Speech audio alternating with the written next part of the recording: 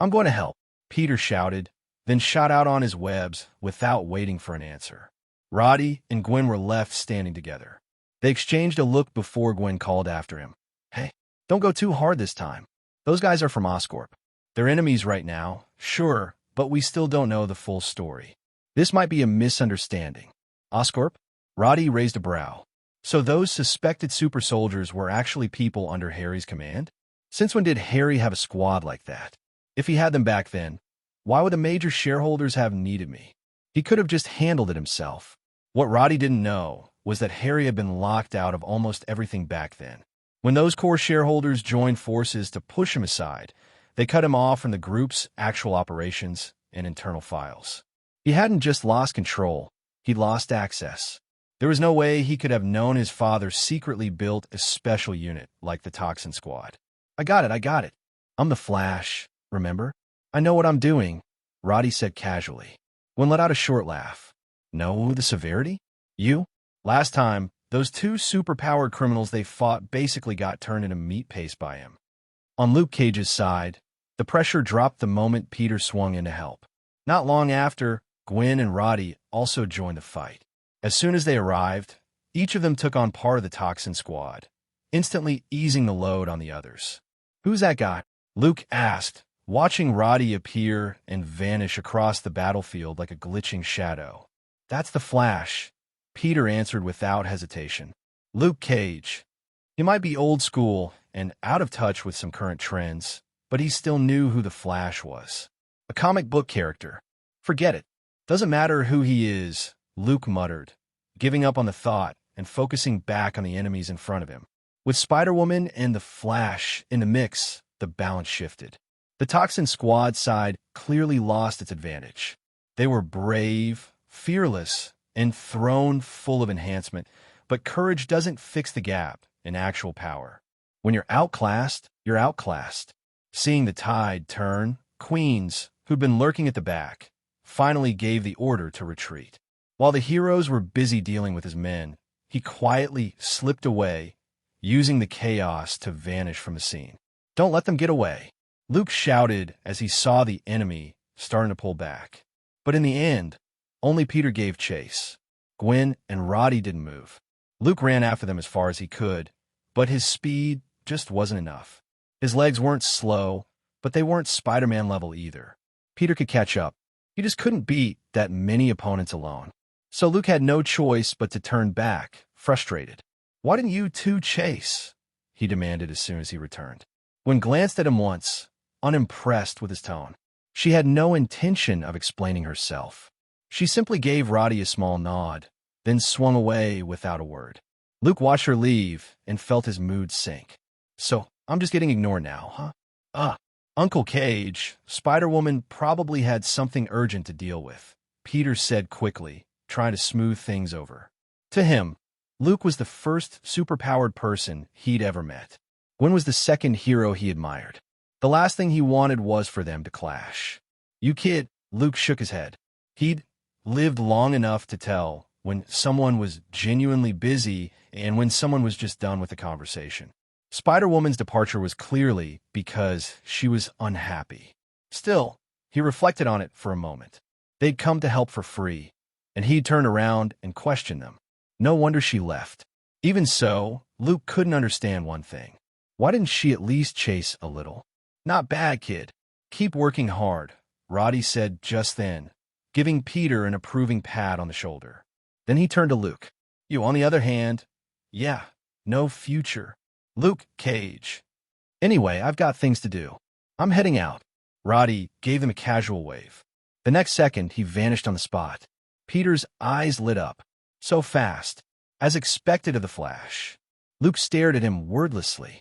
If he guessed right, that wasn't speed just now. That was some kind of teleportation ability.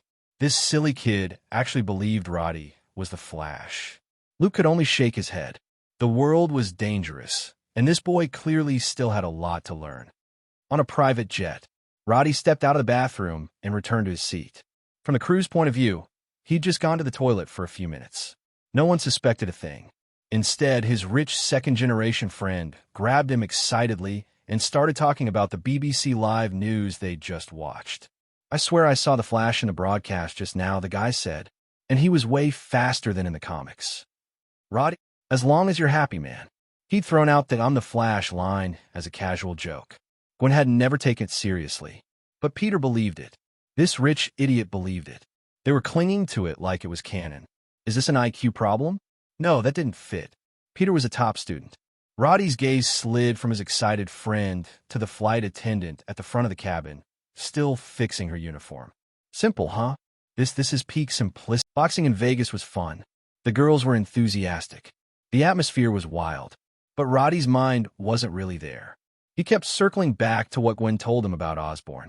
He was technically Osborn's vice president, sure. But emotionally, he didn't care much about the company. He was only involved because Harry was his friend and because he held a measly 0.5% in shares. That was it. Everything else about Osborn's mess, if Roddy could help it, he preferred not to get dragged in at all. But this time, it sounded like Osborn was involved in human experiments and genetic research. Roddy couldn't help thinking of one name. Professor Connors. Is this where the lizard storyline starts? The plot in this world wasn't exactly the same as what he remembered, but the key pieces were lining up. Spider-Man was involved. Professor Connors was in charge of research. The focus was cross-species gene splicing.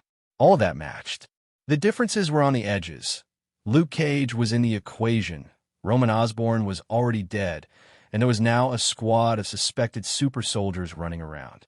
It looks like Liberty City is going to be restless again, Roddy thought. Then again, when was Liberty City ever peaceful? While Roddy was playing around in Vegas, Harry was raging. Before sending out the Toxin Squad, Harry had been full of confidence. He thought they'd easily catch the intruder. Instead, the operation crashed and burned. The Toxin Squad he was so proud of not only failed to bring the intruder back, they ended up heavily injured. Several members were half-crippled and needed serious treatment. Harry was furious. Worse, because the operation failed, tracking the intruder in the future would be much harder. The thing that really set him off, though, wasn't the intruder's strength. It was the group of busybodies who showed up midway. A Spider-Man, a Spider-Woman, and a so-called Flash. Fine. That last one was obviously fake. Harry wasn't stupid. He wouldn't blindly believe every codename people threw around, especially when that Flash never showed any ability that matched the comic character. In fact, his style was very similar to the Batman ability user from the earlier reports. It was probably the same person. Spider-Man Harry already knew. He'd appeared during the first intrusion and helped that guy escape from Quinn's and his team. Seeing him show up again, this time wasn't that surprising. But Spider-Woman and the Flash appearing together? That Harry definitely hadn't expected. And the result? They ruined everything. Keep looking. We must find that guy. Harry snapped. He took photos of our lab. If those leak, the entire Osborn group will be hit. Mobilize all the guards you can spare. Anyone not needed for lab security goes on this. Use every method you have and bring him to me. He barked his orders at Quinn's, who stood in front of him like a scolded dog. Quinn's kept nodding, replying "yes, sir," over and over. His face was swollen and bruised, but not from the previous fight. He'd done that to himself. After all, the Toxin Squad, those human weapons, got beaten half to death. As the one who led the mission, there was no way he could walk back in without a scratch.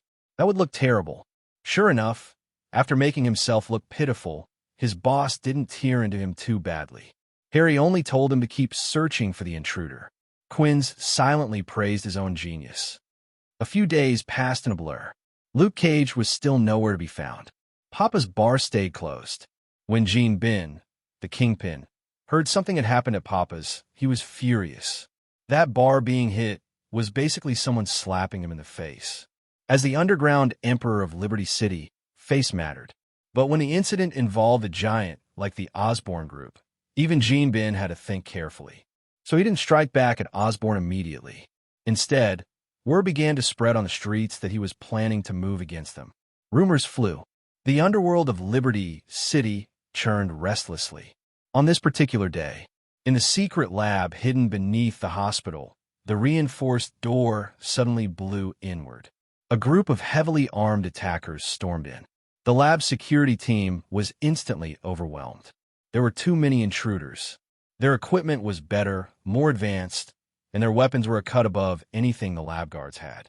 On top of that, several of the leaders clearly had strength beyond that of ordinary people. The defenders were pushed back step by step. At that moment, in the core area of the lab, Harry was there in person. Professor Connors had informed him that they'd made a major breakthrough.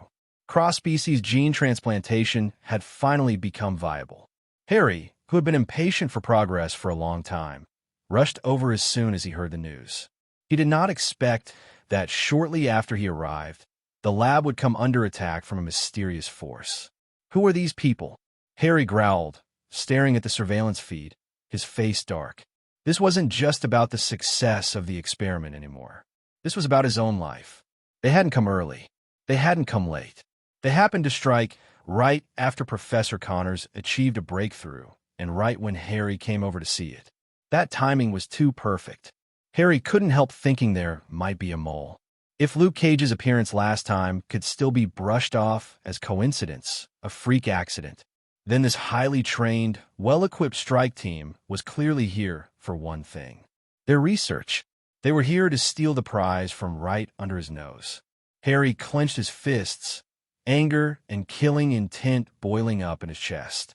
Thinking, Hey everyone, welcome to our channel, and thank you for your support. If there's a favorite novel on the channel and you want the next part, you're just one step away.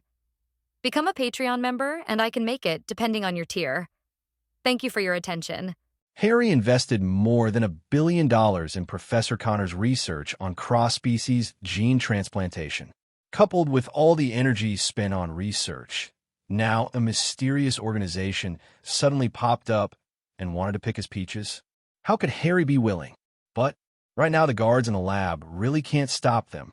People like super soldiers were also sent out on the opposite side, plus hundreds of elite fighters. The group of guards guarding the laboratory alone really couldn't stop these people.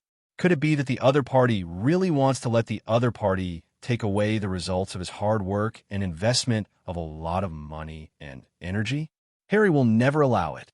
Professor Connors, prepare the injection for me right now. Harry turned his head and said to Professor Connors beside him, a look of madness. However, it is not yet 100% sure how the drug will react in the human body. What if? No chance. Harry roared and interrupted what Professor Connors was going to say next. He pointed to the screen on the surveillance. Are you going to watch this group of people take away our achievements? Needless to say now, immediately, give me an injection. Harry spoke seriously. Professor Connors looked at Harry, and he saw the same crazy look in Harry's eyes as Roman Osborn back then. I see. Professor Connors nodded. He knew he couldn't change Harry's decision. And he also told Harry, unwilling to let this group of people steal his research results for nothing. Let's start. Harry quickly lay down on the injection table. He turned his head and said to several researchers beside him. Several researchers subconsciously looked at Professor Connors standing there, and they didn't start to act until the latter nodded. Boss, I'm here to tie you a restraint belt. This is so that you won't hurt yourself if you are in too much pain during the injection later. A female researcher walked up to Harry and spoke softly to him. It's a pity that at this moment Harry's mind was not on the woman at all, and he didn't notice the soft eyes of the female researcher staring at him without blinking. Hurry up, Harry urged. The female researcher quickly tied Harry with a restraint belt, binding his hands, feet, and even his neck. At this time, other researchers on the side had also prepared injection equipment. Harry, it's too late for you to regret it now. On the side, Professor Connors stood in front of a device and said to Harry, Stop talking nonsense. Hurry up. Harry urged loudly. He saw that the group of people in the surveillance screen was getting closer and closer. Hearing Harry's resolute tone, Professor Connors also gave up continuing to persuade, and then pressed the start button of the injection. As the device was activated, in a few moments the arms moved to the position of Harry's hands and feet, securing them. At the same time, there is also a set of injection ports fixed in the spine on his back. Next second, the needle pierced Harry's body quickly and sharply. The pain instantly distorted Harry's facial features, and the veins on his forehead popped out. Ah! He screamed in pain. At this time, the green potion had already started to be injected into his body. A total of 7 medicines were injected, 1 on each hand and foot, and 3 on the spine behind the back. This is the amount of potion simulated by Professor Connors. In fact, he himself is not sure whether this amount is really suitable for Harry. Because everyone's body is different, the dosage of medication will naturally change with the change of the person. But Harry clearly didn't have the time, so it was injected according to the measurement of Professor Connors' last experiment. After a few seconds, all 7 medicines were injected, and Harry on the injection table was also in huge amounts of pain right now. The surrounding researchers and Professor Connors looked at Harry screaming in pain, wondering whether the injection of the medicine would be successful. At this moment, Harry on the injection table suddenly let out an inhuman roar, followed by a bright green color that began to cover Harry's whole body. Fine scales began to grow from the skin, and the shape of Harry's face also changed distortedly. Seeing this scene, the faces of Professor Connors and others changed instantly. This is not a sign of a successful experiment. Oops, there's an adverse reaction to the medicine. What should we do? A researcher anxiously asked Professor Connors. Inject Harry with the inhibitor immediately. Professor Connors immediately gave the order. But at this moment, roar!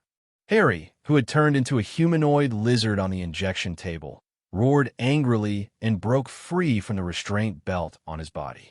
The original Harry was about 1.77 meters tall, but now Harry, who has turned into a human-shaped lizard, has grown to over 2.3 meters in height.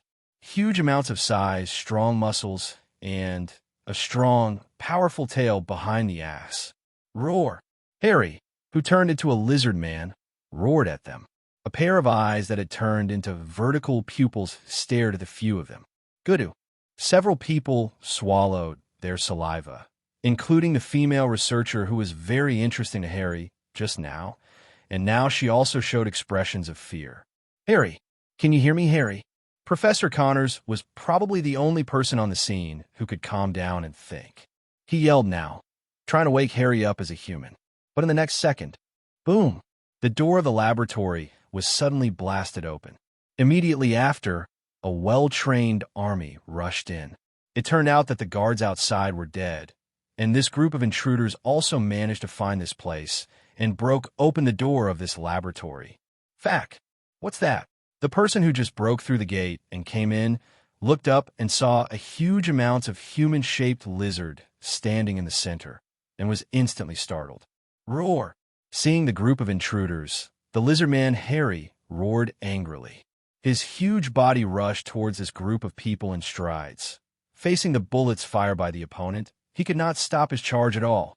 Those bullets jingled and collided with pieces of sparks on his body. Harry roared, and when he turned around, huge amounts of tail directly swept away the soldiers in front of him. Kill you all. Harry, who turned into a humanoid lizard, actually spoke. Those people who saw a lizard talking were dumbfounded, but at this moment a figure with red light all over his body rushed up and blocked the lizard warrior Harry. Boom! Harry's strength was too great. The man was blown away by his blow, and his body slammed into the wall of the laboratory, and the wall shattered in an instant, creating a hole with a diameter of 2 meters. However, but this person seemed to be fine. He just patted the dust on his body, then rushed up again with a grinning grin. A battle breaks out between the two Superman classes. Harry's strength was obviously stronger than the opponent's, but in terms of fighting skills, Harry was far inferior to the opponent. He was obviously stronger, but he couldn't crush the opponent for a while. Instead, the opponent took the opportunity to leave a few scorch marks on him. However, Harry, who turned into a lizard warrior, already possessed incredible self-healing ability, so this little injury couldn't trouble him at all. Those scorched black marks disappeared in the blink of an eye, as if they never existed at all. Lances, what are you waiting for? At this moment, the man who was fighting with Harry turned around and shouted. In the next second, boom, Harry's figure was directly sent flying. In situ, a tall figure stood there. He is about 2 meters tall and has a burly figure. What is particularly conspicuous is that there are two centipede-like devices on this man's arms, and the orange areas on it seem to have energy flowing. It's shocking to see. Centipede warrior, Lances. I'm looking for an opportunity to start, Lances said lightly to Murdoch. Murdo is also the Superman who fought with Harry before. Francis is a centipede warrior and Murdoch is a super soldier injected with extremists. They are all affiliated to the Hydra organization, and this time the invasion of this laboratory is also Hydra's plan. They learned that Professor Connor's research had yielded results, so they immediately sent someone over to snatch it. Hydra never cares what others think when doing things. As long as they are happy is enough. Therefore, they don't care if the lab is backed by the Osborn Group. It also doesn't matter that Harry Osborn, the helm of the Osborn Group, is also present today. Even did they think about capturing Harry Osborn so as to completely control the entire Osborn Group? Definitely. This is just incidental. Their real goal is the research results of Professor Connors. That is the most important. By the way, the thing we want to take away, shouldn't it be the thing that made this big lizard? Lances twisted his neck, looked at Harry who got up from the other side, as if nothing happened, and said to Murdo beside him, "The devil wants to know? Anyway, I can't inject other medicines." Murdoch said indifferently. At this time, Harry roared again and rushed forward. His movements are open and closed, without any tricks at all. "Let's do it together and subdue this guy," Murdo said, and then rushed up. "This guy is really a fighting maniac." Lances shook his head, but he didn't mean to hold back, and quickly rushed forward to join hands with Murdoch to suppress the human-shaped lizard on the opposite side. "You can't take these materials away." At the same time that Harry, who turned into a lizard warrior, was fighting against the extremist warrior and the centipede warrior, other people in Hydra were also quickly collecting the research data in the laboratory. Seeing that his research results were about to be snatched away, Professor Connors didn't care about the fact that he was powerless and immediately rushed forward to try to stop these people. "Go away." A soldier pushed Professor Connors away. Professor Connors' poor strength was ridiculous in front of these elite soldiers. Professor Connors, who was pushed down, tried to rush up again unwillingly, but this time what responded to him was a black muzzle. "Disabled man, do you want to be shot?" The soldier looked at him with a sneer and said. Being pointed at by the gun, Professor Connors couldn't help turning pale. But he still said, "That is the result of my research. You can't do this. This is robbery." "Robber?" The soldier laughed. Then there was a bang, and the bullet pierced Professor Connors' abdomen in an instant.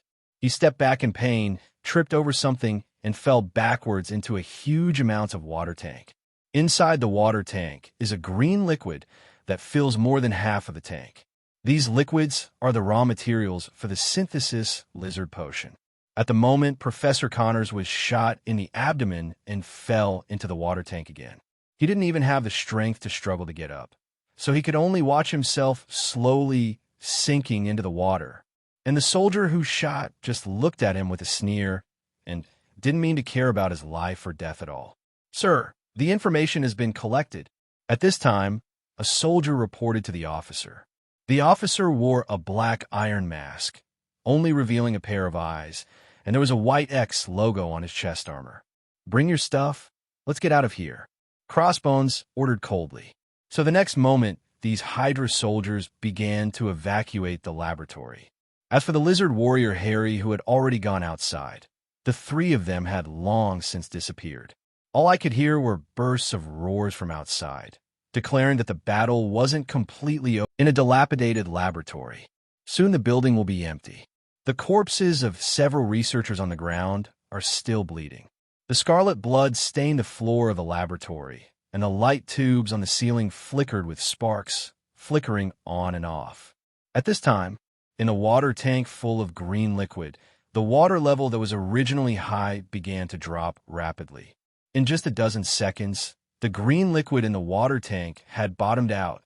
At this moment, a huge amount of claws grabbed the rim of the tank. Immediately after, a head covered with fine green scales emerged from the bottom of the water tank. The head looked more like a lizard than Harry, in his lizard warrior form. He opened his mouth, revealing a mouth full of fangs like sawtooths. The long tongue is swallowing and is nearly half a meter long, and that pair of dark golden vertical pupils only left cold cruelty and tyranny, without the slightest bit of human emotion in them. Boom! It was a loud bang.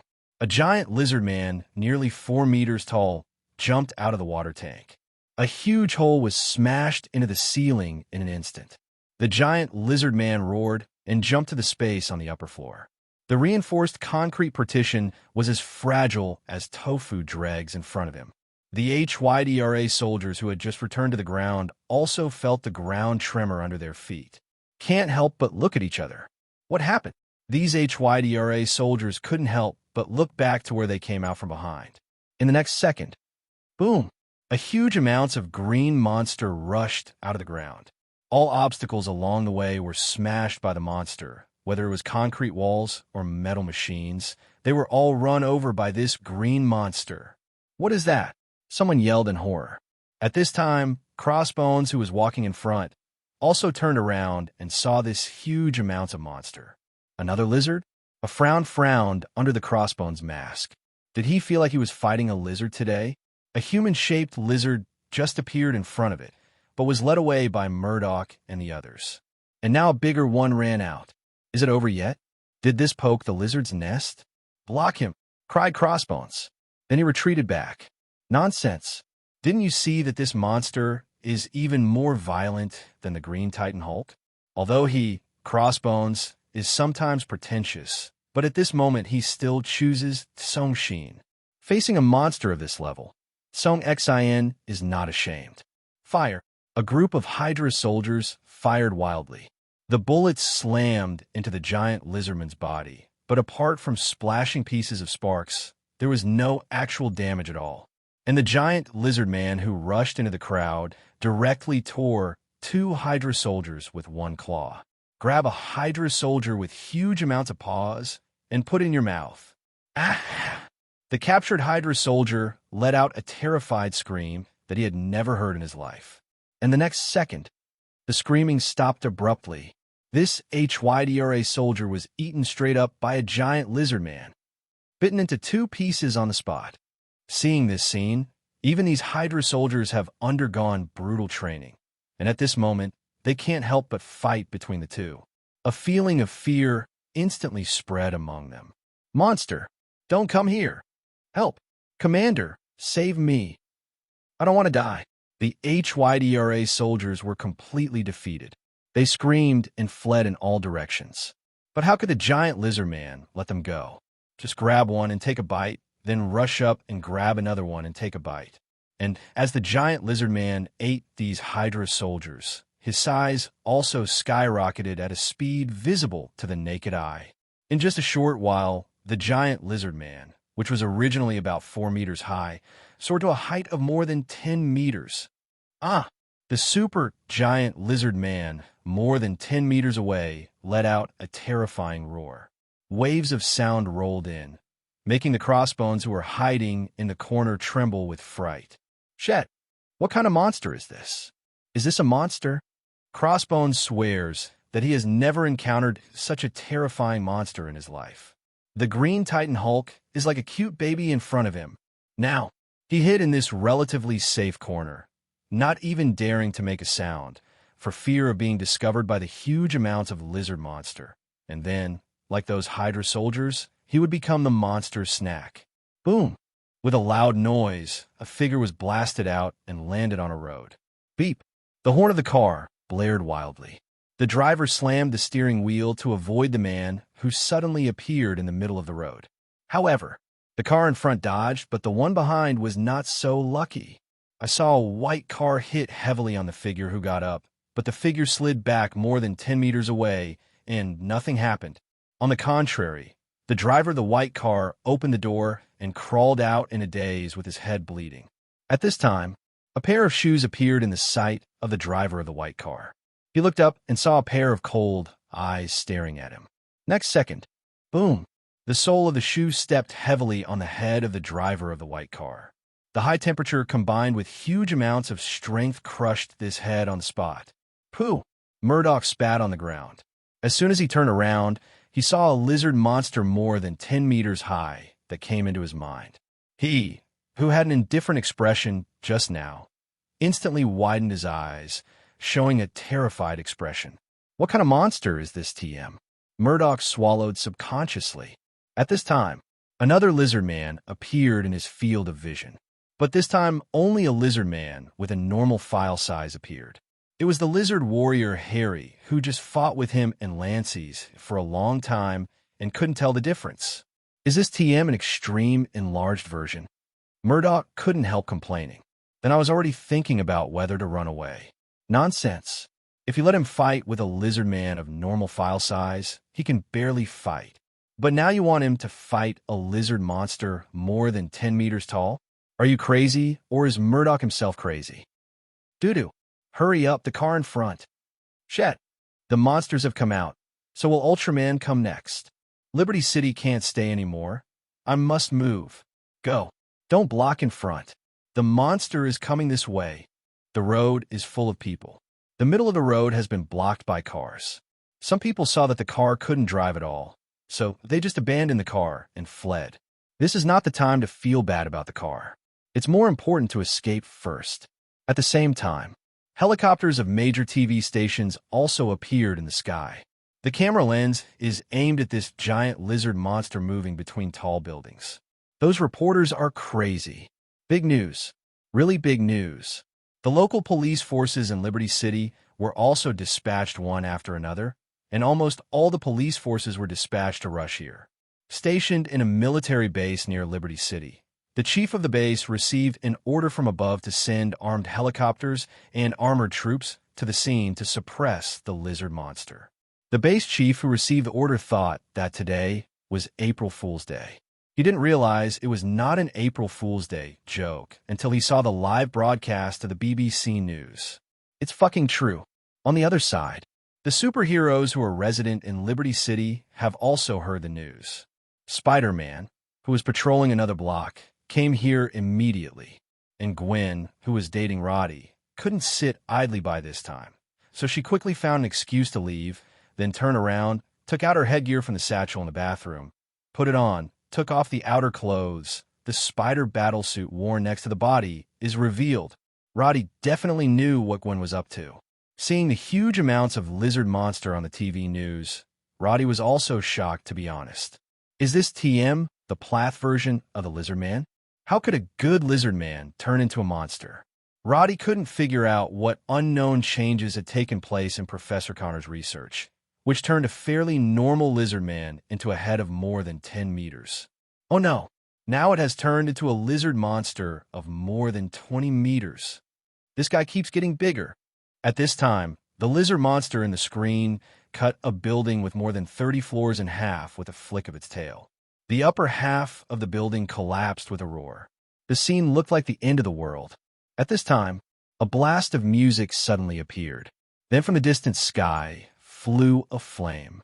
When the flames got closer, people could see clearly that Iron Man, who had disappeared for a while, was coming. It's Iron Man. Great, we're saved.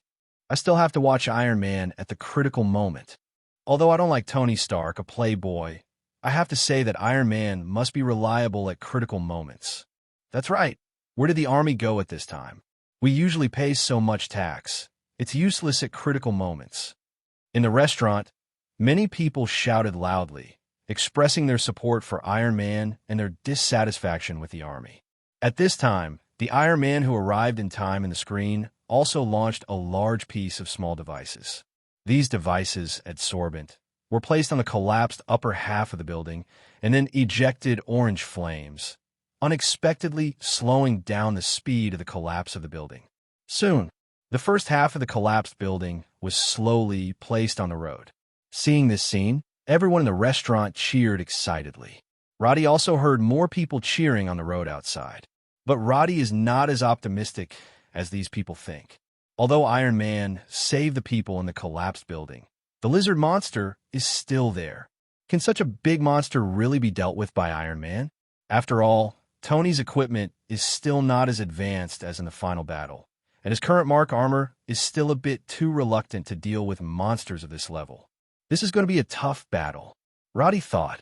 At the scene, Tony, who had just rescued the people in the collapsed building, also flew up and launched a wave of attacks towards the lizard monster. It's a pity that his small missiles didn't have much effect on this lizard monster. Although it caused some damage, the wound healed in a blink of an eye. So the actual damage is equal to 0? Okay, I've only been in seclusion for half a month. Why even the monsters have come out now? What about Ultraman? Why is there no Ultraman? Tony complained habitually, while constantly firing the weapons in the armor around the lizard monster. But even if he used his most powerful weapon, he only left a penetrating wound 2 or 3 meters deep on the lizard monster. And the wound healed in just over a second. This made Tony very uncomfortable. He found that he had to upgrade these weapon systems on the armor. Otherwise, once faced with such a huge and resilient enemy, he really has nothing to do with this weapon. At this time, the Spider-Man who rushed over also arrived at the scene. From a distance, he saw the huge amounts of lizard monster. "My God, he's really big," exclaimed Peter. "Are you Spider-Man?" Tony saw Peter, and there's been a lot of discussion about Spider-Man on the internet recently. Even Tony, who is studying a new armor in retreat, has heard of this new superhero. "Mr. Stark, you've heard of me, too?" Being exposed by his #1 idol, Peter was very excited. At this time, another figure fell nearby. It was Gwen in a hurry. "Okay, here comes another Spider-Woman. Do you two know each other?" Tony looked at the newly arrived Spider-Woman and couldn't help but ask the two of them. "No, I don't know this kid." Gwen shook her head, staring fixedly at the lizard monster that was roaring and facing the attack of the armed helicopter. "Do you have any good ways to deal with this big guy?" To be honest, although I have seen the size of this big guy on TV before, when it came to face, Gwen still found himself a little smaller than the other party. Is he getting bigger again? Gwen couldn't help thinking.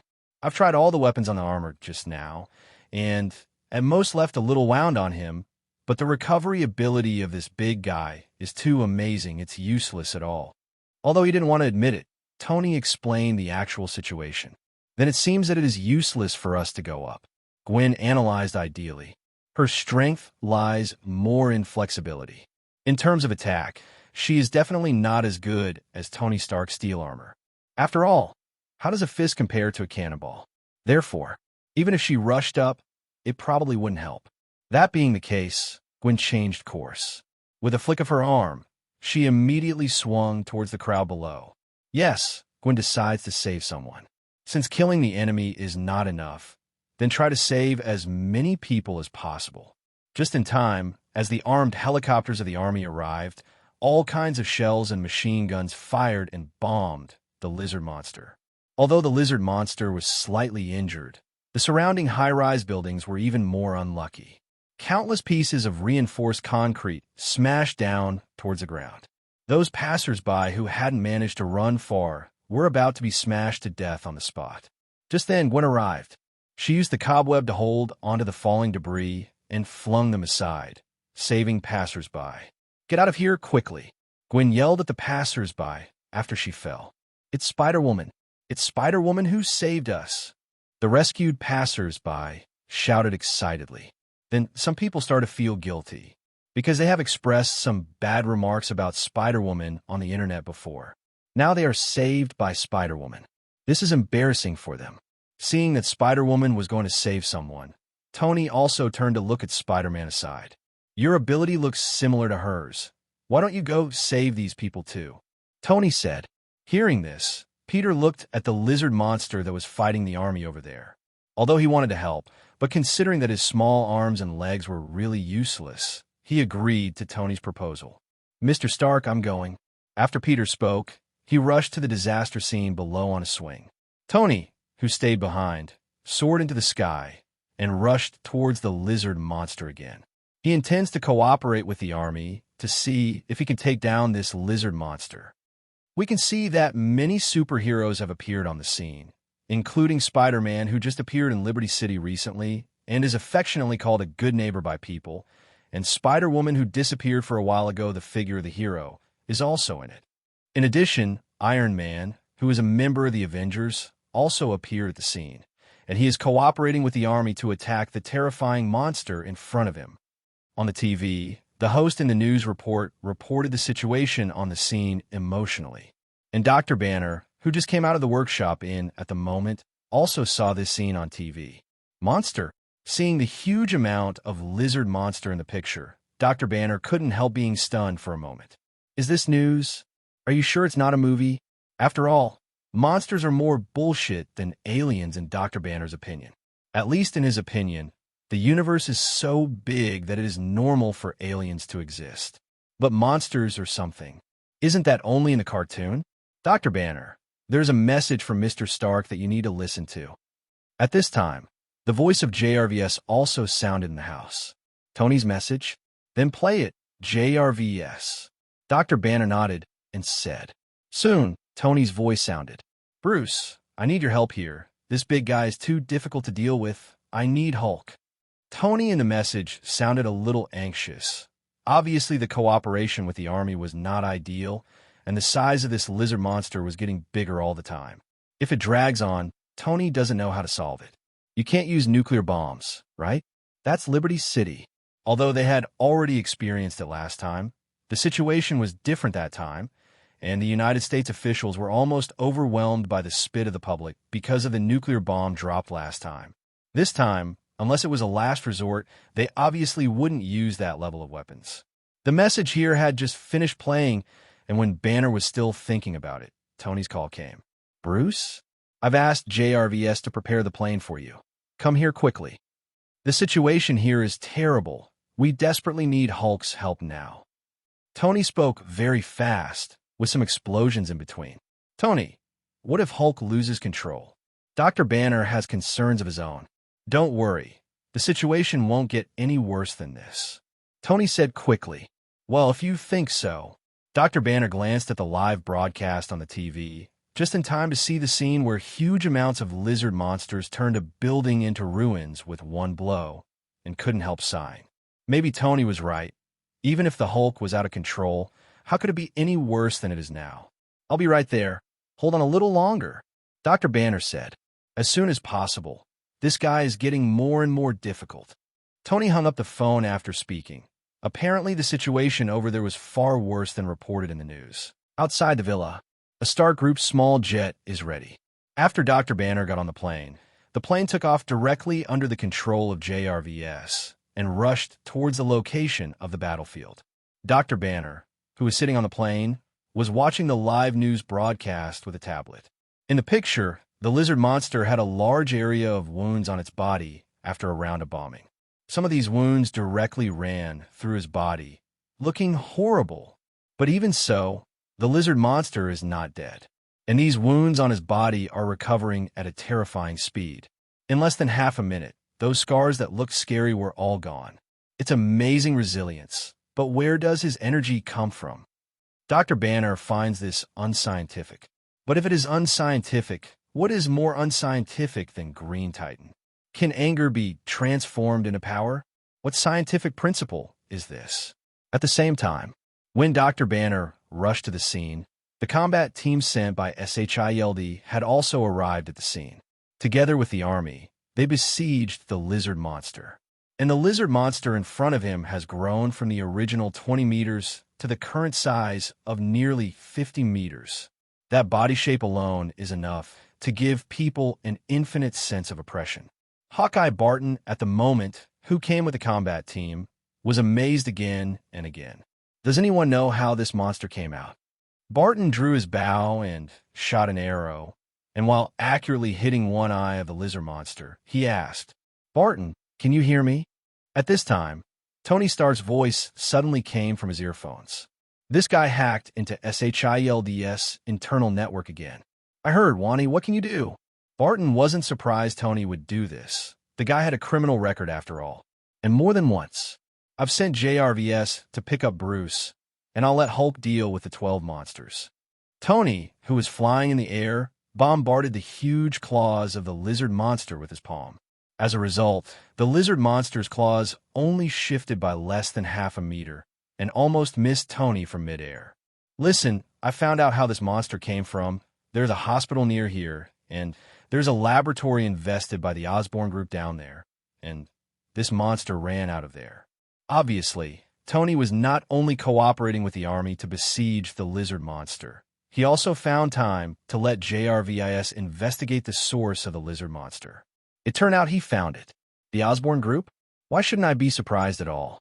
Barton sneered and hit the lizard monster in the nose again with an arrow. Boom! The arrow exploded, and the nose of the lizard monster lost a hole in an instant. But no use. The wound healed in 2 seconds. I found several interesting video files here. You must not know who I found in them. Tony said, "Okay, let me take a guess." Barton drew his bow and said, "The son of the Osborn family? Harry Osborn. You guys really know how to guess riddles."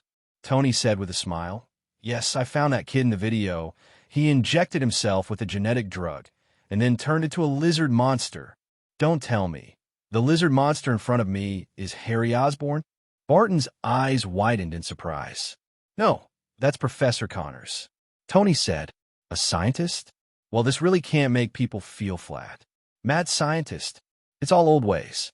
Osborn's laboratory was invaded by unknown persons, and at a critical moment, Harry Osborn injected himself with the genetic drug and turned into a lizard monster. Tony continued, "However, the lizard monster that Harry Osborn turned into is not that exaggerated. He is much smaller and seems to have original consciousness. Professor Connors was shot in the abdomen by the intruder and then fell into a water tank full of genetic medicines, and he absorbed all the medicines in a large box. That's why he got so big." Barton shrugged. "This is really good news." "That's right. And I suspect that the reason why he turned into an irrational monster is probably because he was already on the verge of death at that time, so his consciousness has not yet awakened at this moment." While dodging the tail of the lizard monster, Tony expressed his guess. "So what do you need me to do now?" Barton lowered his bow. He found that his attack was useless at all. "Find Harry Osborn and ask him if he has a solution. Generally, this kind of experiment will definitely be equipped with inhibitors. If you can inject inhibitors into this lizard monster, he might change back to the appearance of Professor Connors."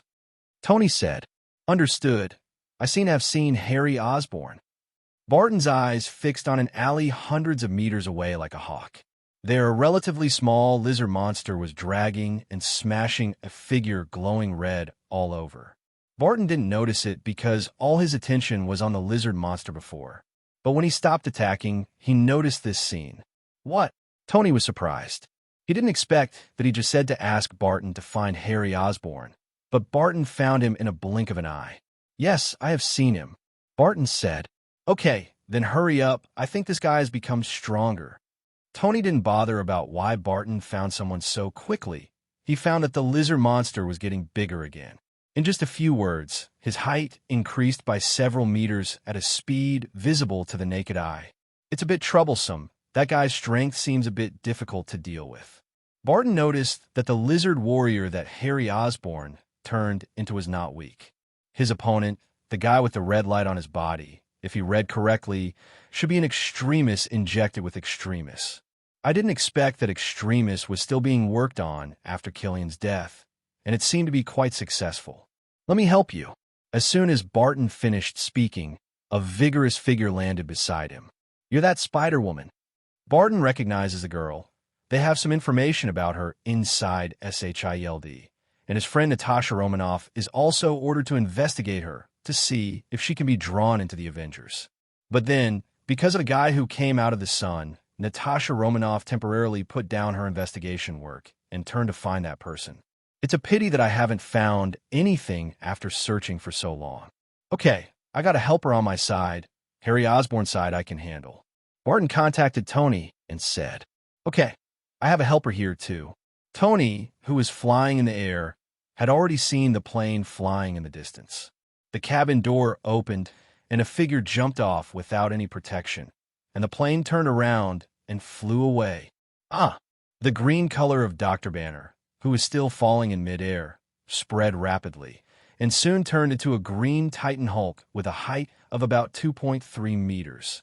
Hulk let out a roar, grabbed the outer wall of the building with one hand, slid for a certain distance, jumped up and rushed towards the lizard monster over there.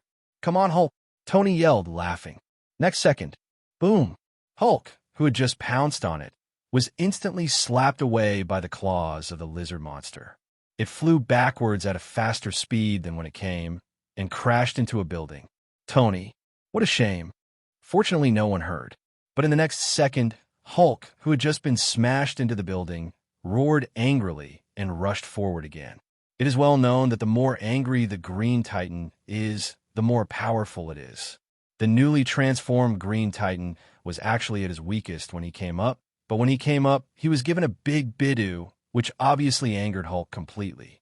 So Rage's Hulk exploded with even stronger power, jumped up again, and jumped directly onto the lizard monster's head, swung a fist the size of a casserole, and hit the lizard monster's head with a burst of hammer. Hulk is worthy of being Hulk. Every punch of his fist is like a cannonball exploding on the face of the lizard monster. The face of the lizard monster that was hit on the spot was covered with blood, and the green scales with large file size and small size were smashed to pieces a large piece. And Hulk, who saw the enemy injured and bleeding, also roared happily, and even the speed of punching became a little faster. But the good times don't last long. Hulk, who was playing happily, was grabbed from the face by the lizard monster, and he smashed into the ground with a heavy blow. With a loud bang, the ground was smashed into a deep hole by Hulk. At the bottom of the 10-meter deep pit, Hulk, who was a little dizzy from the fall of his head, got up, followed by a pair of green eyes burning with raging anger. "Hulk, you're angry." At this moment, Na's consciousness was completely suppressed. Hulk, who was still somewhat sane, suddenly fell into a state of rage, and Tony, who just flew over, was about to shout twice to see if Hulk is okay. The result was almost missed by the jumping Hulk. Hulk's roar echoed throughout the city. How scary is a berserk Hulk? The lizard monster, which had grown to a height of 56 meters, staggered back a few steps after being hit by his punch, and almost didn't fall down. And Hulk of Rage is still not relieved. To rush up is to give a violent beating to the lizard monster. The scales on the lizard monster's body were broken into pieces, and green blood splashed down like rain. That effect is even better than when the army bombed just now. If it weren't for the lizard monster's too strong self-healing ability, just Hulk's violent beating would probably be able to beat him to self-isolation. Goodoo. Watch the Green Titan go berserk. Tony suddenly remembered what Dr. Banner said earlier. It's not really out of control, is it? Tony thought. If it really gets out of control, it will be bad. Although Tony said confidently before that no matter how bad the situation is, it can be so bad. But that's just talking. In the bottom of his heart, Tony didn't want to see Hulk get out of control 977. Fortunately, even Hulk, who was in the state of rage, just stared at the lizard monster and fought alone and did not attack the surrounding troops and people from S.H.I.E.L.D. This is also good news. And because of Hulk's rage, it also shared the pressure of other people. As long as Barton gets the inhibitor and successfully injects the lizard monster, and then find a way to calm Hulk's emotions, then this matter will be resolved satisfactorily. Thinking of this, Tony immediately asked about Barton's situation. "Barton, how's it going on with you?" Tony asked. "Burning car wrecks on the road." Barton just got up from the ground, gritted his teeth, and rubbed his lower back, while hearing Tony's inquiry from the earphone. "Everything is going well. It will be done soon," Barton replied. As soon as he finished speaking, Gwen's cobweb was burned by the high temperature of extremist Murdoch. "Smelly spider, don't run away if you can." Murdoch growled. It's because Spider-Woman's agility is too high, which made him miss several attacks. On the contrary, he was teased for a while, which made Murdoch very angry. At the same time, Lancey's on the other side was also watching Harry, who was injected with inhibitors on the ground, gradually recover from the state of a lizard warrior to a human form. He spat on the ground and then shouted, "Quickly deal with it. We have to take this guy away together." Immediately, Murdoch twisted his neck without looking back. "Come after I've strangled this stinky spider." He rushed forward with a smirk. Next second, boom! A red laser beam penetrated Murdoch's body. A big hole with a diameter of 3 centimeters came out directly on his chest. The laser beam bombarded the ground, and the ground was pierced, surrounded by large patches of cracks. Murdoch looked down at his chest in disbelief, and the next second the same crimson beam smashed his head into pieces. Plop! Headless corpses toppled over. Murdoch is dead. At this moment, a figure with a bright red cloak fluttering behind him landed in the middle of the road with a bang. There's a big red S logo on the visitor's chest. The black, close-fitting battle suit outlines almost perfect muscle lines. This image was so familiar to Barton. Superman, he couldn't help but exclaim in a low voice. P.S. The first one on the shelves is more available. The 4,000-word chapter is looking for the Gwen, although the face in front of her was something she had never seen before. But Gwen is sure that the Superman in front of her is definitely the Batman and the Flash she has seen before. They are definitely the same person, but Gwen had never seen that kind of attack just now. Is that really Superman's heat vision? Gwen shook her head. That's absolutely not. Whether it's the corpse on the ground or the deep pit in the middle of the road, there are no traces left by the high temperature. It was like some kind of powerful impact blasted out. So, that's definitely not heat sight. It's supposed to be a laser beam, right? So those are Cyclops. Gwen guessed. Damn, who are you? Lances looked at Murdoch, who was killed in surprise and anger. Although Murdoch's words are a bit annoying, he usually likes to keep a straight face. But it was his companion anyway. The two have known each other for more than half a year, and they get along pretty well in Lance's opinion. It turned out that Murdoch died in front of him today. How does this make Lances not angry? But anger is anger, but Lances is not dazzled by anger. Murdoch's strength is not inferior to him, and even that powerful self-healing ability is far more difficult than him. But even so, facing this guy who was dressed like a Superman in front of him, he was killed by bombardment just by meeting him. This is enough to show the strength of the person on the other side. As for whether the other party is the Superman in the comics, Francis just looks like a big dumb guy, but he's not really stupid. How can the characters in the comics come to reality? Superman? I wouldn't believe it even if I beat him to death. Roddy looked down at his outfit. Isn't what I'm wearing obvious enough? He asked. Fac, are you kidding me? Francis roared. Roddy responded with a Cyclops. The crimson beam bombarded Lances' flesh and blood at a speed of Mach 10. Even mountains can be blasted through, and the laser beam that can't be blocked by more than 10 meters of metal instantly blasts him into pieces. And Roddy, who took back the Cyclops, just said something lightly.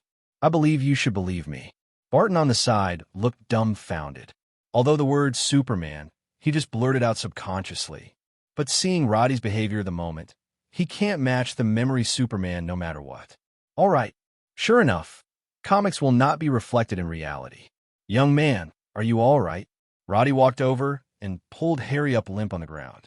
Harry, who had been injected with inhibitors, could hardly even stand up now. After being woken up by Roddy, Harry thanked him. As a Superman, it's normal to help others. Roddy said righteously. Oh, see, forget it, as long as you are happy. Harry didn't say anything. After all, he had just saved himself. At this time, I should give myself some face. Otherwise, if people can't get off the stage. Harry glanced at the headless corpse over there. Superman, thank you for saving me. Harry suddenly thanked him very seriously. Roddy, good brother, I didn't expect you to be so sincere. Sneaking inwardly, Roddy looked serious on the surface. Definitely.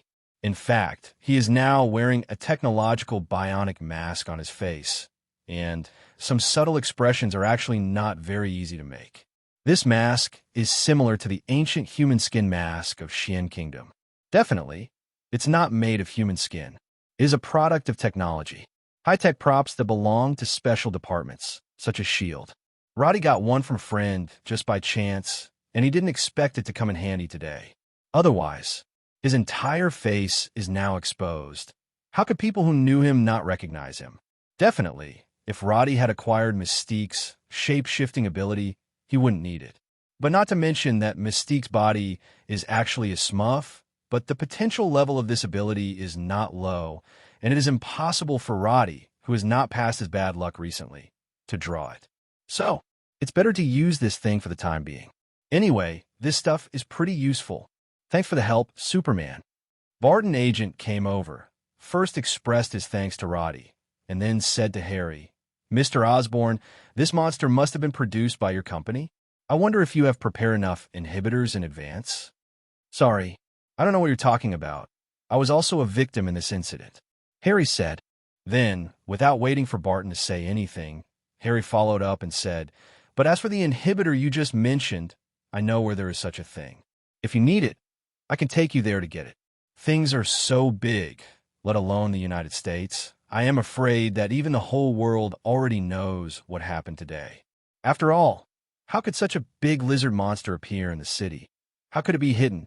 Do you really think that the spies of various countries are just kidding around? So at this moment, Harry would not admit that this lizard monster was created by their Osborn group, even if he was beaten to death. If he really wanted to admit it, no matter how he dealt with this matter afterwards, their Osborn group would be finished. As for not admitting it, as a capitalist, and in a country like the United States, Harry had plenty of ways to get Osborn out of the whole thing. At that time, not only will the company not be affected, but it may even get the support of some forces. For example, recently there has been a faint dissatisfaction with Osborn in the military. If the military knows that this lizard monster was developed by the Osborn group, they will definitely be very interested in investing in it. Not to mention, Harry himself can transform into a lizard warrior, and his state is much more stable than Professor Connor's. Although it does not have this kind of huge ability, but at least he can maintain his sanity in the transformed state. It's just that he's a little prone to temper tantrums. Not a big deal. It's well worth the investment. So, in just a short while, Harry had already thought through all of this and figured out a solution. Definitely. The premise of all this is that Osborn has to help them get rid of this lizard monster. Otherwise, nothing will be discussed in the future.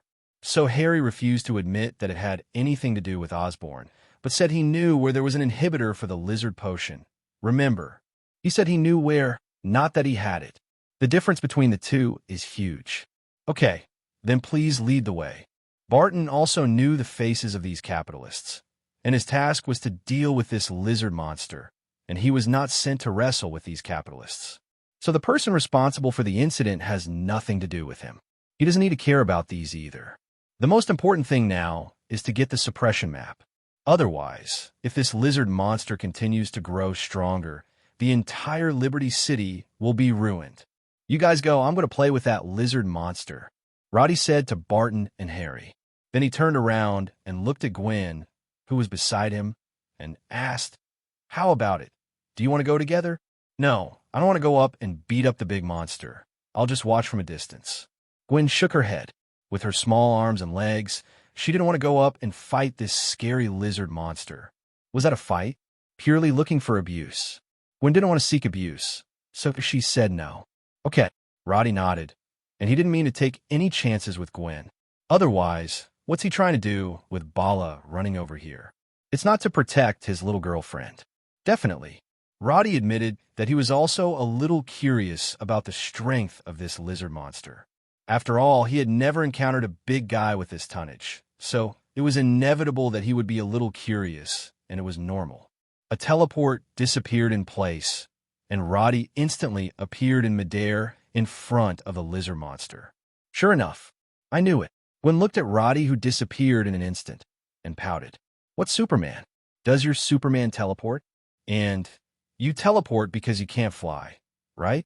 Gwen felt like she had seen it all. The other side, Roddy, who really couldn't fly, so he chose to teleport, also appeared in front of this huge amounts of lizard monster at the moment. This guy is really big, with a height of more than 50 meters and almost 60 meters. If you don't see it with your own eyes and just look at a series of data, you can't intuitively feel the feeling of this huge monster right in front of you.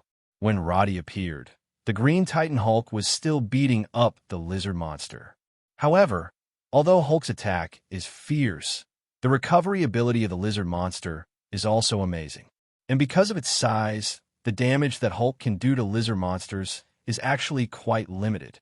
If the two sides were about the same size, Hulk would probably be able to blow half of the lizard monster's body with one punch. In that case, no matter how amazing the recovery ability of the lizard monster is, most of its body will be gone, and it may be very difficult to survive. Not like now. The area of damage caused by Hulk's attack is actually only a small wound for huge amounts of lizard monsters. Because the size gap is too large, it is obvious that Hulk has the upper hand in the battle. But there is no way to kill this lizard monster. Shit. Guess who I saw, sir? On a helicopter, a soldier couldn't help exclaiming when he saw Roddy appearing suddenly. Superman. Sir, I see Superman. This guy was probably a Superman fan, so he seemed very excited. And at this moment, the Superman he saw suddenly fell down. Me? Just a little embarrassing. But it's okay. Roddy soon teleported directly to the lizard monster's nose. Hulk. Smash. Hulk of rage over there punches the lizard monster in the belly. The huge amount of power directly exploded the belly of the lizard monster and opened a hole with a diameter of 3 to 4 meters in it. Even the internal organs fell out. And at this time, the lizard monster also found the human standing on its nose. He growled and tried to grab him, and Roddy just stomped. Boom! There was a loud explosion. Roddy's kick released part of the huge energy stored in his body. Although this part is not much compared to the energy stored in his body, it is still a big piece missing from the lizard monster's head. The whole nose is gone. The mouth is also missing half. Even an eyeball was blown to pieces. This is the most serious injury the lizard monster has suffered since its birth. Some of the previous wounds of Zhao's pierced through his body, and some had a large gash in his body. But only on the head. The lizard monster has always been well protected. Except for a few punches from Hulk and 2 arrows from Hawkeye Barton, he blocked almost all other attacks aimed at his head. And Barton's 2 arrows didn't really hurt the lizard monster because they didn't do enough damage. Hulk's fist was heavy enough, but Hulk doesn't use his head when he's angry. So except when Dr. Banner's consciousness could influence Hulk at the beginning, after that Hulk basically ran towards the body of the lizard monster and attacked. And this time, Roddy came straight for the lizard monster's head. With just one blow, the lizard monster screamed in pain again and again. Its huge body kept retreating and finally sat on a building directly on its... The building groaned in pain as it was hit by huge amounts of lizard monsters. After holding on for a while, it broke and fell backwards. Roddy approached the lizard monster again with a teleport. He punched out the huge energy of the book in his body and finally released part of it from his fist again. Boom! Huge amounts of explosions raised a terrifying mushroom cloud fork, and the huge body of the lizard monster was directly smashed into nearly a quarter of its area by Roddy's punch. Countless green blood was evaporated by the high temperature before being splashed, and then billowing smoke and dust spread in all directions along with the shockwave. Steady! On the helicopter, the flight crew desperately controlled the helicopter, preventing it from being overturned by the shockwave. After finally waiting for the first wave of the strongest shockwave to pass and Haochuan to control the helicopter, the flight crew had the opportunity to look at the scene in front of them. I saw a small mushroom cloud slowly blooming above the city. Orange explosions lit up half of the sky. On the ground, the billowing dust blocked the line of sight, making it unclear what was going on inside. But I could hear the sound of buildings collapsing inside, as well as screams full of misery, which should be from that lizard monster. I'm not dreaming, am I? A machine gunner on a helicopter couldn't help pinching the flight crew in front. What are you doing? The flight crew turned around and questioned him angrily. Does it hurt? The heavy asked him. Nonsense. Let me pinch you to see if it hurts. The flight attendant roared angrily. It doesn't look like a dream. The machine gunner seemed completely oblivious to the anger of the flight crew and murmured to himself, that Superman hit a ballistic missile with one punch. That's too exaggerated. For Superman, that's not an exaggeration, is it? Said the flight attendant in front. Hearing this, the machine gunner looked at him like a fool. Hey, what do you mean by that look in your eyes? The flight crew immediately dissatisfied. You really think that, Superman? The machine gunner asked him. Didn't you see that? The guy just now couldn't even fly. he used an ability similar to teleportation, and he could fly from his fist, playing an explosion effect. Is that the ability that a Superman should have? How do you know he can't fly? Maybe it's just that Superman's movement speed is too fast, so it makes you think it's teleportation ability. The flight crew stubbornly believed that the opponent was Superman and did not agree with the machine gunner's point of view at all. And the machine gunner looked at it and didn't bother to argue with the other party. At this time, the dust from the explosion also dissipated. In the center of the explosion, a deep pit with a diameter of more than 40 or 50 meters. Size huge amounts of the lizard monster is struggling and roaring. A large part of the middle part of his body has disappeared, and a large number of granulation is growing at the wound 417, and a new body is growing rapidly. Have to say, the self-healing ability of this lizard monster is truly insane. How can a normal lizard man have self-healing ability? I don't know what kind of mutation this Professor Connors has undergone to obtain this level of self-healing ability. Even for mutants like Wolverine and Deadpool, who are famous for their powerful self-healing ability, their self-healing ability, at least in terms of speed, is not so exaggerated. In the movie, Deadpool was cut in half, and it took a day or two to grow his lower body. Moreover, it is still in the state of a baby, and it develops little by little. There's a process. However, the self-healing of lizard monsters does not follow this rule at all. He is like the liquid robot in the movie Terminator. He repairs it immediately if there's a piece missing on his body. God knows where the energy for repairing his body comes from, but a quarter of its body was shattered. Even if the lizard monster's self-healing ability was too strong, it would take several minutes to recover. And in that time, enough for Roddy to kill him countless times. In fact, if Roddy's punch just hit the lizard monster's head, it would definitely blow his head to pieces. If that is the case, the lizard monster might be killed by a single punch. But Roddy didn't do that. Killing the lizard monster would do him no good. He just came to take care of his little girlfriend, and take a look at this big monster, by the way. It's not really here to be a superhero to save the world. So after Roddy knocked over the lizard monster with one punch, he lost interest in this big guy, looked directly at the lizard monster that was still recovering, and then went to sleep and moved away. This caused Tony, who was just about to go up to say hello, to change his expression. Is this guy gone? Tony looked at the lizard monster gradually recovering on the ground, and he was a little messy for a while. And at this time, Hulk, who had just been blown away by the explosion, rushed up again. This guy seems to have fixed the lizard monster as the target, and jumped on him when he came up, and smashed the hammer at the lizard monster that was still injured and couldn't get up. Don't say. These few times really had a lot of effect. At least it made the lizard monster hurt more and slowed down his recovery. By time for others too. Well done, Bruce. When Tony saw it, he breathed a sigh of relief. Then he hurriedly contacted Barton on the other side to ask about the progress on his side. Barton, what's going on with you? Tony asked. Soon, Barton's voice came through his earphones. Found it, but we need an oversized syringe. No, maybe it's not necessary. Tony glanced at the lizard monster whose body injury hadn't fully healed and said to Barton, This big guy is injured. It's serious. Now you send the things over immediately. I'll think a way to pour it into the body of this big guy. Almost there. Barton on the other end replied. Swish.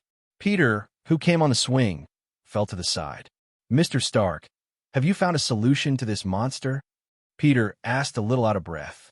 He's been busy saving people from the very beginning. He even rescued the pets that many people kept at home. So, Peter tired himself out. I found it, and it's already on my way. Tony said. Then he patted Peter on the shoulder. The little guy is pretty good. Thank you for your hard work this time, he said. Hearing that his first idol had done a good job of crossing him, Peter felt that the fatigue in his body disappeared in an instant. He straightened up instantly and said humbly that he still had a lot to learn from his predecessors. Good, keep it up. Tony admires this kid very much, and just by hearing the voice, he can tell that this Spider-Man must be very young. Underage is a must, maybe even only 15 or 16 years old. It made Tony feel like he was seeing his own son. How to say? A little relieved. On the periphery of the battlefield, on the roof of a well-preserved building. Roddy's figure appeared here. How did you come here? Gwen is also here. If she hadn't seen the final result, she would have left by now. After all, she came out with an excuse to go to the bathroom with Roddy. But she can't stay in the toilet for so long, can she? I don't have anything to do over there. And this monster is too weak. It's not interesting to be strong on the outside. Roddy shrugged. Hearing this, Gwen laughed out loud. Boast, she said. I'm bragging. Roddy raised his fist. Didn't you see that I punched this big monster before? If I didn't show mercy, he would have been beaten to death by me. I'm curious. Why do you want to show mercy? Gwen asked him. You have to give other people a chance to perform, right? Roddy said, and I don't like the limelight very much, so the last one is left to other people any way they can. BC, really? Gwen looked at him suspiciously. I don't know if it's an illusion. Gwen always felt that this guy in front of her was very familiar, especially his eyes. It made Gwen feel like seeing her boyfriend. This made Gwen a little suspicious. This guy can't be Roddy, can he? Do we know each other? Gwen stared at him and asked. Sorry, I have a girlfriend. Roddy said seriously. Gwen, such a cheap guy, it can't be Roddy. Gwen shook her head, feeling absurd about her random guess just now. Her boyfriend Roddy is just a rich second generation with a bit of philanthropy. How could it be this guy in front of him? And the other party really didn't look like Roddy at all. Although they are both handsome, Gwen still thinks her boyfriend Roddy is more handsome. Roddy looked at Gwen, whose eyes gradually changed from suspicion to indifference, and knew that the other party hadn't seen through his disguise. Really, Roddy was a little different in normal times than he is now. Not just a difference in looks. More importantly, Roddy really doesn't need to be beaten so much when he usually speaks. Sometimes Roddy can't help but think, is it true that wearing a headgear will naturally show his inner side? For example, if Peter wears a hood, he will become a chatterbox. And his little girlfriend Gwen. Once you put on the headgear and become Spider-Woman, you'll be both vicious and cool. It's completely different from Gwen's usual look, but it's not that no one has changed before and after. Like Tony Stark, no matter when he is wearing the iron armor, or in normal times, he is a guy with a vicious tongue and a showmanship. While Roddy was talking to Gwen, Barton had rushed over with the suppressant. It's all here. Barton hands Tony a box. The box was opened, and inside was a branch of green restraint. Honestly, this thing looks a bit like poison. Tony complained, then took the box and flew straight into the sky, flying towards the lizard monster. It seems that there is nothing wrong with us, Barton said to Peter, who was beside him. Peter nodded and couldn't help but look at Barton curiously. Is there a problem? Asked Barton. Sir, may I ask that you are also an Avenger, right? Peter asked a little shyly. Barton nodded. He was indeed a member of the Avengers. Then may I ask if you have any super abilities? Peter asked curiously. Barton, this is very sudden. Barton, who was silent for a while, thought for a while and said, I have a history of super hits. Cool, Peter praised. Does that mean that, sir, your attack can always hit the enemy? Yes, you are right. Barton nodded earnestly. Yes, exactly as you said. It's kind of embarrassing to lie to an underage kid, though. But if you tell the other party that you don't have super abilities, then it will probably be even more embarrassing. FFLX. Barton still chose the former. Besides, he is not cheating. He can always hit the enemy. When the two were talking, Tony had already flown to the lizard monster with the inhibitor. He opened the box and took out all the inhibitors inside. Then bottle after bottle smashed at the air-exposed bones of the lizard monster. Inhibitor bottles are just regular glass bottles. Therefore, it shattered directly when it hit the hard bone, and the potion inside was also splashed on the body of the lizard monster. The key point is that the place where Tony threw it was the broken chest of the lizard monster. These inhibitors smashed on the ribs of the lizard monster and shattered, and the medicine inside instantly melted into the lizard monster's body. This all at once.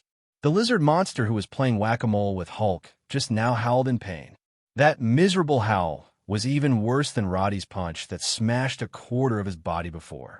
It looks like it's working. Tony nodded in satisfaction seeing this scene. As long as it works. On the ground, The painful lizard monster writhed in pain, crushing the surrounding ruins for the second time. At the same time, visible to the naked eye, his body began to shrink. From a body size of almost 60 meters just now, it shrank to less than 50 meters in just a few seconds. Then 10 seconds passed. The size of the lizard monster has shrunk to more than 10 meters. Another 3 or 4 seconds. He has returned to his original figure of about 4 meters. At this moment, the green skin on the lizard monster began to shed. Layers of skin and scales peeled off his body like dead skin. And after all the dead skin peeled off, a man missing an arm appeared in Tony's sight. Hulk, who lost his target, let out a roar. It seems to be asking, why is that big guy missing? P.S. The third, hey, calm down, big guy. Tony was startled by Hulk's roar and quickly comforted him. The Hulk who saw Tony snorted heavily, then turned his head and walked aside to smash those abandoned cars and so on.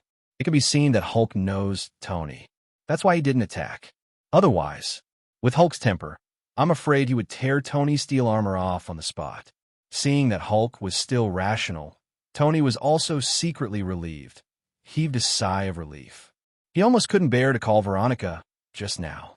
But at this stage, Veronica is just an experimental model, and it may not be able to stop Hulk's iron fist. So if he cannot fight, it is definitely best not to fight. Turning his head to look at the man on the ground, Tony thought about it and contacted Barton, asking him to call someone over to deal with it. He wasn't in the habit of taking in homeless men. If it's a woman, Kiki. He's a man with a girlfriend now, a homeless woman. That has nothing to do with him.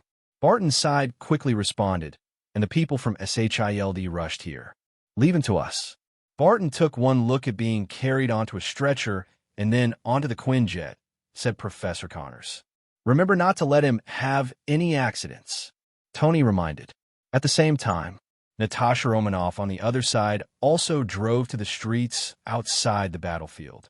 You can't drive any further, because the whole road is blocked. Natasha Romanoff got out of the car and contacted Nick Fury, who was driving hard for the Trident. I've arrived. Is the goal still there? Asked Natasha Romanoff. She came here on a mission. Roddy's performance in the battle before made Nick Fury suspect that he was the man who walked out of the sun. So Nick Fury contacted Natasha Romanoff, and Natasha Romanoff happened to be nearby, so she rushed over immediately. Go on your own for 50 meters, turn left, and then the third building, the target is on the roof. Nick Fury stood in front of the floor-to-ceiling windows of his office, directing remotely to Natasha Romanoff. And Natasha Romanoff, who received the news, rushed over immediately. As a result, when she arrived, there was already no one on the roof. Sir, the man is missing. Natasha Romanoff looked around and said, It's okay, we are very close this time, and we will definitely find him next time. Nick Fury wasn't discouraged either. Anyway, this time the identity of the target could basically be locked. He picked up the tablet in his hand, and what was displayed on it was a piece of information about a person. Henry Cavill, a Hollywood actor. Is that you? Nick Fury muttered while looking at the information in his hand. Intuition told him that that person was not the actor on the profile. As for the reason, Nick Fury can only say that it is his intuition as an agent. And this person had been deliberately covering up his appearance the previous few times. This time, the whole face was suddenly exposed. No matter what you think, it should be. So, the probability that this face is fake is more than 70%. But even if this is the case, what should be investigated still needs to be investigated. What if it is really the 30%? In the dining room, Roddy and Gwen came back almost on foot. Sorry, have you been waiting for a long time? When Gwen came back, she saw Roddy, who was still sitting in the original seat, and said sorry in embarrassment. No, it's a pity that you missed a wonderful show. Roddy shook his head, then pointed to the picture on the TV. The whole ruin-like scene in the picture was shot at a glance. See how much damage the lizard monsters did before. However, with Liberty City's super infrastructure ability, I believe that the appearance of that block will be restored soon, and it will not remain in this ruined state for too long. As for the issue of compensation, there is no need to worry about it. Naturally, There will be those involved, as well as various organizations interested in lizard potion, who will be responsible. In short, except for those who died in this incident, for others, they can all get proper compensation. Otherwise, why do you think that after the Chitauri incident, most of the people in Liberty City did not move out of the city? And even in turn, many thrill seekers are moving to Liberty City. On the one hand, some people like this dangerous and exciting behavior. On the other hand, it is more because of the adequate compensation. Some people, he even achieved wealth freedom by relying on compensation. It's that simple. The next morning, the morning news is still reporting what happened yesterday. The news highlighted several superheroes who appeared on the scene, especially the Superman played by Roddy, who was hyped as a manifestation of comics being brought into reality. Speak up. The last time he played the Flash, the result caused the stock price of DC Company to rise, and DC Company also quickly withdrew from the Flash's new. The Flash sales are booming. And this time it's Superman again. I'm afraid DC's stock price will skyrocket again. As for the face of Hung Chow, I don't know if it will cause any trouble for that actor, but I think that after the investigation is clear, he should be released, and after that, this Hung Chow should have a star rise, right? After all, his face immediately entered the sight of thousands of households. If those Hollywood companies don't seize this opportunity to make a big splash, they will really lose their status as capitalists. In fact, DC Corporation announced on the same day that it would launch a new Superman issue. And the next day, it was announced that it would cooperate with a certain Hollywood company to launch a new Superman movie, and the role of Superman was played by Henry Cavill, who is now being discussed by hundreds of millions of people on the internet. All of a sudden, Henry's stardom was extremely shining, and his net worth skyrocketed by more than 10 times. Although Henry was investigated by some official departments the day before, this matter had nothing to do with him. He was just borrowed his personal image. Therefore, after these departments investigated clearly, they released him. So, this time Henry is not only not unlucky, but also a blessing in disguise. Suddenly became the hottest actor in Hollywood. Now the internet is almost full of discussions about several superheroes, as well as discussions about new comics and new movies that DC deliberately hired troopers to copy. As for where did that lizard monster come from, only a small number of netizens are still concerned about it, but some of their remarks are quickly overwhelmed by the discussions of other netizens. No splash at all. This is also the result that the United States officials want to see. Manipulate public opinion. They're the best at it. Externally, the government manipulated the direction of public opinion so that everyone no longer cared about how the lizard monster was born. Internally, the official is also in close contact with the Osborn Group, especially the military, which was originally connected with the Osborn Group, is in frequent contact. As the person in charge of Osborn, Harry can be said to be very proud of himself. How can I look embarrassed and conscientious before? Those high-level generals in the military are very enthusiastic about him. Is this what he could enjoy in the past? Harry knew that it was all because of the lizard potion, because the lizard potion showed its incomparably powerful effect. That's why the military paid attention to him, and that's why these high-level generals were reserved and warm to him, and they were all polite. But if he can't come up with an answer that satisfies these people, then everything he enjoys now will be gone. Hashtag, these people will hold him and Osborn accountable after the fact. That's when it gets really miserable. Professor Connors was sent back to the Osborn Group within 2 days after being taken away by S.H.I.E.L.D. In fact, this is also under pressure from many parties. The main pressure is from the military.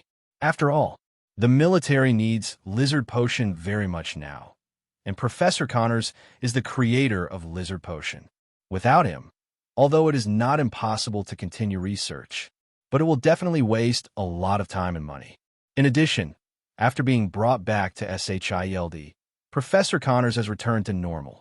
After waking up, he learned that everything he had done was extremely painful, and he said that he would atone for what he had done before, asking for flowers. Apparently, the professor has returned to normal. Therefore, the military asked S.H.I.E.L.D. to return Professor Connors, and not to continue to detain him. As for S.H.I.E.L.D., Nick Fury unexpectedly agreed to the military's request, which caught Alexander Pierce a little off guard when he wanted to do something. He originally planned to force Professor Connors to stay. As a result, Nick Fury changed his tough style in the past and turned out to be such a person. It really surprised him. Also angry. This time, many people made a lot of money. But the Hydra represented by Pierce didn't get any benefit. Yes, they had snatched the research materials about lizard medicine from the laboratory before. But before those Hydra soldiers left with their things, they all became snacks for the lizard monsters transformed by Professor Connors. So those materials were not successfully brought back in the end. On the contrary, it also cost Pierce a group of elite soldiers and 2 precious centipede warriors and extremists. Can he not be angry?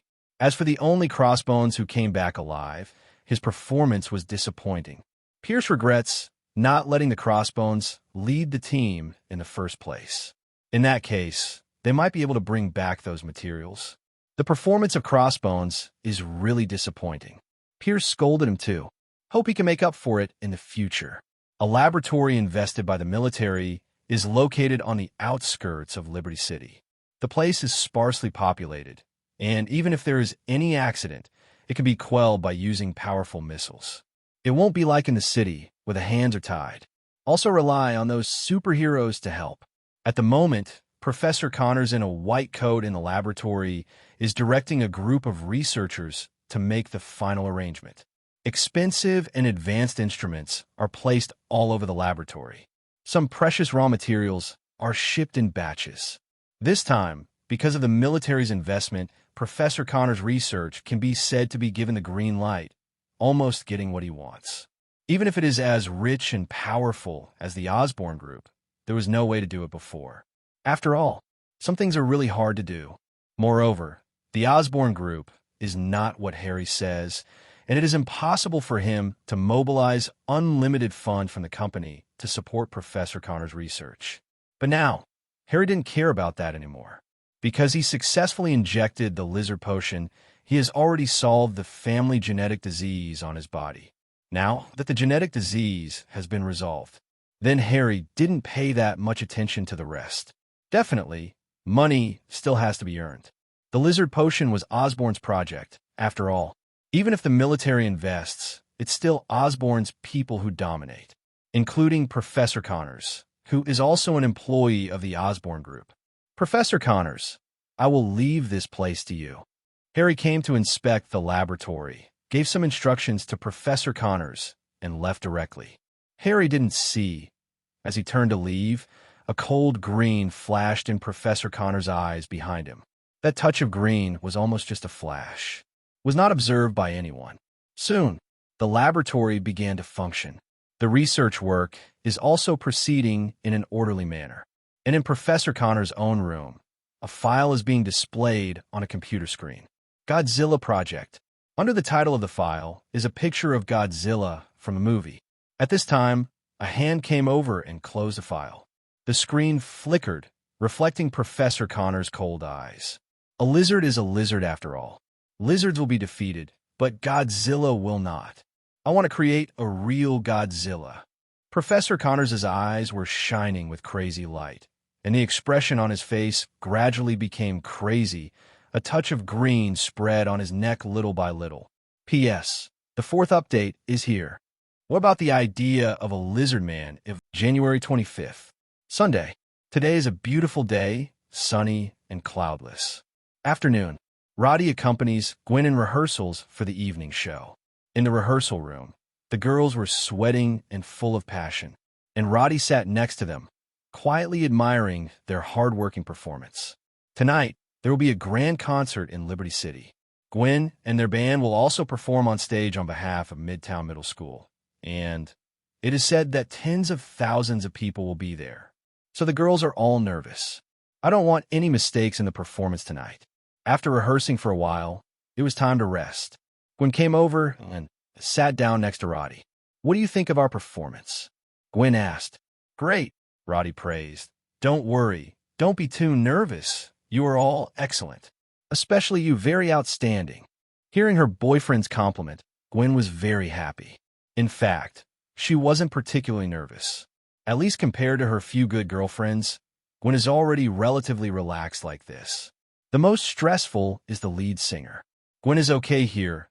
Anyway, she is very confident in her own strength. If with her ability to control her body, she still beats the wrong time due to nervousness, then it's too wrong. Night. The scene of the Liberty City Music Festival. Roddy initially accompanied Gwen backstage, waiting to go on stage. When Gwen and the others were about to perform, he left the backstage and came to the VIP area of the scene, waiting for Gwen and the others to come on stage. Are you Roddy? 290. The VIP area has already been reserved by Roddy, so only he and Gwen's parents are present here. At the moment when she saw Roddy coming, Gwen's mother nodded with a smile, as if she was very satisfied with her daughter's boyfriend. Hello, Aunt. Hello, Uncle. Roddy greeted Gwen's parents politely. Gwen's mother welcomed Roddy very much and pulled in to ask how things were going with Gwen. And Director George on the side didn't have a good face. Since Roddy came out, he's been black-faced. Obviously, Chief George doesn't like Roddy.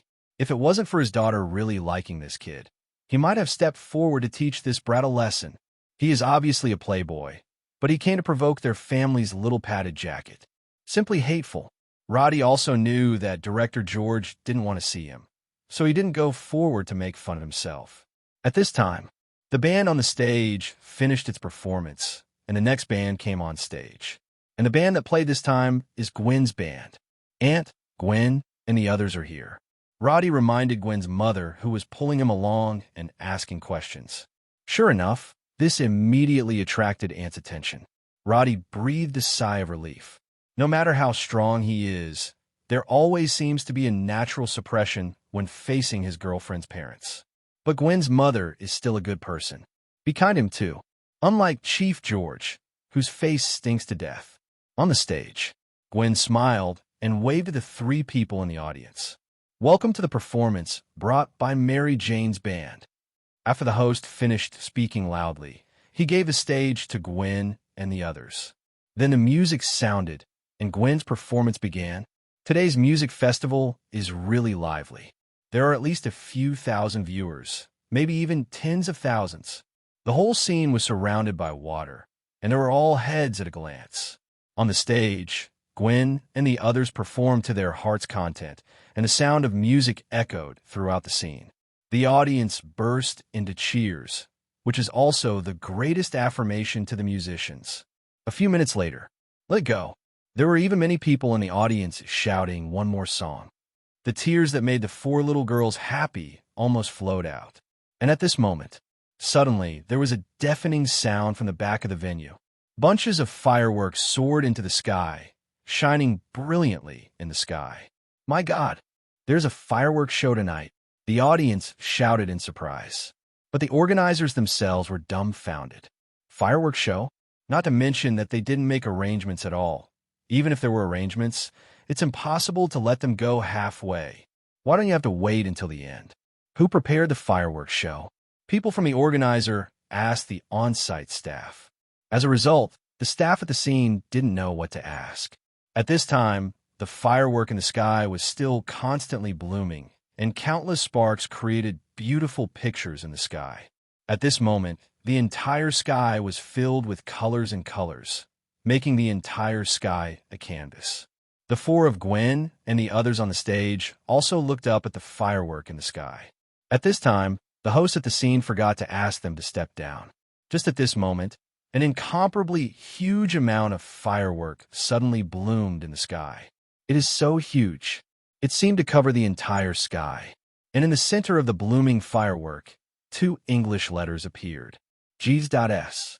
Those are Gwen's initials, also an abbreviation of her name. Seeing this scene, Gwen covered her mouth in surprise. Subconsciously, she looked down at Roddy under the stage. The latter also happened to look at her. The two looked at each other. In an instant, Gwen understood everything. This is not a fireworks show arranged by the organizer at all, but a fireworks show arranged by Roddy for her alone. At this time, 7 helicopters flew in the distant sky. The helicopter flew over the scene of the music festival, sprinkled countless petals, and flew all over the sky. Oh my God! This is definitely not done by the organizer. Is this someone confessing to someone? It's so romantic. Some girls screamed excitedly. Isn't this the scene where their boyfriend confesses to them in their dreams? Simply too romantic. Definitely. Also expensive. But it doesn't matter. Romance is over. Is money important? 7 helicopters flew over in the sky, and countless petals fell, one after another, like a rain of petals. Gwen on the stage was already moved to tears. She didn't care that her parents were nearby. She jumped off the stage excitedly, rushed in front of Roddy, and hugged him. "Roddy, I love you." Gwen hugged her boyfriend tightly, unwilling to let go. Roddy also smiled and hugged Gwen. All of this tonight was indeed arranged by him. Knowing that Gwen will be performing at the music festival tonight, he started arranging the show several days ago. From a selection of firework to the fresh roses delivered by air, it took him a lot of thought. As for money or something, it's a small matter. After all, how much did it cost? He bought a car casually, which is much more than that. The most important thing is the mind. At this time, the audience who saw Gwen rushing off the stage also understood that she was the girl who was confessed, and they laughed and applauded her, and some people shouted, "Kiss one." Gwen didn't care about the dark-faced father next to him. He hugged Roddy directly and kissed him. The people around were booing wildly, and Director George's face became even darker. Damn playboy. Director George, who felt that his little padded jacket was getting farther and farther away from him, felt very uncomfortable. The wife standing next to him had a kind smile on her face. Looking at Roddy, it was already like looking at his son-in-law. Before the music festival was over, Roddy left with Gwen. Gwen greeted her father as she left. Her mother seemed to have secretly stuffed her with something, and Director George, who saw this scene, almost couldn't hold back and fired on the spot. At night, Roddy's residence in Paradise Mansion. Roddy, who officially took Gwen home for the first time, celebrated her success tonight's performance again. The two drank some wine. Although Gwen is not yet old, this is Roddy's house. Who can control it? In fact, with Gwen's physical fitness, a little alcohol won't make her drunk. But at this moment, Gwen's cheeks were flushed, and she looked at Roddy with a confused look. "You are so beautiful." Roddy reached out and stroked Gwen's cheek lightly. Gwen gently rubbed against his palm like a kitten. Outside the window, the night was getting darker. The time gradually approached midnight. At this time, countless families have fallen asleep. But for some, they just can't sleep. Like Roddy. Like Steve. Steve can't sleep tonight. Although since he woke up from the ice, Zhang Jin often suffered from insomnia for a while. But that was a few years ago. Now he doesn't suffer from insomnia. But tonight, Steve still can't sleep. Just now, Nick Fury, director of SHIELD, was declared dead. But he did not die naturally, but was assassinated. The location is on the streets of Washington, D.C. Assassinated S.H.I.E.L.D. director in the street and chased him to Steve's residence. In the end, the killer with 10 metal arms successfully killed Nick Fury. Steve watched Nick Fury die, which was a very heavy thing for him. Although Steve has seen countless deaths, he has also experienced the death of a friend around him. But Nick Fury's death tonight touched him deeply. Not to mention, Nick Fury also handed him a USB drive before he died. Steve didn't know what was in there, but it sure matters. And something may have happened to SHIELD, and a big one at that. Otherwise, Nick Fury would not have dragged his seriously injured body to seek help from him, and he would not have warned him not to trust anyone when he handed him the USB flash drive. Would Nick Fury, the Director General, say that if it wasn't for SHIELD? Obviously not. Although Steve is a fighter, he is not lacking in wisdom. Therefore, he is almost certain that there has been a major problem within SHIELD, and Nick Fury, the director, has most likely been dismissed before. That's why Nick Fury would rather trust him, the soldier who had just contradicted him before, than the group of elite agents under him. Day will be bright soon. In the bedroom, Roddy had just slept in for an hour or two. A lot happened last night, and Gwen is also completely mature. For his woman, at the moment Roddy, who couldn't sleep, opened his eyes and looked at Gwen, who was sleeping soundly next to him, without disturbing her. System, today's check-in hasn't been done yet, has it? Sign in now. Nothing to do. Roddy just made up for the missing check-in last night. After all, in the situation last night, how could Roddy have any intentions to sign in? Ding! Congratulations to the host for signing in and obtaining magnetic field control from Mutant Max Eisenhart. Magnetic manipulation. A look of surprise flashed in Roddy's eyes. Good guy. His bad luck is finally over. This time, he directly won the ability of magnetic field manipulation. As for Max Eisenhart, in fact, this person has another name. 4.0 is called Eric Lyncher. That is the famous Magneto. See, man, Magneto. How could Magneto's signature ability Roddy not know? Although Magneto's performance in the old version of the movie has always been a scene person, it seems that he can only manipulate metal. But in fact, Magneto's ability is to manipulate the magnetic field, and the metal is only incidental. In the Apocalypse incident, Magneto used his own magnetic field to control ability and directly controlled the global magnetic field. As a result, the magnetic fields around the world are in chaos, and the whole world has fallen into a doomsday scene. Isn't that much stronger than the old version of the scene? In addition, magnetic force can also generate electromagnetic force, and the electromagnetic gun is also an application of electromagnetic force. Therefore, Roddy, who has obtained the magnetic field control, can also practice an electromagnetic gun to play with. Cosmisaka Mikoto or something. Definitely. Roddy is impossible to women swear. Gwen really brought me good luck. Roddy felt emotional in his heart and looked softly at the sweet girl sleeping next to him. To say that today's good luck was not brought to him by Gwen, Roddy really doesn't believe it. Speaking of which, the last time he won the Cyclops in the lucky draw, it seemed that it was also because he had established a relationship with Gwen. And this time, even more amazing luck. Straight to a big move. Taking out a bottle of normal saline, Roddy gave out the ability of magnetic field control as usual, then put the syringe back into the box, put it away in a different space, and put it away. System, if I inject people who have not been given the mutant ability, will the success rate be 100%? Roddy asks suddenly. Yes. The system answers. There won't be any pain. Roddy checked again. Won't. The system's mechanical answer. I can rest assured that. Roddy nodded, quite satisfied with the answer. Ding! Successfully bestowed the target item with the magnetic field control ability. Congratulations to the host for obtaining a random strengthening 160 times the magnetic field control ability. 160 times strengthening? Roddy was fairly satisfied with the result. Although it is not as good as 1,000 times, it is also the second highest strengthening multiplier that Roddy has drawn. Second only to energy absorption's strengthening. And field manipulation is a variant ability with omega level potential. Although it is alpha level at the beginning, its potential can break through the upper limit of level 5, enough to reach a potential rating. Magnetic field manipulation LV2, omega level, 160 times strengthening. Really, on the interface display of the system, the ability of magnetic field manipulation is directly omega level, meaning it does have endless potential to develop.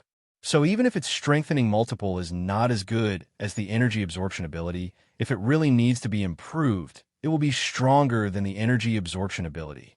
As long as it reaches level 6, it can easily exceed level 5 energy absorption ability. Even if the latter is 1,000 times strengthening, it's useless. After all, the gap between level 6 and level 5 is at least 10 times higher, and the magnetic field control is originally 160 times the strengthening.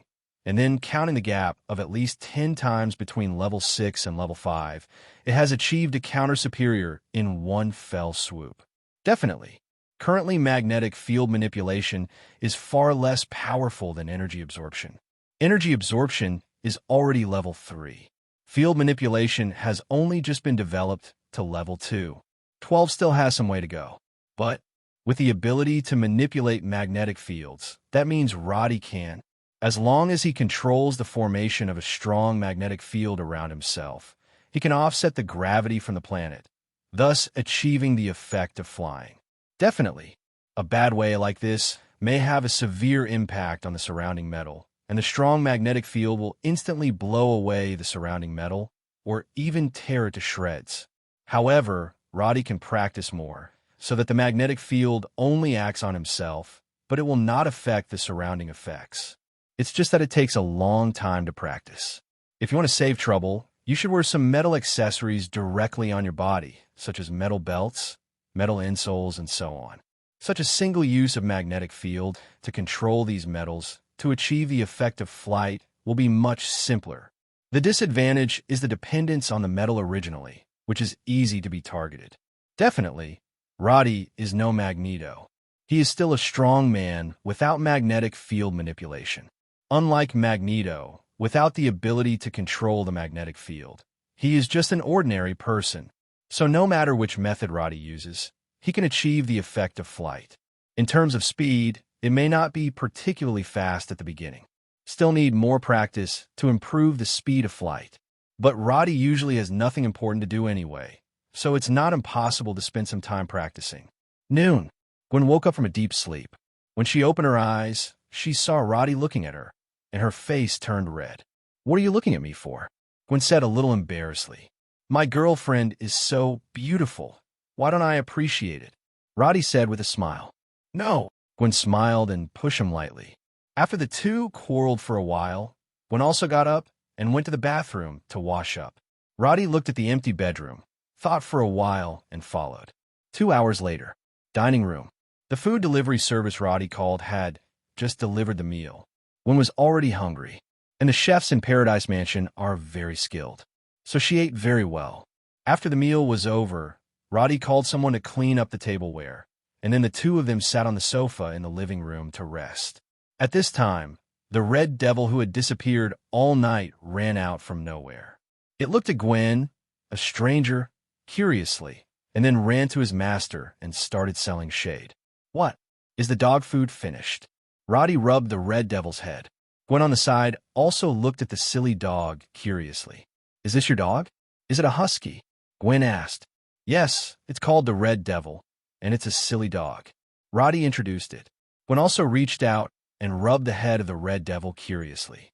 Shagu also seemed to know that this woman should be his new mistress, so he obediently let Gwen rub his head. "It's quite obedient," Gwen said in surprise. She had always heard how rambunctious and disobedient huskies were. Unexpectedly, the husky raised by Roddy is quite obedient. "Don't be fooled by it. This silly dog is usually very noisy," Roddy said. Recently, the Red Devil has been very obedient and never makes trouble at home. But Roddy also knew why. Because this silly dog has been using the teleportation ability to run around all day long since he obtained the teleportation ability, and he doesn't know how many furniture stores have been harmed. Roddy said it once before, and the Red Devil was really honest in those days. But this situation didn't last for a few days. This silly dog started to make old mistakes again. After that, Roddy simply bought a big warehouse. Then the warehouse curry is filled with all kinds of furniture, so that the Red Devil can do the hard work by himself. That way, at least, I don't have to go to those poor furniture store owners. After all, it is not easy for others to make some money. After pouring some dog food into the Red Devil's automatic feeder, Roddy returned to the living room. As soon as he sat down, Gwen suddenly said with a shy expression, "Dad, I have something to tell you." Roddy looked at her suspiciously. "What's the matter?" he asked. "That's right. I have a little secret that I've been keeping from you, and I haven't told you." Gwen thought it over clearly, since she was absolutely sure that she wanted to be with Roddy and even gave him her most important things last night. Then there was no need to keep concealing Roddy's other identity. After all, the most important thing for two people to be together is trust. If both parties don't trust each other, what's the point of staying together? Gwen didn't care what others thought. She thought so anyway. So she's going to confess to Roddy. That's right. Gwen has a showdown. I'm superhero and drummer on the surface, but I'm not a superhero. In fact, seeing Gwen's serious look, Roddy probably guessed what she was going to say. Roddy was very touched by Gwen's trust. Not in vain for the gift he had prepared for Gwen. In the living room, Gwen took a deep breath and said to Roddy very seriously, "Actually, we knew each other before we first met." Roddy watched her, waiting for her to continue. Gwen didn't keep him waiting too long and immediately revealed her hidden identity. I'm actually Spider-Woman. Gwen brought her backpack, and after opening it, there was her Spider-Woman battle suit hidden in a compartment inside, which she secretly replaced after she came to Roddy's house last night. She usually wears it on her body. Sorry, I kept it from you for so long, Gwen said with a look of embarrassment. Originally, she thought Roddy would be surprised, or maybe a little angry or something. But after waiting for a while, Gwen found that there was no surprise on Roddy's face. As for getting angry or something, it doesn't even exist. Aren't you surprised? Gwen asked, puzzled. Not surprised. Roddy smiled. I already knew. He said, Gwen, you already knew? She couldn't help exclaiming. Roddy nodded, and the clothes on his body changed quickly. In the blink of an eye, the pajamas he was wearing transformed into a Batman everyday battle suit. Yes, I already knew. He imitated Batman and said in a hoarse voice. This time Gwen was completely stunned. Obviously, she was going to surprise Roddy at the beginning, but now she is the one who is really surprised. You are Batman. No, you're that transvestite. Roddy, so is your boyfriend really good? With a thought, Roddy's clothes quickly changed back to pajamas. This made Gwen amazed and couldn't help pulling the pajamas on him, wanted to see what was so special about it. Don't look at it. It's just an ordinary pajamas. That's my ability. Roddy said, Your ability is cross-dressing? Gwen was surprised again. In such a short time, she didn't know how many times she was surprised. Yes, this is one of my abilities. Roddy nodded. Do you have any other abilities? Gwen exclaimed. By the way, almost forgot, you can also Cyclops. And you can teleport. Your fist can still make an explosion. Gwen counted the various abilities that Roddy had shown with her fingers and found that Roddy's abilities were really quite a lot. This made Gwen envious for a while. You have so many abilities, Gwen said enviously. But soon, Gwen suddenly put her hands on her hips angrily and said, So you already knew that I was Spider-Woman, but you still pretended not to see it. Roddy shrugged, spread his hands and said, No way. I think you don't want others to know this secret, so I pretended not to know it on purpose. Gwen had a small, resentful expression on his face. After a long time, I have no secrets in front of you. Unfortunately, I just did a lot of mental construction. Gwen 040 turned his head angrily. When Roddy saw it, he was definitely trying to comfort his little girlfriend. In a short while, Gwen was not angry anymore. In fact, she wasn't really angry at all. It's just a little depressed that I always thought that Roddy didn't know her little secret at all. Result: When did you know I was Spider-Woman? Leaning in Roddy's arms, Gwen asked curiously. She wondered how on earth she was exposed. That's when we first met at Osborne House. Roddy definitely won't say that he has known her in his previous life and watched her cartoons. However, the Gwen in this world is still a little different from the Spider-Gwen in the cartoon. Then how did you find out? Gwen didn't understand. I obviously hid it well. It's the smell, Roddy said. I remember your smell when I bandaged your wound. And then the day I met you at Osborne Mansions, you smelled like a spider. The heroine is exactly the same. Odor. Gwen sniffed herself. It is fragrant and has no special taste. I have a better nose. Roddy explained. The truth is definitely not what it is, but sometimes white lies are necessary. Better than making Gwen doubt life, right? What a dog's nose. Gwen wrinkled her nose cutely and said. Roddy smiled and scratched her nose. How about you? Gwen turned over, looked at Roddy, and asked, apart from being Batman, the Flash, and Superman, do you have any other special identities? Does a killer count? Roddy thought for a while and said, Killer. Gwen was even more surprised. After all, she was already familiar with superheroes and the like. Killer. To be honest, she really hadn't touched it. That circle is too far away from her. Why do you want to be a killer? Gwen asked curiously. She wasn't mad that Roddy had been a killer.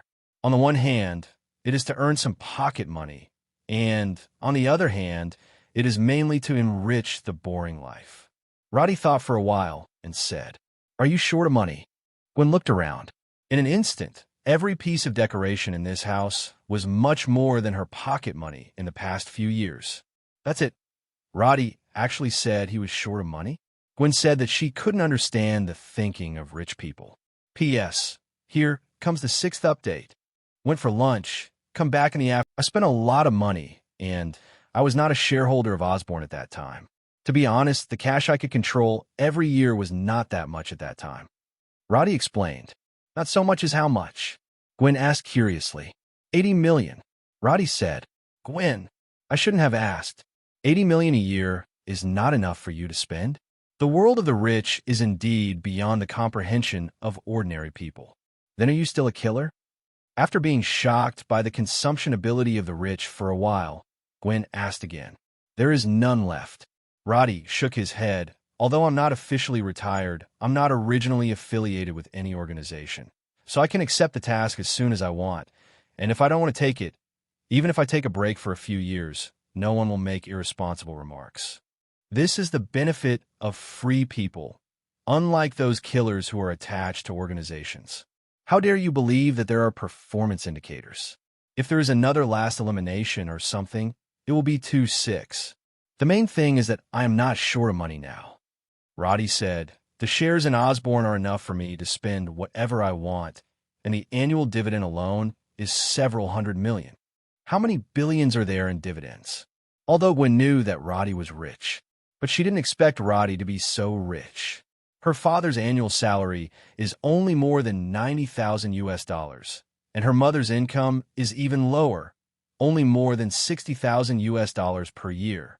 Definitely. In addition to the fixed income, Director George also has various bonuses and social benefits. If you calculate it, you can get about $150,000 a year. This is because Director George is clean. If he is willing, doubling this income 10 times is trivial. If you're a little greedy, it will not matter if you double it dozens of times. But it is precisely because Director George is honest that his income is so low. So the family lived in an ordinary apartment building. Although the community is very safe because there are many policemen living there, the housing prices are actually not expensive. Not to mention comparing it with sky-high prices like Paradise Building. Even the housing prices in ordinary high-end communities are 2 or 3 times more expensive than there. Although Gwen doesn't worship money, but after hearing that Roddy has so much money, she still can't help but feel a little staggered. At the same time, I silently calculated how long it would take to spend so much money. As a result, she found that it seemed that she couldn't spend it all, because money can make money, and with such a large amount of money, the speed of money making money is much faster than the speed of spending. Therefore, no matter how many lifetimes you spend, you won't be able to spend it all, unless you gamble, and it's a big bet. If that is the case, even if there are tens of billions, they can't stand such a toss. So, you will help me share some in the future, Roddy said to Gwen with a smile. Gwen looked at him dumbfounded. Share what? How to share the money? Gwen, who has been used to saving for the past 18 years, really didn't know how to spend money extravagantly.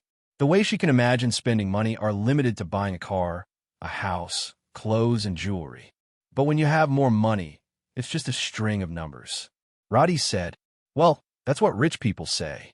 Okay, then I now know that you are not only a superhero, but also a killer and super rich. Then, dear, is there anything else you're hiding from me? Gwen held Roddy and asked him, you've just seen the Red Devil, but you still don't know some of its abilities. Roddy said, for example, it can teleport, and the clothes on it will change its shape according to its ideas. Gwen, no, you have so many abilities that I can barely understand. But what if your dog also teleports? Super Dogman? A picture of a dog wearing a superhero uniform and a red cape subconsciously emerged in Gwen's mind. Are you serious? Gwen confirmed. Definitely, I'm serious. Roddy nodded, and then called the Red Devil to show Gwen the teleportation ability. Only 2 bangs were heard. The Red Devil in front of him suddenly disappeared and reappeared in front of the dog bowl, continuing to eat dog food with his head down. Gwen. Although it was unbelievable, Gwen still believed what she saw with her own eyes. My boyfriend's dog can really teleport. How does the Red Devil teleport? Gwen asked curiously. That's what I'm going to say next. Roddy said, Gwen, I have a gift for you. Gift? Gwen blinked at him. What is it? Roddy waved his hand and took out the box containing the energy absorption ability syringe from the different space. This is the gift I prepared for you. Roddy solemnly placed the box in front of Gwen. Wait, how did you just take it out? Gwen didn't open the box immediately, but was very curious about Roddy's method of taking out the box. That's another ability of mine. Roddy said, I can open a different dimension, so I usually put some belongings in it. All right. Gwen nodded. She had already accepted the setting that Roddy would have many super abilities. And from the bottom of my heart, I feel that my boyfriend is amazing. There will be so many super abilities. Then what is this? Gwen looked at the box again and asked. Open to take a look. Roddy said. Hearing this, Gwen opened the box as she said. Inside the box, on a black foam cushion, was a syringe filled with a reddish liquid. A syringe. Gwen raised her head and looked at Roddy, asking puzzledly. This is a super ability potion. Roddy explained. As long as you inject this potion, you will be able to obtain a super ability. It's amazing, Gwen exclaimed, looking at the syringe in the box. But I already have other super abilities. Can I still inject them? Will there be conflicts? Gwen asked worriedly. Don't worry. My super ability potion is different from other types of super abilities. There is no interference with each other, and the injection process is also painless. As long as you inject it, you can directly obtain super ability. As Roddy introduced, he took out the syringe from the box and put the box aside. This super ability potion can give you the energy absorption ability. After you have this ability, you don't have to worry about getting hurt anymore. Any form of energy will be directly absorbed. Moreover, you can release this absorbed energy at any time, or you can use the absorbed energy to strengthen your strength, speed, and other physiques, and even eliminate the traces of time on your body. So, in theory, as long as you maintain enough energy in your body, people with this ability can live forever. Immortal. Gwen couldn't help but widen her eyes in shock after hearing Roddy's introduction, even if she has been surprised countless times before. But it was about a miraculous thing like immortality, and Gwen couldn't help but be shocked. That's right, it means immortality. You can maintain your current physical state forever and live forever. Roddy said affirmatively. This is too incredible. Gwen covered her mouth and exclaimed.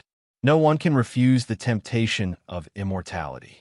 Even though Gwen is only 18 years old this year, her future is still very long.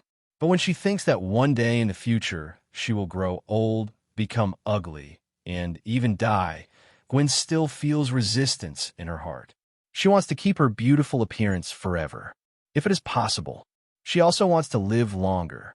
And now, Roddy told her that as long as she injects this super ability potion, she can have all of the above. Not only can you stay young forever, but you can also live forever. Definitely. Immortality refers to natural old age and death. Accidental killings don't count among them. But this is also incredible. Gwen has never heard that someone in this world has a super ability that can make him immortal. Come on, give you an injection. Roddy wasn't surprised to see Gwen's shocked look. After all, immortality, even for the gods of Asgard, is inconceivable, let alone a little girl like Gwen. No, I can't. Seeing that Roddy wanted to give such a precious ability to herself, Gwen quickly refused. Roddy, you need this ability more than I do. I cannot accept this gift from you, Gwen said. Hearing this, Eddie couldn't help laughing. He stretched out his hand and gently pinched Gwen's cheek and said to her with a smile, Silly girl, I already have this ability. This is an extra one. Don't you want to be with me forever? Real. Gwen stared at him with wide eyes. She was afraid that Roddy was lying to her with good words, but in fact he didn't have such ability at all. I'll take you to see it and you'll know. As Roddy said, the clothes on his body instantly changed into a set of daily clothes. Then he reached out and touched Gwen's clothes, turning it into a set of regular clothes. Next moment, he pulled Gwen, and the figures of the two disappeared at home in an instant. When it reappears, Roddy has brought Gwen to a wilderness in Black Continent. Just here, Roddy said and looked at Gwen, who was still in a daze beside him. Looking good. Gwen nodded. Keep your eyes open and watch carefully. Next second, Roddy stomped his foot on the ground lightly, followed by an orange fire that spread forward along the ground under his feet, until it spread tens of meters before the huge amounts of explosion occurred. Boom! The sky-shaking explosion kicked up countless mud.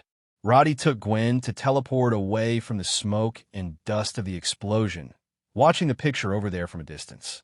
That's what I get out of the energy I absorb in my body. Roddy said, "Amazing." Gwen's eyes widened. Just stomping lightly, without using any force at all, can directly cause the effect of an air-to-ground missile explosion. This ability, in addition to making people immortal, is also extremely terrifying in terms of lethality. Definitely. With Gwen's ingenuity, one can imagine that the strongest aspect of this ability is to save his life. To absorb any form of energy. This means that no matter what kind of attack it is, as long as it is in the form of energy, it cannot hurt itself. Isn't this invincible? Let's go back to King Qian's. Roddy spoke to Gwen. Then he took her to teleport back to the Paradise building again. When he came back, Roddy picked up the syringe again. "You won't refuse this time, will you?" Roddy said with a smile. Gwen shook her head. Since she was sure that Roddy already possessed the same ability, then she would definitely not refuse the chance of immortality. As Roddy said, she also wants to be with Roddy forever. Not decades in a hurry, but forever. "Come on, I'm ready." Gwen raised her arms and said. Roddy smiled. "Don't worry, there will only be a little pain when the needle goes in, and then everything will be fine," he said. While picking up the syringe, he took off the cap on the needle and gently inserted the needle into the blood vessel of Gwen's arm, as the light red medicine was slowly injected into Gwen's body. Sure enough, Gwen didn't feel any pain. "It feels similar to hanging potions in the hospital when I was a child. It is a bit cold, but we'll be fine after a while." Roddy finished injecting the medicine in the syringe, and there was nothing left.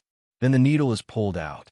A red light flashed in the hand, and the syringe instantly turned into powder under the release of energy in the body.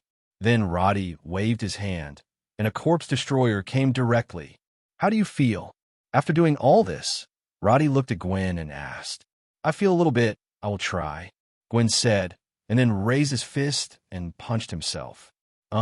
This action is exactly the same as when Roddy got the energy absorption ability. After testing, Gwen was sure to have fully obtained the energy absorption ability. Just like Roddy, she can absorb all forms of energy and release it at her will. In addition to the development level, because the relationship that has just been obtained is only level 1. That is to say, there is a gap in the level of strengthening. After all, Roddy's energy absorption is 1,000 times stronger than the system, and the effect is outstanding. As for Gwen, this is a normal energy absorption ability. It's exactly the same as He Huang Zhao's ability. Wait until the development level goes up. Gwen can directly absorb the energy in nuclear bomb, just like Xiao did, turning herself into a humanoid, self-propelled nuclear bomb. With such an ability, am I already invincible? Gwen put down a gun in his hand, looked at a bullet in his palm, and asked Roddy. "Definitely not." Roddy then explained to Gwen the shortcomings of the energy absorption ability. About the upper limit of energy absorption, there is also the disadvantage of not being able to absorb spiritual attacks. "Psychic attack? Magic?" Gwen asked, puzzled. "No, magic is magic. Mental attack is mental attack. These are two concepts." Roddy explained. Magic is also a kind of energy. While mental attacks are invisible, they directly attack your consciousness, and can even control your consciousness and make you a puppet. Is there really such an ability in this world? Gwen felt a little scary just thinking about it. Control a person and make him his own puppet. How broken would it be if he knew all this after waking up? There are still some, but they are rare. Roddy thought for a while and said, "Now that Luke Kai Ki has appeared in this world, other members of the Defenders should also exist in this world.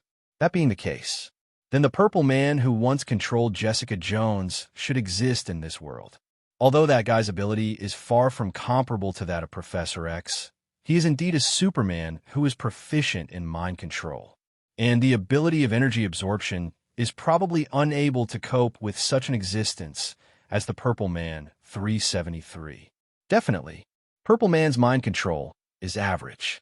He can control Jessica Jones. That's because Jessica Jones's willpower is really not very good, and there are huge amounts of loopholes in the mind. It is easy to be caught, and the vision is perfect. But if it is a person with strong willpower like Captain America, even if Captain America does not have the ability to resist mental attacks, he can still resist the Purple Man's ability control. Also, the Purple Man's ability is actually a kind of poison in essence. Although the effect is mind control, it does achieve the effect through neurotoxins. Therefore, if your physique is strong enough, you will also have a certain resistance ability to neurocluster. Or in other words, you are originally invulnerable to all poisons. Then it's even easier. But for Roddy, dealing with the Purple Man is easy. So that guy won't be Roddy's weakness either. Gwen needs to be more careful. Although her physique has been strengthened by the gene spider, it has surpassed ordinary people by a large margin and can temporarily resist the influence of neurotoxins. But this time will not be very long. So once you encounter an enemy like the Purple Man, it's best to get rid of it quickly. Otherwise, it will be troublesome. Definitely, if enough energy is accumulated in the body in advance, it can also effectively resist the effects of neurotoxins. As long as there is enough energy, ignoring neurotoxins is not a problem at all. To put it bluntly, the existence of the Purple Man, who does not control people purely with spiritual power, has various scientific methods to deal with it. In contrast, if it is the real mind control ability of Professor X, that's almost impossible. There's a counter-equipment. Or your original spiritual power is so huge that even Professor X can't do anything to you. Otherwise, you can only pray that Professor X is merciful. Hell's Kitchen in a safe house. As the saying goes, the most dangerous place is the safest place. Luke Key has always believed that this sentence is true, so when the Osborn group was looking for him everywhere, he returned to Hell's Kitchen and hid in a BCCB safe house that he had arranged in advance. Here he has prepared in advance enough food to last him for more than a month. He didn't have to go anywhere for more than a month. He just needed to stay in the house until the limelight passes. It's a pity that Luke Key's phone was broken when he escaped from the laboratory. So much so that he couldn't publish the photos he had taken before. If that's the case, it can cause a lot of trouble for the Osborn group. In the house, there is no TV, and the mobile phone was dropped early by Luke Key. At the moment, all he can use to pass the time is a comic book. Right now, Luke Key is reading an old Superman comic. Seeing in the picture, Superman flew beyond the speed of light to save his beloved Louise, thus reversing the time, returning to the minute before Louise was in danger and successfully rescued his lover. Can you reverse time faster than the speed of light? Luke Key shook his head. Although he hasn't studied for a few years, he still thinks this setting is a bit nonsense. Just when Luke Key was about to switch to another comic and continue reading, there was a knock on the door of his safe house. Luke Key instantly stood up like a carp, looking at the door with vigilant eyes. Boom, boom, boom. The knocking on the door didn't stop. People outside seem to know there are people inside. Luke Key, we know you are inside. Please open the door. We mean no harm. A woman's voice came from outside the door. Luke Key didn't remember hearing this voice, but the other party had revealed his identity, obviously knowing that he was here. After hesitation, Bai Key stepped forward and opened the door. Outside the door is a woman wearing a peaked cap. The woman raised her head, and Luke Key couldn't help showing a surprised expression on his face. It's you. Luke Key didn't expect that the person who came to find him would be the person in front of him. To be precise, Luke Key did not know each other. But in the United States, I'm afraid there are very few people who don't know the woman in front of them. Black Widow, one of the Avengers. Luke Key didn't know the other person's name, only this nickname. The other party's popularity on the internet has remained high, and even a star athlete threatened to drink her bathwater. But Luke Key is not a big fan of the other side. Naturally, he would not look at her differently. What did the Avengers come to me for? Luke Key stood at the door and asked, "Would you like me to come in and have a seat?" Natasha Romanoff said with a smile. Hearing this, Luke Key looked around and made sure there was no one else before stepping aside and letting Natasha Romanoff walk in. Click. Closing the door, Luke Kai-Key turned to look at Natasha Romanoff, who had been looking around since entering the house. Tell me, what did the Avengers want me for? He asked bluntly. Turning around, Natasha Romanoff looked at the tall black man in front of her. The opponent was exposed to their SHIELDS site because of an action with Spider-Man. But he wasn't originally Natasha Romanoff's target. But right now they are in urgent need of talents. Otherwise the whole world will fall into an unprecedented crisis. So Natasha Romanoff thought of Luke Kai-Key. Although this guy is not a hero in the conventional sense, he has also sacrificed himself for others. And he has a heart of justice. Although he may be a little negative because he has experienced too many things, he has not shown his face like other superheroes. But once something really happened, he would never stand by and watch. The laboratory in Osborn had nothing to do with him before, but Luke Kai-Key went to investigate at the risk of breaking his peaceful life. His peaceful life was really broken. He himself had to find a place to hide. As for how Natasha Romanoff found him, knew he was here? Never underestimate the ability of a real elite agent. Finding people. Natasha Romanoff is professional. I came to you because the world needs you to save it. Natasha Romanoff opened her mouth with the great goal of saving the world. However, Luke Kai-Key is no longer a young man, and naturally he will not be simply fooled by Natasha Romanoff's save the world. Isn't saving the world your Avengers business? Why are you looking for me? Luke Kai-Key frowned, obviously not wanting to meddle in other people's business anymore. And Natasha Romanoff didn't talk nonsense with him, and directly threw out a document that he had prepared in advance. Let's have a look, and then give me an answer after reading. She pulled up a chair and sat down, waiting for Luke Kai-Key to finish the document. This confident look bluffed Luke Kai-Key, so he picked up the document and looked through it. The more you watch, the more shocking Luke Kai-Key becomes. After he finished reading, Luke Kai was already grimacing. So SHIELD is HYDRA? He demanded. I just found out. Natasha Romanoff nodded.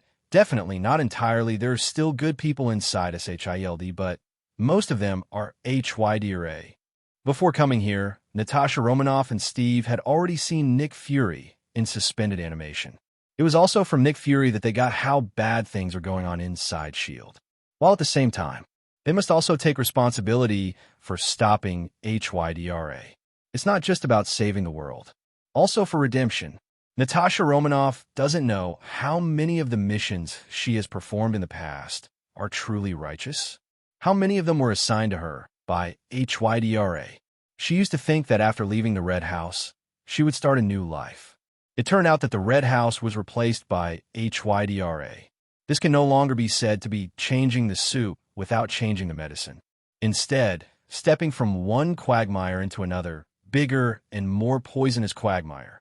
So, Natasha Romanoff wants to atone. What are you going to do? Luke Kai-Key asked. He has decided to help. After all, this is about the lives of countless people. Once Hydra's plan is really realized, how many people in the world will die because of it?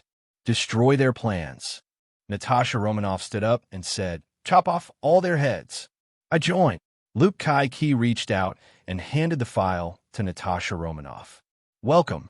Natasha Romanoff took the file and nodded. She wasn't surprised that Luke Kai-Key would agree so simply. In fact, all of this was within her expectations. From the moment Luke Kai-Key took over this material, the result was already doomed. In a secret base, Luke Kai-Key came here with Natasha Romanoff in a car. This is one of the secret bases that Nick Fury embezzled from public funds during his time as S.H.I.E.L.D. director. There are many bases like this all over the world. It is conceivable how much public money was embezzled by this black stewed egg. Luke Kai-Key, who entered the base, found that he was not the only one who was invited. At the same time, a man named Sam Wilson was also invited. Bro, how are you?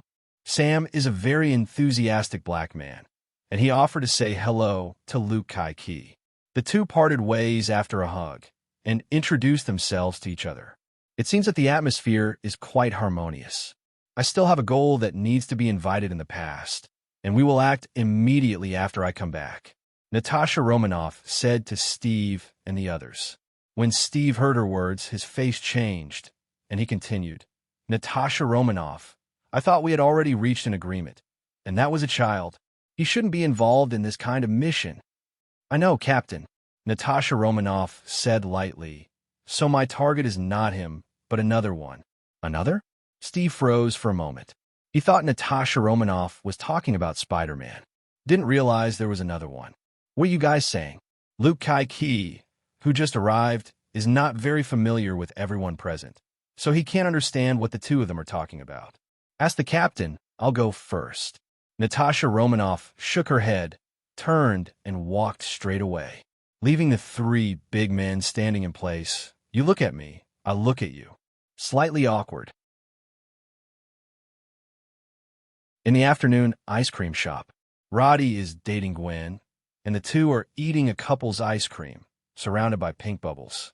The other customers in the ice cream shop were unwilling to sit too close to them, as they always felt like they were being fed a mouthful of dog food. At this time, a figure suddenly sat down in the seat in front of them. Sorry, there's someone here, Gwen said politely to the visitor. I know. I'm here to find you. The visitor raised his head as he spoke, revealing a face that few people in the United States don't recognize. Black Widow. Gwen looked at Natasha Romanoff in surprise. On the other hand, Roddy was looking at this woman curiously. The famous Black Widow, the only female of the original Avengers. Also one of only two Avengers who are considered normal people. She came to Gwen at this time, and Roddy could probably guess her purpose. Miss Stacy, can I have a chat with you? Natasha Romanoff said. She glanced at Roddy, who was sitting next to Gwen, as if signaling him to avoid it. Pity. Roddy had absolutely no intention of avoiding it. Instead, he looked at her with a smile, a look ready to watch her perform. This made Natasha Romanoff secretly upset, but she didn't say anything. After all, she came to invite Gwen to help, and the man in front of her was Gwen's boyfriend, so she couldn't say anything nasty. Even reminding the other party to avoid it a little bit is a more tactful gesture. But in the end, the other party didn't appreciate it. What do you want from me? Gwen couldn't help asking when she heard Natasha Romanoff say that she was here to find her. Natasha Romanoff glanced at Roddy next to him before saying, Can we have a chat alone? Alone? Gwen looked at Natasha Romanoff oddly. Then unexpectedly, he refused. No, I have nothing to hide from my boyfriend. Gwen said. Good. Roddy smiled and rubbed Gwen's little hand. There is no shyness about Natasha Romanoff sitting opposite. And Natasha Romanoff, who was forced into a mouthful of dog food, also twitched slightly at the corners of her eyes and said with a straight face, Well, since there is no secret between you, then he should know your other identity, right? Natasha Romanoff wasn't sure if Gwen had mentioned this to her boyfriend. It was also for this reason before that I wanted to chat with Gwen alone. In the end, Gwen said that she had nothing to hide from her boyfriend. That being the case, Natasha Romanoff simply pointed it out. Let's talk in the car. That's when Roddy spoke. After all, there are many people in the ice cream shop, and the content of their conversation next is not convenient for outsiders to know. Finding a place with relative privacy is the right choice. Coincidentally, the car Roddy drove today was not the usual supercar, mainly because Gwen said that the supercar was not comfortable to sit on, so Roddy specially drove a Curry South from the villa. This car was released in Roddy's last life in 2018, and it is the first SUV model of Rolls-Royce. But in the Marvel Universe, this model has been out for 14 years. To be honest, the price of this car is actually the second to last of his car Curry. The penultimate one is a Mercedes-Benz Big G. And since buying this car, Roddy seems to have never driven it except for the first day. Therefore, its mileage has been kept at double digits, and it has only been driven for more than 10 kilometers. But Roddy should drive this car more often in the future. After all, it is the most comfortable one among Roddy's many cars. In the car, after the door is closed, the sound inside and outside is almost completely isolated.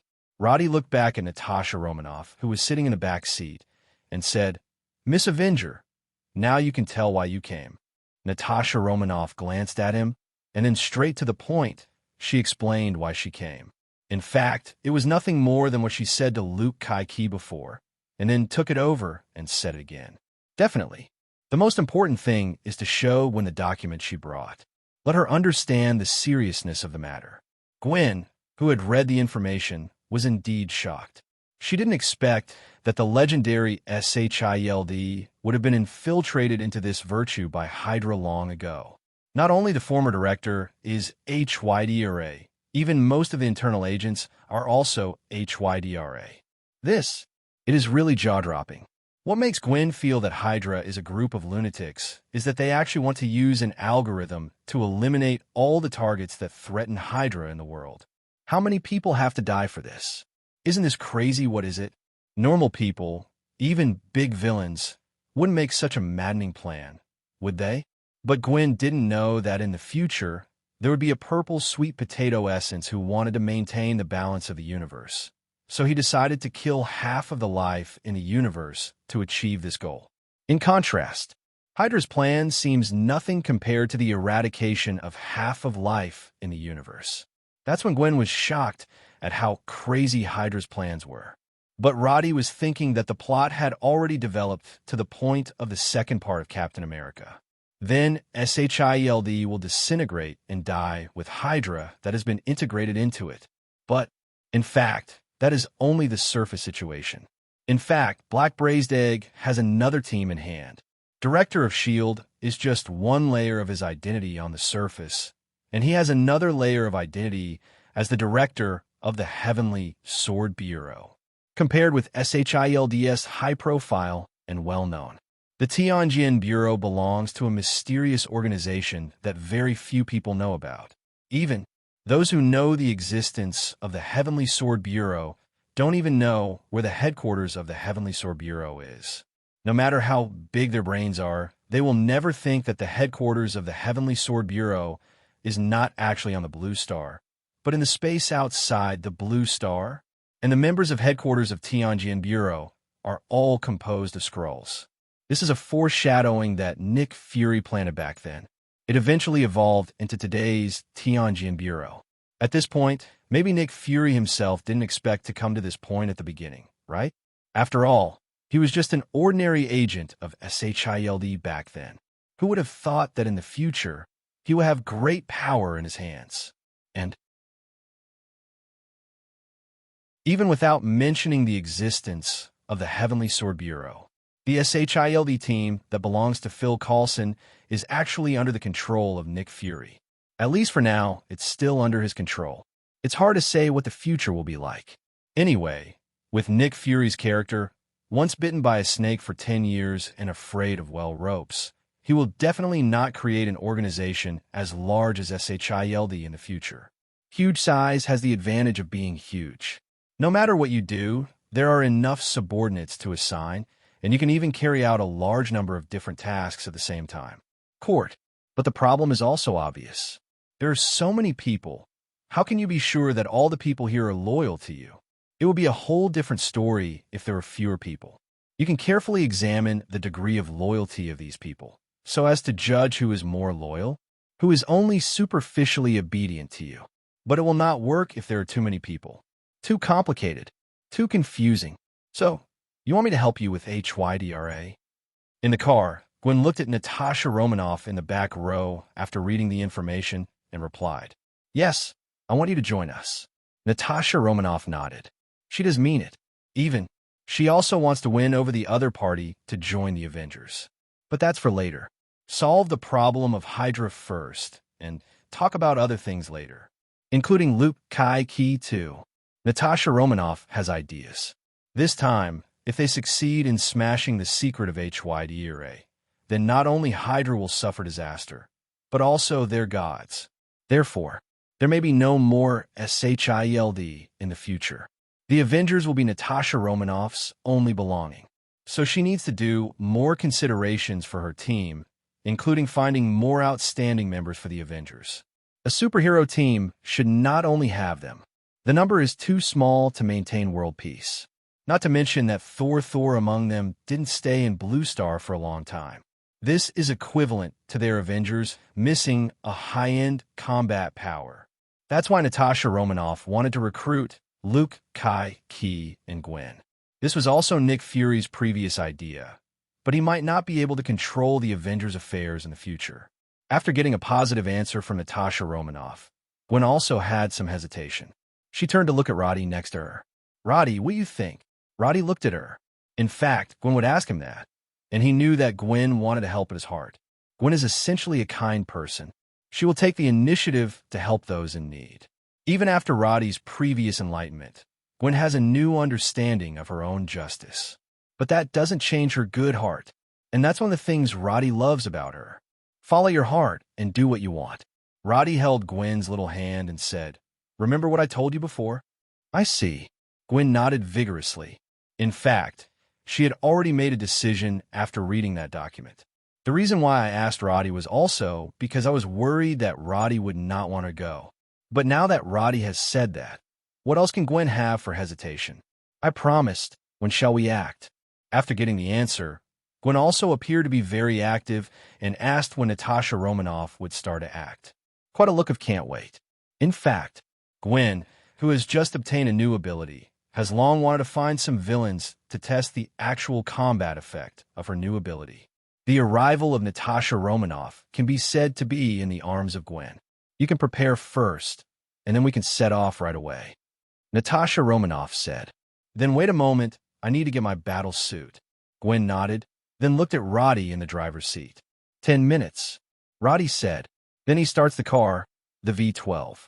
The engine exploded with strong power, leading the three of them towards the direction of the Paradise building at an extremely fast speed. 10 minutes later, Curry parked at the Paradise building. The three got off the car and took the elevator to the 66th floor. "You have pretty good security here." Natasha Romanoff observed the surroundings all the way and found that the security of this building was absolutely top-notch. Definitely, if it is her, it is not difficult to sneak in. But for ordinary agents, this place is already considered hell level. "Heaven Mansion," Roddy replied with a smile, and then said, "Sit whatever you want, just wait for a while." Natasha Romanoff nodded. He saw the red devil who was sleeping on his stomach and walked over curiously. In the bedroom, Roddy put a bracelet on Gwen's hand. "You can wear this suit from now on."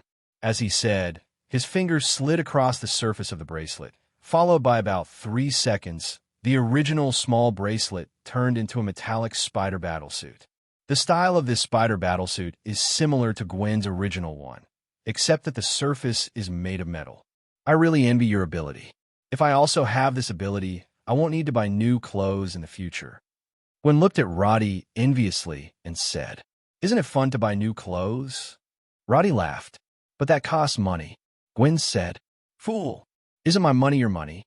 Roddy tapped Gwen's forehead lightly, making a clanging sound. "I'm not used to it yet," Gwen said.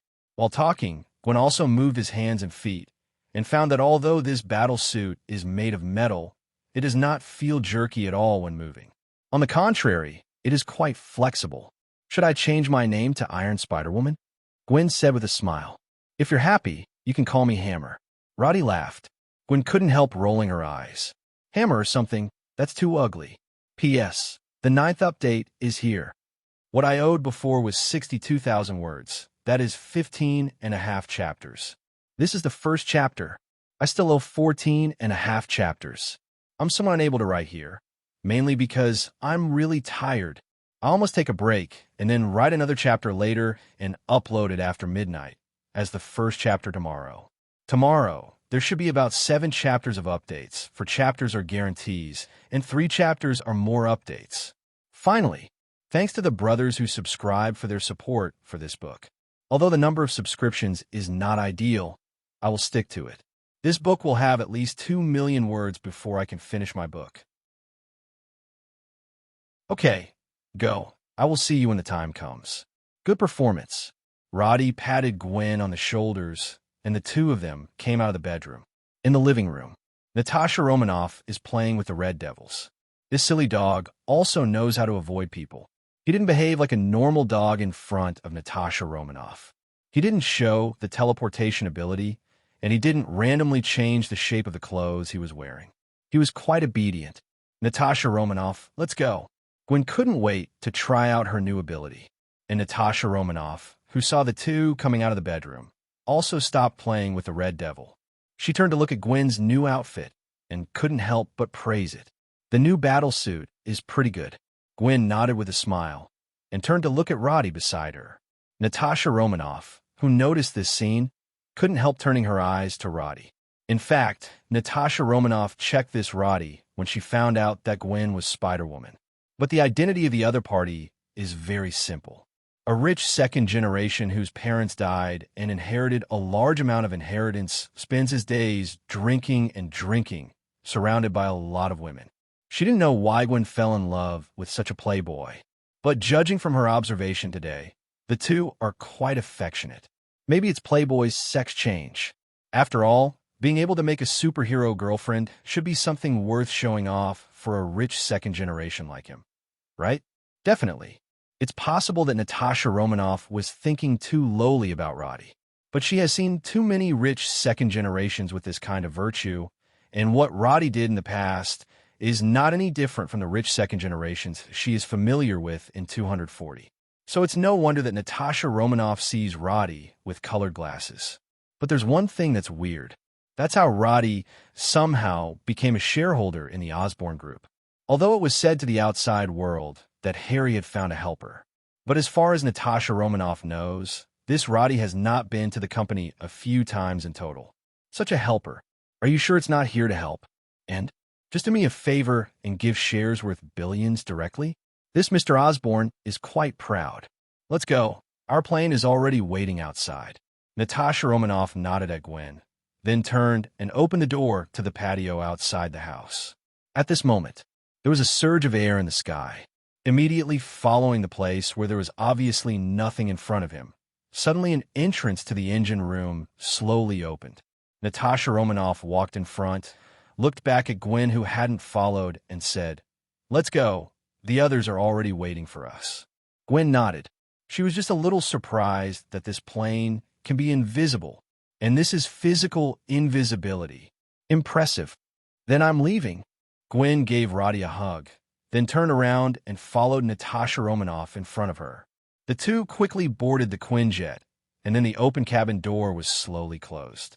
The air distorted, and the invisible Quinjet flew towards the distance, and the speed continued to increase.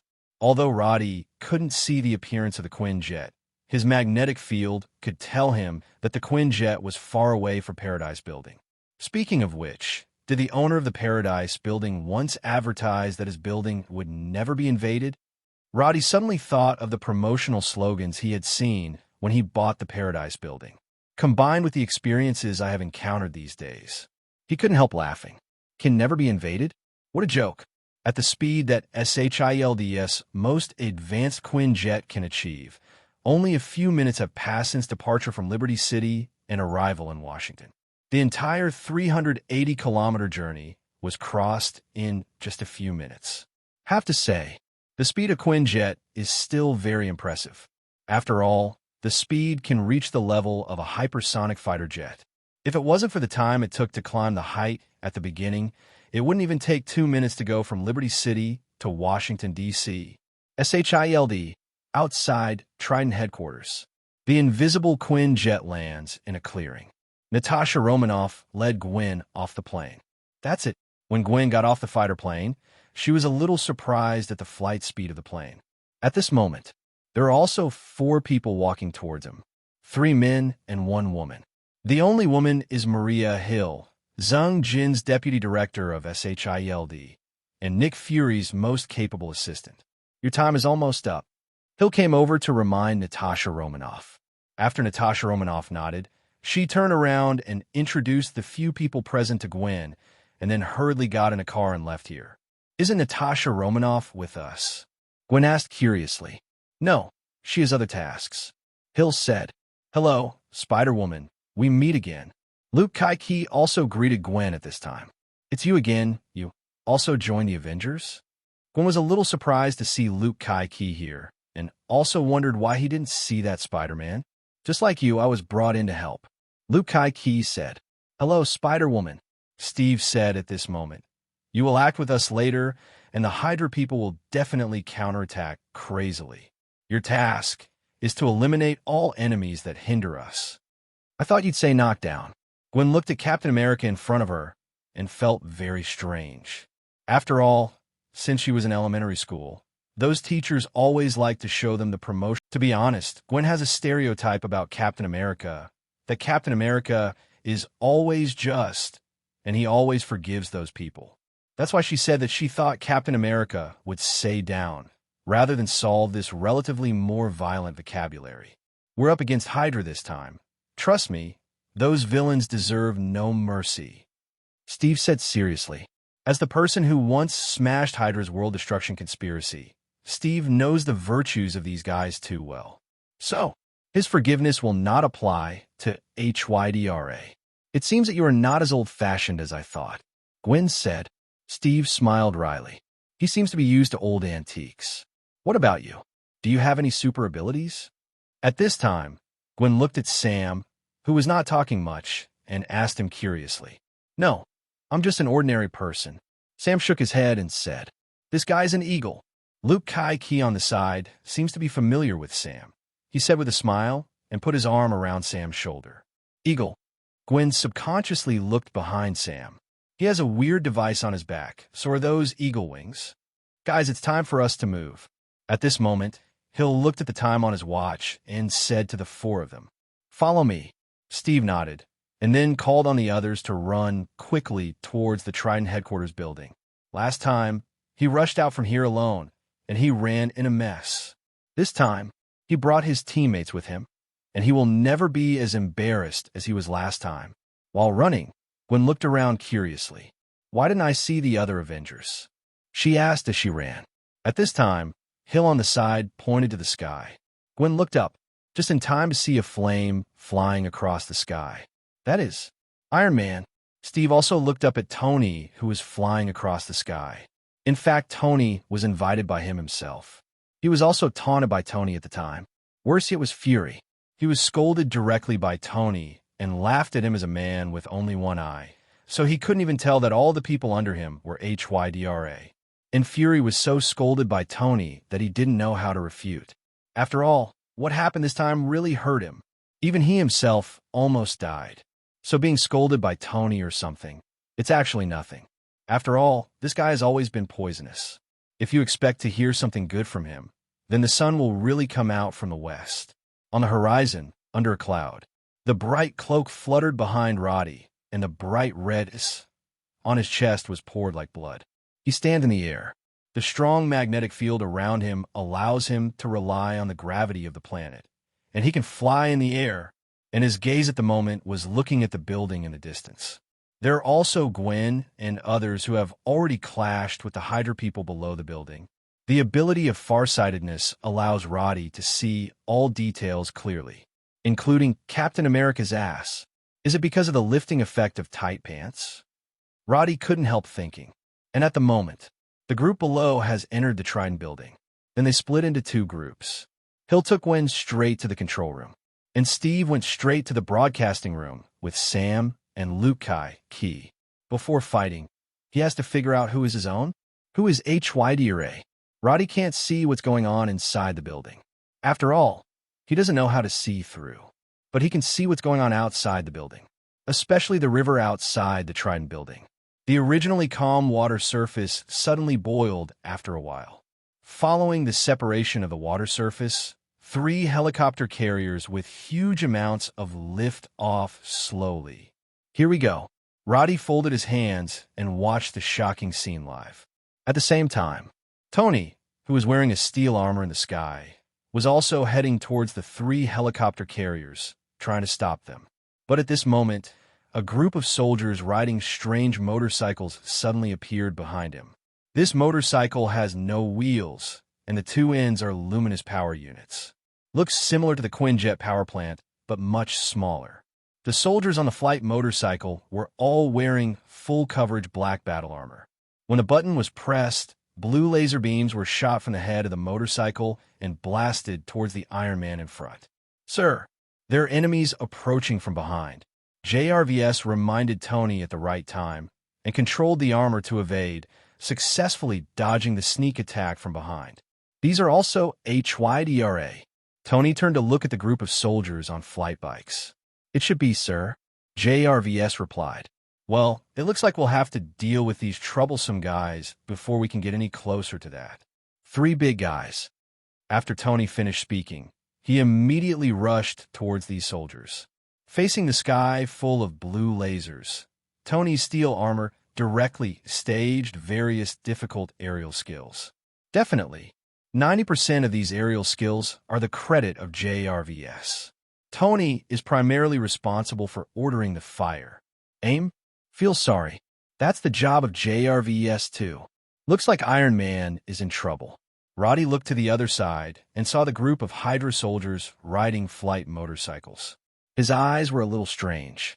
If he remembers correctly, these flight bikes seem to be developed by the Osborn group, right? But doesn't it mean that this thing is still in the experimental stage? How did it run to Hydra in the blink of an eye? Is this Hydra hacking Osborn? Or is there a secret cooperation between 4.8 Osborn Group and HYDRA? But no matter what, at this moment Iron Man was indeed in trouble. Although the final result has a high probability that Iron Man will win, the delay in the middle is enough for the 3 helicopter carriers to fly to an altitude of more than 10,000 meters. Steve, I'm in trouble here. What's going on with yours? The entangled Tony had no choice but to contact Steve and the others. Otherwise, if these 3 helicopter carriers reach the predetermined altitude, it only takes 1 minute. They can kill millions of people. Almost there. Steve responded quickly. While on the other side, in a special cell in the basement of the Trident building, Barton, who was bound and unable to move, was looking at the strange figure in front of him. I knew you would come to my rescue. Barton had pain on his face, but at this moment he was smiling.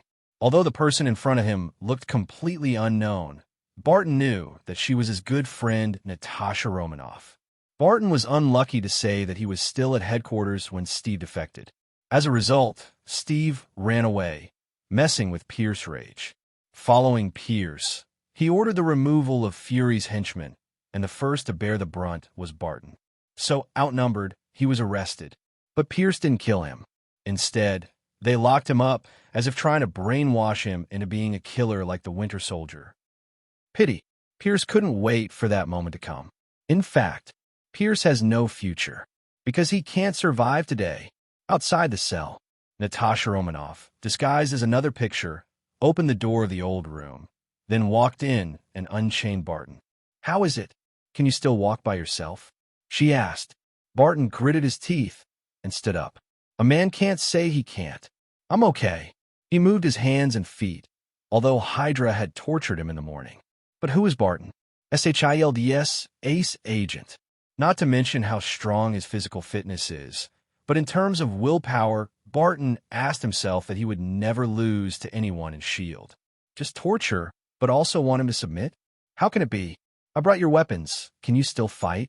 Natasha Romanoff led Barton out of the prison, then picked up a long box and handed it to him. Definitely. Without any hesitation, Barton reached out and took the box and opened it.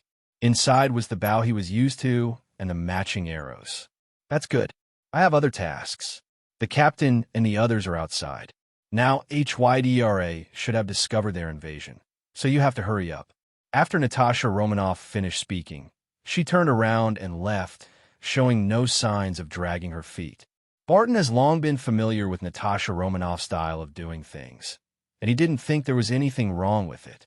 He picked up his weapons and equipment, put them on, and then gave himself a simple bandage before he was ready to go to the battlefield.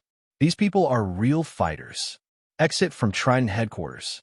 Steve and his men are charging. Opposite them is the elite of HYDRA. All of them are Zung Jin's SHIELD agents. But facing the charge of Steve and others, this group of Elite 12 of HYDRA can't stop them at all. Steve took the lead and rushed to the front. He used a shield to block himself. Obviously, such a small shield can only block the head and half of the body. However, as if some kind of curse had been placed on it, the attacks of those from Hydra were all aimed at the shield, and they didn't hit Steve's exposed legs at all. It is also a god. On the other side, Luke Kaiki also roared and rushed forward. He was different from Steve, without a magical shield, He could only use his powerful defensive body to bear Hydra's attack, rushed up against the hail of bullets, and then grabbed a Hydra soldier and threw it into the crowd. The fighting style is very wild and brutal.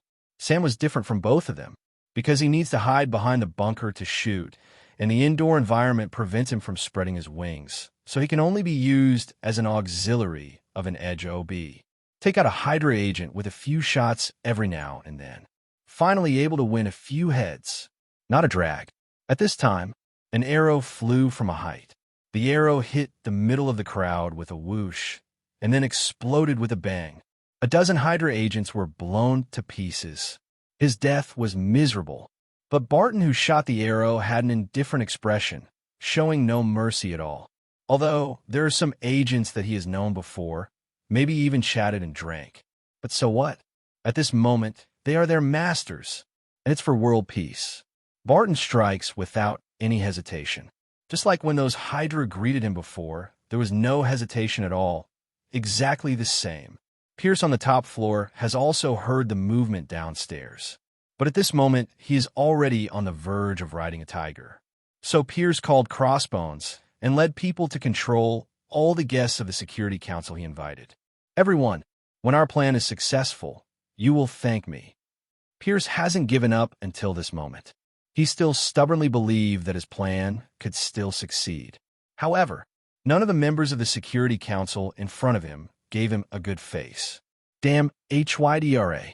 It's definitely not because of how righteous they were originally. In fact, if Pierce's plan worked in their favor, they could even turn a blind eye and act as if they didn't know anything. Pity. Pierce's plan is only good for HYDRA. God knows if any of them have been judged to be a threat to HYDRA. Even if not, the power and status they have now will be wiped out by this damn plan of HYDRA. That's why they hated Pierce so much and cursed at each other. Not for justice, just for myself. At the moment, Pierce, who was talking eloquently, didn't notice that there was a guy with strange eyes standing behind the group of Hydra soldiers brought by Crossbones.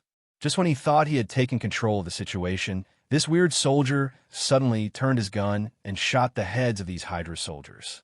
Crossbones was lucky and only got a shot in the shoulder. After all, he is not an ordinary Hydra agent, and his strength is not weak. But even so, facing the muzzle pointed at himself again, Crossbones is sitting on wax. Boom! Another shot. Crossbones instantly fell to the ground, motionless. At this time, the Hydra soldier also reached out to wipe her face and then took off a light and shadow mask, revealing her original face. Natasha Romanoff, it's you. Pierce looked angrily at Natasha Romanoff, who was pointing the gun at him. He was already sure of winning, but in the end he ran out of this woman. Damn it! If he knew earlier, he would have secretly dealt with this hateful woman long ago. However, Pierce had no chance of changing that. Being pointed at gunpoint, he could only pretend to be calm and fool Natasha Romanoff, hoping that this would be effective. Pierce obviously underestimated Natasha Romanoff's determination to atone for his sins, and Natasha Romanoff was simply unmoved by Pierce's tricks. Soon, she called up the core database on the central computer of S.H.I.E.L.D. It's just that the database requires 2 agents with 10th level permissions to open, and Natasha Romanoff does not have this permission. Pierce has it, but he alone can't open it. It's useless. The encryption technology of this database can't even be broken by Stark. You are useless. Pierce smiled smugly. At this time, the sound of a helicopter's propeller suddenly came from outside. Then Pierce turned around and looked over. His face darkened instantly. But the person who walked in had a much darker complexion than him. Long time no see. It looks like you're doing well. Fury looked at the old friend and old boss in front of him. To be honest, he was heartbroken. Each other betrayed their friendship. Although friendship is a bit ridiculous for an agent. But Fury really sees Pierce as his friend. Pity. He did not cherish this friendship. I sent you flowers. Did you receive them? Pierce mocked with a cold face. Suspended animation. This nigger faked his death. Pierce roared inwardly. Then Natasha Romanoff pressed on the screen and aimed one eye at the scanning port. On the other side, Fury also took off his blindfold, revealing the blind one eye. I have clearly canceled your permission. Pierce growled when he saw it. He struggled hard, but his strength was far inferior to that of Natasha Romanoff. So, I made a backup, Fury said flatly. In fact, he alone has 2 10th-level permissions. Pierce just canceled one of them. Who would have thought that as blind, I actually had field-level authority? This is also Fury's backup preparation based on the idea of keeping everything in one hand. Didn't expect it to come in handy today. It didn't matter how much Pierce yelled. The database was opened, and all confidential information in SHILD was released. It's over. SHILD is over. Pierce's Hydra is over too. Just when Natasha Romanoff and Fury had already settled Pierce, the battle downstairs had just entered a heated stage. Hydra is still desperately resisting. They dispatched all the power they could use, try to prevent Steve and others from rushing out of the building. Even 6 strengthening people were included. 3 centipede warriors. 3 desperate fighters. These are the last remaining strengthening members of Pierce's Hydra team. After all, Roddy had killed 2 of them last time. This kind of strengthening person is not easy to cultivate. Neither Centipede Serum nor Extremis have a 100% success rate. Even their failure rate is actually higher than the success rate. So, even though Hydra wanted to cultivate more strengthening people regardless of the cost, in fact, only 8 people were successfully cultivated in the end. And at the moment, the 6 strengthening people did cause a lot of trouble for Steve and the others. Just when Steve and the others were blocked, Gwen, who had been acting with Hill before, finally arrived at the scene. As soon as Gwen arrived, she couldn't wait to rush to a strengthening man. Her cobweb stuck to the ceiling, and she jumped down from the 2nd floor, swinging on the swing in extremely fast speed, kicking a desperate soldier flying. "Go help others. Leave this to me," Gwen said to the back without looking back. Barton, who was hiding behind a bunker, glanced at her, wondering why this Spider-Woman changed into a battlesuit. But now is obviously not the time to ask these questions. He nodded and turned to help the others. "Don't even think about leaving. Your opponent is me." Gwen dodges to stop the hopeless warrior on the opposite side and punches him, and instantly a magma-like energy flow appears in the hit part. The desperate soldier was blown away by Gwen's punch. He slid backwards and slid 6 or 7 meters before stopping, then shook the neighbor next door and looked at Gwen on the opposite side with a sneer. "Did you not eat?" Extremis started talking 690 trash, and Gwen didn't bother to talk to him at all, so he just rushed up and was beaten up. Extremis also fought back frantically. However, all his attacks were blocked by Gwen's arm, and the fist hit Gwen's arm, but it seemed to be weak, and he couldn't even shake it a little bit. "How weak? Is your strength only at this level?" Gwen shook her head disappointed. The strength of this hopeless warrior is too weak, and there is no way for her to absorb much energy when attacking. At this time, in the distance, a Hydra soldier took out a new bazooka from a box. As the button was pressed, a rocket with blue flames blasted towards Gwen and the desperate soldier with a bang. "Fack, do you even want to kill me?" The desperate warrior let out a desperate roar. If it is an ordinary rocket, he is naturally not afraid. With Extremis, he can quickly grow back even if his limbs are broken. But the problem is that this rocket is developed by SHILD with reference to Chitauri's technology. It is amazingly powerful and has a strong tearing effect.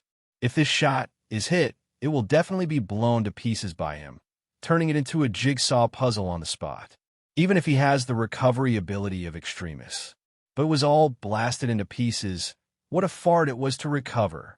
Just when the hopeless soldier was feeling desperate, he was surprised to find that the Spider-Woman in front of him actually ran towards the rocket on his own initiative. "Let me," Gwen yelled and stood in front. "Extremis? Is this the superhero? That's great." For a moment, he even wanted to turn his back on the dark. But the next second the rocket exploded. Even though Gwen stood in front, the hopeless soldier was not spared and was blown to pieces on the spot. Fortunately, because of Gwen blocking him in front, at least he wasn't blown to pieces, even barely alive, but not long to live. But he was still touched by Spider-Woman's dedication to self-sacrifice. Just when he was moved to tears, he saw a mass of blue energy shrinking in front of Spider-Woman and was finally absorbed in her body directly by her. What's the situation? What about dedication? That's it. This hopeless soldier looked dumbfounded. That didn't come up in one breath, and I burped on the As soon as Gwen turned her head, she found that the extremist soldier had already belched. He shook his head regretfully. No matter how small the mosquito legs are, they are still meat. At least one that provides a little energy. At the same time, the HYDRA soldier who fired the rocket was also dumbfounded. He looked down at the launcher in his hand, wondering if there was false propaganda in this thing. Otherwise, how could a weapon that claimed to be able to blast and kill strengthening people be blocked by this Spider-Woman without injury? And it's not just as simple as blocking it. This TM was directly absorbed. Hydra soldiers do not believe in evil. He picked up another rocket and loaded it, then aimed it. There was at least 5 or 6 seconds in between. In fact, if Gwen wanted to, he could stop the opponent from continuing to reload ammunition in a second. But Gwen didn't do that. She even watched the other party aiming at herself expectantly. Is she hurt? Seeing Spider-Woman who didn't try to stop him, the Hydra soldier couldn't help thinking about it. It seems that he blocked the attack without injury, but in fact he has suffered internal injuries and cannot move? Good. That's for sure right. The HYDRA soldiers who succeeded in brain supplementation couldn't help being a little excited, because he's going to kill a superhero with his own hands soon. What a great honor this is. Even the Winter Soldier couldn't do it, and he, an ordinary Hydra soldier, did it. Does this mean he's stronger than the Winter Soldier? What is this guy doing? Gwen looked at the Hydra soldiers who suddenly became dazed and couldn't help feeling a little dissatisfied. Hurry up. I was still in a hurry to help others. Fortunately, this Hydra soldier did not keep Gwen waiting too long. Next second, another rocket hit Gwen with a blue tail flame. Careful. Not far away, Luke Kai-Ki, who happened to see this scene, shouted loudly. Don't come here. Gwen was afraid that Luke Kai-Ki would come and get in the way, so she yelled at Luke Kai-Ki and took the initiative to meet the rocket. Luke Kai-Ki. Did Spider-Woman suffer a head injury? He who hadn't seen the previous scene couldn't understand the logic of this behavior at all. Barton, who is an archer in the distance, has actually noticed Gwen's abnormal behavior just now, and also saw the scene where she seemed to absorb the energy of the rocket explosion. When did Spider-Woman have this new ability? Barton was curiously thinking while drawing the bow and shooting the arrow. Bang!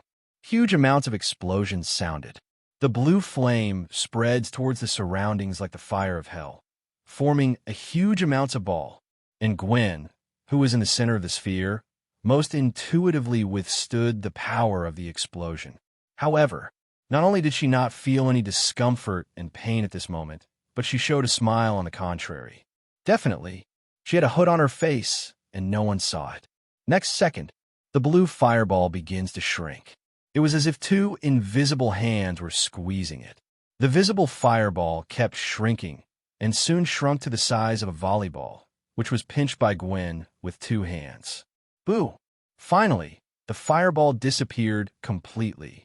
The last bit of energy was also absorbed by Gwen. She felt warm all over, packed with explosive power stronger than usual. Gwen couldn't wait to try to release this power, so she looked around and finally found a suitable target. Let me! She yelled and rushed up. The flustered look made Steve a little dumbfounded. After all, he is still a child, thought Steve. But at this moment, boom! There was an explosion. The extremist soldier who was punched by Gwen was blown to pieces. The blue energy exploded violently in the body of the desperate soldier. Even with the physical fitness of the desperate soldier, he couldn't hold it. Then, he burped on the spot, and seeing the effect of this scene, Gwen also smiled. Very happy. The main reason is that the energy of the explosion has already evaporated the blood in the desperate soldier's body in an instant, so the scene is not very bloody. Otherwise, Gwen might not be able to accept it. Are all girls this violent? Steve looked at the extremist soldier who was blown into fingernail file-size fragments and subconsciously took half a step back. Captain, are you okay? Gwen asked back then. Steve shook his head quickly. Fine. I'm fine at all. You hurry to someone else's place. Gwen, who saw Steve shaking his head, didn't think much and rushed to the next. The remaining 4 strengthening people were quickly solved by Gwen in a similar way. No matter whether it is the extremist warrior or the centipede warrior, no one can stop Gwen's light punch. Guaranteed to explode into a puzzle on the spot. In the sky, the 3 helicopter carriers have already flown to an altitude of 2,000 to 3,000 meters. Meanwhile, Tony was still trying to shake off the Hydra soldiers on the flight bike. However, there are many opponents. There are 20 or 30 of them. At this moment, he even regretted blowing up those steel armors so early. If they were still there now, I wouldn't be in such trouble. It seems that the Iron Legion's plan is imperative, Tony thought, but this time he definitely won't build so many expensive steel battle armors. The cost of one of those things is as high as hundreds of millions of dollars. That is, the dozens of planes he blew up back then were worth billions of dollars. The most inhumane firework in the world is probably far inferior to him. In Tony's vision, the real Iron Legion should be a robot that does not require manual driving. It only needs to be controlled by JRVS to form a huge army. In terms of quantity, it's almost limited to a few hundred, calculated based on the cost of a steel soldier at $3 million. Even if it's 300, it's only 300 million, equivalent to 3 iron armors. Simply cheap, definitely. Subsequent maintenance and other supporting maintenance equipment also cost money. So the cost is 3 million, and it may take more than 1 million for 1 year of maintenance. If it is seriously damaged in battle, it may cost 1 or 2 million yuan to repair it. But Tony has money. He doesn't pay attention to a mere 10 or 2 billion. Like Roddy said back then, once there's more money, it is really just a string of numbers. Captain, is your side all right? Tony contacted Steve and the others again. This time his tone was much more urgent than last time. In fact, the 3 helicopter carriers have already flown to an altitude of 3,000 meters. Further up, they may launch an attack at any time. Already here, Steve's voice rang in Tony's ear. He looked down. Sure enough, I saw a group of people rushing out of the Trident building. Those Hydra lying in ambush outside were beaten to pieces, and a person who looked like Spider-Woman punched the ground and blasted out a fan-shaped explosion area. Destroyed Hydra's fortifications in an instant. Is that Spider-Woman? Tony was dumbfounded. At this time, Falcon Sam, who has been unable to use it inside the building just now, finally has a place to use. The wings on his back spread out, and he flew into the sky with a whiff. Captain, do you need me to take you for a ride? He flew near Steve and said, Definitely. Steve didn't refuse. After all, he couldn't fly. Sam grabbed Steve's hands without saying a word, then dragged him and flew towards the sky. As for the others, come up. Natasha Romanoff arrived in a Quinn jet. When Luke Kai-Ki and Barton saw it, they immediately ran up. I'll try another method. Gwen didn't board the plane. After she yelled at Natasha Romanoff and the others, a powerful energy burst out from her feet. Bang! Bang! The ground beneath Gwen's feet exploded. A deep pit with a diameter of more than 10 meters was blasted out, surrounded by traces of the explosion. And Gwen also took advantage of the power of the explosion, soaring into the sky in an instant, and flew towards the sky. All the people on Quinn Jet watch her behavior dumbfounded. Just call her Exploding Spider in the future. Luke Kai-Ki complained. Barton on the side also nodded in agreement. Natasha Romanoff, who is also a woman, just rolled her eyes at the two. Exploding Spider? Thank you for thinking it out. Is it really okay for a girl to be called this nickname? Yo-hoo! Flying in the sky, Gwen shouted excitedly. Then when this thrust was about to disappear, Gwen released a burst of energy again and continued to push himself to a higher altitude. Awesome! I can fly, Gwen exclaimed excitedly. The horizon in the distance. Roddy used his farsightedness to clearly see Gwen's excitement. He smiled and took out his phone, zoomed in and zoomed in. Then a set of photos was taken. Let Gwen see for herself when it's over. Roddy smiled and thought, putting away his phone. After half a minute, Quinjet has caught up with the 3 helicopter carriers. But at this time, the Hydra soldiers in the helicopter carrier also launched an attack on them. The machine guns on the carrier opened fire on them. Even Sam and Steve, who approached here one step later, were attacked. Sam kept making difficult evasive actions in the air, dodging those incoming bullets. "Captain, we can't get close at all," Sam shouted. "Go help Tony first." Steve made a decisive decision and made a decision directly. "First help Tony get rid of those on the flight bike, and then we all deal with the 3 helicopter carriers together. This method is more secure, and they really can't get close to the target now." "Okay, understand." Sam immediately turned around and flew the other way. And Barton on the Quinjet at this time. He chose to fight back. Quinjet also has its own weapons. But compared to these 3 helicopter carriers, their little weapons undoubtedly look a little pitiful. At this time, Gwen is here. She rushed up directly against the attack of the 3 helicopter carriers. The bullets from the machine gun hitting her Nuaz not only failed to harm her, but also replenished her energy. Then, Gwen rushed onto a helicopter carrier without any hindrance.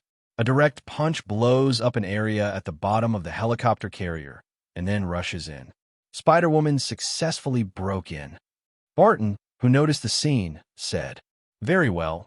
It seems that we only need to care about the remaining 2 ships." Natasha Romanoff nodded. But at this time, the 3 helicopter carriers had already flown to an altitude of 5 or 6 kilometers, although less than 10,000 meters. But at this distance, they can already attack the city below. An HYDRA in the 3 helicopter carriers couldn't sit still when they found that the enemy was approaching, and even one of the helicopter carriers had been invaded. They can't get in touch with Pierce. Without orders, they can only make their own choices. "Let's attack directly. Even if we die, we will drag millions of people to die together," said a Hydra executive. When the others heard the words, they also nodded in agreement. At this moment, their fate has been sealed. Since they know that they must die, with Hydra's madness, they will naturally want to drag more people to die with them. Order: target Washington Liberty City. Get rid of the people in these 2 places first. Hydra's top brass began ordering the attack. In this time bar, one of the helicopter carriers, however, suffered huge amounts of explosions. It's Gwen. She's wreaking havoc all over the helicopter carrier. Bang! In the flames of the explosion, a figure crashed into the solid metal wall and broke through the wall. Gwen opened her hands, and countless energies swarmed in with her movements and were absorbed by her. Subsequently, she waved one hand, and a fire dragon flew out of her hand, devouring the Hydra King soldiers in front of her. Where is the central control room? Gwen found herself lost. The helicopter carrier is too big. The division of internal regions is complex. She has been on a rampage since she came in, and she didn't know where she was for a long time. But although he couldn't find the direction of the central control room, Gwen also had a way to prevent the helicopter carrier from taking off. Since you can't find it, then just destroy the entire aircraft carrier. Gwen's solution is simple. If you can't find a place to solve the problem, then directly solve the problem originally. The entire helicopter carrier is gone. How can we carry out insight planning? As for the other 2, isn't there someone else? Gwen believed they could. We can't get past it. In Quinjet, Natasha Romanoff controls the fighter jet to dodge the oncoming attack. The increasingly intensive attacks made her tired of coping, and she couldn't get close to the 2 helicopter carriers at all. While on the other side, Sam took Steve to play bungee jumping. The 2 teamed up to help Tony destroy the remaining flight bikes and finally be able to free his hands. But now it's too late. The HYDRA in the helicopter carrier is already activating its weapon system, ready to eliminate millions of targets within the 2 cities of Washington, D.C. and Liberty City. By the time, although they are going to die, but at the same time, millions of people will die with them. And the death of millions of people is enough for SHIELD and the Avengers to be completely driven into the abyss. Originally, SHIELD was already dead. With the disclosure of confidential information, the entire SHIELD has been completely paralyzed. And now, with millions of casualties, even if the Avengers have been regarded by countless people as the most powerful superhero group on this planet, they will instantly become the object of everyone's disdain. Not for anything else, just because they failed to save these millions of people. Only this 630 is enough. Relatives of those who died, friends around them, and even unrelated passersby. They will all point the finger at the Avengers. Since the murderer is dead, they can't find any other Hydra either. Not to mention, will HYDRA, an evil organization, be afraid of cyberbullying? Only righteous heroes like the Avengers are afraid of cyberbullying. So at the moment the attack button was pressed, the Hydra executive could already imagine what difficulties the Avengers would face next. At least, they will also become street rats. #B. At least they can die in peace. As the weapon systems of the 2 helicopter carriers were activated. At the bottom of the helicopter carrier, the muzzles of black holes opened slowly. Densely packed, that's thousands of muzzles. The weapon loaded inside is capable of firing 300 rounds per second, and every bullet can hit a target accurately. One muzzle is 300 rounds per second, so 1,000 muzzles is 300,000 rounds per second. 2 helicopter carriers can kill 600,000 targets in 1 second. Millions of people? It only takes less than 10 seconds to completely solve it. This is Hydra's Insight program. Every second is a river of blood. Every second is a waste of life. What is that? Sam, who was flying in the air, suddenly noticed the gun ports opened at the bottom of the 2 helicopter carriers and couldn't help but exclaimed, "Shit, they want to launch an attack in advance." As soon as Tony saw this picture, he guessed what Hydra was going to do. Involuntarily, his complexion changed wildly. At the same time, this was also discovered by Natasha Romanoff et al. At Quinjet. Can't help being shocked and angry. Bang. The only helicopter carrier that did not launch an attack at the moment was still hearing explosions. Gwen is still working hard to implement the goal of destroying the entire aircraft carrier. She also didn't realize that HYDRA, who had jumped the wall in a hurry, was preparing to launch an attack in advance. The other side, Roddy, who has been watching and acting as an observer, also noticed the abnormality of the 2 helicopter carriers at this time. Hydra is really a bunch of lunatics. Roddy sighed. At this time, the only one who can stop all this is him. Like everyone else, neither was able to stop Hydra's mad plans in time. Gwen has this ability, but she's still on another helicopter carrier, completely unaware of what's going on outside. Iron Man and the others couldn't get close to the 2 helicopter carriers. Even if they rushed up at the moment regardless of their own casualties, it was already too late. Only Roddy has the ability to stop Hydra in time, save the millions of innocents who are about to die. As it happens, Eddie just signed in today and won a magnetic just in time to use it. I just plan to watch it for fun. Roddy shook his head helplessly. There was no way. Who told the following group of guys to be weak? He had to personally take action to turn the tide.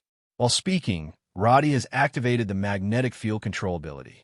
Level 2 magnetic field control is naturally far from being able to control 2 helicopter carriers, but don't forget that Roddy's ability has been strengthened 160 times by the system. Even if it is only level 2, the effect is stronger than that of level 4. It is a bit difficult to control the 2 helicopter carriers directly and violently, but Roddy can completely destroy the weapon systems inside the 2 helicopter carriers first. That is tantamount to abolishing the tiger's teeth and claws. What else can it do? Stretch out your hand and hold it with 5 fingers. In the invisible world, the invisible magnetic field surrounded the 2 helicopter carriers. Next second, just when those muzzles were about to fire, the weapon systems inside the 2 helicopter carriers suddenly exploded with a large amount of sparks, and then the hard metal was kneaded into a mass of scrap iron like plasticine. The muzzle flamed out and stopped before a single bullet could be fired. Even the machine gun that had blocked Iron Man and the others stopped. Tony and the others can finally get close to these 2 helicopter carriers. But at this moment, stop! Tony, who was flying forward, suddenly heard the reminder from JRVS and quickly shouted loudly, warning others to stop immediately. Just a second after his voice fell. Boom! The two helicopter carriers in the sky suddenly started to collapse from the inside, bit by bit. The picture looked as if a big invisible hand was crushing them. Tony and the others who had already approached watched helplessly as the two behemoths in the sky were crushed into a piece of scrap metal little by little. Explosions continued to occur inside the aircraft carrier. The screams of some Hydra soldiers can even be heard before they die. A few minutes later, where the two helicopter carriers in the sky, there are only two groups of huge amounts of iron balls left, floating in the sky so abruptly. Bang! Another explosion. This time it came from another helicopter carrier. A figure flew out from the half-destroyed helicopter carrier. The man threw out a cobweb while still in midair and stuck to the bottom of Natasha Romanoff's Quinn jet. The figure swings across the sky like a swing, then landed firmly on top of Quinn jet. Boom, boom, boom. Gwen tapped on the cockpit glass of Quinn jet's head, waving to Natasha Romanoff inside. Then she pointed to the two big iron balls in the sky over there, as if asking, "What are those?" And Natasha Romanoff in the cockpit spread her hands and shook her head, so that he did not know how to deal with these two things. Roddy looked at the big iron ball in the distance that did not fall under the control of his own magnetic field. That thing is essentially the extrusion of two helicopter carriers. Maybe if you dig it, you can dig out something valuable from it. But Roddy doesn't need to be. Forget it. Throw it into the sea. Roddy didn't think of any good solution, so he just chose to throw it into the sea. Anyway, the sea is so big. Sinking two big iron balls can only be regarded as a drop in the ocean. Think about it. Roddy manipulated the magnetic field and threw the two big iron balls into the sea.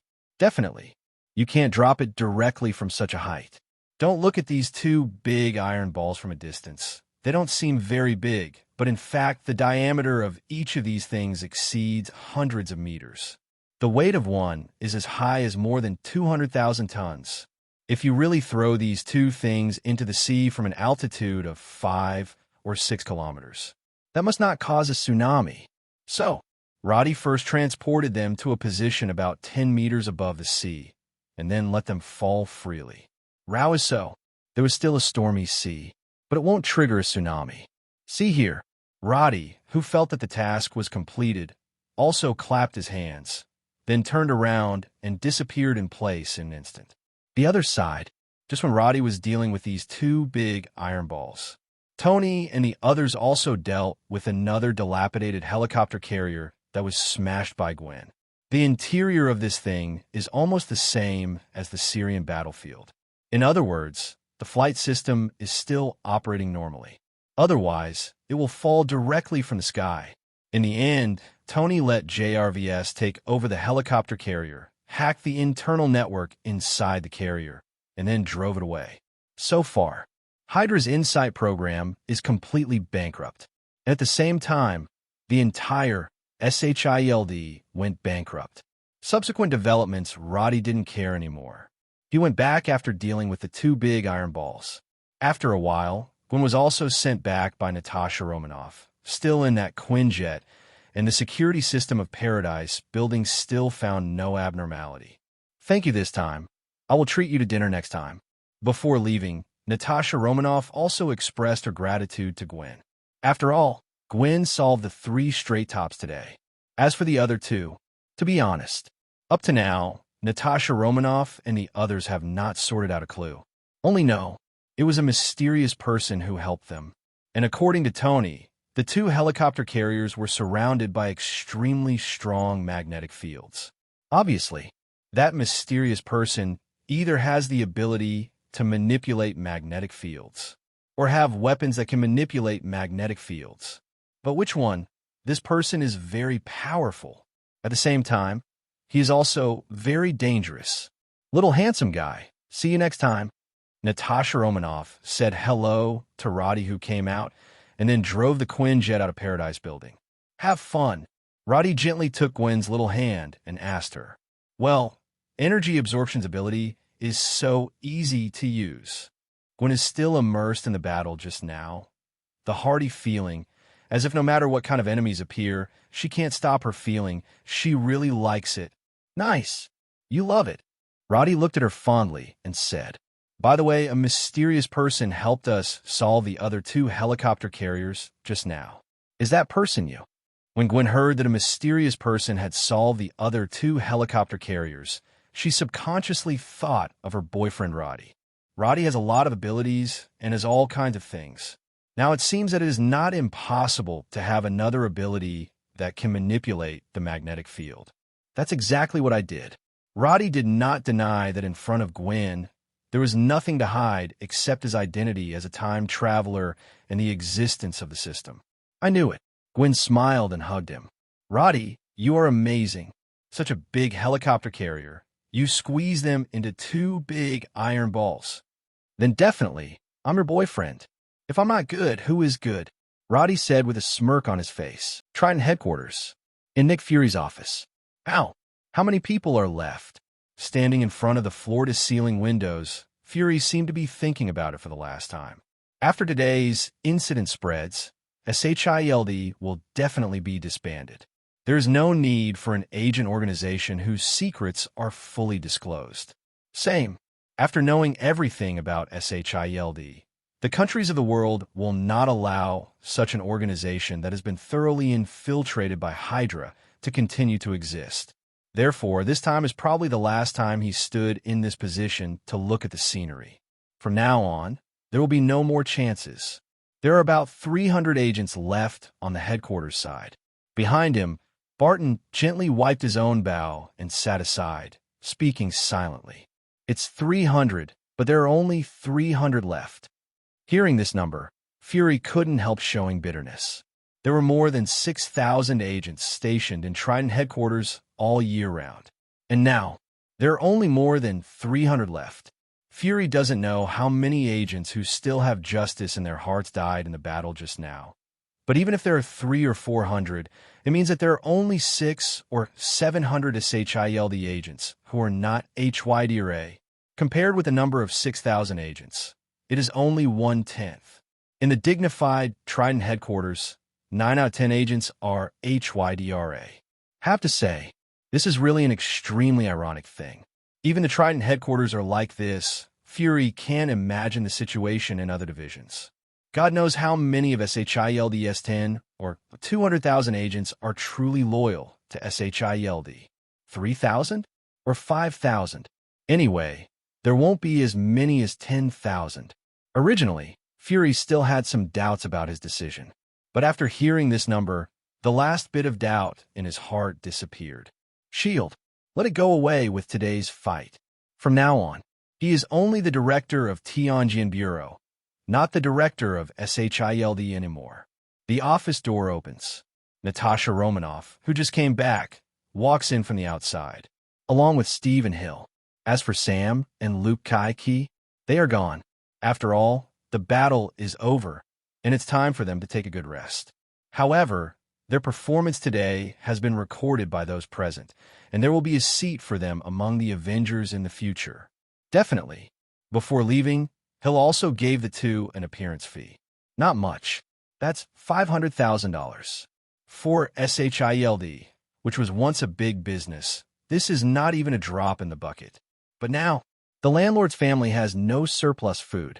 Even this money was transferred out before SHIELD's secrets were made public. Otherwise, they wouldn't even be able to figure out the money.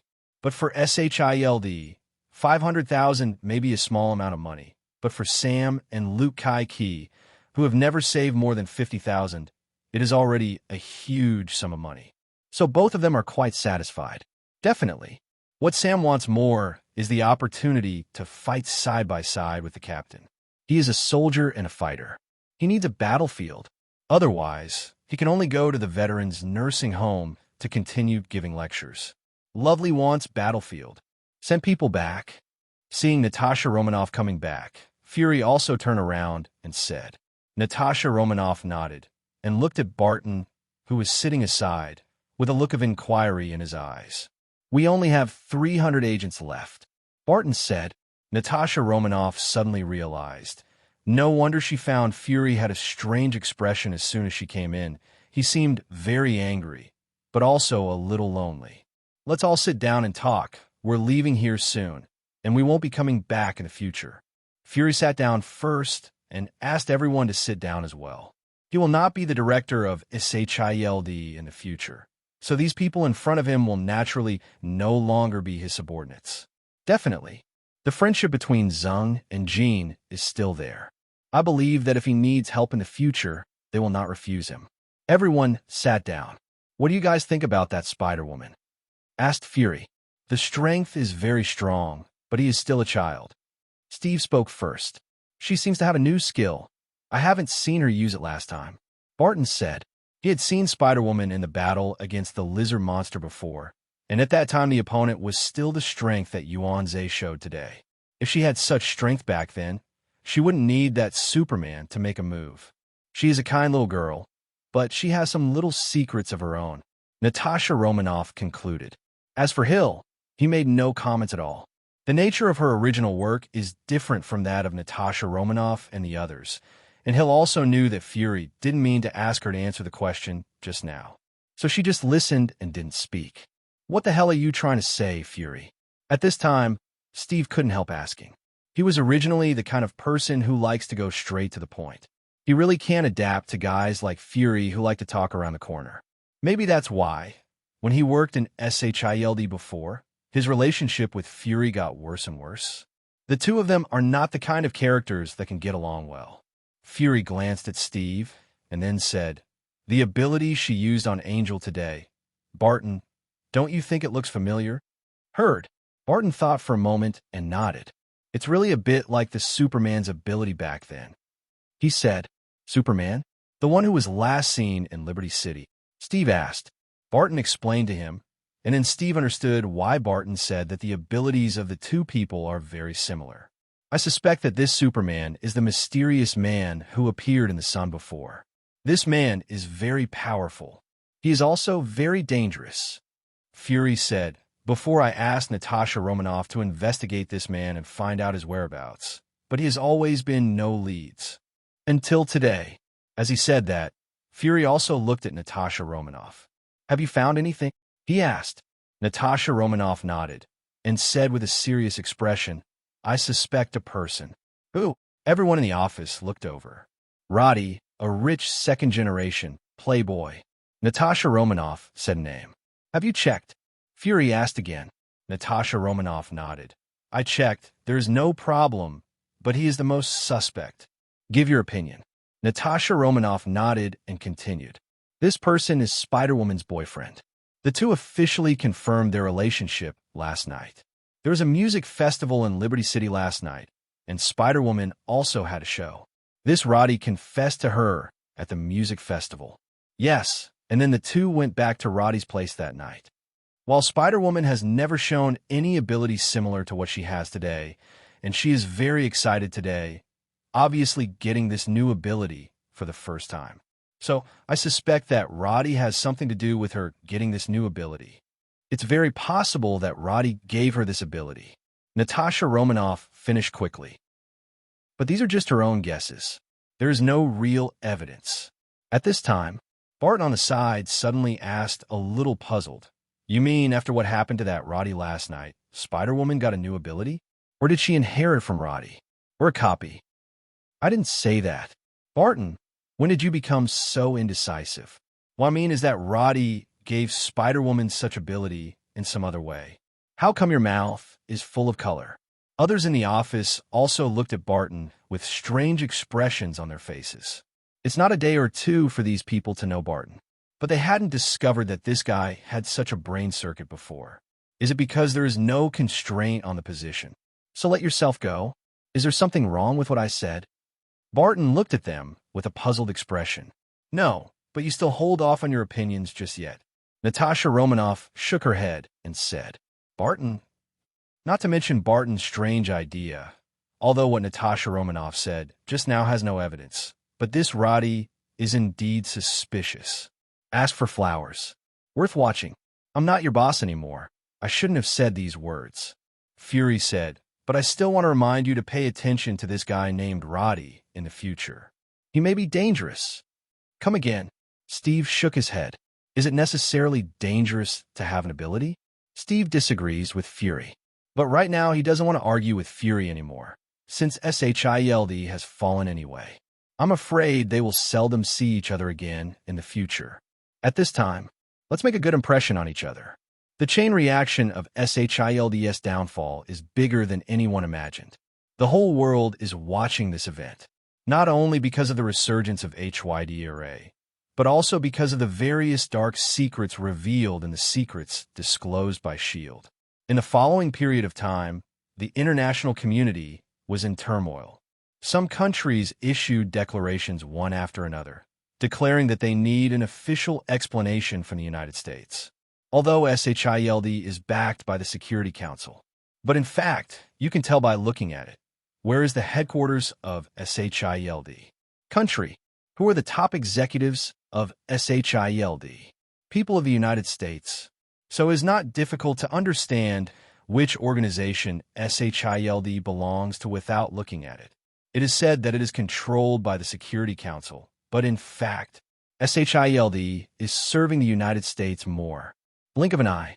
It has been 3 months since the collapse of SHIELD and the complete bankruptcy of Hydra's Insight plan.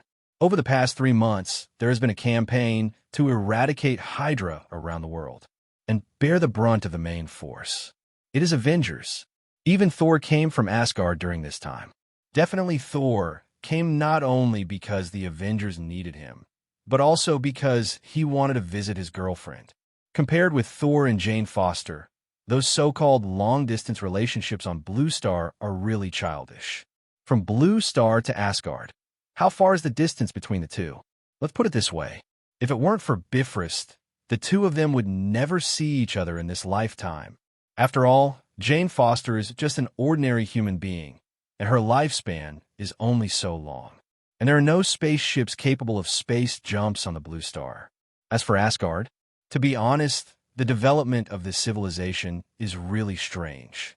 Obviously, the technological development in the universe is not low, and Asgard is a well-known civilization in the entire universe.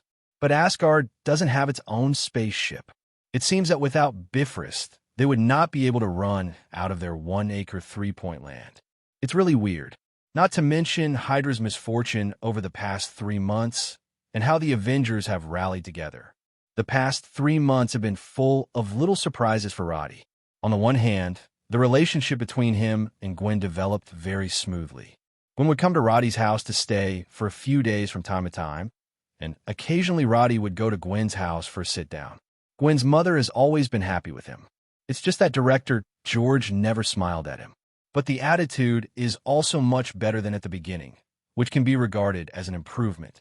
On the other hand, Roddy checks in the system every day and also obtains many interesting variant abilities. Most of them were broken down by him and used to improve those useful mutant abilities. But there are also some individual ones that he kept. It includes an alpha-level variant ability and 2 beta-level variants ability. A total of 3. Not too many, not too few. The main reason is that although some abilities look good, there are side effects of one kind or another. Roddy didn't look like he'd become weird, so I gave up those abilities and decomposed them. But what he can keep, or it's alpha level that doesn't have any side effects, or there are only some minor flaws. P.S. The 5th update is here. The previous short chapter was 14.5 chapters, so after subtracting this chapter, there are 13.5 chapters left. There will be 7 updates today, and there are 2 more chapters to add. Beg. The strongest mutant system. Character, Roddy. Sex, male. Age, 23 years old. Activated ability. Quick self-healing LV2, Delta level. Teleportation LV4. Alpha level. 100 times strengthening. Julie LV2, Delta level. 8 times strengthening. Hyperopia LV2, Delta level.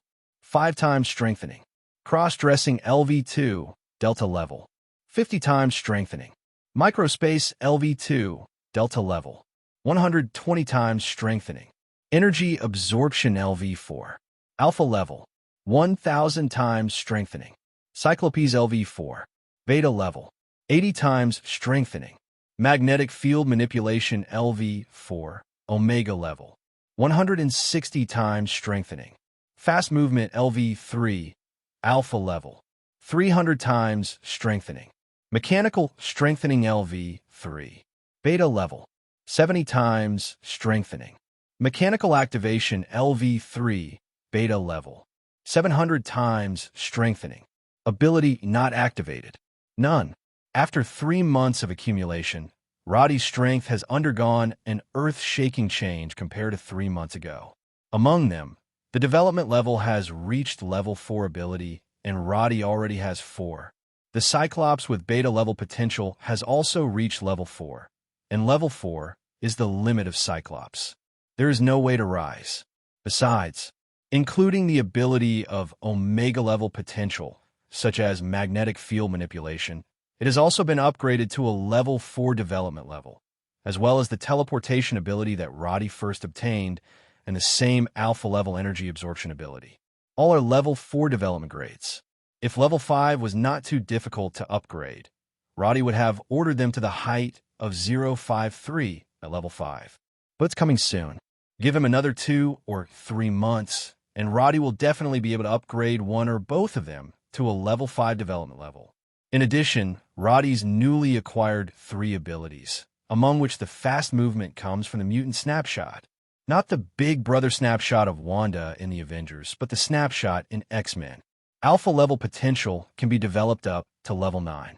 The fastest speed can reach 3,000 times the speed of sound. Amazing speed of 1,020 kilometers per second.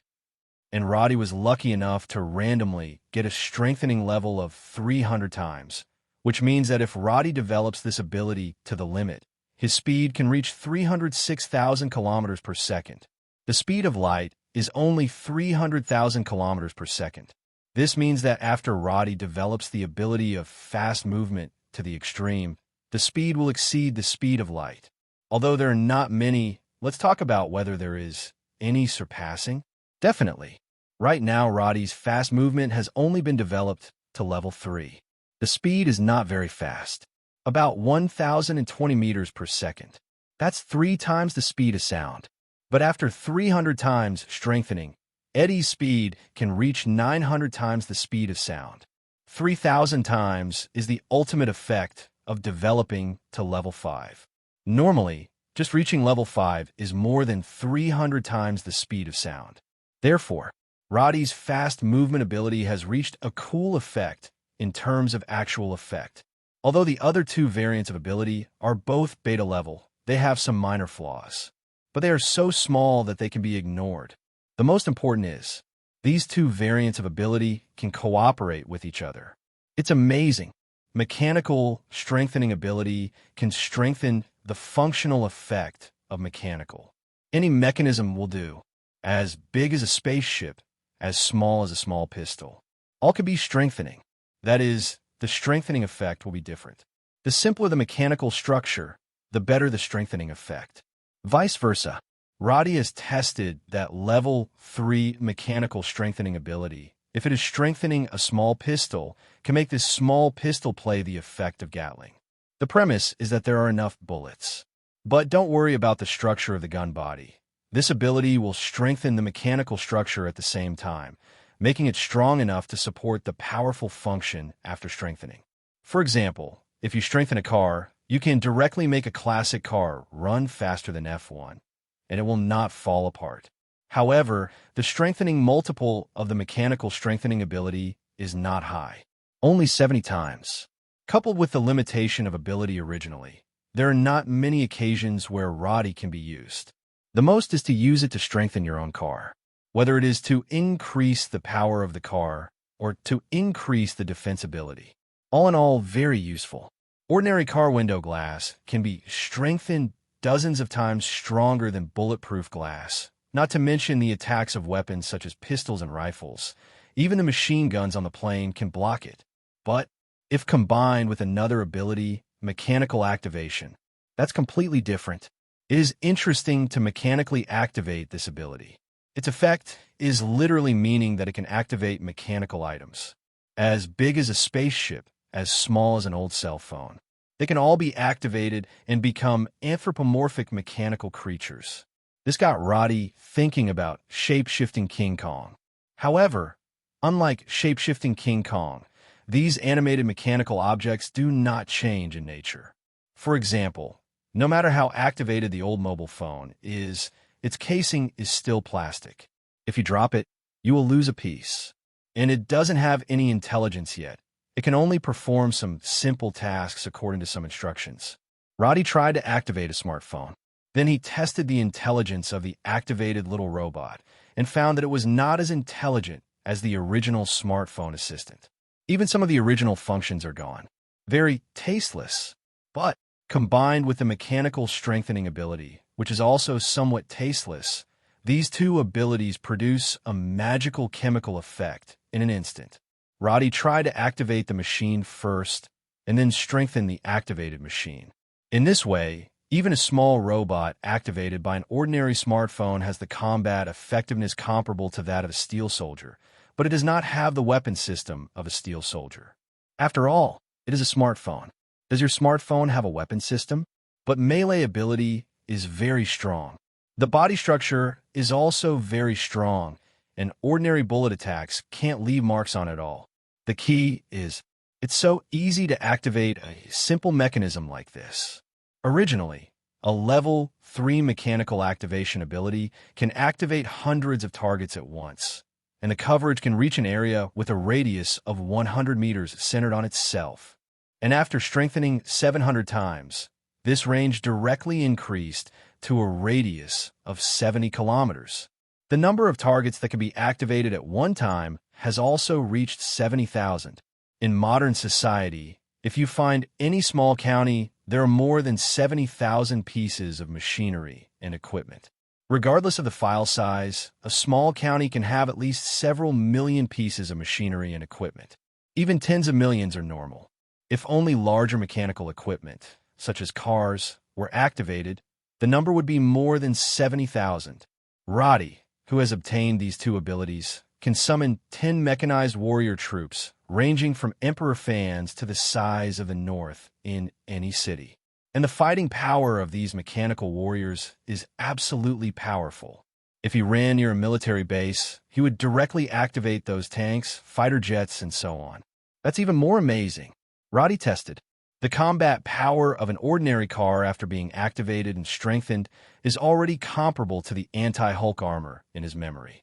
And if it's a tank, 10 times more violent version anti-Hulk armor? In a word, Hang exploded. Rio. After 1 o'clock in the afternoon, Roddy and Gwen, who had just had lunch at a local specialty restaurant, were walking down the street holding hands. During this period of Gwen's vacation, Roddy suggested that the two of them travel abroad together to see different scenery around the world. Rio is their second stop. After that, they will go to other different countries and regions to experience different customs. Since he came out of play, Roddy didn't just use the teleportation ability to take Gwen around the world in a boring way. On the contrary, he borrowed a private jet directly from Harry. The two will first arrive in a city in a certain country by private jet, and then they will drive a car for a car trip, wherever they go. Anyway, neither of them are ordinary people, not afraid of danger or anything. It has been the third day since the start of this journey. They also encountered a road robbery on the first day before. In the end, Roddy and Gwen didn't even need to do anything. The other Lee, who was also robbed, directly took care of the ridiculous robbers. Can you believe that they only used a few knives in the robbery? So poor that he didn't even have a gun and dare to come and rob? Isn't it ridiculous? But after that time, they never encountered any interesting and fun things. All the way to the second stop of the trip to Rio. The pair planned to spend 2 days in Rio before continuing on unless they took a cruise to Argentina. Then play there for another 4 or 5 days. Continue to board the plane and head to the next country. It seems that someone is racing a car over there. Let's go and have a look. Gwen saw many people surrounded in the distance and could hear the roar of the engine, guessed that someone was playing a street racing game. So she took Roddy and ran over. The two found a fountain and stood on the outer edge, just in time to see what was going on inside. The center of the crowd is a road. At the moment the road has been cleared, only 2 cars parked on the same starting line are ready to start. The 2 drivers are still talking trash to each other at the moment, but they're speaking the local language and speaking so fast that neither Gwen nor Roddy can understand what they are saying. But it sounds like it's quite noisy. Roddy, who will win in the end if you make a mistake? Gwen held Roddy's arm and tiptoed to look in, asking him. When Roddy saw it, he simply picked her up and let her ride on his neck, so that she could see the picture inside more clearly. For me, just guess the white car. Roddy didn't know those 2 drivers either. Who knows which of them has better driving skills? But at least judging by the momentum, the owner of the white car is more qualified. So he chose the owner of the white car. Then I'll guess the owner of the red car. Gwen was smiling and dangling, looking very happy. At this time, the game also started. The red car and the white car set off at the same time. The front of the car tilted high and rushed to the finish line with a burst of roar. But at this moment, a blue portal suddenly appeared in the middle of the road that had been cleared ahead.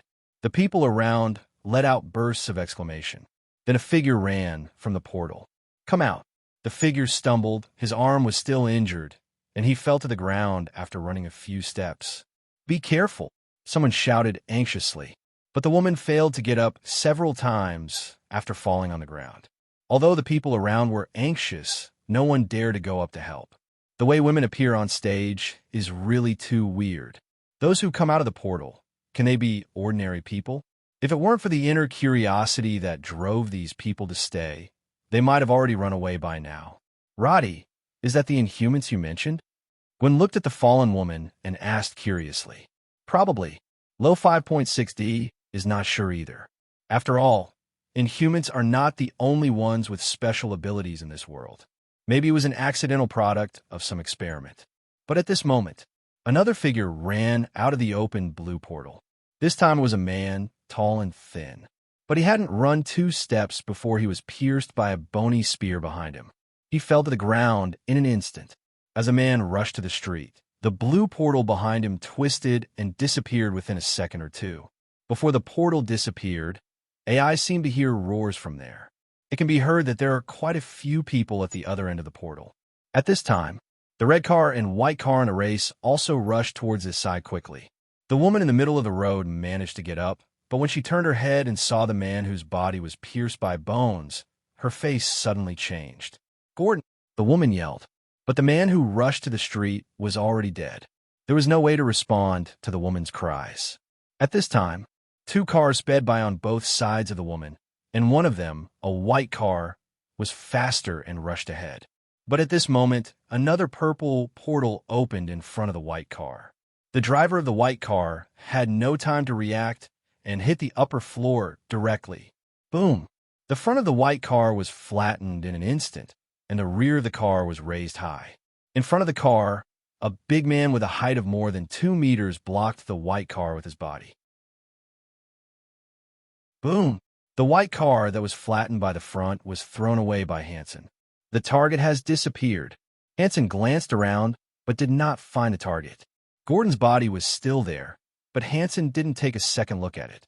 At this time, the surrounding onlookers also reacted, screaming and fleeing in all directions. Some people even took out their mobile phones to call the police, and some even took pictures of the scene with their mobile phones. For these ordinary people, Hansen didn't care at all.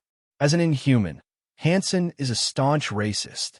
In his heart, ordinary people are just a group of weak bugs. Only their alien race is supreme. But no matter how good the race is, there will be some scum. For example, Gordon is turned into a corpse on the ground, and Daisy, who has gone to nowhere. Daisy is the daughter of their afterlife leader, the biological daughter. But this stinky girl has always had opinions on their ideas since she was taken to the afterlife, and this time she even stole the secret treasure of the afterlife and tried to escape. The essential. She also instigated Gordon, the traitor. If it weren't for Gordon, Daisy would never have escaped from the world. Her ability is Shockwave after all. This ability is very strong for attacking. But if it is for escaping, it is not her professional field at all. But Gordon is different. He is a rare space teleporter. He has the ability to open up space portals. In their afterlife, Inhumans with abilities like Gordon are also extremely rare, and each one has extraordinary significance. Did not expect. This time, Daisy even instigated one of them. Hansen used to have a good relationship with Gordon, and even admired Gordon very much. But after learning that Gordon has betrayed the afterlife, how much he admired Gordon in the past, how much he hates Gordon now. The other end of the purple portal.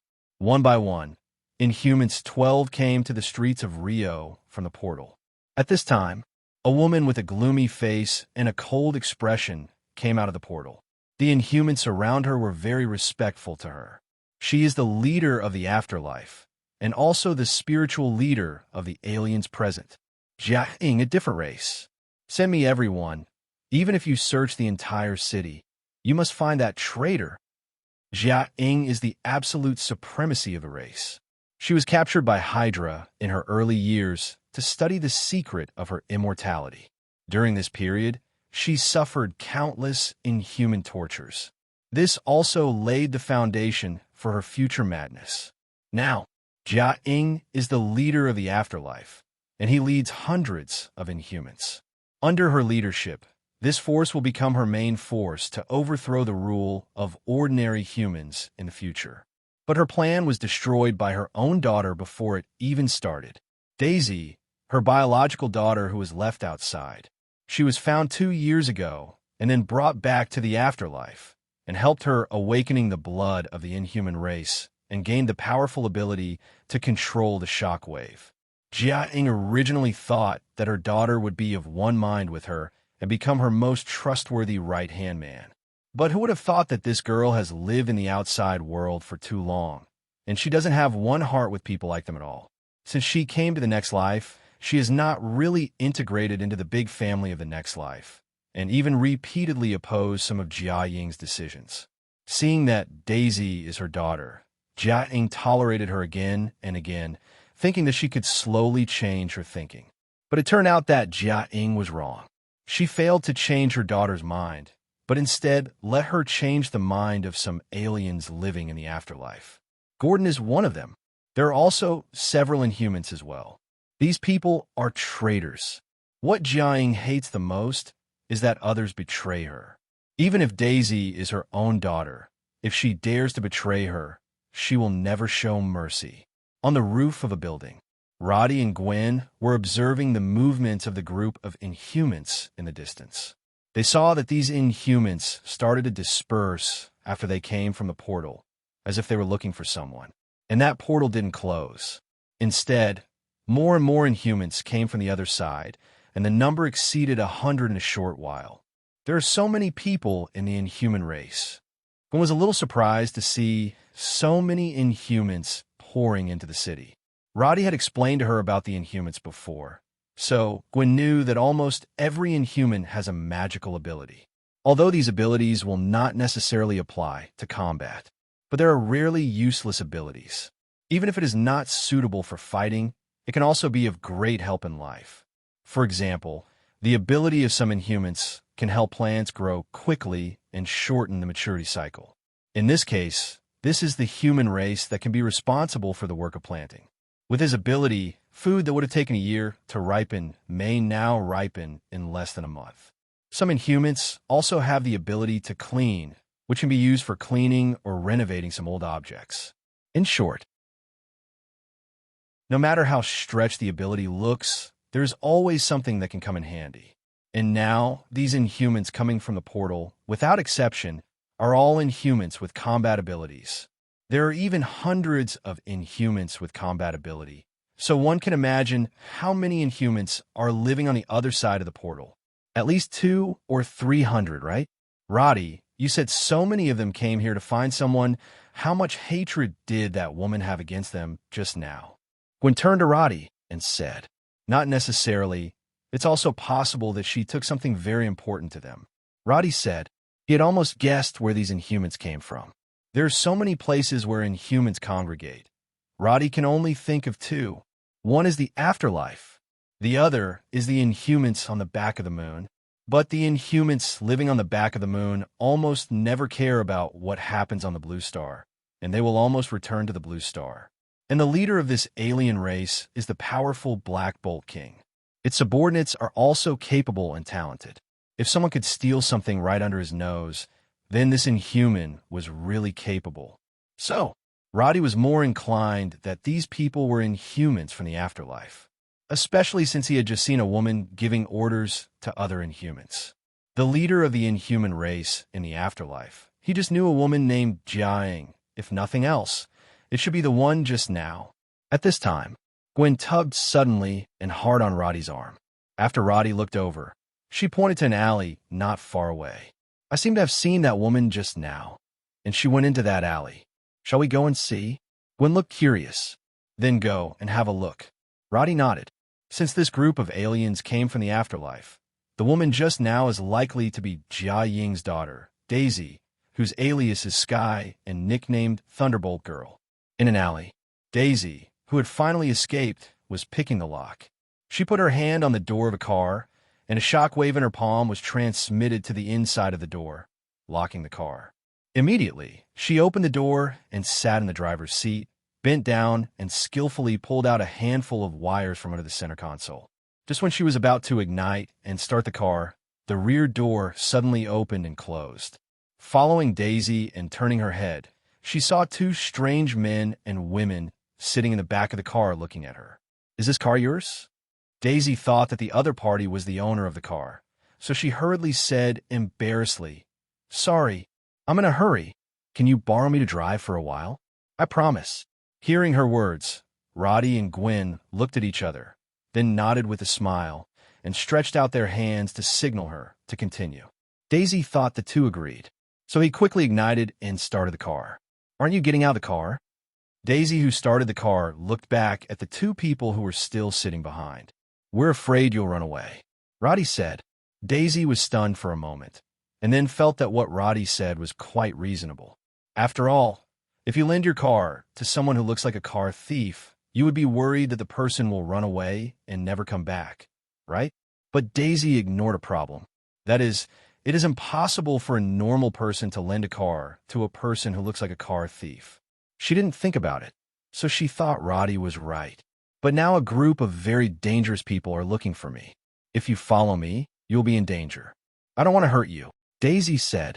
She didn't want to implicate innocent passers-by because of herself. The driver of the previous white car had already suffered an accident because of her. And Gordon. Oh, and those who ran away to cover her and Gordon. I don't know what happened to them. It's okay. We're not afraid of danger. You can continue. Don't worry about us. Just pretend that we don't exist, Roddy said with a smile. Daisy stared blankly at the two of them. No matter how flustered she was, she realized that something was wrong at this moment. So, she tentatively said, Is this car really yours? Gwen smiled and shook her head. No, she said. Daisy, so what did you nod just now? Get off, Daisy said sternly. However, Roddy and Gwen came here just to watch the fun and show. How could they get off the car? Seeing that the two were unmoved, Daisy also became anxious. I'm not kidding you. I'm really in danger. A group of terrible people are hunting me down, and they all kill without blinking an eye. Daisy tried her best to describe those people as scarier, but she didn't have a lot of vocabulary in this area, so she could only use words like killing people without blinking an eye to describe them. It's okay. I kill people without blinking an eye, Roddy said kindly. Actually, the 660 in my hand also has a lot of lives, although they are not really good people. Gwen followed up and added. Now, it was Daisy's turn to be dumbfounded. She really wanted to know what kind of strange pair she had met. Did they think they were joking? Is my expression not fierce enough? Or am I not acting anxious enough? Daisy, the more I think about it, the more annoying I get, and finally I don't think about anything at all. Stay as long as you like. Daisy planned to ignore these two guys with brain problems. She put on her seatbelt, put the gear on, and kicked the accelerator, and the car immediately drove towards the exit in front of the alley. Drive away. To be honest, Daisy's driving skills are pretty good. After all, she has supported herself outside since she was a child. In the past, in order to find her parents, she often drove a car from city to look for them. In the end, although she found it, she couldn't get her wish in the end. She always thought that after she found her family, the family would live happily together. Although there are occasional quarrels, when I wake up in the morning, it will be as if nothing happened. However, the reality gave her a slap in the face. What she thought was a beautiful family turned out that her father was a perverted murderer. Mother thought it was quite normal at first, but in the end, Daisy found out that she was actually a terrifying inhuman supremacist, and she was planning to destroy and subvert mankind all day long. Dominion over the planet. These discoveries make Daisy almost collapse. This is completely contrary to her ideal family. If she knew this earlier, she would rather not find her biological parents. It is better not to know for a lifetime than to lose faith. Thinking of this, Daisy couldn't help turning the steering wheel a few times angrily. Do you have any troubles? At this time, Gwen, who was sitting in the back row, asked her. Daisy glanced at Gwen through the rearview mirror of the car, followed by a moment of silence before speaking. If one day you find out that your father is a perverted murderer, and your mother is a lunatic who wants to destroy the world, believe me, you will only be more desperate than me. Is it so scary? Gwen stuck out her tongue, a little taken aback. Fortunately, her parents love her very much, and she's not some crazy person who wants to destroy the world or murder. The car was driving rapidly on the streets of Rio. Many people in the city don't know what happened, and they're still continuing their normal lives, but those people who were scared away before are now spreading everywhere about the strengthening people they saw. Not many are believable. Some people posted the videos or photos they took on the internet, but it will take time for the incident to ferment. Therefore, it has not caused any repercussions at the moment. In the car, Daisy seemed to have been opened up, telling Roddy and Gwen about her miserable life. From childhood, I kept changing foster families one by one. After growing up a little, he began to wander around, looking for his biological parents. Finally, the biological parents were found. The result was even more disappointing. Daisy's life is like a novel that makes people feel desperate after reading it. It is a tragedy from the beginning to the end. And through Daisy's narration, Roddy also found that she was not invited by Phil Coulson to join Phil Coulson's special team, nor did she participate in any high tide organization, but was met by her father, Mr. Hyde, before that. Then he found his mother, Jia Ing, through Mr. Hyde. The process was clearly going much smoother than Roddy knew. But the result didn't change at all. Still miserable. Sister Daisy is too pitiful. Women are all emotional, and now after hearing Daisy's story, Gwen's eyes were already red with emotion. She took Roddy's hand and secretly wiped away tears. Roddy hugged her comfortingly, stroking her soft hair gently. But Daisy, who saw this scene through the rearview mirror of the car, felt even more uncomfortable. Love? She wants it too. Daisy just turned 20 this year. People of the same age as her are still in college at the moment, which is the best time to fall in love. But Daisy had no time to think about these things because she wanted to find her biological parents and find her ideal family since she was a child. So Daisy, who had never been in a relationship before, couldn't help feeling envious and uncomfortable when she saw this scene in the back row of the car. It felt like my heart had been stabbed several times with a knife. Too painful. WWW. At this time, a light curtain suddenly appeared in the sky outside the car. The light curtain formed an arc and enveloped half of the city. Daisy, who was fleeing the city in her car, immediately slammed on the brakes and stopped after seeing this scene. Gwen moved away from Roddy and asked, "It's Sheldon." Daisy spoke with a serious face. Sheldon? Roddy feels as if he has heard of this name somewhere. Is it some little genius? But the Sheldon Daisy was talking about was certainly not the one Roddy knew. Sheldon? What did he do? Gwen asked. Daisy then opened the door and got out of the car.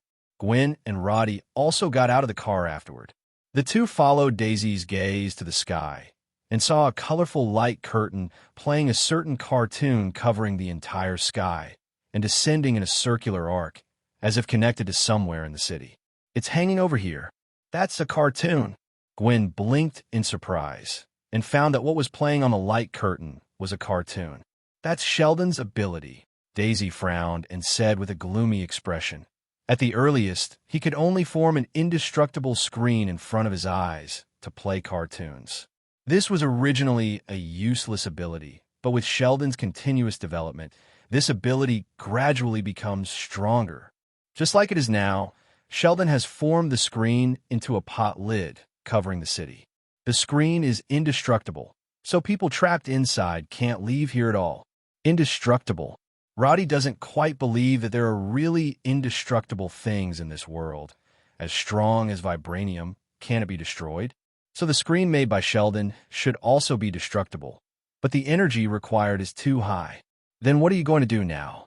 Gwen didn't care much about whether the screen was really indestructible. She cared about how Daisy would escape from here. No way, if Gordon was here, I could leave here with his help, but now Gordon has been killed by them, and I can't escape. Daisy shook her head. She too was in despair. They have already escaped from the world, yet they still have to face such a situation. Gwen, who heard Daisy's words, looked at Roddy. That Gordon is the tall and thin man who was killed without accident, and his ability is to open a portal. This ability is very similar to Roddy's ability. It's just that instead of opening the portal, Roddy teleported directly, without so many traces of performance, but essentially the same. Therefore, Roddy can also leave with Daisy. Those in human races can't trap them at all. Roddy, who saw Gwen's eyes, also nodded slightly, indicating that he can leave here easily and will not be trapped here.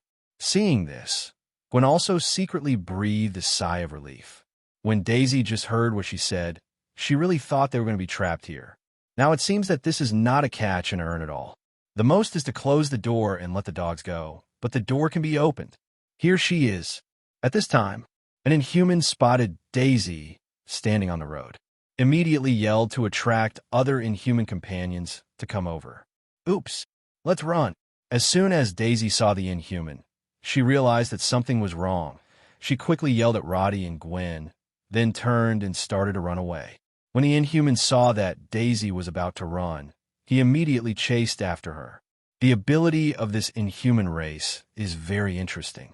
He can create various cold weapons from his hands and smash them at the opponent. The power of this smash does not depend on his own original strength, but on the quality of the cold soldier crystal he created. The higher the quality of the cold weapon, the greater the force of the smash. But the distance it hits is fixed. The farthest is only 100 meters. And the cold weapons he makes are also random. Belongs to uncontrollable manufacturing. Therefore, if you're lucky, you may create a high-quality cold weapon such as a giant axe. But if you're unlucky, embroidery needles are actually a cold weapon, but it's rare to be so unlucky. At this moment, the Inhuman race created some cold weapons such as short knives and small hammers, and constantly smashed them at Daisy, who was running away in front. And Daisy also turned her head and waved her hands constantly to blast out shock waves one after another, blasting away the cold weapons thrown by the opponent, preventing them from hitting her. Shockwave abilities can be strong or weak. This needs to be controlled by Daisy herself. She has been awakening this ability for more than a year and has been practicing how to control her ability. At the same time, the power of the shockwave is also mutual. Therefore, the stronger the shockwave, the greater the damage it will do to itself, although the effect is only a few tenths of that of hitting the enemy. But Daisy's physical strength is only at the level of ordinary people, so she can't release her ability with all her strength, because the consequence of doing so is that even she herself will be shocked to death. But at this moment, it's just to resist some cold weapons that smashed over, and it doesn't need such a powerful shockwave. But Daisy also found that she couldn't get rid of the guy behind her. Can only be exhausted. But after a while, other Inhumans will catch up. And without a helper, she couldn't beat so many Inhumans at all, and she could only be caught in the end. Roddy, do you want to help a bunch of Daisies? Behind her, Gwen looked at Daisy, who was hunted down and fled in embarrassment, and couldn't help feeling pity in her heart. Roddy nodded. Just in time, the car that Daisy drove over just now was still there. So he reached out and patted on this car, instantly using the mechanically activated ability on it. Next second, In a few seconds, the 1-ton family car turned into a 4 to 5 meter tall mechanical warrior. It's just that this mechanical warrior looks a little shabby. No matter how you look at it, it doesn't look like it has much fighting power. But it's okay. Roddy still has the ability of mechanical strengthening. He used the mechanical strengthening ability on this mechanical warrior, and a burst of light flashed across the mechanical warrior in an instant, and then the dilapidated mechanical warrior suddenly became a brand new future technological style mechanical warrior. The image changed instantly. Go ahead and kill that guy who litters everywhere. Roddy patted the mechanical warrior's leg and gave instructions to it. Next second, the activated mechanical warrior rushed up quickly. It runs like flying, and its speed is more than 10 times faster than ordinary people running at full speed. It took only a while to catch up with the Inhuman who was chasing and killing Daisy in front. The latter also looked back when he heard the movement, but saw a fist that reflected the metallic luster in the sun constantly enlarged in his sight. Next second, boom, a figure flew out. After flying more than 20 meters, it landed on the ground. The ground was instantly infested with blood. Daisy, who was running away, was stunned when she saw this scene and stopped involuntarily, staring blankly at the tall and mighty robot behind her. This robot is very powerful. Gwen smiled as she hugged Roddy's arm. Roddy had already shown her his 2 new abilities, so Gwen wasn't surprised. But this is indeed the first time Roddy has used these 2 new abilities against enemies. No matter how specific the previous estimate of the strength of the mechanical warrior was, it was just an estimate. Without the test of actual combat, Roddy himself has no confidence in himself.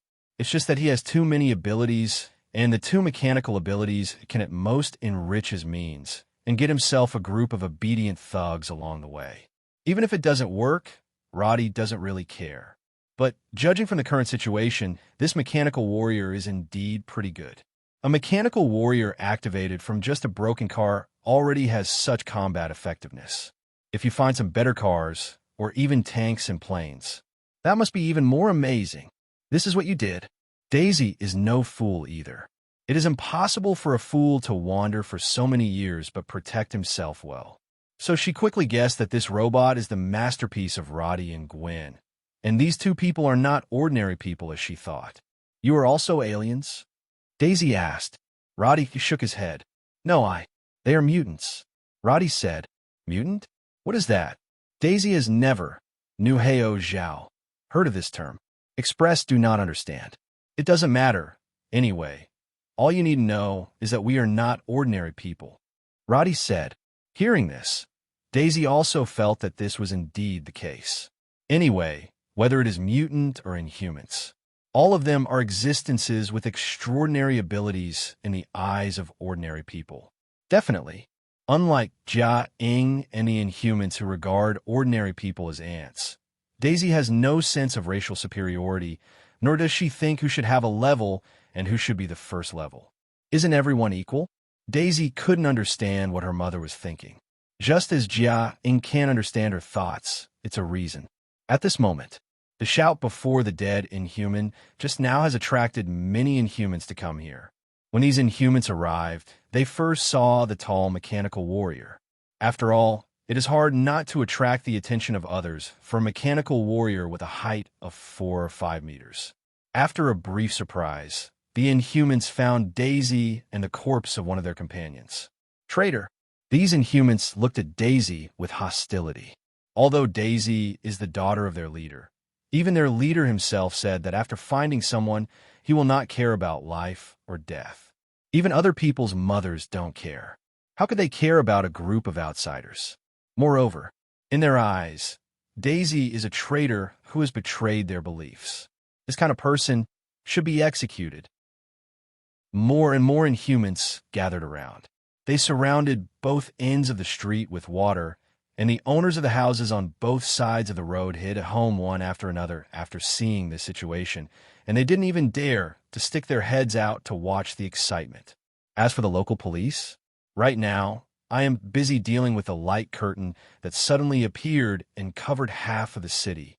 Where else is the police force sent here? Where is that traitor?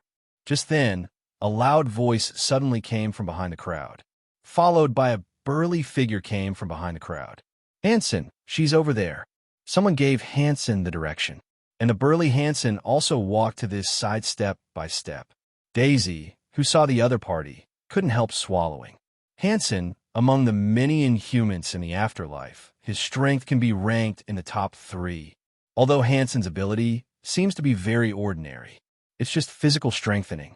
But when this strengthening reaches the extreme, the owner's strength will become extremely powerful. Hansen is one such example. Although his ability is only for physical strengthening, Hansen can lift hundreds of tons of boulders with one hand, and when he usually exercises in the afterlife, he can always make big movements like earth shaking and mountain shaking. Therefore, Hansen also has a nickname called Earthquake Man. It's just that Hansen doesn't like this nickname, so other people will only call him that behind his back. In person, few people would dare to call him this nickname. At the same time, Hansen is also Gordon's friend. Zung Jin has a good relationship with Gordon. It is said that Hansen was led by Gordon to the afterlife, so Hansen has always regarded Gordon as his guide. But this guy was a guy who was severely brainwashed by Jiang. Gordon's betrayal made Hansen very angry. The bone spear that pierced Gordon's body before was thrown by Hansen himself. He personally killed his guide, in order to wash away some of the stains brought to him by Gordon's betrayal. But, compared to Gordon, Hansen hates Daisy even more, because without Daisy's bewitching, how could Gordon betray them? 463. So, the most damned person has always been Daisy.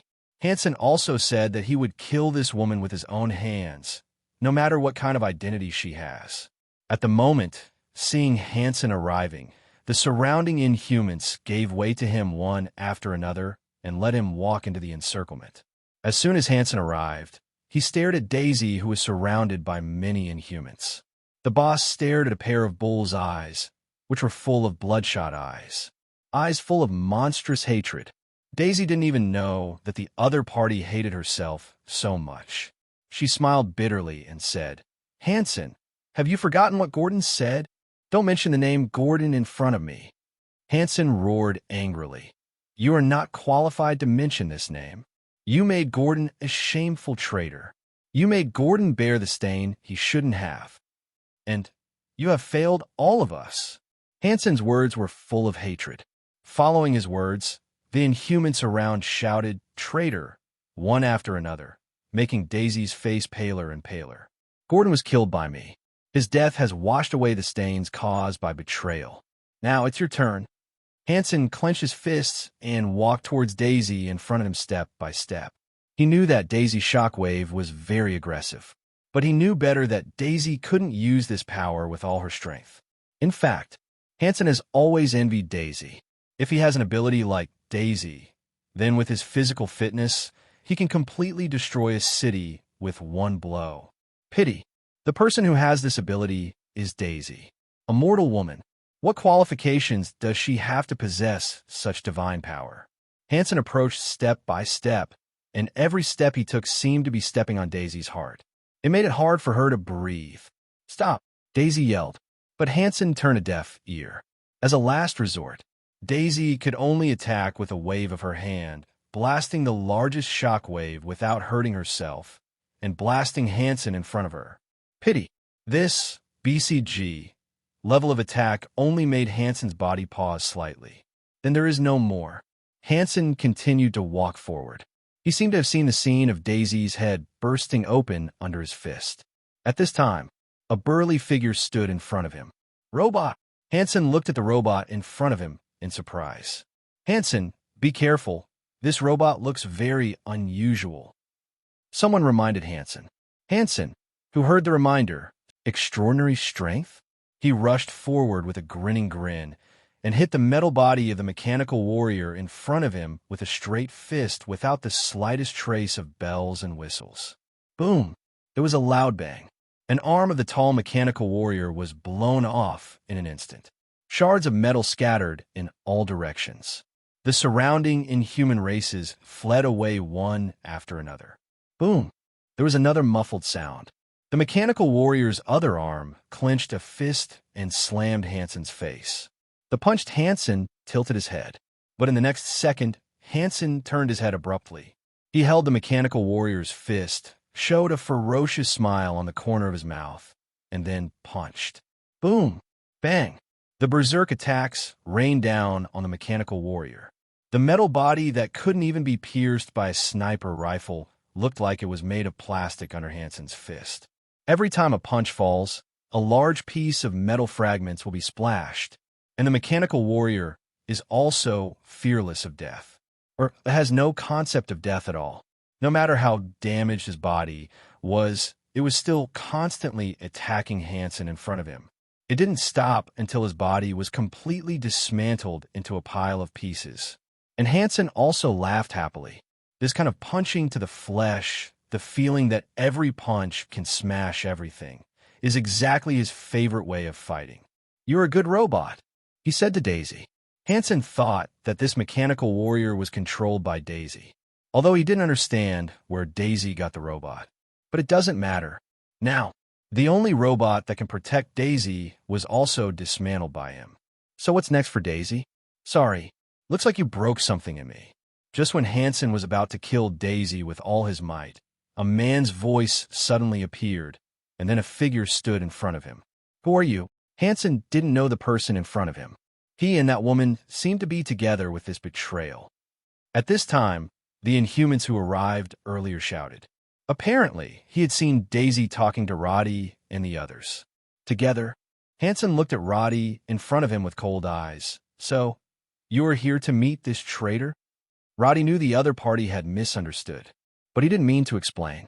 Misunderstanding is misunderstanding. Anyway, he doesn't care. "You broke my stuff. Shouldn't you apologize?" Roddy said. "Your things." Hansen looked down at the metal fragments on the ground, then laughed and stepped on them, crushing them. "It turns out that this robot belongs to you. Your ability is quite interesting, but it's too weak," Hansen said with a laugh. For Hansen, who admires strength, anyone who can't beat him is not worthy of his respect. Definitely, individual exceptions. For example, Jia Ying, their leader in the afterlife. Another example is his guide Gordon. These people are special, but it's only limited to these few people. What about the others? Hansen doesn't care. Too weak. Roddy smiled. That mocking look made Hansen very angry. How can a weak person dare to laugh at a strong person? Then, Hansen didn't talk nonsense with the other party and directly punched out violent power. The fist was still some distance away from Roddy, but the shockwave he set off with this punch was enough to blow a person into pieces. In Hansen's view, the ability of the person in front of him should be to control the robot just now. Generally, people with this kind of ability are originally very weak. So he didn't even punch the opponent directly, but planned to tear the opponent to pieces with the shockwave raised by his fist. This is what happened to Hansen, who laughed at him. Hansen grinned grimly, as if he had seen the picture of Roddy being torn to pieces. But the next second, shockwave hit Roddy's body, but it was like a breeze blowing on his face. All the energy is absorbed by Roddy. Hansen's imaginary painting of Roddy being blasted to pieces does not appear. On the contrary, the other party's mocking eyes are more obvious than before. Damn! Hansen's eyes turned red. Those who are familiar with him will know that this is a sign of Hansen's rage. Facing the berserk Hansen, even the two Inhumans who were stronger than him were unwilling to face him in this state. As for other people, they dare not even get close. The Inhumans around them took a few steps back, for fear of being disliked by Rage's Hansen. "No one can laugh at me."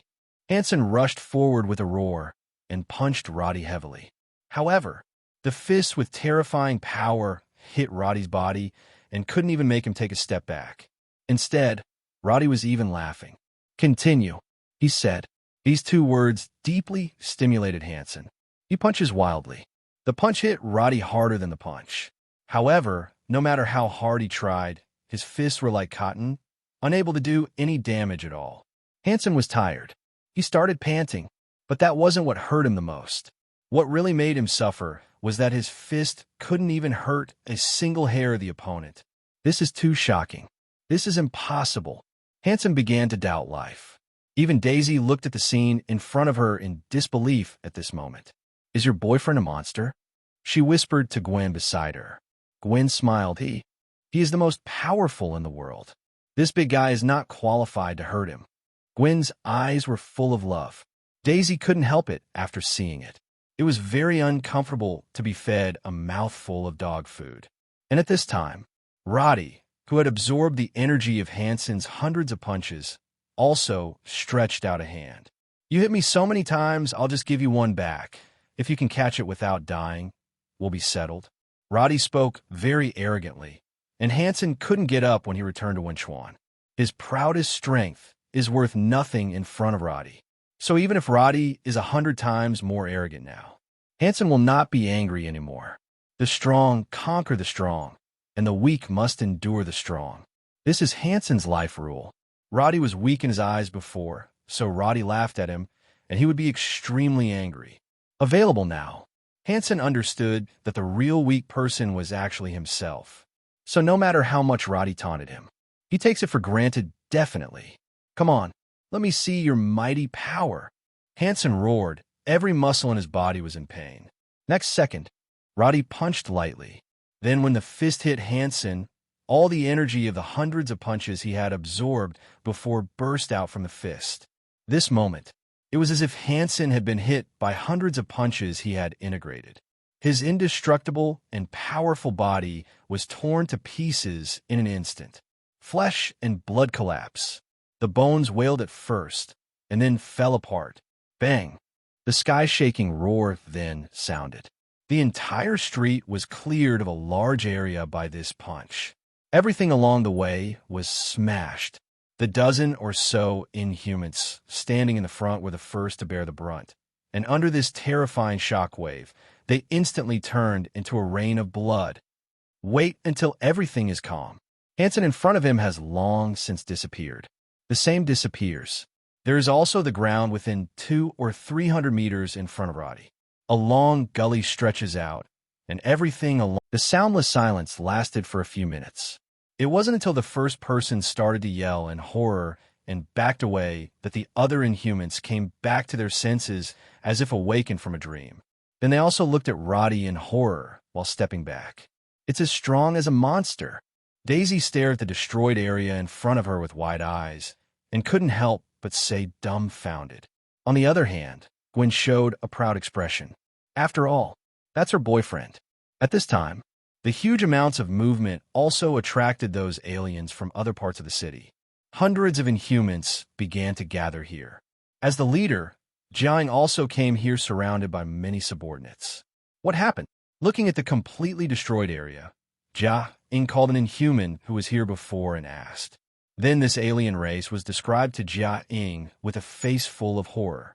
After he finished speaking, there was also a solemn expression on Ju-ing's face. Killed Hansen with one punch? It also destroyed such a large area. Is it that strong? Definitely strong. And it's as strong as a monster. But Jia-ing was not afraid. The opponent is very strong. But he is alone. He also carried 2 oil bottles with him. No matter how strong he is, how many people can he stop? And she has hundreds of combat-type Inhuman warriors under her command. How much can he stop? Definitely. In the face of a strong person, the necessary respect is still necessary. Except that Jia-ing is a little crazy about human beings. She is actually quite smart at other times. Otherwise, it would be impossible for her to pull together such a large organization. It is also impossible to make so many Inhumans bow down to her. Then, Jia-ing led the people to Roddy. Respected strong man, there may be some misunderstandings between us that need to be explained. Jiang doesn't want to be an enemy of Roddy. If it is possible, she even wants to win Roddy into the afterlife. If there is such a strong person joining, their power in the afterlife will become even more sky-high. Then when her plan is really implemented, the speed at which the Inhumans rule the world will be much faster. That's right. Dominating the world is Jia-ing's real ambition. She's fed up with being stepped on top of her head. Enough of those people looking at her as ants.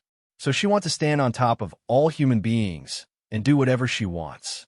She wants everyone to know who is the master of this world, not the frail human beings, but their mighty inhumans. Humanity? What can they do? Misunderstand?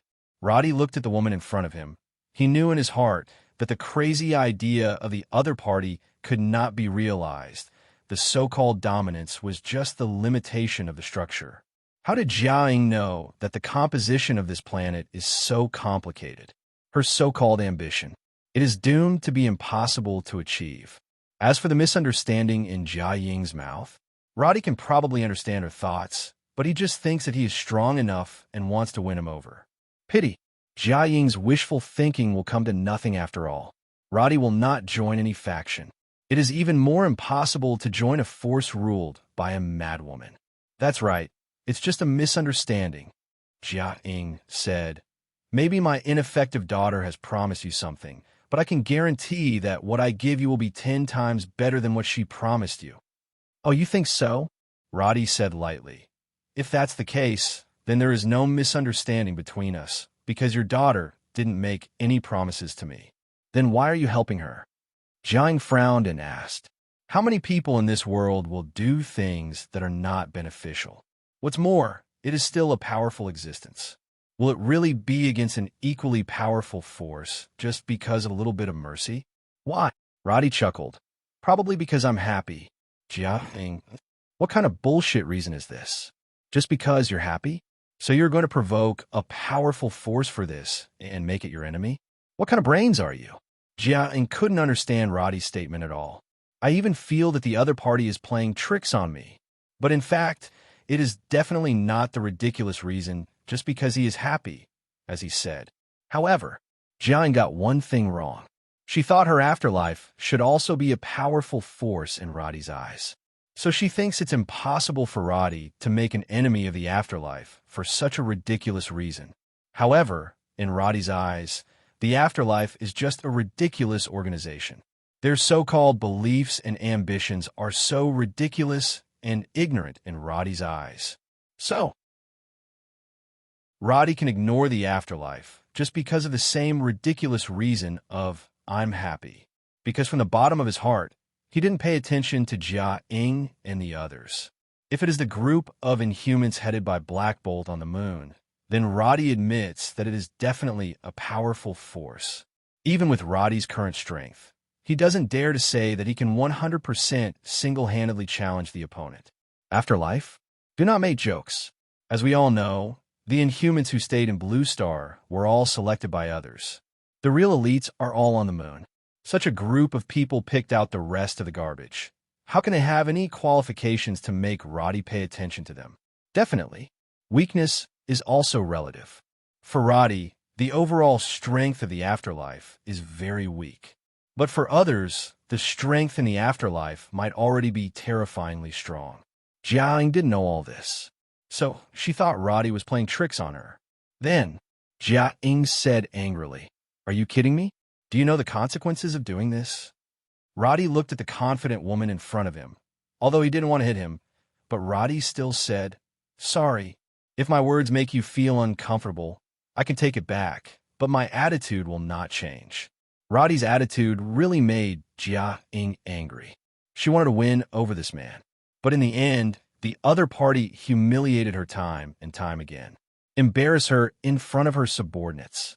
Jiaying is a stingy woman, so she hated Roddy so much at this moment. "I can't wait to tear him to pieces. I'll make you regret the decision you made." Jiaying said a harsh word, then turned around and pushed behind the other Inhumans. She is the leader of the afterlife, but more of a spiritual leader, rather than the leader of the charge. So, in general battles, Jiaying does not rush to the front, but commands from the rear. "Get rid of them. Take back the treasure." Jiaying, who retreated to the back, ordered to the surrounding Inhumans. At this moment, the hundreds of Inhumans who came to Rio have all gathered here. The huge movement just now also attracted the attention of the local police. Originally, the local police were checking the situation near the light curtain to see if they could break through the light curtain and contact the outside world. But the huge amounts of explosion just now attracted some people. Just as they approached this side, they suddenly saw abnormal natural phenomena, such as lightning, flames, and snowstorms appearing in the sky. The local police officers who drove here were dumbfounded. When had they seen such a bizarre scene? Definitely. The light curtain in the sky that has been playing cartoons is not counted. It is much more bizarre than this. They have just used all conceivable means to break through the lack of light curtain. But it turned out to be useless. That light curtain seemed indestructible, not even explosives. In contrast, the lightning, flames, and so on in front of me can be seen in daily life, but I have never seen one appearing, and it is so large. Hold on to me. I saw hundreds of Inhumans on the opposite side, launching an attack. Gwen also grabbed Daisy beside her and let her out of here quickly. She knows Roddy's strength, so she doesn't worry about his safety at all, but Daisy is different, except for the ability of Sasser. She is just an ordinary person in other respects. Ask for flowers. If it is hit by lightning flames or something, it will lose half of its life if it is not dead. Gwen is kind-hearted and can't bear to see poor Daisy get hurt. That's why he chose to take her away first. Wait, aren't we staying to help? Daisy was led by Gwen all the way away from the battlefield. Seeing that the left Roddy had to deal with so many enemies alone, Daisy couldn't help but asked worriedly. Don't worry, Roddy is the strongest.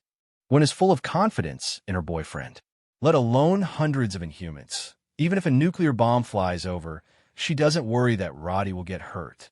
Although Daisy didn't understand why Gwen was so confident, Daisy was also relieved seeing Roddy, who was still able to handle countless attacks. It looks like he can really handle it. At the same time, facing a large group of incoming Inhumans, Roddy couldn't help but had no choice to run away, but rushed forward instead. Oncoming attacks are absorbed the instant they touch him. Then Roddy waved his hand, and instantly a burst of violent energy blasted out, returning all the absorbed energy back. Back to you. A burst of violent energy blasted an Inhuman. This guy can control fire. Ability is a bit like Pyro and Mutant. After absorbing the flame he released, Roddy directly bombarded him with the compressed flame energy. This guy was originally just a mortal body. How could he stop such a violent bombardment? Just a face-to-face, the Inhumans with this ability, which is very similar to Pyroman, was blown to pieces. John! His companion rushed forward, shouting angrily. Roddy looked at it, and with a finger, a different space entrance with a diameter of more than 1 meter opened in front of him. The guy didn't have time to break and hit it directly. Then the moment his upper body entered, Roddy closed the entrance to the different space. Only half of the corpse with extremely neat cuts was left in place. The corpse was sizzling with blood. Roddy waved his hand again, and the upper half of the corpse. The body was thrown out and hit an Inhuman who could spit water. The latter let out a terrified scream. Among the crowd, Roddy was having a great time. The attacks of these alien races are nourishment for him. And his attack, no matter how random a blow is, it can take away the life of an Inhuman race. Cyclops, different dimensions, even cross-dressing abilities, all played by Roddy. He disappeared in an instant and appeared again. Reach out and grab an Inhuman. Then he teleported directly into a wall with him. Roddy himself was outside, but the Inhuman he caught was embedded in the wall. Immediately another one died. And these Inhumans who saw Roddy's terrifying strength also learned to be smart. They finally stopped being stupid and continued to rush towards Roddy. Instead, he chose to hunt down Gwen and Daisy. When Roddy saw it, he punched the ground directly. Boom! A dazzling white light spread instantly, covering a large area around it, until it coincided with the light curtain in the sky. And the tens of thousands of mechanical items within this area were suddenly accompanied by the sound of mechanical friction at the moment the white light swept across them. And in just a few seconds, they turned into mechanical battles one by one. Mechanical activation. Mechanical strengthening. The two abilities were combined into one by Roddy's synthesis, and the strengthening of 70,000 mechanical warriors was completed in an instant. Mechanical Legion, give it to me! Roddy yelled, and after the secret order was issued, 70,000 mechanical warriors rushed towards those inhuman races in an instant. 70,000 versus dozens? That scene. The Inhumans, who had just returned to a large number of people, suddenly became a minority who were bullied. On average, each Inhuman has to deal with the siege of dozens of mechanical warriors. Even the stronger ones among them couldn't cope with the besieging of dozens of mechanical warriors, let alone those Inhumans who were already of average strength. It was even torn to pieces in one encounter. Facing tens of thousands of mechanical legions, the Inhumans began to be outnumbered. And this time Roddy didn't even need to shoot. He just stood and watched. Watching these Inhumans run wildly for their lives, but still can't escape the fate of being massacred by mechanical warriors. It seems that the strength of the Mechanical Legion is quite good. Roddy looked at the fighting power of these mechanical warriors and was quite satisfied with their performance. A single mechanical warrior might not be very powerful. It's okay to deal with the Inhumans with ordinary combat power. If you really encounter some powerful Inhumans, like the Hanson before, it will not be enough. But if the number of mechanical warriors is large enough, the effect will be completely different. And some mechanical warriors born from the activation of machines also have some pretty good abilities. For example, the mechanical warrior born after the activation of the chainsaw has its own double-armed chainsaw weapon. Roddy just saw a mechanical warrior whose arms are chainsaws. It looks less than 1 meter tall, but it was chasing two Inhumans and hacking. The two alien races did not dare to resist at all and could only run away. There are also mechanical warriors transformed from hydraulic presses. The two arms are hydraulic devices, grabbing a target and clamping it directly in the middle. It can be crushed to pieces in an instant. These mechanical warriors all have their own characteristics, although the level of intelligence is 205. But it can't stand to inherit some structures of the original machinery. If this is replaced by tanks, fighter jets, and so on, that must have the long-range killing ability, direct long-distance firing. The power after strengthening must be much stronger than the original tank. At that time, any shell will be the power of a small ballistic missile. Picture that picture. Absolute violence. Under the pursuit of the 70,000 mechanical legion, the Inhuman race was quickly killed, leaving less than a dozen people. The rest of these people also opened the portal in a panic and ran away. As the leader of the afterlife, Jia Ying is also protected by his subordinates at the moment and is escorted into the portal. Before leaving, she turned her head and gave Roddy a nasty look. Can Roddy get used to her? Just staring, a laser beam smashed Jia Ying's upper body. Those aliens protecting Jia Ying didn't have time to block the leader's attack and just watched their leader being blasted into half a corpse. Let's just go. Why hate? Roddy shook his head. This kind of person deserves to be killed. If you want to go, go quickly, and I don't even want to stop you. In the end, you still stared at me, acting as if you will take revenge on me in the future. Then can I bear your temper? Regenerative ability, right? Can't kill him. I'll blow half of your body into pieces. Let's see how you can regenerate. Roddy pouted, watching the remaining Inhumans rush into the portal in a panic and escape from the scene, followed by the rapid closure of the portal. It seemed that he was afraid that Roddy would send them a laser beam again. As these alien races left, the light curtain in the sky also disappeared. The barriers that prevented the entry of troops from outside disappeared. The army that had been assembled outside for a long time could finally come in at this time. But at this moment, the enemy had already run away. When they came here, at most they collected corpses for some Inhuman races. Gone. Roddy's figure appeared beside Gwen and Daisy in an instant, and he said to them, "Where are you going? I'll take you there." He looked at Daisy beside him. The latter thought for a while and said, "You don't know where to go for the time being, so you can send me to any place first." Roddy nodded when he heard the words, then grabbed one of them with one hand and disappeared in place with the two of them in an instant. Afterlife. This is a paradise isolated from the world. At the moment, these Inhumans who had just escaped from the portal were looking at the remaining half of the corpse on the ground with ugly expressions. What should I do? Can a leader survive like this? Are you fucking blind? You can't see for yourself. It's over. The afterlife is over. The leader is dead, and the enemy is so strong. We can't take revenge. Then what should we do? Are we going to continue living here? I have nowhere to go. It's okay. We can continue to live here in the future, continue to live our isolated life. It's just about the original plan of the leader. Go to the ship plan?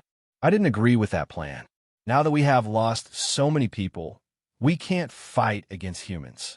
Let's live an honest life in the future. I also think so. The most important thing is to live first. These Inhumans who survived have been shattered from their original ambitions.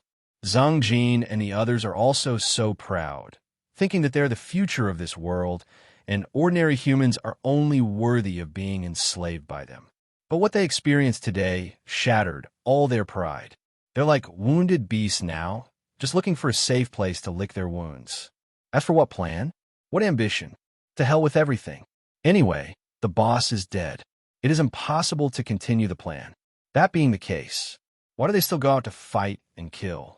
These people said that they are tired of the days of fighting and killing, and they want to be a good person in the future, be kind to others everywhere, and live their little lives well. Then let's bury the leader's body first. Someone suggested. After all, Jiaying was their leader when he was alive, although almost all those who survived were complaining about Jiaying in their hearts. If her daughter hadn't defected, they wouldn't have hunted her down. If they hadn't hunted down Daisy, they wouldn't have met that terrible man. Then others will not die.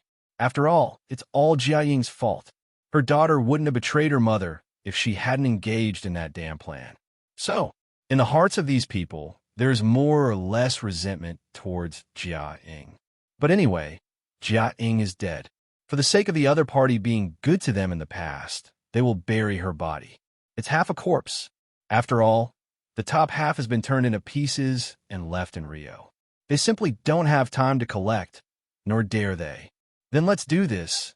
We will not leave if we have nothing to do in the future. This proposal was approved by all the Inhumans present. They need a good rest for a while. Be it physically or mentally, you need it. Roddy is not clear about the situation in the afterlife. But even if the remaining Inhumans want to take revenge on him, he doesn't care at all. At the beginning, hundreds of aliens besiege him together, but he didn't pay attention. Let alone 2 or 3 of the few big cats and kittens that survive now. They can't make a difference at all. And Roddy saw utter terror in the eyes of the men before they fled. So he guessed that there's a high probability that these aliens would not dare to come to him again. For the rest of their lives, they might just avoid him from afar. Even if they meet by chance, they will immediately pretend not to see it, and then leave there far away. This is probably a psychological shadow, and Roddy seems to have become the psychological shadow of those people. In the hotel room, Roddy came back here with Gwen and Daisy. There's a guest room over there. You can stay here tonight. As for where you want to go tomorrow, you decide for yourself. Roddy said to Daisy, and then took her to see the guest room and asked what she needed. I just want to change of clothes, Daisy said with some embarrassment. Speaking of which, she and Roddy were not related, but Roddy not only saved her life, but also arranged a place for her to stay at night. This made Daisy feel the care she hadn't felt in many years. Even her biological mother never cared so much about her. More just want to use her ability, think she will be a good helper. That's all. Family affection or something.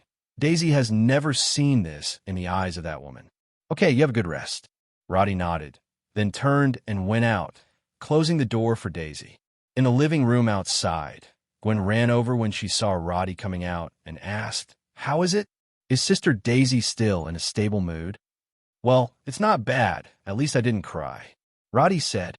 Gwen patted him angrily. "Sister Daisy is too pitiful. I suddenly feel so happy.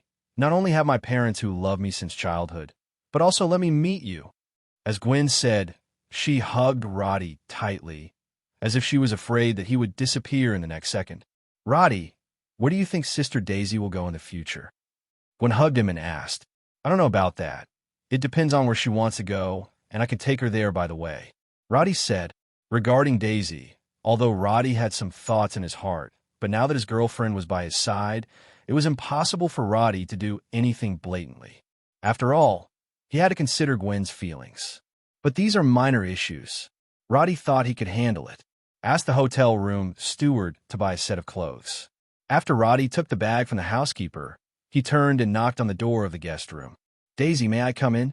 asked Roddy, standing in the doorway. After waiting for a while, the sound of slippers stepping on the floor came from the room. Then the door of the guest room opened. Daisy in a bathrobe stood at the door, looked at Roddy shyly, and said, "I just took a shower, come in." She stepped aside to let Roddy in. After entering, Roddy handed her the bag in his hand. "This is a change of clothes for you. You can see if it fits," Roddy said. Daisy took the bag and looked inside. Outerwear, underwear, trousers, everything. Roddy was clearly well prepared. "Then sit down for a while. I'll be fine soon." After Daisy finished speaking, she took the bag and ran to the bathroom. About 10 minutes passed. After changing her clothes, she was wearing the newly bought clothes, which looked quite fit. "It fits well, thank you." Daisy walked up to Roddy and said thank you again. "You don't have to be so polite. It's just a set of clothes." Roddy said, "We're going out for dinner later. Do you want to go together?" Daisy just wanted to say she wasn't hungry, but she didn't say anything. My stomach growled first. This made Daisy blush instantly. "It's not the right time for you to bark this unbelievable stomach, right?" Daisy was depressed. Roddy didn't think there was anything wrong. He said directly, "Then we're going to set off to call you later. You should rest for a while. We will set off in about a quarter of an hour." "Okay, all right." Daisy responded softly. She lowered her head, afraid that Roddy would see her blushing cheeks. After Roddy left, Daisy dared to raise her head. "It's so embarrassing." She rubbed her hair annoyed, feeling ashamed for what she had just done. After a while, Daisy 0.4 suddenly looked down at the clothes on her body, with a puzzled expression on her face. "How did he know my size?" Thinking about it, Daisy couldn't help but blushed again. Evening. Roddy and Gwen called Daisy in the past, and the three of them went out for dinner together.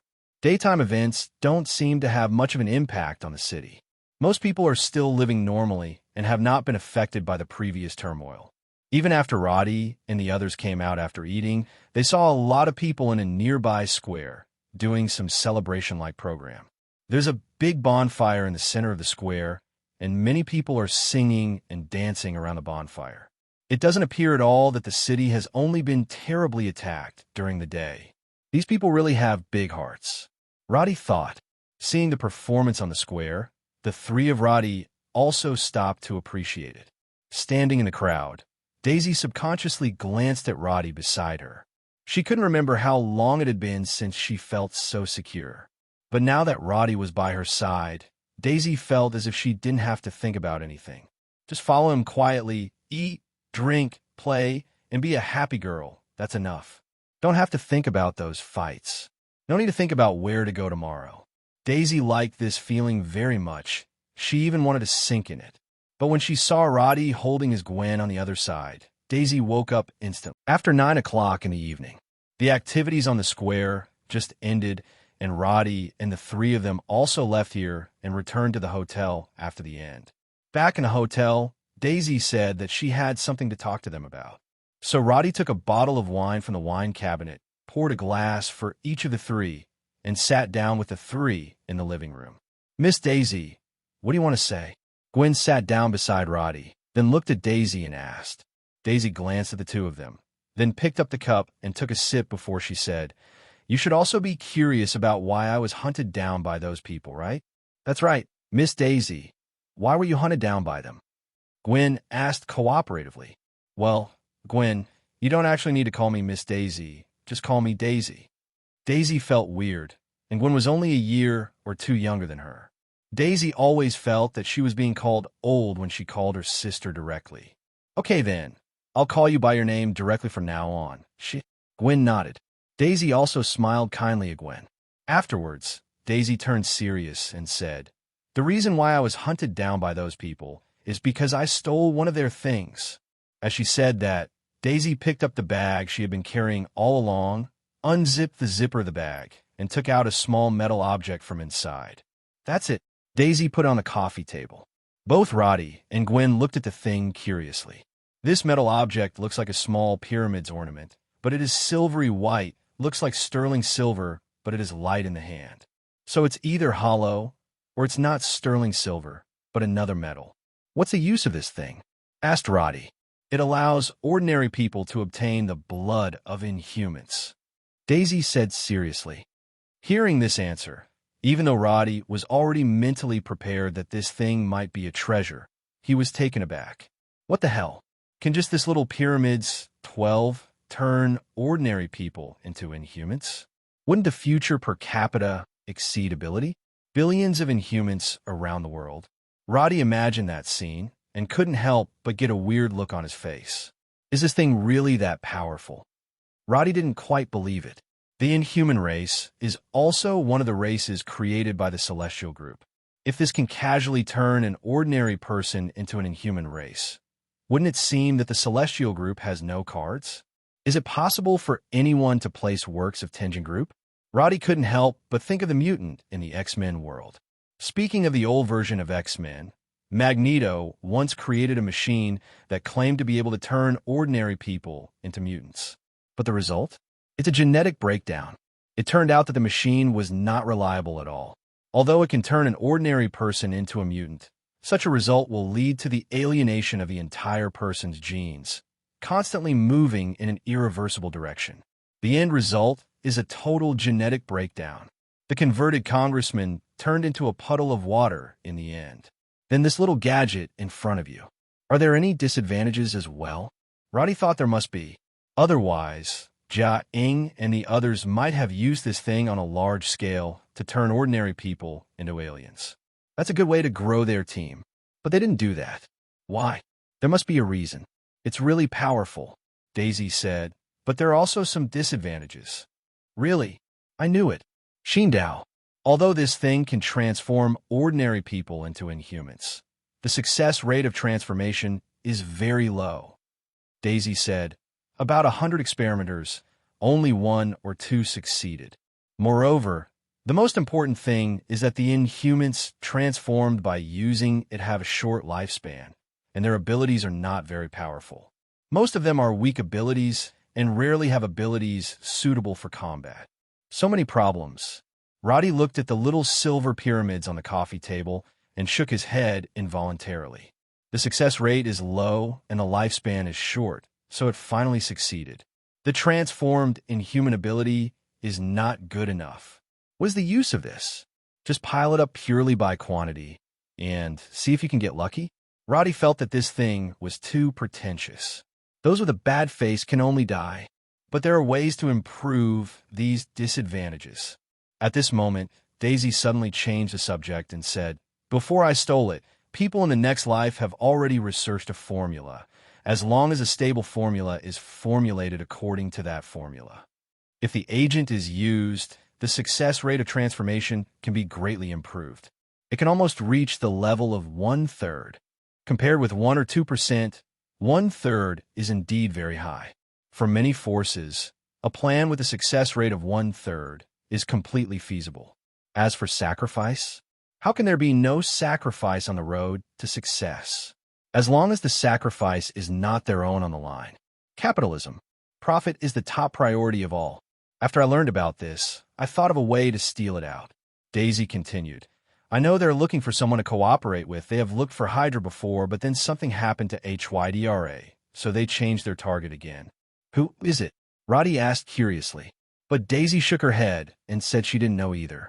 She just heard that there is such a cooperation intention. But which organization is it with? She doesn't know either. But now that Jia Ing is dead again, there's almost no high-end combat power in the entire afterlife. In addition, this treasure that is said to be irreproducible has not been taken back. Therefore, their plan has completely failed. It doesn't matter which force is going to cooperate with them. This cooperation has been completely yellow. After Daisy told Roddy and the others the reason why she was hunted down, she decided to give the little silver pyramids to Roddy. To be honest, Roddy was also surprised. After all, this thing matters a lot. If a bad one falls into the hands of some conspirators, it is very likely that they will try to transform a large number of inhumans in batches. Although the formula of the stabilizer Daisy did not say. But if those inhumans in the afterlife can deduce it, there will naturally be other people who can deduce it. Never underestimate the creative ability of human beings. As long as they're given a firm enough goal, they can create miracles. At this point, Roddy had no doubts. Daisy should know it too. So she decided to give this thing to Roddy, which really shows how much her trust in Roddy has reached. But Daisy was right. Roddy had absolutely no idea about mass-producing a large number of Inhumans. What's the use of a group of Inhumans with a high probability of having rubbish abilities? Are the elite Inhuman races from the previous life powerful enough? But Roddy's mechanical army killed them indiscriminately. The opponent had no power to fight back. As for the Inhumans transformed with the little gadget in front of them, how many would have to be produced to produce one in order to achieve that level of combat effectiveness? At least hundreds or thousands. So if you want to create an Inhuman team with similar strength to the afterlife, wouldn't it be necessary to transform hundreds of thousands of Inhumans? Even if there is a stabilizer, more than 400,000 subjects are needed for a 1/3 success rate. How crazy is Roddy to capture more than 400,000 experimental subjects to do this kind of thing? The result is a group of garbage that was randomly killed by the Mechanical Legion. Why should he? So, it's really useless to Roddy. But if it falls into the hands of a nefarious group like HYDRA, then this thing could come in handy. Coupled with Hydra's professional brainwashing technology, it is possible to directly create an army of millions of Inhumans. So Roddy doesn't like this stuff, but others are very envious, including previous afterlife. If Roddy hadn't tried it and found that he couldn't destroy the thing himself, Roddy would have destroyed it immediately. Anyway, it's useless to him, and it's so dangerous. What are you keeping? But it can't be destroyed. So Roddy can only temporarily put it in a different space. No one can get it anyway. It's no different than being destroyed. Tell the whole thing, and hand things over to Roddy, who can let him live with peace of mind. Daisy felt a lot more relaxed. Then, she had a good night's sleep. In the past year or so, she hasn't slept so soundly for a long time. It was only a few days before she found her biological mother that Daisy could sleep so peacefully. Later, she gradually discovered Jia Ying's true face. I've never had such a good night's sleep again. Nothing to say all night. After waking up the next day, Daisy found that Roddy and Gwen, the master bedroom next door, hadn't woken up yet. So she went to the restaurant of the hotel to have breakfast alone. And when she came back, Roddy and the others brought two back. When Daisy came back from breakfast, Roddy and Gwen were already up. I brought you breakfast. Daisy shook the bag in her hand and put it on the dining table for them. It's still hot, eat quickly. She said, what is delicious? Gwen trotted over to take a look. I ate this yesterday. It was delicious. Gwen took out a box from the bag, which contained some crystal shrimp dumplings. She likes to eat these things. For Roddy, he had eaten too much in his previous life. I don't think it's so delicious. After breakfast, Daisy was about to say goodbye to the two of them. She heard from Gwen yesterday that they came here because Gwen's school was on holiday, so they came to travel. And Daisy felt that if she followed the two of them, she would undoubtedly be like a big light bulb. So even though I feel a little reluctant, 057, but Daisy still chose to say goodbye. Daisy, are you leaving? Hearing that Daisy said that she was leaving, Gwen also looked a little bit reluctant. So she turned her head to look at Roddy at the side, signaling him to keep Daisy with her eyes. And that's exactly what Roddy wanted. He didn't want Daisy to run away. It's all delivered to the door. How can he let someone run away? Do you have somewhere to go and you're leaving? Roddy said, okay, you follow us for now. Let's play around together for a few days, and when we return to the United States, I will take you with me, and then I will arrange a place for you to live. Gwen just asked Roddy to keep Daisy for a while, but Roddy made all the arrangements for her directly. Even the place to live in the future has been arranged. Isn't that good? Daisy was a little embarrassed. After all, she ate Roddy's and lived Roddy's without doing anything. This makes her seem like the kind of person who likes to take advantage of others. Is it a friend? Roddy deliberately said with a straight face, if you treat us as friends, don't refuse. Don't worry, I don't have anything else. I have more money, so you can stay at ease. Hearing this, Daisy couldn't help but rolled her eyes. But she also knew in her heart that Roddy said that on purpose. The purpose is to let her stay at ease. For Roddy's kindness, Daisy did not refuse again. This is also her obedience to her own heart. She didn't really want to leave at first, but she was too embarrassed to continue to be a light bulb, so she proposed the idea of leaving. Now both Roddy and Gwen want her to stay. What else is there to say about Daisy? Daisy, are you really not leaving? Gwen asked. Daisy nodded and said, well, I won't go. Great. Gwen happily took her hand and said, in this way, I will have someone to accompany me to go shopping for 10 yuan in the future. Hearing this, Daisy looked at Roddy curiously and asked, what's the matter? Roddy doesn't usually go shopping with you. That's not true, but it's different. Gwen said, he's a guy, and he doesn't understand some things when I talk to him. It's different when we girls are together. Yes, you will finally have a little sister who can go shopping together in the future. Roddy laughed. With the addition of Daisy, the original trip of 2 people has become 3 people. But Roddy and Gwen didn't treat Daisy as an outsider at all. Even as Gwen said before, after having Daisy, the little sister who was finally able to chat with her went shopping with her. Usually, at this time, Roddy will follow behind the 2 of them and act as their flower protector. Definitely. At the same time, it is also responsible for the role of paying the bill. Roddy is also happy and relaxed. Anyway, he doesn't care how much it costs. As long as Gwen is happy, that matters more than anything else. A blink of an eye. More than a week passed. It's not 2 days until the end of Gwen's school holiday, and the 3 of them who have played around the world plan to return to the United States. If you go back, you don't need to fly or anything. Roddy put the car he used during the local travel into the different space, then hugged the 2 of them one by one, and took them back to the Paradise building in Liberty City in an instant. Back home, Gwen first took out the gifts she bought along the way and put them away neatly. Some of them were bought by her as gifts for some of her friends. Others were bought for parents. These have to be clearly distinguished, so don't mess them up when the time comes. It's bad if it's sent by mistake. And Daisy is also looking at Roddy's house curiously at this time. Is this where you usually live? It doesn't look very luxurious. After getting along for a long time, Daisy is not as polite as she was at the beginning, and her attitude has become more casual, and occasionally she will say a few words to Roddy. Roddy doesn't mind this way of getting along. After all, he is always polite, which seems to be a very raw feeling. On the contrary, this kind of casualness shows that the relationship between the 2 parties is very close. How luxurious do you want? How about getting you a gold mural? Roddy opened the refrigerator and took 2 cans of drinks and threw one to Daisy. Daisy took a sip of the iced Coke and noticed a room that looked like children's toys. What are those? Don't tell me you already have children, Daisy asked, pointing to that room. What are you thinking? Roddy knocked her head angrily. That's the room of the Red Devil, and the Red Devil is a dog I raised. Daisy stretched out her hands and rubbed her head, muttering in a low voice. Rich people have no humanity. Even dogs have their own rooms, which are even bigger than the house I used to live in. Damn it. Roddy couldn't help laughing when he heard Daisy whispering. What are you laughing at? Daisy crossed her hips angrily. Where's your dog? By the way, you've been away for so many days. Won't your dog be hungry? Daisy asked. How come Paradise Building has a dedicated housekeeper? I have arranged everything before I go out.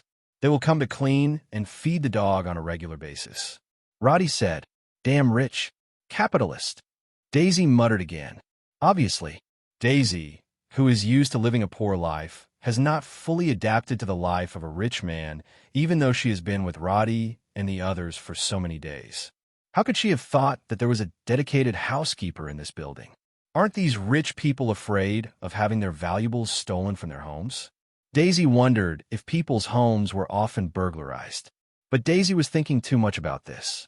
The housekeepers of Paradise Building are all trained by themselves. Each of them has done a special background check and has a record. What's more, they also need to go through inspection when entering and leaving the building. If someone really stole something obsessively, it would be impossible to take it out. Don't think that Natasha Romanoff just drives a Quinjet in and out casually and treats the security system of the Paradise Building as nothing, thinking that the security system of the Paradise Building is just like that.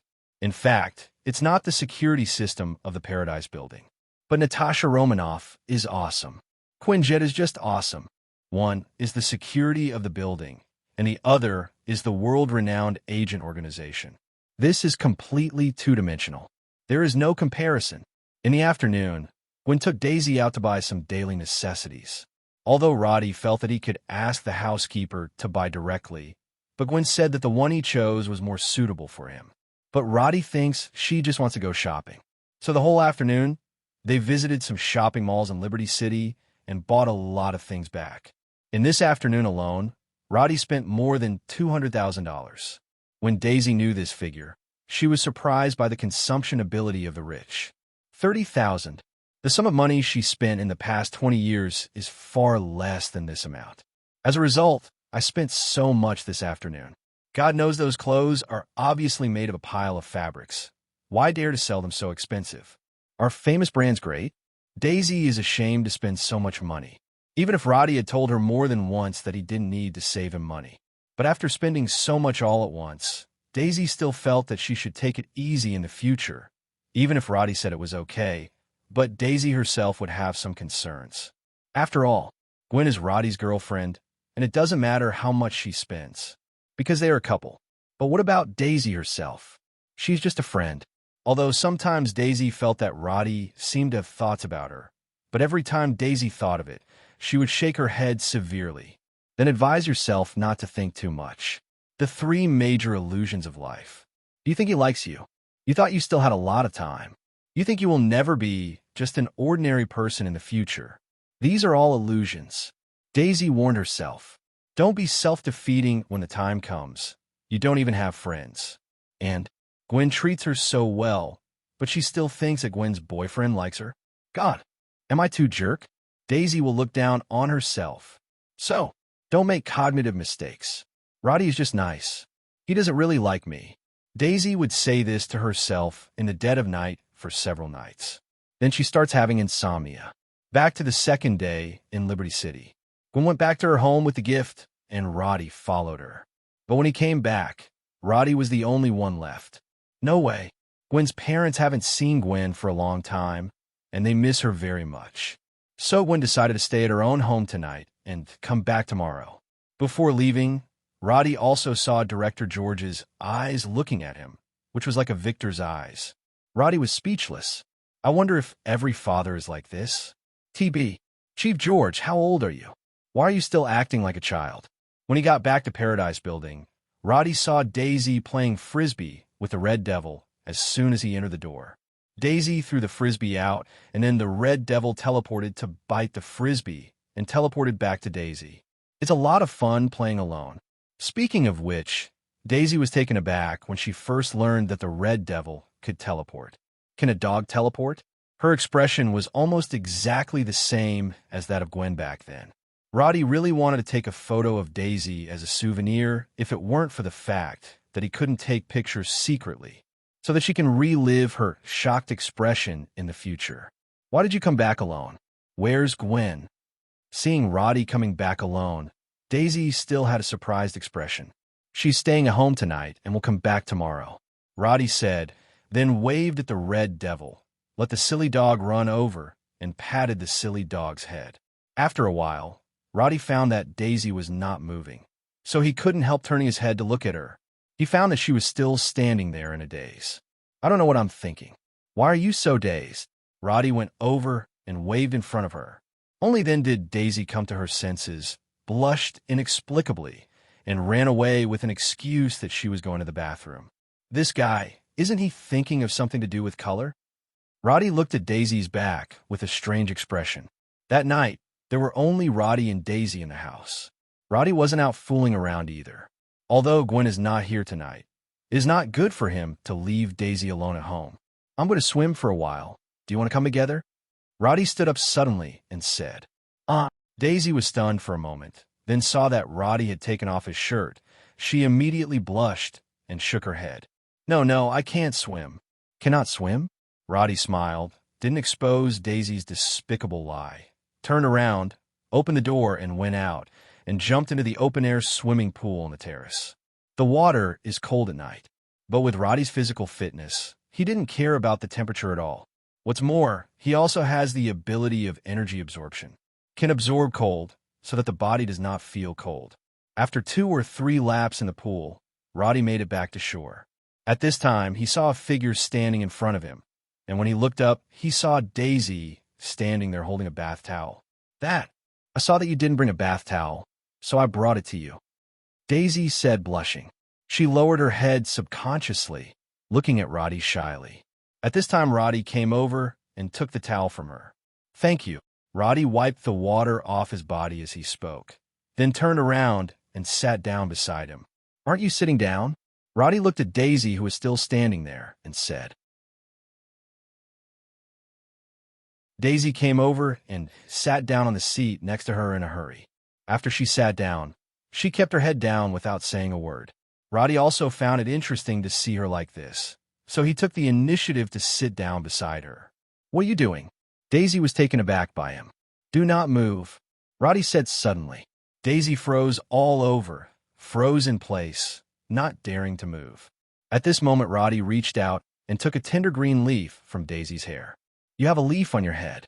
Roddy took the leaves down and showed Daisy. Seeing this, Daisy secretly breathed a sigh of relief. She thought just now what Roddy was going to do to her. It turned out that there was only a leaf on her head. False alarm. But, for some reason, Daisy felt a little lost in her heart. This allows. Daisy felt that she was such an asshole. Why did she start thinking about her good sister's boyfriend again? It should have been encountered in the ecological park before. Daisy explained. Roddy nodded and casually placed the leaves on the small table next to him. "Why is your face so red?"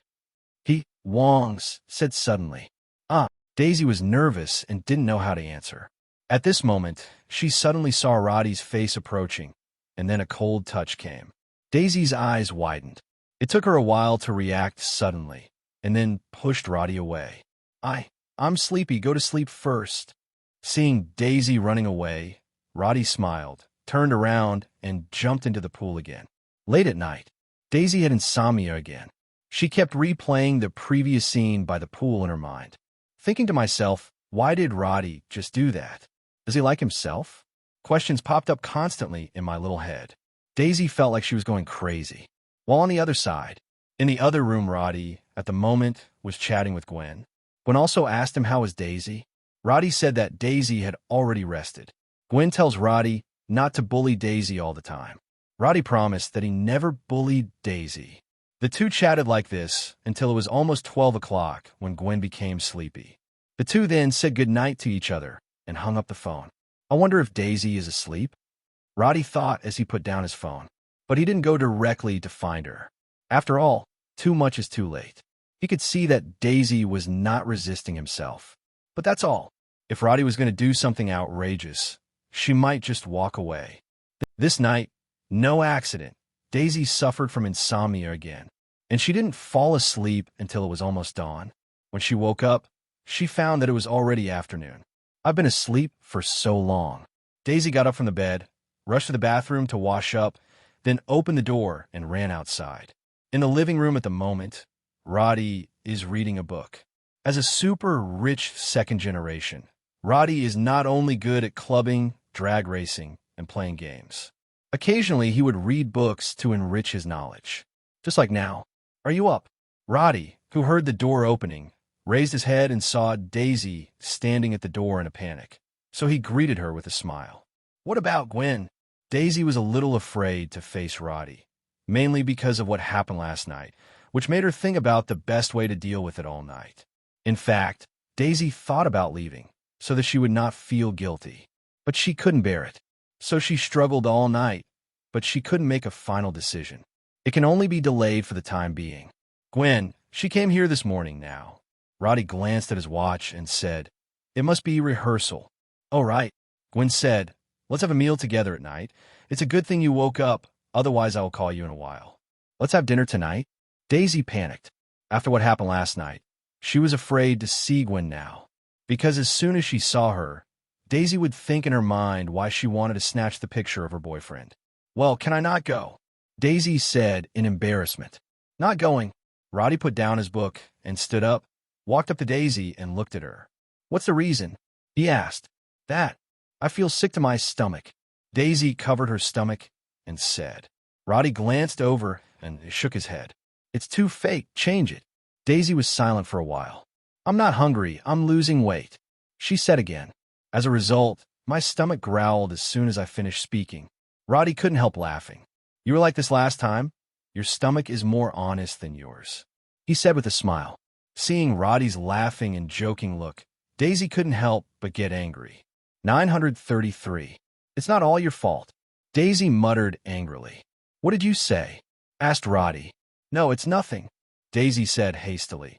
I said I need to change clothes. You should get out of the doctor quickly. As she spoke, she pushed Roddy outside and slammed the door behind her.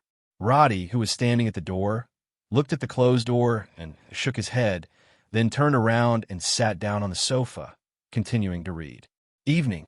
Gwen arrived at Paradise Mansion on time at 5 o'clock. Then Roddy drove the previous curry south and took her and Daisy to the reserved restaurant together. Along the way, Gwen pulled Daisy and chatted, and Daisy also responded from time to time, but anyone could tell that Daisy seemed worried. Gwen didn't think much about it, but thought that Daisy might be thinking of her parents again. So they pulled Daisy to chat more vigorously, thinking of diverting Daisy's attention with some interesting topics so that she can come out of her sadness. And Gwen's understanding look made Daisy feel even more guilty. Gwen is so good, but I still want to steal her boyfriend. I am not human. Just as Daisy thought about it, she raised her head and saw Roddy looking at her in the rearview mirror of the car. That look seemed to be laughing at her, making Daisy stare back fiercely in anger. Roddy just felt baffled. He just looked back curiously. Why did Daisy stare at him suddenly? Did I go too far last night? But he didn't do anything further? For this dinner, the three people who ate had different thoughts. Daisy felt guilty towards Gwen and angry at Roddy watching her jokes. And Gwen simply cares about Daisy and wants to help her get out of her sadness and welcome her new life.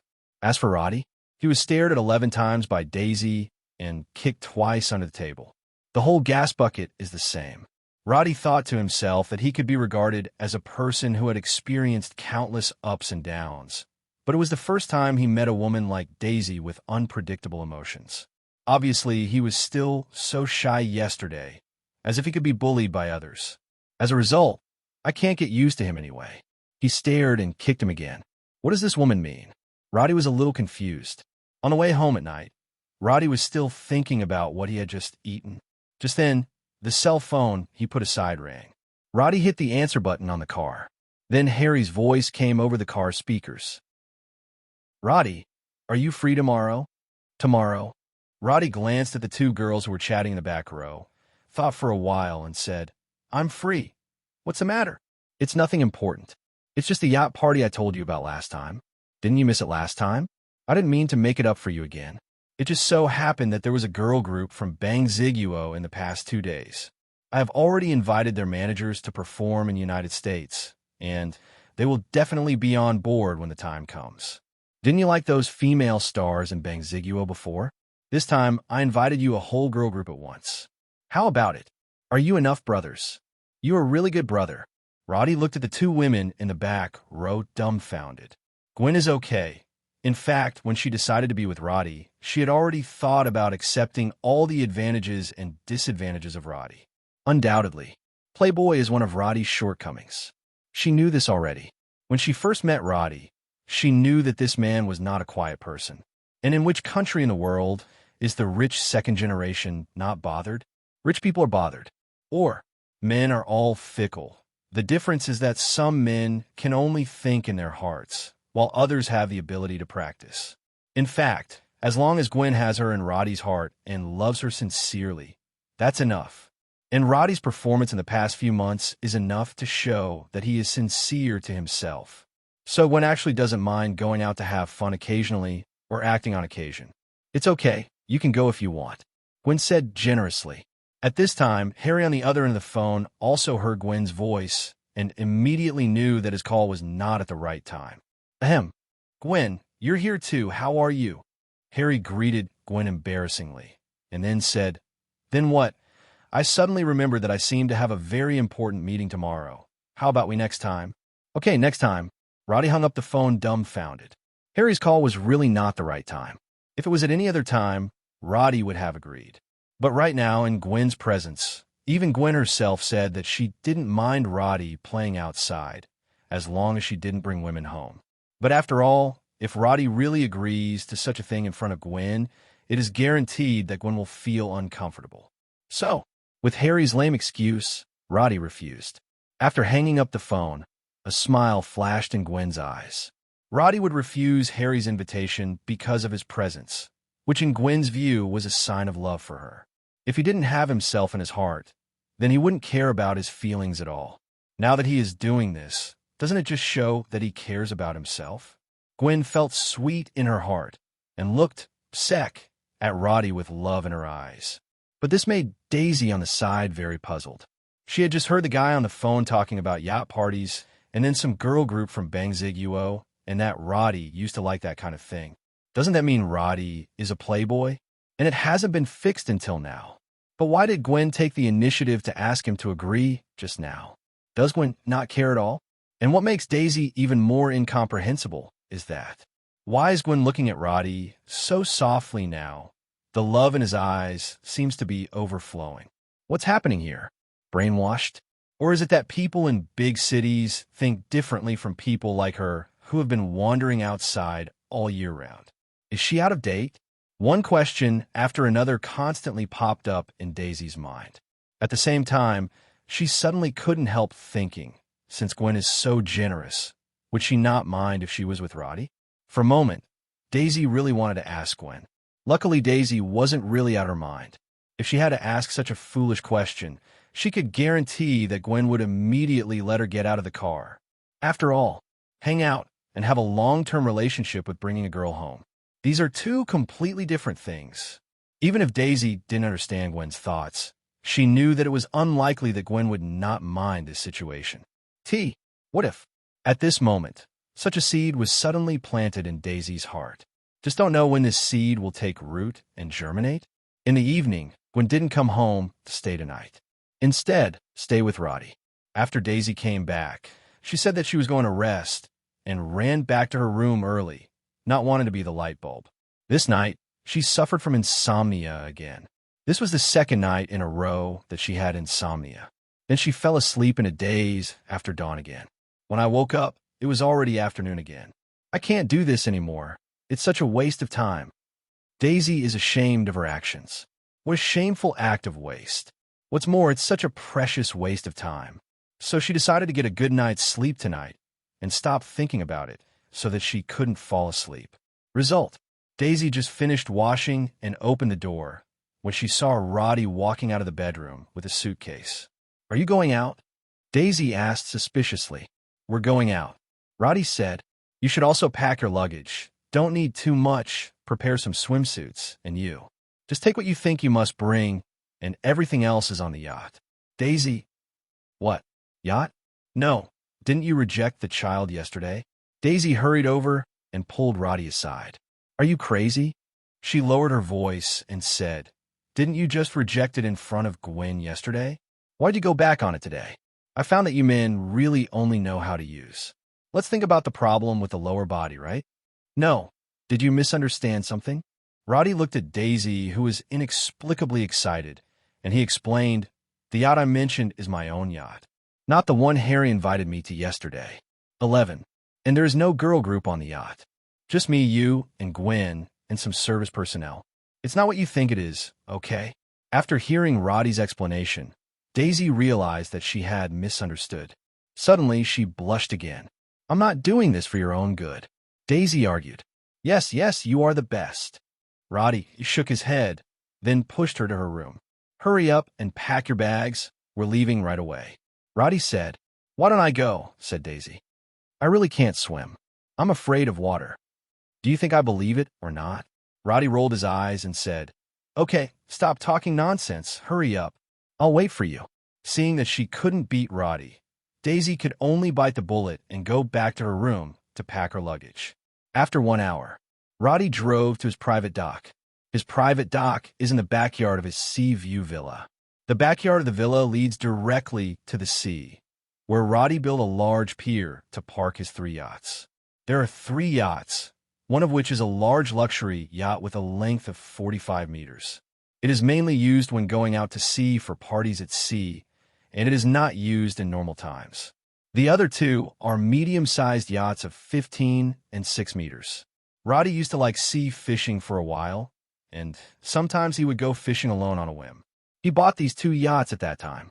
That large luxury yacht cost Roddy $33 million, more expensive than any car he had ever bought. The point is that it costs more to maintain. Roddy doesn't use it much, but whenever it's parked here, it's burning cash almost every second. In contrast, those 2 medium-sized yachts are much cheaper. Not worth mentioning at all. Mr. Luo, welcome aboard. On the pier, a row of straight female sailors bowed and bowed, headed by a mature woman with long blonde hair and a single ponytail. She is the captain of this voyage, Melissa. The 9 girls standing behind Melissa are the crew members of this voyage, and they are also the service personnel on board. All are women between the ages of 20 and 25. After professional training, they belong to the elite level in the professional field. These people, they were all hired by Roddy. After all, a large luxury yacht like this cannot be driven away by one person. It must have at least 5 or 6 crew members to maintain normal sailing. Plus some service staff on the ship, Roddy hired a total of 10 people. No more, no less. At this time, Daisy, who was pulling the suitcase beside her, gave Roddy a glance. That look seemed to say, "I know you will never change." Roddy just ignored it. He has a clear conscience. Okay, hiring a female crew. That's because Gwen and Daisy are also uploading. If it's a male crew, it's so inconvenient. Roddy hired an all-female crew just to take care of the 2 of them. What is it called? This is the spirit of selflessness.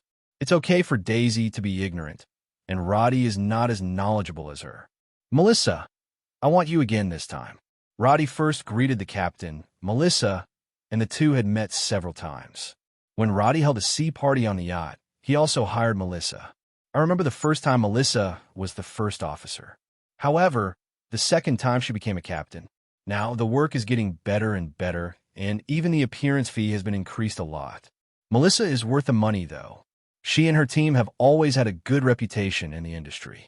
Not to mention the good service. This is the most basic. The most important thing is to be tight-lipped, not to gossip about the guests, and not to publicize what happened on the yacht. So many rich people like to hire Melissa's team. Roddy can directly call their team to serve him. That's because Roddy is a super VIP user in their company and has the privilege of exempting appointments. Otherwise, you will have to wait in line for at least a week or 2. What? Don't want to wait? Then find another team. Anyway, there is no shortage of job opportunities. Mr. Luo, you are the one who takes care of us. Melissa, who is just 30 years old this year, looks much younger than European and American women of the same age. I heard that she still has some Latin American blood, and she is well maintained, similar to women. How else can Melissa's team be popular? First of all, it's fun.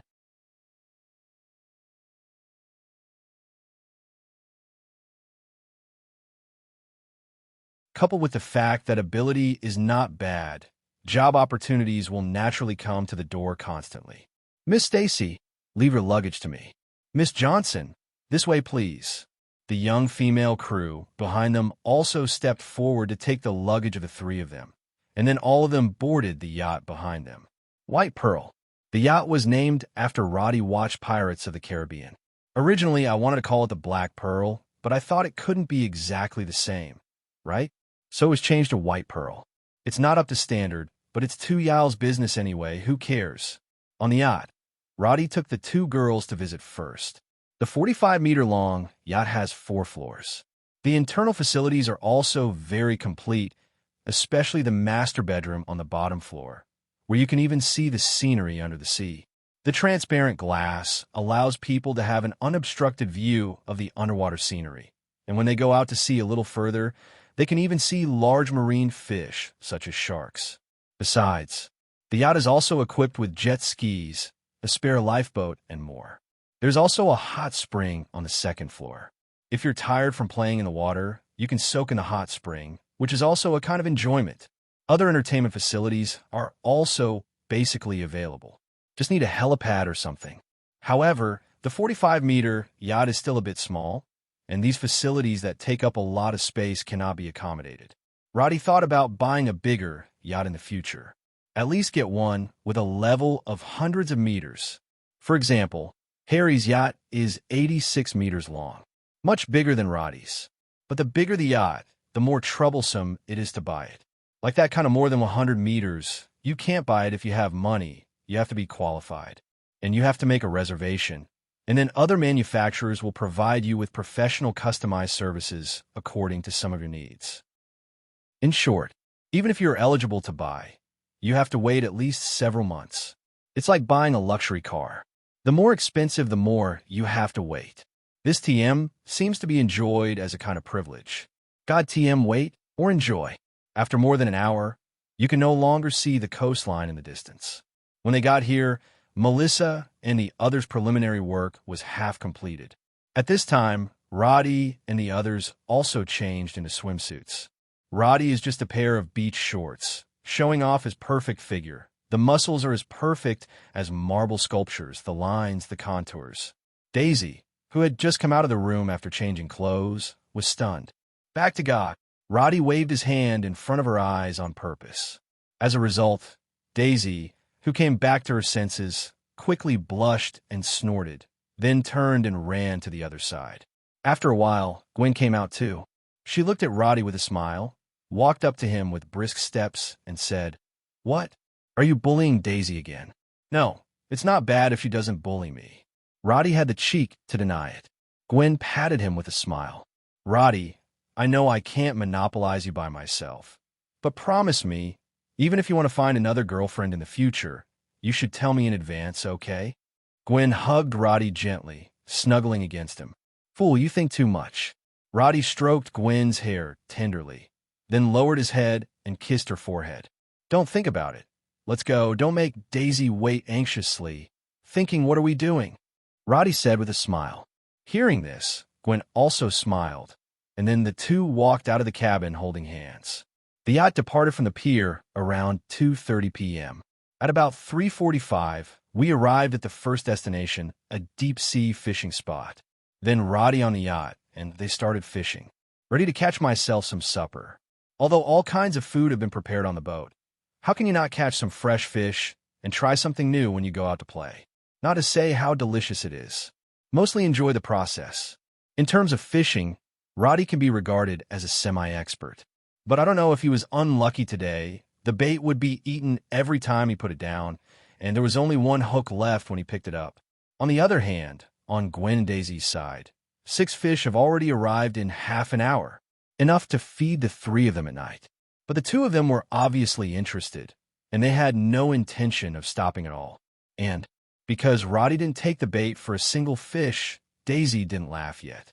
Where will Roddy admit that his fishing skills are not as good as those of 2 little girls who have never fished before? So he continued to work hard. No matter what, he had to catch a ball tonight. Otherwise, it would be embarrassing. Melissa and the others are already preparing dinner. Meals at sea are both easy and troublesome to prepare. Simple means that if you just want to eat a simple meal, you don't need much preparation. But if you want to eat well and eat exquisitely, then it's really hard work. The food prepared by Melissa and the others naturally required careful preparation, so they were already busy early. Only 3 female crew members were left to follow Roddy and the others, helping on the sidelines. There's really nothing Roddy can do to help, though. Gwen and Daisy could help pull a fishing rod or something, but Roddy didn't catch any fish at all, so he could only watch Gwen and the others beside him having so much fun. It was more than 5 o'clock in the evening. The food on Melissa's side is almost ready, and Roddy finally got the fish. Who said I would be in the Air Force just now? Roddy held a grouper he caught and said to the 2 girls over there, "Ask for flowers 00. It's just a small grouper. Look at the one who sings you." Daisy laughed and said, "Look at what we caught. That's called fishing. Yours is called feeding the fish at best." Feeding the fish is too much. Roddy felt his heart stabbed instantly. He threw the fish in his hand into the water tank, then went to hug Daisy horizontally and directly raised his hand and slapped Daisy twice. "Wow, what are you doing? Put me down." Daisy struggled and asked Gwen for help. Finally, Gwen stepped forward to rescue her, but the girl was still not convinced. She hid behind Gwen and made a face at Roddy, while she reached out and rubbed the place where she had just been beaten. It didn't really hurt. After all, Roddy didn't really push hard. Just kidding. But Daisy had a different feeling. A smiling face was glowing red under the setting sun. I don't know if it was illuminated by the setting sun, or it was because of other reasons. The sky at sea quickly darkened. Roddy and the others also came to the third deck to start today's dinner. Melissa and the others prepared a rich dinner. The three of them were also full of praise. Melissa and the others were also very happy when they heard it. The group chatted and ate and drank, and the time passed by quickly. After 9 o'clock in the evening, Roddy and the others are ready to rest. The yacht will sail at a slow and constant speed on the sea at night, and they will arrive at the next target position almost tomorrow morning. At that time, we will play for another day, and when it gets dark, we can start to return to the voyage. Basically wait until the afternoon of the day after tomorrow, and they will be able to return to the pier in Liberty City. On the yacht, in the master bedroom on the negative floor, Gwen and Daisy were lying on their stomachs, their heads poked out, looking at the bottom of the sea beyond the glass below. Underneath the yacht, the relevant light shines out, and the underwater scenery can be seen even in the dark. At this time, the two were looking at the fish in the water and chatting about which fish was easier to catch. When Roddy came in, he saw both of them there, so he leaned over. "What's the topic?" asked Roddy. Daisy glanced at him, snorted, and said, "You don't understand what we're talking about. After all, you are the boss of the Air Force." After finishing speaking, Daisy couldn't help herself. Just laughed. Gwen next to her also covered her mouth and snickered a few times. "Is Air Force boss okay?" Roddy raised his hand as if to hit him. Daisy was so scared that she ran to hide behind Gwen. "If you hit me again, I will. What are you going to do?" Roddy stared fiercely. Daisy snorted, pulled Gwen, and said, "Look, Gwen, your boyfriend is bullying me again. You have to help me." She looked pitiful.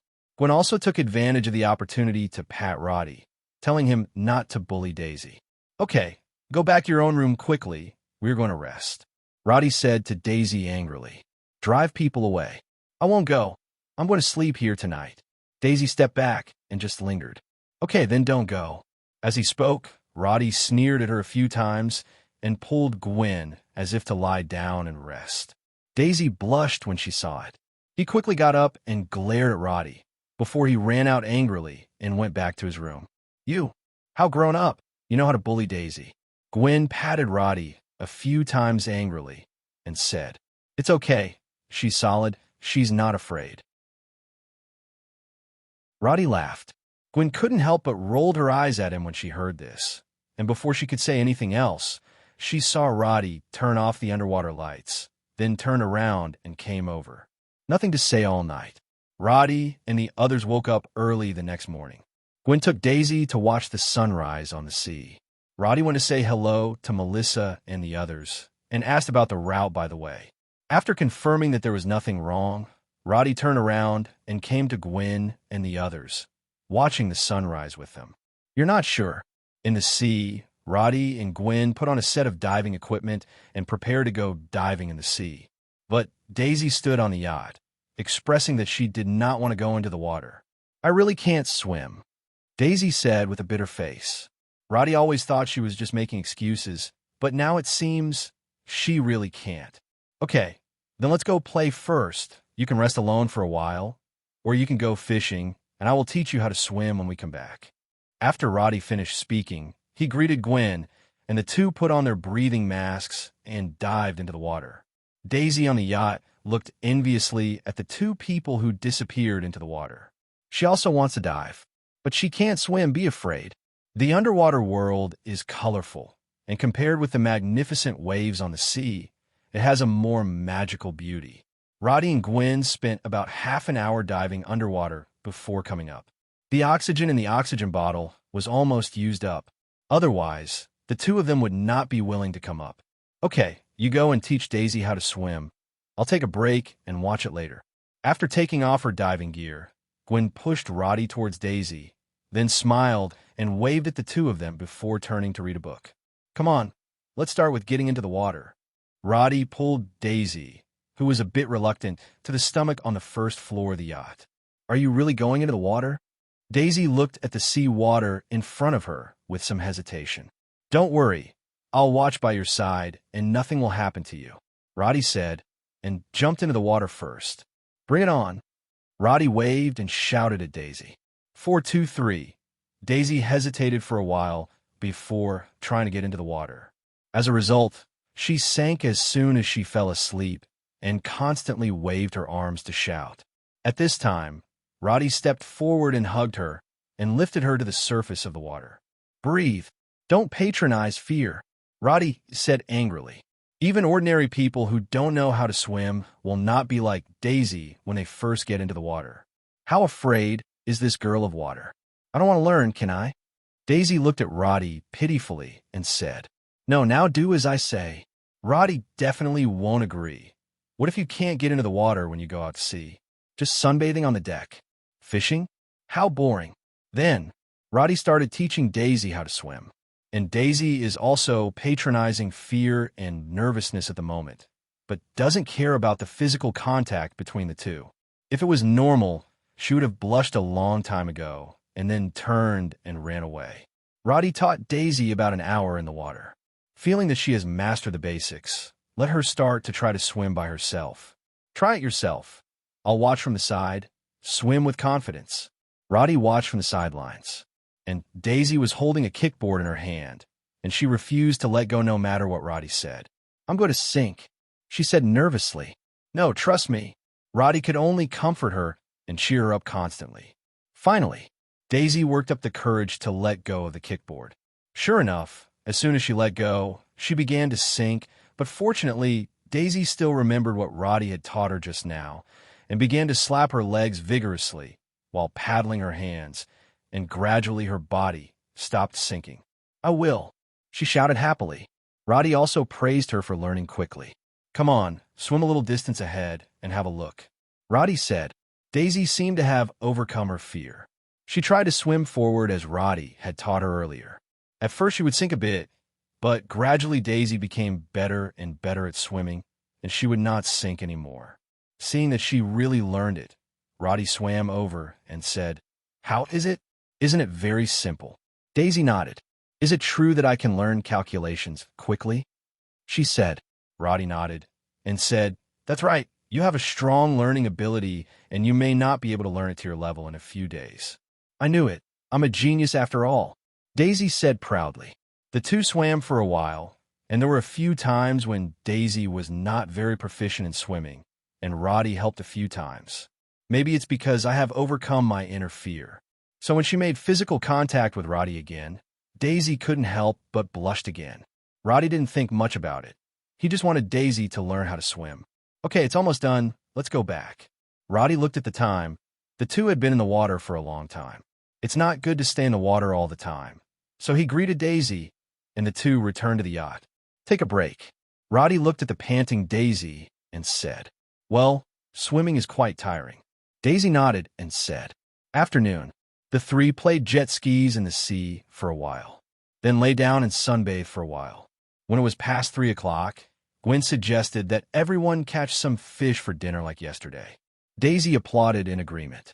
Roddy, on the other hand, is a little less keen on fishing. In this way, you guys go fishing on the yacht, and I go to the water to catch fish. Roddy thought for a while and suggested. Hearing this, Gwen and Daisy also looked at him with a smile.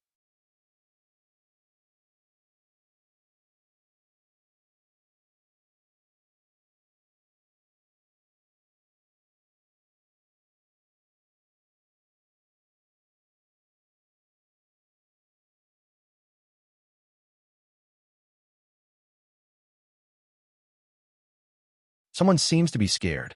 Daisy smiled as she turned away. As a result, Roddy slapped her behind her, causing Daisy to turn back and gaze at him again. Gwen, look at him. Bullying me again. Daisy has now learned to complain to Gwen whenever something happens. And Gwen will say a few words to Roddy symbolically every time. And after following Daisy, she will pose as a winner. This silly girl. Night. Gwen and Daisy are already asleep.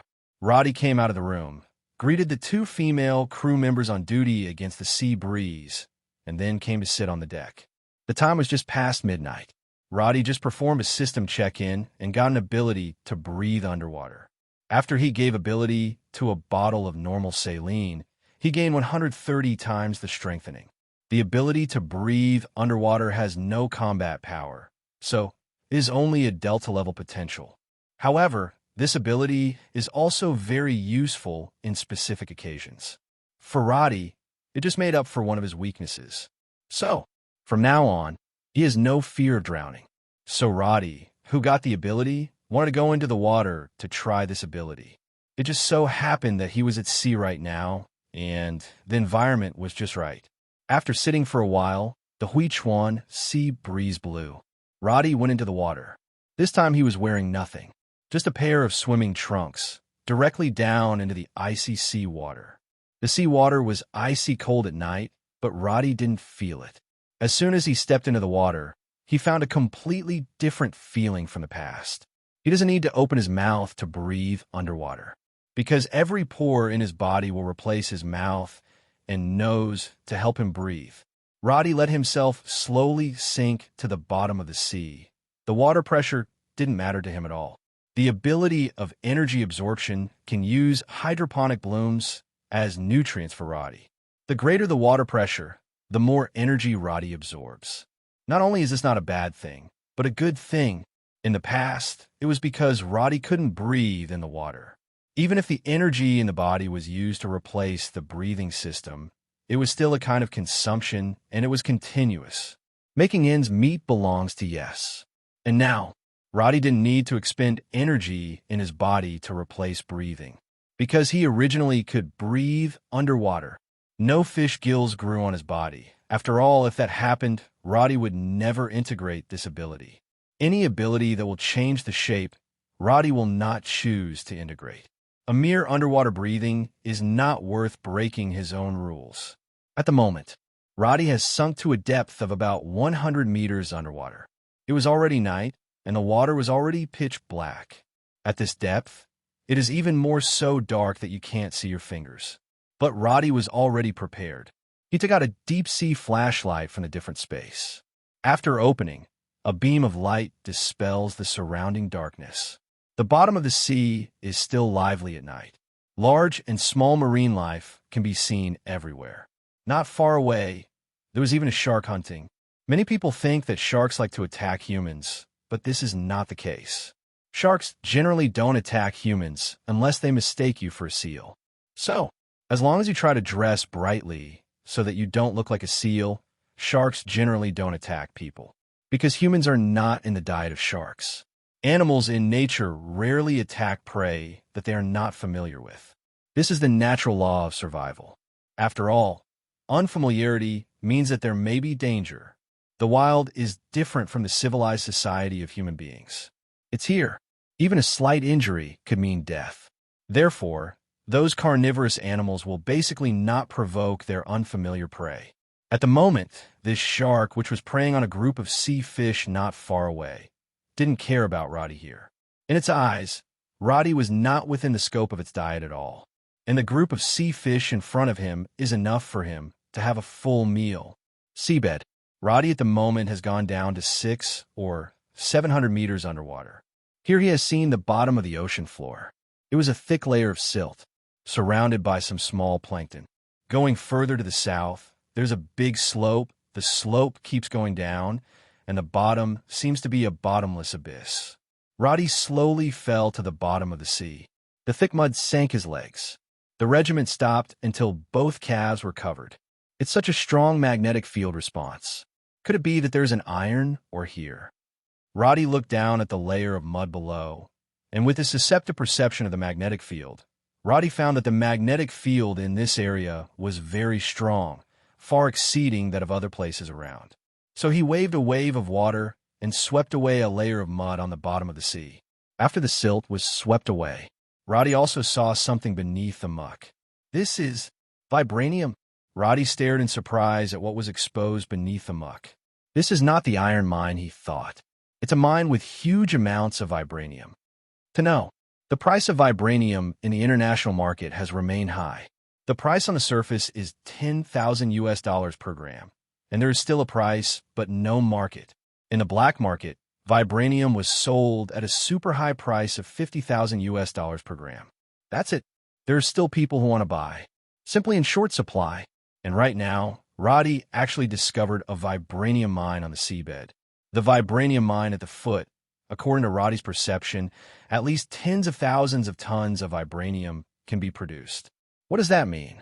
As far as the value of this vibranium mine is concerned, it has far surpassed the so-called Fortune 500 companies. Even a market capitalization of the world's largest company is far from enough to buy so many vibraniums. Calculated according to the value of 1.3 grams of $50,000 on the black market. Even if this piece of vibranium mine is only 30,000 tons, that's worth $150 billion. Even at the official price of $10,000 per gram, it is worth tens of billions of US dollars.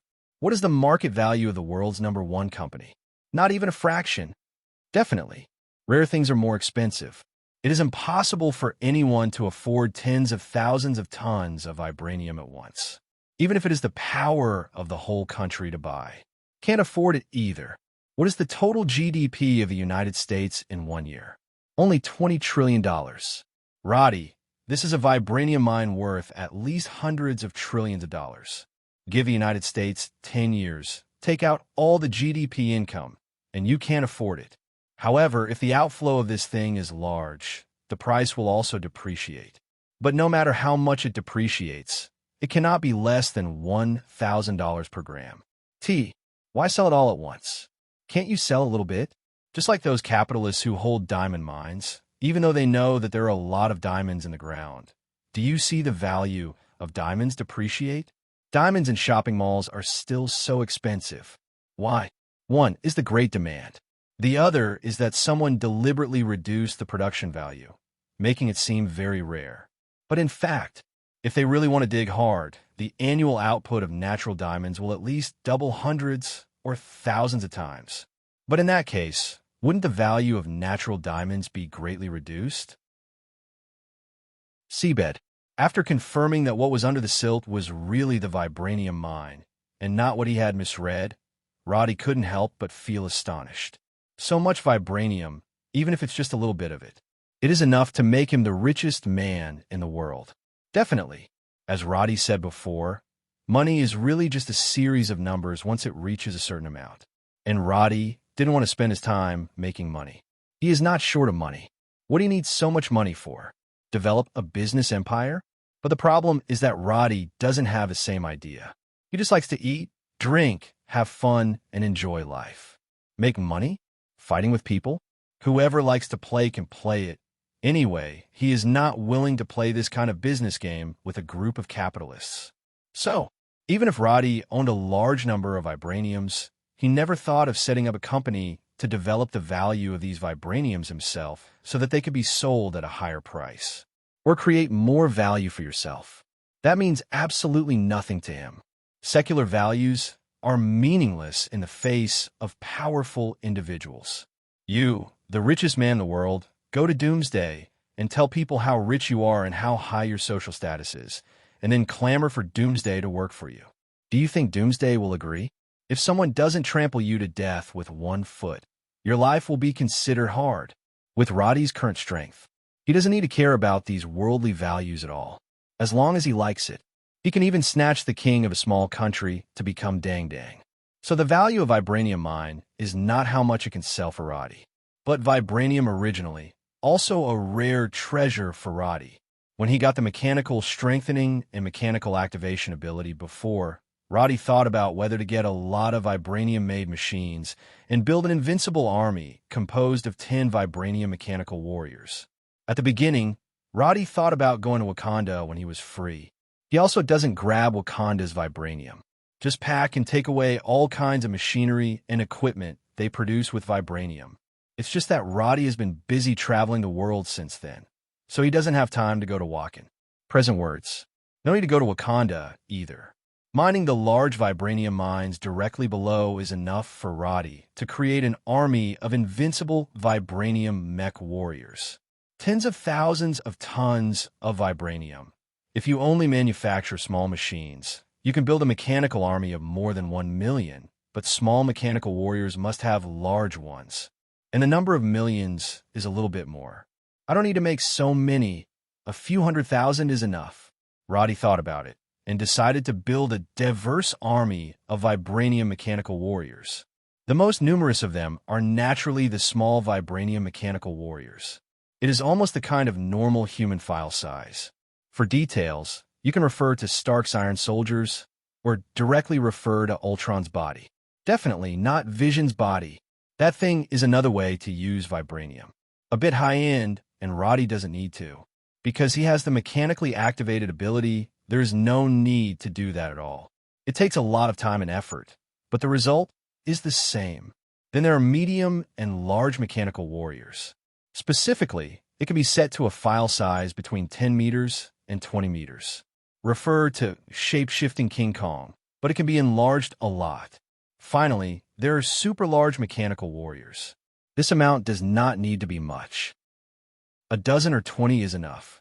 In terms of size, you can directly use vibranium to build an aircraft carrier or simply a spaceship. Then, after activation, it instantly transforms into a mechanical warrior hundreds of meters or even thousands of meters tall. Just thinking about it, Roddy felt very shocked. If this is taken out, let alone other things, the visual shock effect alone is enough to bluff people. Unfortunately, my different space is still too small, or else I would just pack up this vibranium mine and take it away. Roddy looked at the huge amounts of vibranium mine under his feet. The size of this thing is still too big, and his different space can't fit it all. He can only cut it off piece by piece and then pack it. Even so, Roddy had to make many trips. After all, his different space is only that big. Fortunately, he still has the ability to teleport. Even if you have to run back and forth, it doesn't take much time. Now let's see how big is this vibranium mine. Tens of thousands of tons is also the result of Roddy's preliminary estimate. Maybe there will be more than this number in detail. First, get rid of all the surrounding silt, and then look at the file size of this mine. Roddy thought, and then began to clean up the silt from the vibranium mine. The more he cleaned it, the more Roddy was shocked by the file size of this vein. It's simply too big. There must be more than tens of thousands of tons, let alone more than 100,000 tons. This is much more than what Roddy guessed at the beginning. Soon, Roddy just cleaned up the upper layer of silt. At a glance, a large area around is full of vibranium mines. It is said that the vibranium in Wakanda was discovered from a meteorite. So, does the vibranium mine that Roddy discovered on the seabed mean that there was actually more than one meteorite that fell on the blue star? There's one in Wakanda. Is there one under the sea? Regardless of whether this is the case, Roddy, the vibranium mine brought by this vibranium meteorite, is going to be fixed. Doesn't anyone who discovers the things on the high seas belong to them? Now, these vibraniums were discovered by Roddy. Then nature belongs to him. Let's start cutting, and we will refine it later, and then we need to get some professional machines. The vibranium produced by the vibranium vein is still in its original state and needs to be refined before it can be really used. Regarding how to extract vibranium, the most familiar ones are undoubtedly those black people in Wakanda. Roddy thought he didn't need to make another trip to Wakanda. Now it seems that this trip is still inevitable. The job of cutting was not difficult for Roddy. He can cut the vibranium raw or on the vein directly with Cyclops. The crimson laser beams ballooned underwater, and the hard or was cut along the cracks in the rock little by little. Soon, a large piece of vibranium, or with a diameter of 5 or 6 meters, was cut. Roddy put it into the alien space and continued to cut the second piece. While Roddy was busy cutting, he didn't see that under the big slope, in the bottomless abyss of the sea, blue figures suddenly appeared, peeping at Roddy here. When these blue-skinned weirdos saw Roddy cutting the vibranium, their faces suddenly showed anger. Next moment, a group of blue-skinned monsters swam towards Roddy. They are fast, much faster than ordinary people can swim underwater, and still holding the original weapon in his hand. Spears, bone spurs, and so on. When these blue-skinned monsters approached Roddy, Roddy finally discovered their existence. So he stopped the cutting work first and turned to look at the group of weird people who came up. Is there still human life in the sea? Roddy thought subconsciously, and then remembered that there seemed to be a man named Namor in the Marvel Universe, who was the seaman and the king of Atlantis. Be the king of the underwater world. Exactly the same as Aquaman in DC Next Door. So who copied whom? Roddy didn't care who copied who. The group of blue-skinned monsters in front of them should obviously be the sea people of the underwater kingdom of Atlantis. This group of people moved from the land to live in the sea a long time ago. They have evolved the ability to breathe underwater. Not a single one was left alive. After all this is done, Roddy goes over to pick up the weapon that one of the sea people left behind when he died. Knocked. It was found that the head of the spear was actually made of vibranium. It's just that the handle is made of some kind of wood. Roddy didn't understand this approach. Although he also doesn't understand why both Wakanda people and sea people like to use vibranium to make spears. But you build it. Why only the head? Is it to save material? Roddy couldn't understand the behavior patterns of the Sea Clan at all. Obviously guarding such a large pile of vibranium. Why are you so digging and searching? Look at people Wakanda, also guarding a lot of vibranium. But people in Wakanda don't pick and search at all. Not only the guards are equipped with vibranium spears as standard, but even the blankets are woven with vibranium. Even used vibranium to build cars, can you believe it? How much does a car weigh? Even if the internal parts are not all made of vibranium, it is priceless. After all, a gram on the black market costs $50,000. Even if it's only a kilogram. That TM is also $50 million US. What car can sell for $50 million? What's more, I also know that it is impossible to only weigh 1 kilogram. At least it has to be 10 times higher than this number, right? If you think about it this way, Wakanda is really inhumane. Take 500 million vibranium to build a car? Local tyrants are local tyrants, and they don't treat money as money. After beating off the blue-skinned men of the Sea Clan, Roddy continued to cut the raw vibranium ore. Pieces of huge amounts of vibranium raw or were cut off by him and then packed into a different space. Until the different space can't fit, Roddy just teleported away from the bottom of the sea, and when he reappeared, he had already returned to his seaside villa in Liberty City. The villa has 3 floors underground. When Roddy bought it, there were actually only 2 floors underground, one of which was turned into an exhibition room by Roddy, where there were some luxury cars that had hardly been driven since they were bought, as well as precious limited editions. Do things like that. In short, they are basically beautiful. The 3rd layer was added after Roddy. There is only one entrance, which is a 16-layer encrypted alloy gate. The thickness of the door light is half a meter thick. Even if it is fried with RPG, it will not be able to explode. On the other side of the door is the passage leading to the 3rd underground floor. The internal space of the entire 3rd basement floor is actually larger than the main building of the villa on the ground, and the entire area is comparable to the file size of the entire villa plus the front and rear yards. In addition, metal reinforcement has been carried out around it. After all, it is the seaside. If it is not reinforced, Roddy is also worried about problems. Originally, this floor was used by Roddy to store weapons and equipment. There are also some collectibles that cannot be shown to others. For example, a world-famous painting that he took away from Target's home. The painting is supposed to hang on display in the Louvre. In fact, it does hang in the Louvre forever. It's just that Roddy is very sure that this one is the real one, not a fake. So it's pretty obvious what's going on in reality. In fact, this kind of thing is also very common.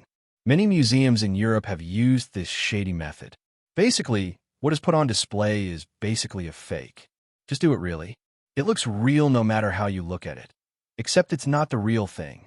General experts can't see it, and only professional instruments can detect it, or the kind of real top industry experts can distinguish it with the naked eye. But experts at that level are well aware of it. This can be regarded as the hidden rule in this circle. Just like the entertainment industry. Everyone knows it, but no one will really poke it out. Anyway, everyone's benefits are in their hands, and no one will make life difficult for their own interests.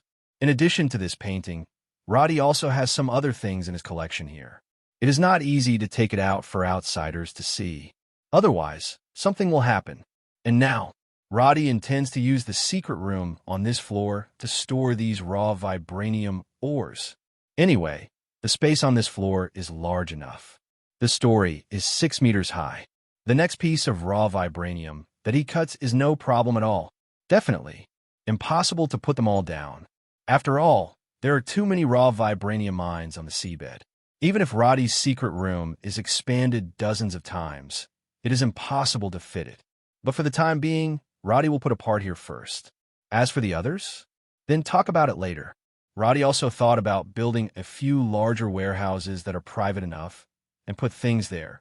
But those warehouses at the pier, no matter how high the security level they advertised, Roddy couldn't really trust them. It's like the security level of Paradise Mansion is high enough, right? But Natasha Romanoff's going in and out is not like going back to her own home. Their so-called security level is only for ordinary criminals. For an agent of Natasha Romanoff's level, this is trivial. It's what they left over from playing back then. Not worth mentioning at all. In contrast, Roddy is more trusting in his own space. After all, no one can open it except him. It's a pity that the space in the different space is still not big enough. Can't let go of too many things at all. Put the raw vibranium or in the secret room. Roddy returned to the bottom of the sea again and continued to cut more raw vibranium ore. He ran back and forth 5 or 6 times. The Chamber of Secrets is almost done. Basically, I can't put it down once I go back. Roddy thought about it and felt that these vibraniums would not be able to run on their own anyway, or else it would be fine for now, and he would continue to cut the rest after he found a suitable place to put things. Don't look at the vibranium that Roddy has cut off a lot now. If all of them were extracted, it would be hundreds of tons at least. Compared to this entire vibranium mine, this is just the tip of the iceberg. The more the whole vibranium mine was dug down, Roddy realized that he had really underestimated the mine at the beginning. As it's exposed on the surface, only a small part of it is. Most of them are buried in the depths of the sea. At the beginning, Roddy estimated that tens of thousands of tons of vibranium could be extracted from the entire vibranium mine. Afterwards, he cleaned the surrounding area and found that he estimated that there was less and felt that he could extract more than 100,000 tons of vibranium without saying anything. And now, after cutting the top layer, Roddy finds himself underestimating it again. 100,000 tons? I'm afraid it's more than 1,000,000 tons. That vibranium meteorite in Wakanda must have so many.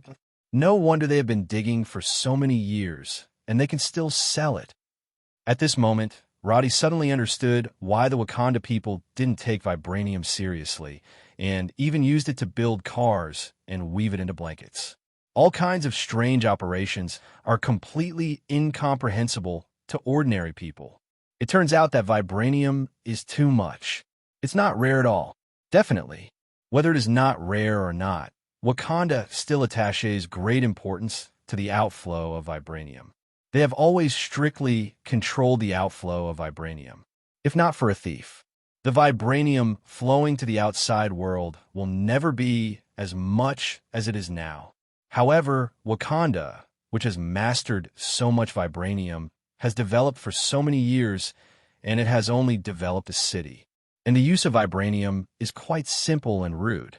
Ultron once said that vibranium is such a miraculous creation that human beings only use it as a shield, which makes it incredible and incomprehensible. And this is because human beings had too little vibranium back then, and they didn't know enough about it. But how long has Wakanda had vibranium? It stands to reason that their understanding of vibranium is extremely thorough. But looking at the development of Wakanda, apart from having a city controlled by the royal family, which looks very sci-fi, what else? Even members of their royal family have to go to universities in other countries to study a book. How many years has it been since the United States was founded? How many years has Wakanda been developing with so many vibranium? As a result, from the beginning to the end, they only wanted to close and close again, isolating themselves from the outside world, and developed to the point where many cities today have a primitive, barbaric atmosphere. It seems that the technology should be very high, but it turned out to be a spear. It also needs to be hand-to-hand. To beat Thanos' men, a group of people rushed up to fight hand-to-hand with a group of cannon fodder beasts raised by Thanos. You have such a high technology, you should make some energy cannons or something. Get a battleship out. Doesn't the direct energy cannon smell good? Do you have to rush forward and fight with your life? Wakanda is a place where civilization and primitiveness coexist, revealing an awkward feeling everywhere. You say you respect traditions and customs, but you risk your life to respect. Isn't it a bit too much? It's outrageous. Roddy is still complaining in his heart about Wakanda, a country with a lot of vibranium, but it is so unbearably developed. Blue Man. Roddy took a piece of raw vibranium, or that had just been cut into the different space. Then he also looked at the group of Sea Clan who came to kill again. This time, the number of Sea Clans coming over is much more than before. It was densely packed, at least tens of thousands of people. Roddy also doesn't know what scale the Atlantis under the sea has grown to, but referring to Wakanda, which is similar to their situation, Roddy basically knows it. Therefore, an army of tens of thousands of people can be brought over at once. Is this also how much the Sea Clan attaches importance to Roddy? After all, this probability is more than half of all their troops. Moreover, this time the Sea Clan not only came by themselves, but also rode various sea creatures. As far as Roddy knows, there are dozens of different marine creatures, including killer whales, blue whales, and great white sharks. Most of them are relatively large in size, and several blue-skinned people can sit on the back of a sea creature. Invader, you kill the people of my Atlantis. Loot the treasures of my Atlantis. Now, in the name of Aquaman Namo, I grant you death. At the front of the tens of thousands of blue-skinned men, a blue-skinned man who seemed to have the highest status stood alone on the back of a huge amount of blue whale and said a lot to Roddy. Roddy, what do you say? The water around the blue-skinned man was squeezed away by an inexplicable force, leaving an area without water around him. But Roddy's side is full of sea water, so his voice is very distorted when it reaches Roddy's side. And Roddy also didn't understand the language of their race at all. I have no idea what he's talking about, but it probably meant that he was reprimanding him, right? Roddy guessed it himself. After all, this guy looks very angry. And at this time, Namor also seemed to have thought that Roddy, as a human being, should not be able to understand the language of their Sea Clan, so he repeated what he had just said in English again. This time, Roddy understood, but in the water, Roddy can't respond to each other, so he can only use gestures. So he waved at the large group of blue-skinned men on the opposite side. It's like saying, "Come here." Namor saw that he had brought the army of Atlantis to kill him, but the landman on the opposite side was so arrogant that he didn't take them seriously, and he was very angry. Arrogant land people, I will let you know the fate of offending my inner room. After finishing speaking, Nemotsi, Chinhao, ordered the many Atlanteans behind him not to do anything, and he wanted to kill the arrogant landman in front of him with his own hands. Namor is quite confident in his own strength. After all, his physique is much stronger than that of ordinary Atlanteans, and there are a pair of small wings on his feet, which can make him fast underwater. The landman in front of him may be pretty good, but here is the sea. How much can his strength be brought into play? Namor felt that he could handle the opponent easily, without the help of his clansmen at all. As for why you bring so many people here without help, on the one hand, Namor is not sure if the opponent is only a land person. What if there's an ambush on the other side? No matter how strong he is, he will be no match for 4 hands with 2 fists, so it is necessary to bring people along. On the other hand, don't you need an audience to be present when you're pretending? If you pretend to be better, but no one sees it at all, isn't it just a white trick? Definitely. Namor is not really for the sake of comparison, but that's probably what it means. Not much difference. Phew. The sea water was instantly torn apart by Namor. He's even faster underwater than on land. I saw him attacking Roddy like a swordfish. He swung the vibranium spear in his hand violently and threw it towards Roddy. Swish! Roddy reached out to grab it. As a result, he underestimated the speed of the spear and failed to catch it. A little embarrassing. But it's okay, because the vibranium spear lost its original kinetic energy the moment it stabbed Roddy, and was on the bottom of the sea. Namor's figure quickly rushed to Roddy. Although the vibranium spear failed to kill Roddy, Namor was not surprised. After all, the other party was a landman who could kill a dozen Atlantean warriors alone. If he was killed so easily, Namor would have to review his training effect on Atlantean fighters instead. After all, an enemy who can be killed by him with a single spear should not be able to easily kill a dozen Atlantean warriors, right? Seeing that Namor was approaching, Roddy had no intention of resisting at all. Although Namor didn't quite understand what was going on with this land native, but how could he miss such a good opportunity to attack? So Namor punched Roddy hard in the face. Namor didn't restrain the power of this punch. The other party was the murderer who killed the people of Atlantis and plundered their kingdom's precious vibranium resources. Such an enemy of life and death now will naturally not show mercy. So he used all his strength in this punch. But in the end, when he punched down, the opponent didn't even move his neck. He just looked at himself with a smile on his face. This made Namor feel humiliated. He punched continuously angrily. The burst of power from the fist blasted the water around it so that it couldn't get close. However, his fist landed on the landman in front of him, but it had no effect at all. It's as if Namor is acting with each other. Fake, too fake. But Namor knew in his heart that he had already tried his best. But the result is still the same. Despicable land people, what kind of conspiracy and tricks have you used? Namor stopped his futile attack, glaring at Roddy and questioning. At this time, the water flow around the two of them spiraled around, forming an area without water, and the two of them happened to be in this area. Me? Conspiracy? Roddy smiled. Don't get me wrong, I just don't think your fist can hurt me at all, so I'm too lazy to do it. You. Namor was impotently furious. He roared and kicked Roddy. This time Roddy didn't stand still and didn't understand, but punched Namor's calf. Crack! This punch directly broke Namor's calf bone. Visible broken bones pierced Namor's muscle skin. Oh! Namor screamed in pain again and again. And the Atlantis warriors who were watching the battle from a distance and didn't do anything because of Namor's order also showed shocked expressions when they saw this scene. Their invincible king lost, and he lost so easily, even being crushed.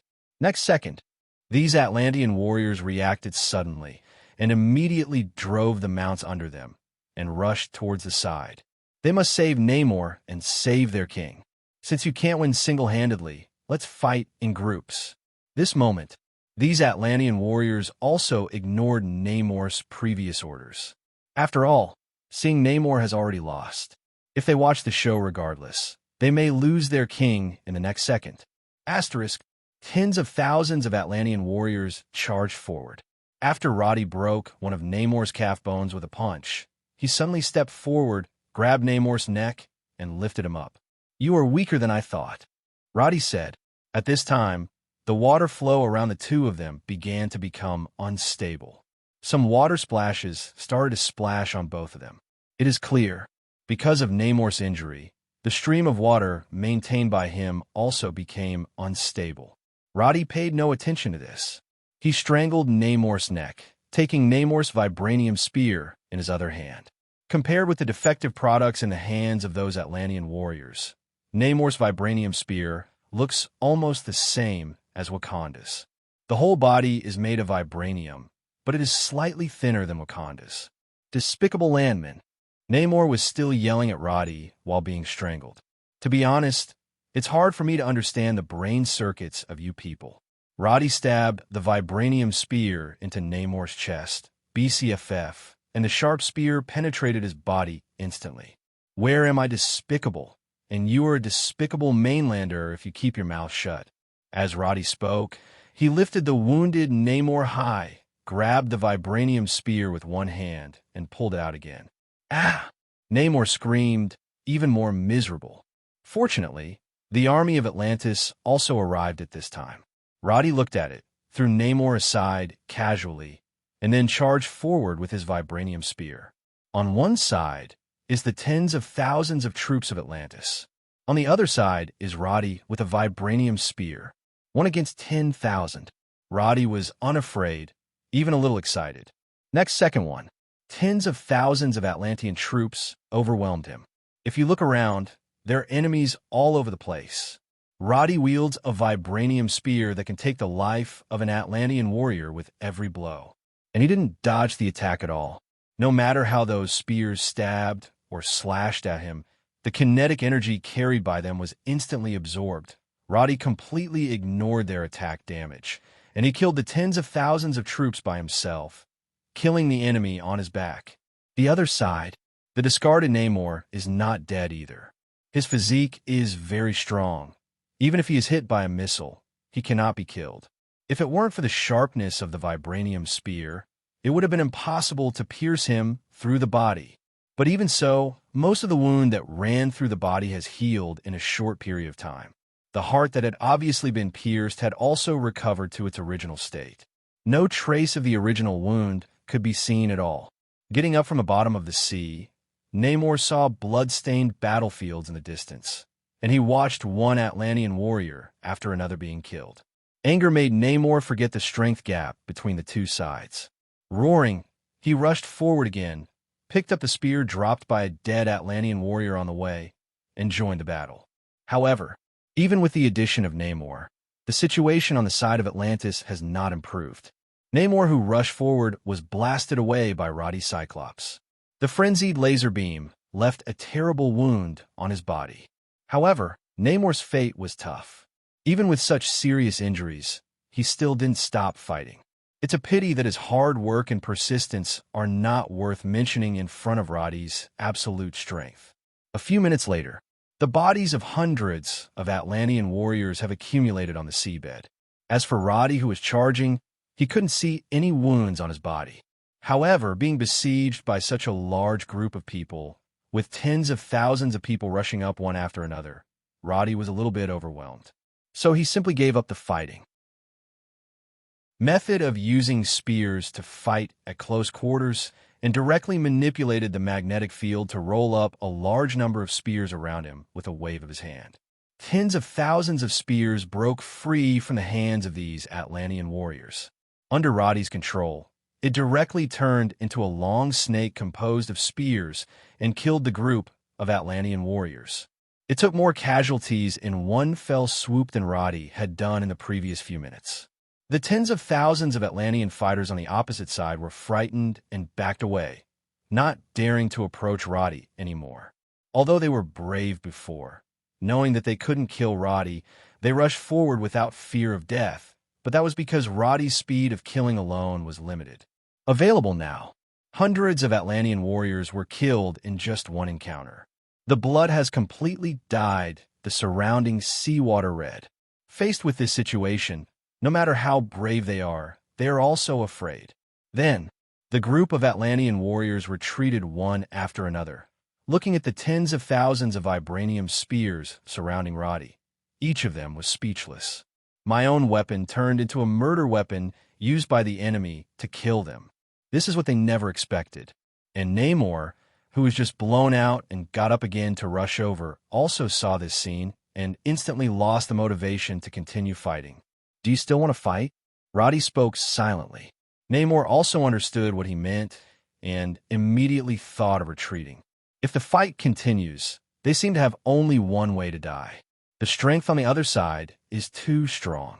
Namor even wondered if he hadn't been walking on land for so long that even the strength of the land people is now BT here, but he didn't know anything about it. Unfortunately, he looked down on land people before. He felt that if he wanted to, he could go to land at any time and kill all those land people. And the reason why he didn't do this was just because he was lazy. How much area does the ocean occupy on Blue Star? How much area does land occupy? Sitting on such a vast territory, Namor naturally looked down on those lands. What's more, although the Atlanteans are not unable to survive on land. After all, they are not so comfortable in the sea. Therefore, even if they lay down a territory on land, there's a high probability that they will not move to live on land. That being the case, why even bother with Bala's attack on landmen? But now it seems that this is because the Atlanteans don't want to attack the land people. It is clear that they should be thankful that the land people have not discovered the existence of their Atlanteans. Otherwise, wouldn't they be wiped out in minutes? Definitely. Tens of thousands of Atlantean warriors are not the full power of Namor. The entire kingdom of Atlantis has about 120,000 warriors and definitely more ordinary civilians, over 1 million. But the real power of Namor is the variety of sea creatures that are ubiquitous in the sea. What if he manipulated sea creatures numbering in the billions to attack all human ships sailing the seas? What if he manipulated countless sea creatures to set off huge waves in the offshore area? He doesn't need to do that, because the kingdom of Atlantis has weapons capable of creating monstrous tsunamis. Zhang Jinmo also thought that as long as he wanted to, he could destroy human civilization on land at any time. But now it seems that if he really dares to do so, even if the tsunami really engulfed the land, their kingdom of Atlantis would definitely be wiped out by the strongest of these land people. That's when it will all end together. Think of these. Namor began to reflect on his past ignorance. He began to face up to the strength of land people. Maybe he can create a tsunami to flood the land, but land people also have the ability to destroy their kingdom. Overconfidence is arrogance. Namor was too arrogant in the past. He began to reflect on this. Everything. After deciding, we must get to know the land people well. It can't be like this anymore. I surrender. The self-reflective Namor raised a hand and shouted loudly. Yes, he surrendered. It's not that he's timid. It's for the preservation of his own people, but also for the continuation of the king. Surrender? Roddy nodded, then waved his hand, and the tens of thousands of vibranium spears surrounding him lost control and sank to the bottom of the sea in an instant. Immediately, he waved at Namor, gesturing for him to come over. Namor also passed by obediently. No tricks. Very well, I will take over your surrender, Roddy said after Namor came over. But it's not enough to just surrender. I want to see your sincerity. Namor was aggrieved. But as the defeated party, Namor also knew that he had to come up with an answer that satisfied the person in front of him, or the other party could not accept their surrender at all, and then continue to use just like that attack. As long as he comes a few times, the tens of thousands of Atlantean warriors he brought will be wiped out. Even he himself didn't dare to say that he could go back alive. Namor only has a strong physique and a strong recovery ability. Not really regenerative healing factor. What do you want? Namor asked. Vibranium. Roddy made his request directly. It just so happened that he was still considering going to Wakanda to take away some equipment that could refine vibranium. It's good now. The people of Atlantis, who also possess vibranium refining technology, came to their door on their own initiative. Roddy doesn't need to make a special trip to Wakanda. He can just ask Narway to refine vibranium for him. Okay, how much do you want? Namor nodded in agreement. Although vibranium is precious, there are so many of them after all. If the other party only wanted vibranium, Na said that he could give some to the other party. How much? Roddy shook his head and held out a hand to make a fist. I want all. Namor's eyes widened. This is impossible, he growled. I'm not negotiating with you. Roddy stared at Namor with icy eyes and said, either die, or give me all the vibranium. Choose one, you decide for yourself. Namor clenched his fists tightly. If possible, he really wants to fight to the death to resist. But reason tells Namor that the only way to resist is to die. Facing the threat of death, Namor succumbed. Anyway, we have owned vibranium for so many years. Originally, so much vibranium and the Atlantis kingdom can't run out, so we might as well give it to the land people in front of us, at least to ensure that they can continue to live. Survival is the most important thing. As to say, To threaten the landmen in front of you by submerging the land is the most threatening? Namor hadn't thought about it, but now he is still in the hands of the other party. If he uses this to threaten him now, wouldn't he be seeking his own death? If you want to threaten, you have to wait until after the event. And as a threat of submerging the land, it can only threaten the lives of ordinary land people. The land person in front of him could have survived underwater, and he felt as if he was the same as the Atlanteans. This kind of threat obviously couldn't endanger the other party's life. Even if the other party has caring people on land, so what? They can threaten each other to flood the land, and the other party can also threaten them to kill them all. It is impossible for Namor to really die together. So even if he left here, Namor wasn't sure if he would do that. Most likely not, because he was not sure whether the other party would be threatened by him. If not, the consequences could be serious. Just a little vibranium, nothing else. Namor comforted himself in his heart. Subsequently, facing Roddy's cold eyes, Namor nodded in humiliation and agreed to the other party's request. Vibranium, he delivered. Very well, then you will be responsible for refining vibranium for me in the future. Seeing Namor submitting, Roddy nodded in satisfaction and said. Hearing Roddy's request, Namor was no longer angry. To be precise, all his anger had been used up. Even vibranium has been handed over. So what's the point of helping to refine it?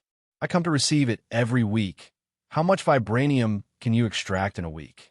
Roddy said. Hearing this, Namor gave a number after serious thinking. 10 tons. So little. Roddy wasn't satisfied with the answer. It was only 10 tons a week, and it was only over 40 tons that month. How is this enough? 10 tons is too little.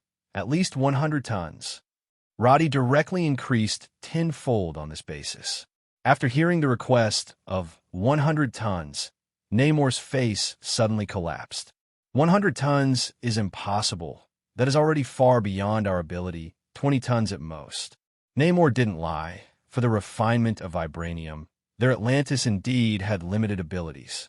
In the past years, their use of vibranium has not been very active. Therefore, for the refining of vibranium, naturally there is no such concern as Wakanda. 20 tons a week is definitely not their limit. But this limit is about 30 or 40 tons. Namor didn't want the people to work hard for Roddy and squeeze their rest time crazily. So at first he said to refine 10 tons a week. That way they just have to come up with enough vibranium easily. But 100 tons? That really can't be done. 20 tons is too little, at least 30 tons. In the future, you must increase the efficiency of refining vibranium. The premise is that I can accept a production capacity of 30 tons a week, but I will give you 3 months at most. 3 months in the future, I will double the production capacity. Roddy didn't make it too difficult for Namor. In fact, 20 tons a week is enough, and Roddy doesn't need it urgently. But he can see that 20 tons is definitely not the limit of the Kingdom of Atlantis, and their limit is at least 30 or 40 tons. 100 tons was just something he said casually, and he didn't expect the Atlanteans who were salted fish to work so hard. So, in the end, Roddy gave a request of 30 tons. However, Roddy thinks it is not too much to ask Namor to increase the refining efficiency in the future and to double the production capacity in 3 months. Take a look at Wakanda, who is also holding a vibranium meteorite. Their production capacity is at least 10 times that of the Kingdom of Atlantis. If Wakanda is a mixture of primitive and technological, then the Kingdom of Atlantis, I am afraid that only the primitive is really left. Too complacent. I don't know how to develop technology at all. What's going on one by one? After discussing the future cooperation with Namor, Roddy asked Namor to take him to the Kingdom of Atlantis. In fact, it is a kingdom, but it is just an underwater city, and it looks far less technological than Wakanda. The whole thing gives Roddy a backward feeling. Although the cities under the sea sound very powerful, the places where many Atlanteans live are actually caves under the sea. Simply raw, Roddy didn't come to visit. Not to mention the Atlanteans around him were very hostile to him. Apparently, these Atlanteans also knew the news that their king and his army were defeated, and they also knew that their vibranium was robbed by the land people. So it's normal to be hostile to Roddy. Roddy didn't care if these blue men were hostile to him. He asked Namor to take him to the warehouse in Atlantis. At Curry, Roddy found the leftover vibranium they had distilled over the years. The quantity is not very large, just over 100 tons. Vibranium placed in a special device after refining is in liquid state and can be taken out at any time for shaping, which is convenient to divide. This is probably the only more technological place in Atlantis. But what left Roddy speechless was that the people of Atlantis built a statue with huge amounts of vibranium. The prototype of the statue is none other than their king Namor. And this statue is actually made of pure vibranium, which weighs 1,000 tons. Violence. It's really a waste of money. So Roddy unceremoniously announced that the statue belonged to him. Although the surrounding Atlanteans, including Namor, were very angry after hearing the news, they just dared not speak out and dared not resist Roddy's tyranny at all. But Roddy didn't take the statue away right away. After all, Roddy didn't know where to put such a big statue. He definitely couldn't fit in the secret room of the villa. So I can only store it here temporarily and wait for him to come to pick it up later. Anyway, he already knew the location of the Kingdom of Atlantis, so he didn't need Namor to lead the way next time. He just teleported over here. Also very convenient. Finally, Roddy took one thing with him before he left. That is the weapon in Atlantis that can create a super tsunami. It was actually a huge amounts of mechanical device, and Roddy directly stuffed it into his own different space. As for the original vibranium, ores that were previously installed in the different space, he threw it directly to Namor and asked him to refine it. Including those in the secret room of the villa, Roddy will also send them to him in batches for them to refine. In this way, Roddy can directly get ready-made vibranium. Save myself a lot of trouble. Regarding the fact that Roddy held the most powerful weapon in the kingdom, although Namor and many Atlanteans were angry, just like before, they still dared not speak out and could only honestly watch Roddy take that the machine was dismantled. The tsunami-making machine in Atlantis is actually pretty big. The hole is in the shape of a disc, 6 or 7 meters high and 15 or 6 meters in diameter. Fortunately, Roddy's different space is still big enough. Can fit this big guy. Otherwise, you can only carry it away. And this thing is also built by vibranium. Every part is vibranium. The overall weight is more than 80 tons, and it is a solid line of vibranium machinery. It happens that Roddy's 2 mechanical abilities can be used in this, and it is also convenient for him to test whether these 2 abilities can activate and strengthen mechanical objects made of vibranium. Okay, don't give it away. I will come back in a week. Don't forget to prepare the vibranium I want. Roddy said to Namor, who followed him. Then, under the gaze of the latter's gloomy eyes, he disappeared into the depths of the sea in an instant. As soon as Roddy left, the angry Namor directly smashed the surroundings. After finally venting his anger, Namor summoned the high-level officials of the Kingdom of Atlantis, announcing the restart of the machines that refined vibranium and mobilized the citizens to prevent laziness and fishing. Asked for flowers. At the same time, some scholars of Atlantis were also asked by Namor to study a more efficient way of refining vibranium, or directly increase the production line. Anyway, no matter what, the production capacity must be doubled in 3 months. Back from the Kingdom of Atlantis, just over an hour had passed. Roddy returned to the yacht, and no one noticed that he had left. What's more, no one knows what shocking things Roddy did during the hour or so he left. The existence of the Kingdom of Atlantis is unknown to mankind. Who on the blue star knows the existence of the Kingdom of Atlantis? All Roddy can think of is the Eternals and Sorcerer Supreme, Ancient One. The former lived long enough to witness countless blue star histories. The latter has the time gem and can see the past and the future, not to mention what happened on the blue star, even what happened in the whole universe or what will happen in the future. Ancient One is clear. But there was one thing Roddy had been thinking about. That is, does Ancient One even know of his existence? Or say, does Ancient One know some of his secrets? Can you see his future? But after so long, Roddy didn't see Ancient One coming to him. 0. Since the Sorcerer Supreme won't come, Roddy won't go looking for her when he's full. Everyone is safe and sound. Hello, hello, hello, everyone, that will be the best. The next day dawned. Gwen woke up and found that Roddy was looking at her, and couldn't help but leaned forward and kissed him. Good morning, darling. Gwen stretched like a lazy cat as she spoke, then rolled over and sat up. We're going back today, aren't we? She asked.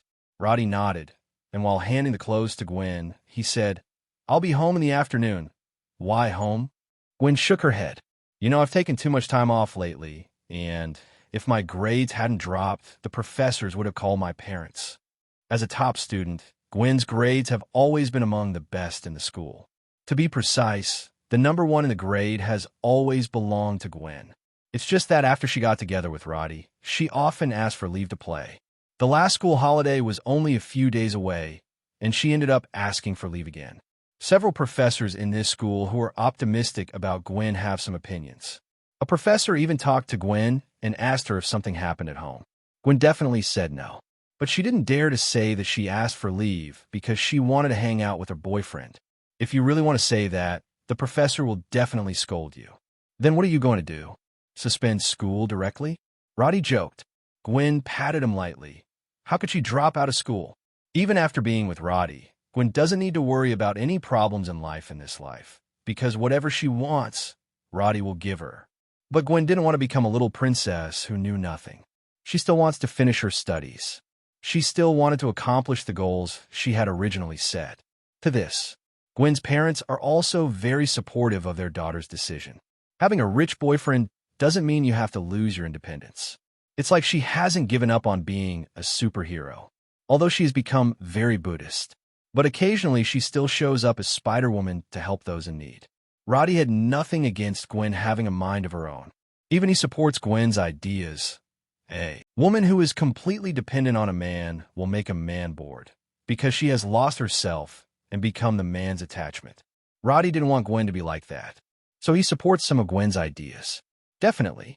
While supporting, Roddy will also provide some help to Gwen appropriately. For example, donate a laboratory to the school, or donate a building or something. This is a little help from what Roddy can do afternoon. The White Pearl returned to Liberty City Seaview Villa Wharf, and Roddy and the others also ended their 2-day and 2-night sea trip. After paying the final payment of Melissa and her team, Roddy also said that if there is such a travel plan next time, they will hire their team to serve. Melissa happily accepted an extra tip from Roddy. Not much. It just increased their original appearance fee by 50%. To Roddy, it's just a small amount of money that isn't worth mentioning. But for Melissa and the others, this is a lot of extra income. After all, for the normal appearance fee, they still need to share the bill with the company. After all, it takes money and energy for the company to train them and give them such a platform. So charging a commission is also very reasonable. The rake ratio is 4-6.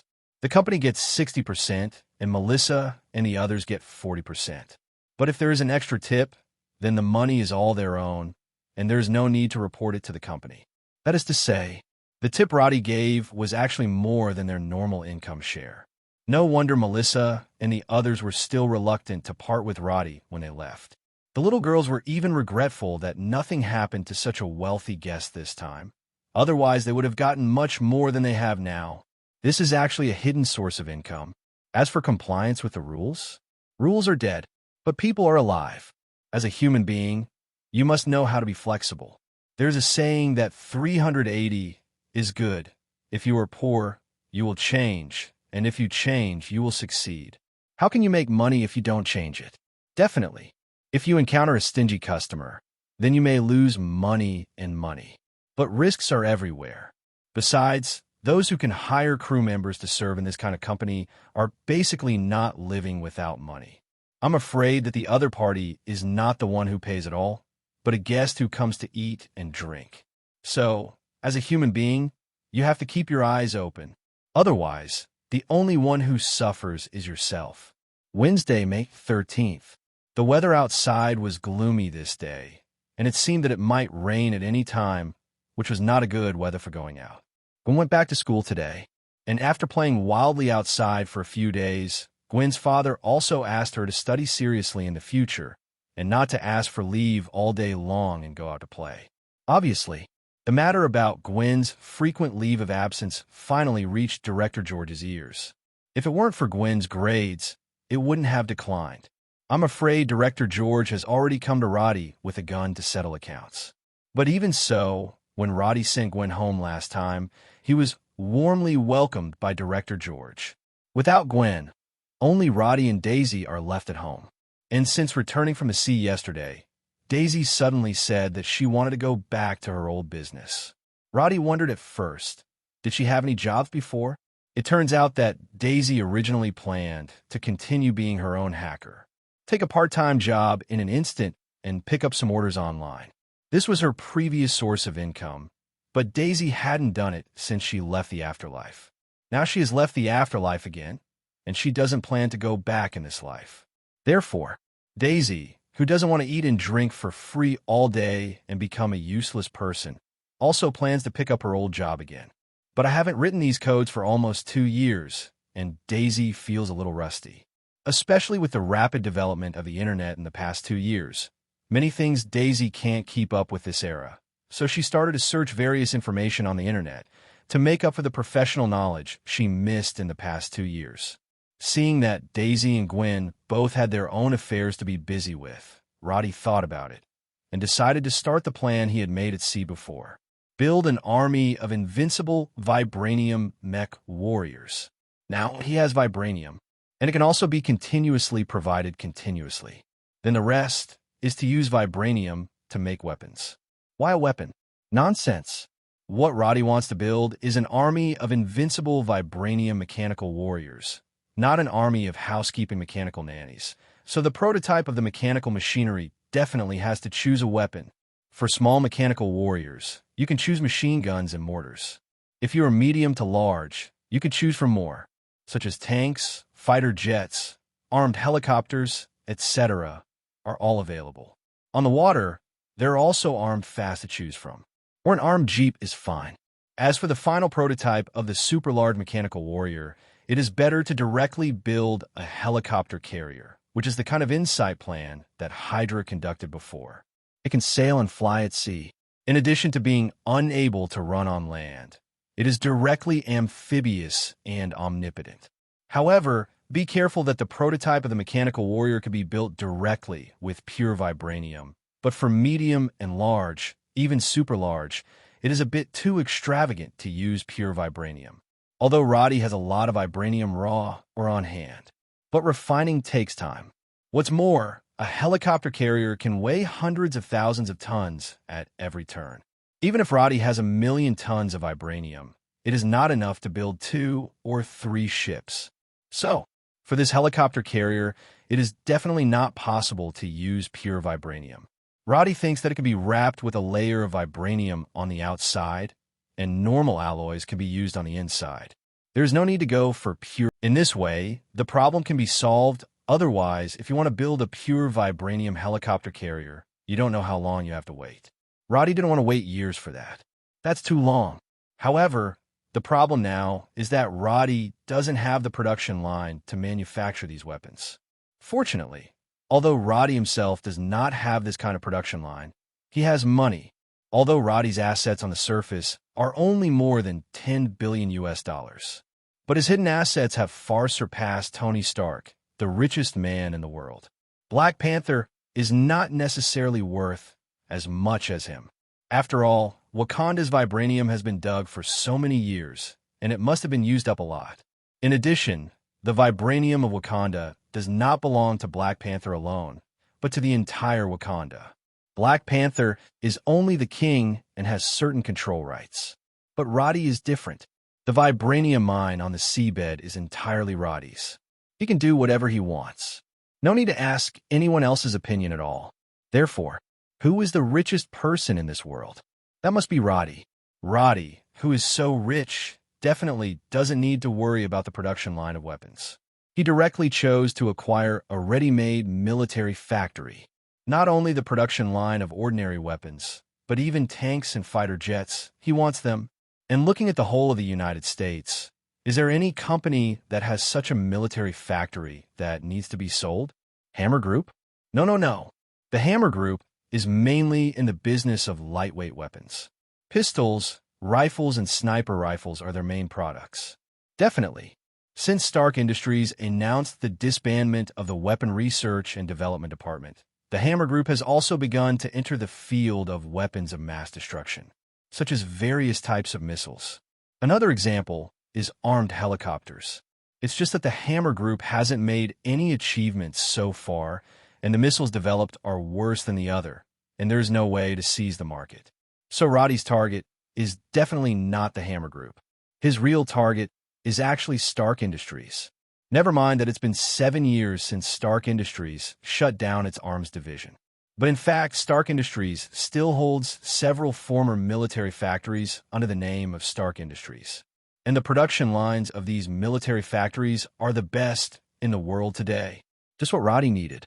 Then, in this gloomy weather, Roddy contacted the current CEO of Stark Industries through Harry, who is Tony Stark's confidant, Miss Pepper Potts. 1:30 p.m. Roddy drove to the Stark building near Central Park. Entered the lobby on the first floor of the building. A woman in business attire walked up ahead.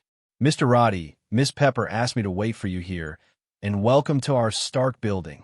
The woman is supposed to be Pepper's assistant. This is also Pepper's previous job, but now she has become the CEO of Stark Industries, which can be regarded as a legend in the industry. It is afraid that there are not many people in the United States who can work from an assistant to a CEO at once. Individual. Not to mention being the CEO of Stark Industries. And many people know that Pepper Potts is Tony Stark's girlfriend. As Zung Jin's playboy, he can become Tony Stark's official girlfriend. One can imagine Pepper's status in Tony's mind. So everyone knows very well that if nothing happens, Pepper will definitely be the hostess of Stark Industries in the future. Led by the female assistant, Roddy took an elevator dedicated to the president and went straight to the PC floor of the Stark building. The entire Stark building has a total of 100 floors. However, the upper 10 floors are not open to the public. Even Pepper, the CEO, has her office on the 90th floor because further up, that's where the Avengers live. Before the disintegration of SHIELD, only Dr. Banner lived here among the Avengers. But since the disintegration of SHIELD, almost all Avengers have lived in the Stark building. Therefore, in order not to disturb the work and rest of the Avengers, the floors above the 90th floor are not open to the public, and only those with authority can lose them. And so far, apart from the Avengers, there are only 2 people in the entire Stark building who have this authority. One is Pepper. She's Tony Stark's girlfriend, so of course she has that authority. The other is Maria Hill. She's now the head of logistics for the Avengers. But she usually doesn't live in Avengers Mansion. She has her own house in Liberty City. Other than that, no one else is qualified to go upstairs. Floor 90, President's office. The female assistant talked to a secretary at the door, and then the secretary with long blonde hair and a good figure led Roddy into the office. Miss Pepper, your guest, Mr. Roddy, has arrived. After the female secretary came in, she reminded Pepper, who was correcting the document. The latter raised his head and said, "Understood," then asked the female secretary to go out and pour them 2 cups of coffee, and then invited Roddy to sit down on the opposite seat. "Mr. Roddy, I heard that you want to buy our Stark Industries military factory." Pepper is worthy of being a well-organized and strong woman who can manage such a large Stark industry. She went straight to the topic when she came up, and she should be polite if she didn't have anything or talk about other meanings in a roundabout way. That's right. As far as I know, Stark Industries currently has 4 military factories that have not been sold, but you have always intended to sell them, right? Roddy nodded, just as the secretary brought the coffee over. He reached out to take the coffee, said thank you to the other party, and then looked at Pepper on the opposite side. "I want to buy 1. 2.4 no, it's 4 military factories. I want them all." Roddy originally only wanted to buy 1, but he suddenly changed his mind. Anyway, he is not short of money. After all, the production capacity of a military factory is limited.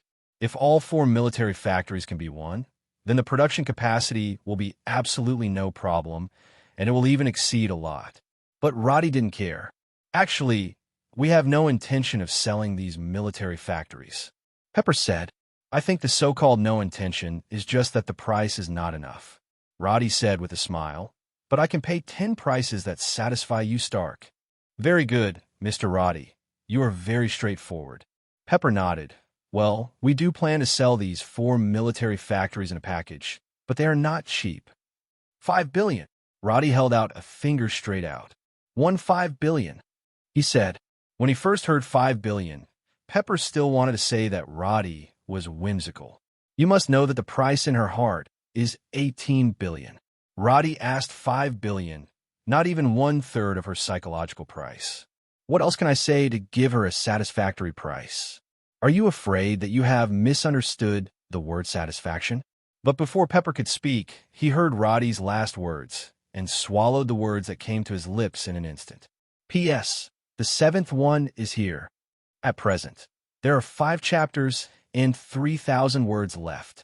Tomorrow, we will continue 7 more chapters and pay off 3 more chapters, and then we can pay off 5 billion for a military factory? Pepper just retracted his evaluation of Roddy just now. This person is indeed qualified to say we'll give you a satisfactory price. And for this price, Pepper is also very satisfied. 20 billion packaged and sold for military factories. What else is she dissatisfied with? The price was 2 billion higher than she expected. This is 2 billion, not 20 yuan. Definitely. As a qualified CEO, Pepper didn't show any emotion on his face. On the contrary, she still looked like she was thinking, as if she was in hesitation. Roddy wasn't in a hurry either.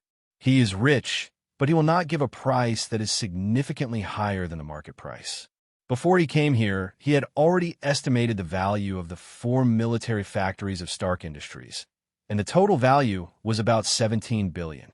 Considering that Stark Industries was not in a hurry to sell, there must be a premium on this price. Otherwise, they won't sell it to you at all. After all, the price of 17 billion may have already been offered by others. But why didn't Stark Industries sell it? Not satisfied with the price. Therefore, Roddy directly paid a premium of 3 billion. 3 billion is not much to him, but this price should be a price that Stark Industries will not refuse, and it is also a price that others are unlikely to offer. In fact, it was exactly as Roddy thought. Before him, to be precise, in the past few years, there were bids to buy the 4 military factories.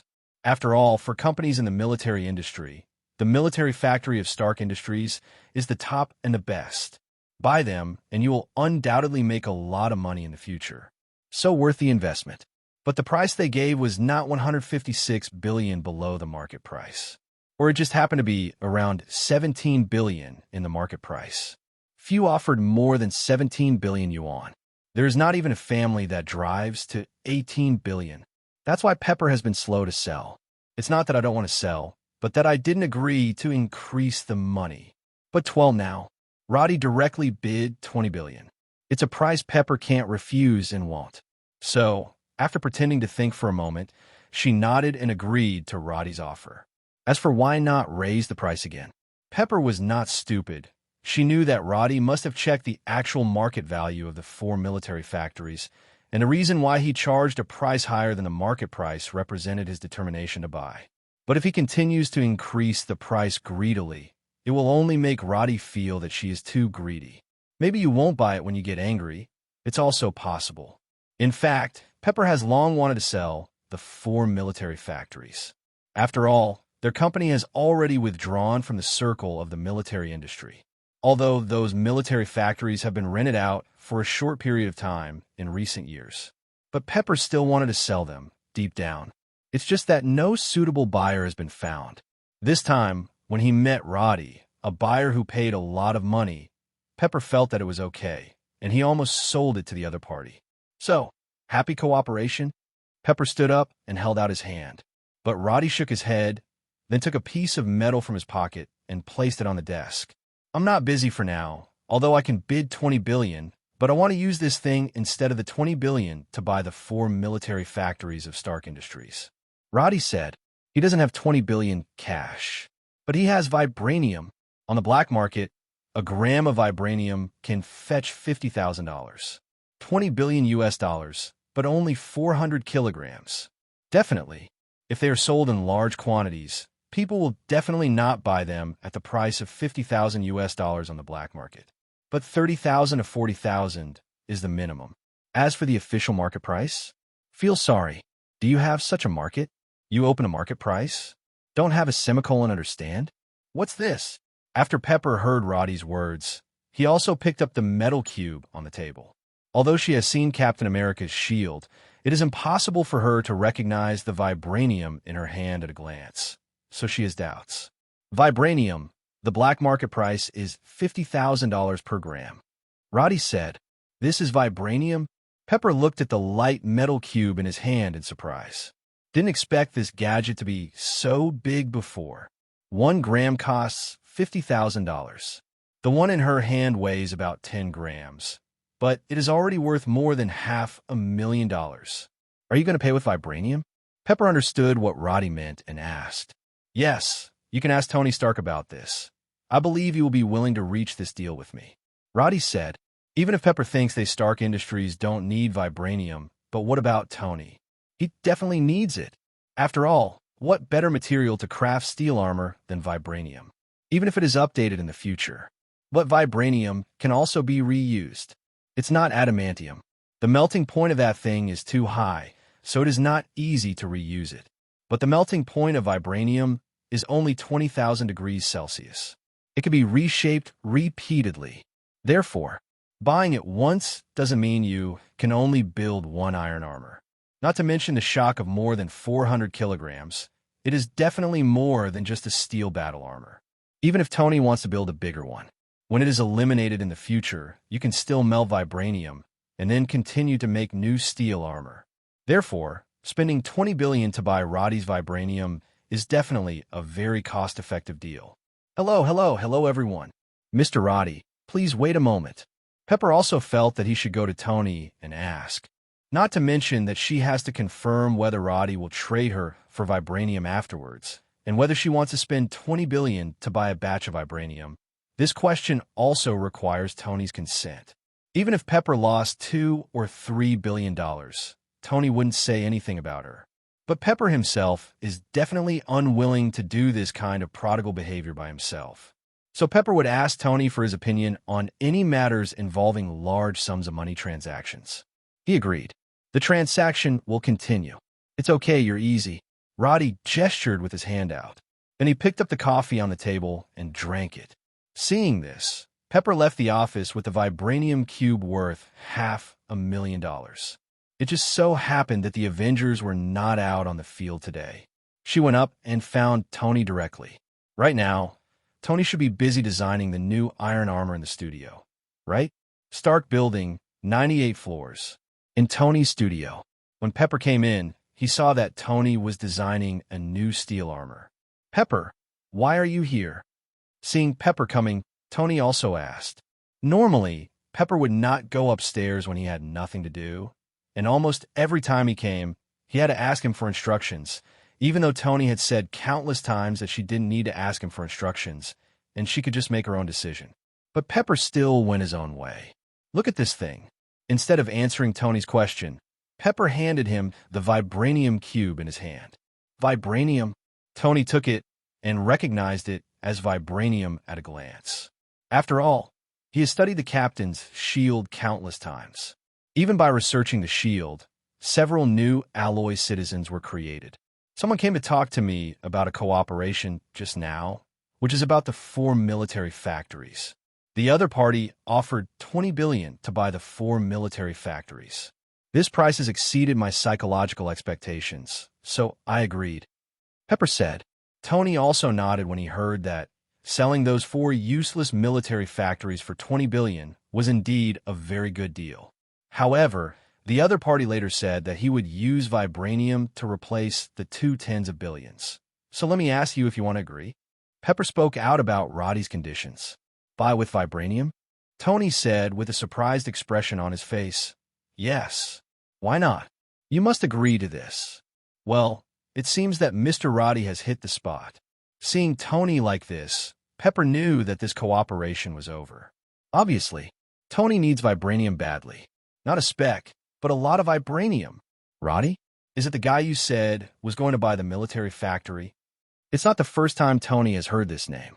Steve and the others have mentioned this name to him before, but I don't know if it's the same person.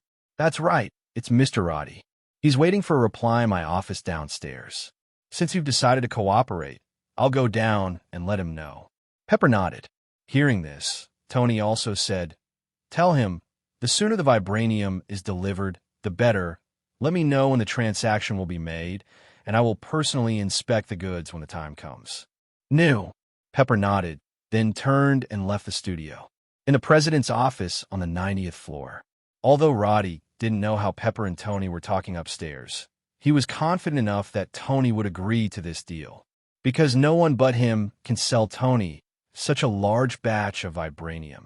To know, the official vibranium sold by Wakanda has long been sold out, and Wakanda has always claimed that there is no more vibranium. Obviously, the major countries in the world have not taken this small backward country in the third world seriously. There is no doubt that they are deceiving themselves. As for the black market, the arms dealer who sold vibranium on the black market happened to be Tony's enemy. To be precise, the guy hated Tony, but Tony was not impressed with him. This is not the first time this happened. Just like Aldrich Killian before, it was Tony who offended someone, but he turned his head and forgot about it. Don't look at the fact that Iron Man has so many fans around the world now. But in fact, there are not a few people who hate him. So, it is not impossible for Tony to buy vibranium on the black market, but it will be very troublesome. And as proud as Tony, how could he be willing to buy vibranium in such a winding way? His pride won't let him do that, and they are not fools.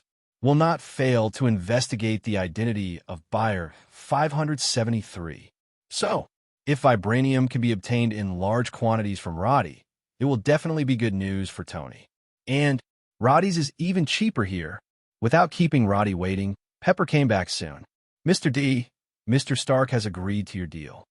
Pepper told Roddy the good news as soon as he got back. "The deal is done. Then let's talk about the price." At this moment, Pepper also displayed her aura as the CEO of Stark Industries. On the issue of price, She Seafood did not intend to let go. After some discussions, the two finally settled on a price of $43,000 per gram of vibranium. The price is not low, but compared to buying directly from the black market, it is much cheaper. And the most important thing is that if Stark Industries goes to the black market to buy vibranium, the price will be raised instead. People buy 50,000 grams. You Stark is here. You need at least 101 grams. Stark wasn't being taken advantage of, and it certainly wouldn't be true. After finalizing the cooperation, Roddy also promised to deliver the vibranium required for the transaction tomorrow morning. Before that, he still needs to take a look at the 4 military factories. After confirming that there is no problem, the transaction can be truly completed. Pepper had no objection to that either. It is normal for buyers and sellers to look at each other's goods before the transaction, and Stark did not plan to cheat Roddy. The production lines of the 4 military factories have been maintained all the time, so there is no problem at all, so Roddy can check it with confidence. So in the afternoon, Roddy followed the people from Stark Industries to the 4 military factories for inspection. After checking and confirming that there is no problem, Roddy left with peace of mind. Next day, in the morning, Roddy came to the Stark building again with 465.2 kilograms of vibranium. In a conference room on the 90th floor, Roddy meets Tony Stark, the world-renowned Iron Man. This is Mr. Roddy. Pepper introduced the two to each other. Tony is not used to interacting with strangers, so the two just nodded and did not shake hands. "This is the vibranium you want." Roddy waved his hand, and the 4 strong men behind him opened the boxes they were holding. Inside is a transparent device. Through the transparent glass on the JRVS, check it out. Tony went to a box and asked JRVS to check if the vibranium inside had a cost. "Liquid vibranium detected. Congratulations, sir. You can finally build your ideal steel armor." The voice of JRVS blares through Tony's headphones. After confirming that it was correct, Tony looked at Roddy with a more friendly look. Happy cooperation. Roddy smiled and shook Pepper's hand. As for Tony on the side, he asked Roddy directly for his business card. You should have more vibranium on hand, right? Tony said, if I need more vibranium in the future, I hope we can cooperate again. Definitely. I'd love to work with the Stark Group, Roddy said with a faint smile. He has a lot of vibranium on hand. Tony is willing to pay a lot of money to buy it, and Waste Oil will naturally not refuse. After the transaction was completed, the 4 military factories that originally belonged to Stark Industries belonged to Roddy from then on. But if he wants to use these 4 military factories to produce weapons and sell them, he still needs to obtain a qualification. This qualification is officially issued by the United States. Ordinary people can't get it all, but Roddy doesn't need that. The weapons he produced were neither sold nor entered the black market. Moreover, the premise materials are mostly their own vibranium. That being the case, you don't need any qualifications. Even if not, Roddy still produces, self-produced and sold. After leaving the Stark building, Roddy headed for the 4 military factories. Although he has seen the 4 military factories before, there is no problem, but now that they belong to him, Roddy still needs to make some rectifications. For example, although the original military factory is a fully automatic production line, workers are still needed in some places. There is also the issue of security at the factory. There can't be a security guard, right? Roddy wasn't planning to hire anyone, though. He planned to get a group of mechanical warriors directly and let them be responsible for the security work of the factory. Compared with living people, mechanical warriors are undoubtedly more reassuring to Roddy. After all, his factory doesn't have the qualifications to produce weapons, and what's more, it uses the extremely precious vibranium. If the news is leaked, Roddy will also cause a lot of trouble. Trouble with this thing, avoid it if you can. No one will take the initiative to ask for trouble, right? Unless profitable. Therefore, Roddy, who came to the factory again, directly summoned a group of mechanical soldiers to guard the factory. At the same time, the production line of the factory was started. On a whim, I used the ability of mechanical strengthening to strengthen a wave of factory production equipment. After being strengthened, the production equipment not only has a sharp increase in production capacity, but also the quality of the weapons produced will be better. The most important thing is a kind of very unscientific ability was born in the production equipment after strengthening. That is, with very few materials, weapons that originally required a lot of materials can be produced. This is not scientific at all, but very variant. So Roddy didn't think much about anything other than feeling happy and secretly applauding his whim. After running 4 military factories one after another, Roddy did everything he could. Next, just wait for the weapons to be produced. Next day, Roddy came to a factory again to inspect a batch of weapons produced yesterday. The factory has 11 fully automatic production lines, 6 of which are producing machine guns, and the other 5 are producing mortars. In one day, under the full automatic production line after strengthening, 2 kinds of weapons have been produced in large quantities. Roddy randomly picked out each weapon and activated and strengthened them. The activated weapon turned into a small mechanical warrior with a height of about 1.8 meters. But not high. But the combat power is not weak at all. Originally is made of pure vibranium material, with super energy absorption ability, and the degree of sturdiness is beyond doubt. With such a mechanical warrior, there is absolutely no problem in torturing Tony's current steel armor. It can even be regarded as a smaller Ultron. Definitely. It doesn't have Ultron's artificial intelligence. Originally only has a relatively simple intelligent module. But there is no problem at all to execute some simple instructions, and not as smart as artificial intelligence. Avoid an omnic crisis. But the activated mechanical warriors are not their limit right now.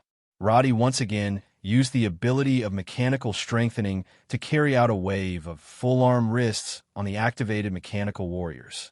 After strengthening, the mechanical warrior becomes more mighty and ferocious, and one can tell that it is a terrible killing machine. And the shape has also changed.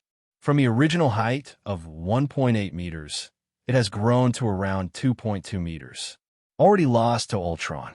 And The main thing is that strengthening greatly increases the strength of vibranium originally and the upper limit of energy absorbing.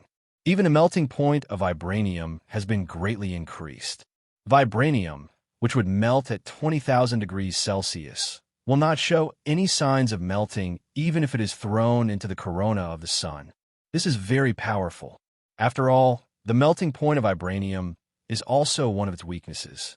20,000 degrees Celsius may seem high, but in reality, it is just that. In the face of the endless emergence of super abilities in the future, what is this high temperature? Even Thor can withstand the pressure of a neutron star. But are there still few people in this world who can blast Thor? In front of many strong men, Thor is just a younger brother. So, it is a great thing to overcome the shortcoming of low melting point, addressed a major weakness of the mech warrior. Besides, the most obvious enhancement is the original weapon system of the mechanical warrior. Because these two mechanical warriors were activated based on machine guns and mortars, they were born with corresponding weapon systems. The mechanical warrior activated by the machine gun can transform the mechanical structure of the arm into the muzzle of the machine gun. It can fire more than 12,000 rounds of machine gun bullets per second. And Roddy couldn't figure out where the bullet came from. Just like the production line, after strengthening, can produce weapons with very few raw materials, these mechanical warriors are not scientific at all. Is it okay to directly create bullets out of thin air? In addition, the lethality of the bullets is far more than that of the original machine gun. Roddy teleported to a wilderness with two mechanical... The first test is the mechanical warrior after the machine gun is activated. Roddy tested its range first. The original machine gun has a range of about 1,000 meters. If it is farther away, the power will drop sharply. However, the range of the mechanical warrior after strengthening can reach tens of thousands of meters. A bullet hitting a target 10,000 meters away can still cause extremely terrible damage. Subsequently, Roddy tested the lethality of the mechanical warrior again. Taking an abandoned bunker 10,000 meters away as the target, Roddy ordered the mechanical warriors to shoot a single shot at the target. With just one bullet fired, the distance of 10,000 meters was crossed in less than 2 seconds, and the shooting speed of the bullet has already exceeded double the speed of sound. At such a speed, the bullet exploded violently the moment it hit the abandoned bunker. The entire bunker was blown into countless fragments in an instant. Wait till the dust settles. There are only a few ruins left in place, and the rest of the bunker has been blown to pieces. This power is much stronger than the original machine gun, and that's just the destructive power of a single bullet. To know, this mechanical warrior can fire 12,000 rounds per minute, and can continue to attack constantly. Even Roddy doesn't know where its limit is. There may be no limit at all. Afterwards, Edwin tested the performance of the mechanical warrior after the mortar was activated. This mechanical warrior has a longer range than the former. It can attack and hit targets 100,000 meters away, that is 100 kilometers away, and has a precise guidance system. It can lock on a moving target 100 kilometers away for precise strikes. The destructive power of a single shell even directly blew up a small mountain into pieces, leaving a huge pit with a depth of more than 20 and a diameter of more than 300 meters. This destructive power is even more amazing than ordinary ballistic missiles. Compared with the original mortar, it is even more incomparable. What's even more exaggerated is that after the hands of this mechanical warrior are converted into muzzles, they can fire a shell. 2 muzzles, that is, 2 rounds per second. You can continue to launch constantly when you are done. What does that mean? A ballistic missile launcher with 120 rounds per minute. If 120 shells go down, a city will be razed to the ground. It can cause millions of casualties in an instant. As long as there is such a mechanical warrior, it can wipe out any small country by itself, and even some medium-sized countries cannot stop its killing. The pure vibranium body allows it to ignore external attacks, unless it is bombed with a nuclear bomb. Otherwise, Roddy can't think of any other human weapon that can stop it. And such mechanical warriors, Roddy can make many. That means just think about it. He seems to be able to rule the entire human civilization at any time. It's really scary. Two beta-level abilities can be so powerful. Although Roddy was already mentally prepared, but after seeing this effect, he couldn't help being shocked. Definitely. Roddy also knew that the normal two mechanical abilities didn't have such amazing effects. First of all, if there is no mechanically activated ability that has been strengthened, I am afraid that the weapon made by vibranium cannot be activated at all. Secondly, the strengthening effect of the mechanical strengthening ability without systematic strengthening is also mediocre. You know, Roddy, this is the effect of 70 times strengthening. So the normal two mechanical abilities are not so strong, let alone these two abilities are separate. If there is no other one, it will be the same if it is taken out alone. Without the 700 times strengthening mechanical activation ability, it can only activate some ordinary mechanical bodies. And how much combat power can mechanical warriors activated by the mechanical bodies have? It's just cannon fodder. The same goes for mechanical strengthening. More towards support than combat. So what is strong is not these two abilities originally, but the strengthening function of the system. He made the originally mediocre ability directly appear the effect of turning decay into magic. Plus the two abilities complement each other. So terrible. Power. After testing the two mechanical warriors, Roddy also took out the tsunami-generating device he had snatched from Atlantis. The huge amounts of tsunami generator directly collapsed the ground, causing the ground to sag a little. Roddy puts his hand on it, uses the mechanically activated ability, and activates it. 700 times strengthening mechanical activation ability when activating the machine guns and mortars made by vibranium. Both of them are instantly activated into mechanical warriors. But when used on the big tsunami generating device in front of me, the speed is much slower, about 6 or 7 seconds. The entire device was fully activated and turned into a large-scale mechanical war machine with a height of 26 to 7 meters. And this large mechanical warrior looks like that kind of burly type. Unlike the two mechanical warriors before, they looked a little slender. It's big enough. Roddy raised his head to look at the large mechanical warrior more than 20 meters high, then jumped up and landed on its shoulder. Go, let's try your ability. Roddy took it and disappeared instantly. Appearing again, he has come to an overseas desert island. It's here.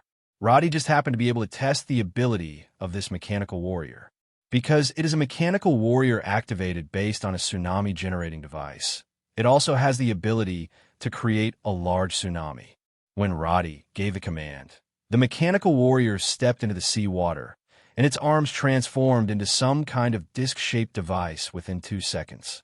Then it puts its hands in the water, comes soft with a special ripple radiating.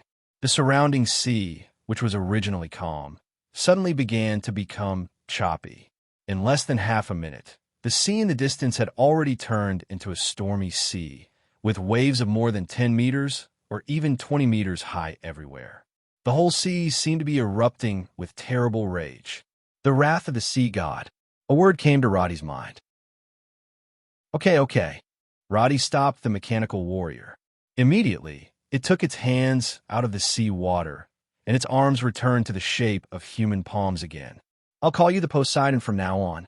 Roddy patted the big guy's vibranium shell and said, "This thing is made of pure vibranium, and the vibranium used is much more than those weapons made by Roddy. Therefore, the upper limit of the energy it can absorb is also extremely high, and it is extremely difficult to damage. By the way, I'll give you another wave of strengthening." As Roddy said, he put his hands on the Poseidon, and with a flash of white light, the already tall and burly Poseidon instantly became much taller. It is roughly estimated that its height has exceeded 30 meters. It looks like about 33 meters. This is just a change in reminders. On a deeper level, it cannot be seen on the outside. But Roddy knew very well that the strength of the Poseidon had become even more terrifying. If it is said that the Poseidon before strengthening needs half a minute to create an ordinary tsunami, 10 minutes to create a large tsunami, and 1 or 2 hours to really create a super large tsunami, Then the Poseidon, after strengthening, may only need half a minute to directly create a super large tsunami to submerge a large area of land. For a country like the United States, it only takes a few minutes for the Poseidon to create a huge tsunami that can sweep across the entire United States. At that time, human weapons will be useless in the face of a super large tsunami of that scale. Or run away, or die. Since testing the performance of the 3 mechanical warriors that day, Roddy has not conducted other tests. On the one hand, the 2 types of mechanical warriors he tested before are already the 2 least destructive of the mechanical warriors he made, while other mechanical warriors, such as the mechanical warriors activated by tanks, are too destructive. It's so convenient to take it out and test it at will. On the other hand, Roddy already knew the strength of these mechanical warriors. It doesn't matter if you test it or not. So no more tests were done. Blink of an eye, the time came to the 25th of May. After 11 days of operation, a large number of weapons have been produced in the 4 military factories. 873. And these weapons have also been activated and strengthened by Roddy using 2 abilities. Although mechanical activation can only activate 70,000 mechanical bodies at a time. But that's just a one-off. Roddy can use it a few more times, so that millions or even tens of millions of mechanical legions can be created. And so far, after 11 days, Roddy already has more than 300,000 small mechanical soldiers under his command, all of which are activated by machine guns and mortars. 300,000 is enough to flatten the entire human civilization. Not even 300,000. In fact, even if there are only more than 300, it is enough to flatten human civilization. If you don't consider those supernatural forces. The other is the medium and large weapons produced by the other 3 military factories, including tanks, armored vehicles, and armed helicopters. All are in production, and these medium and large weapons are not made of pure vibranium. The main material is alloy, and then the outer layer of armor is made of vibranium. Otherwise, Roddy wouldn't have been able to produce so many weapons in the 10 days. Raw materials are not enough.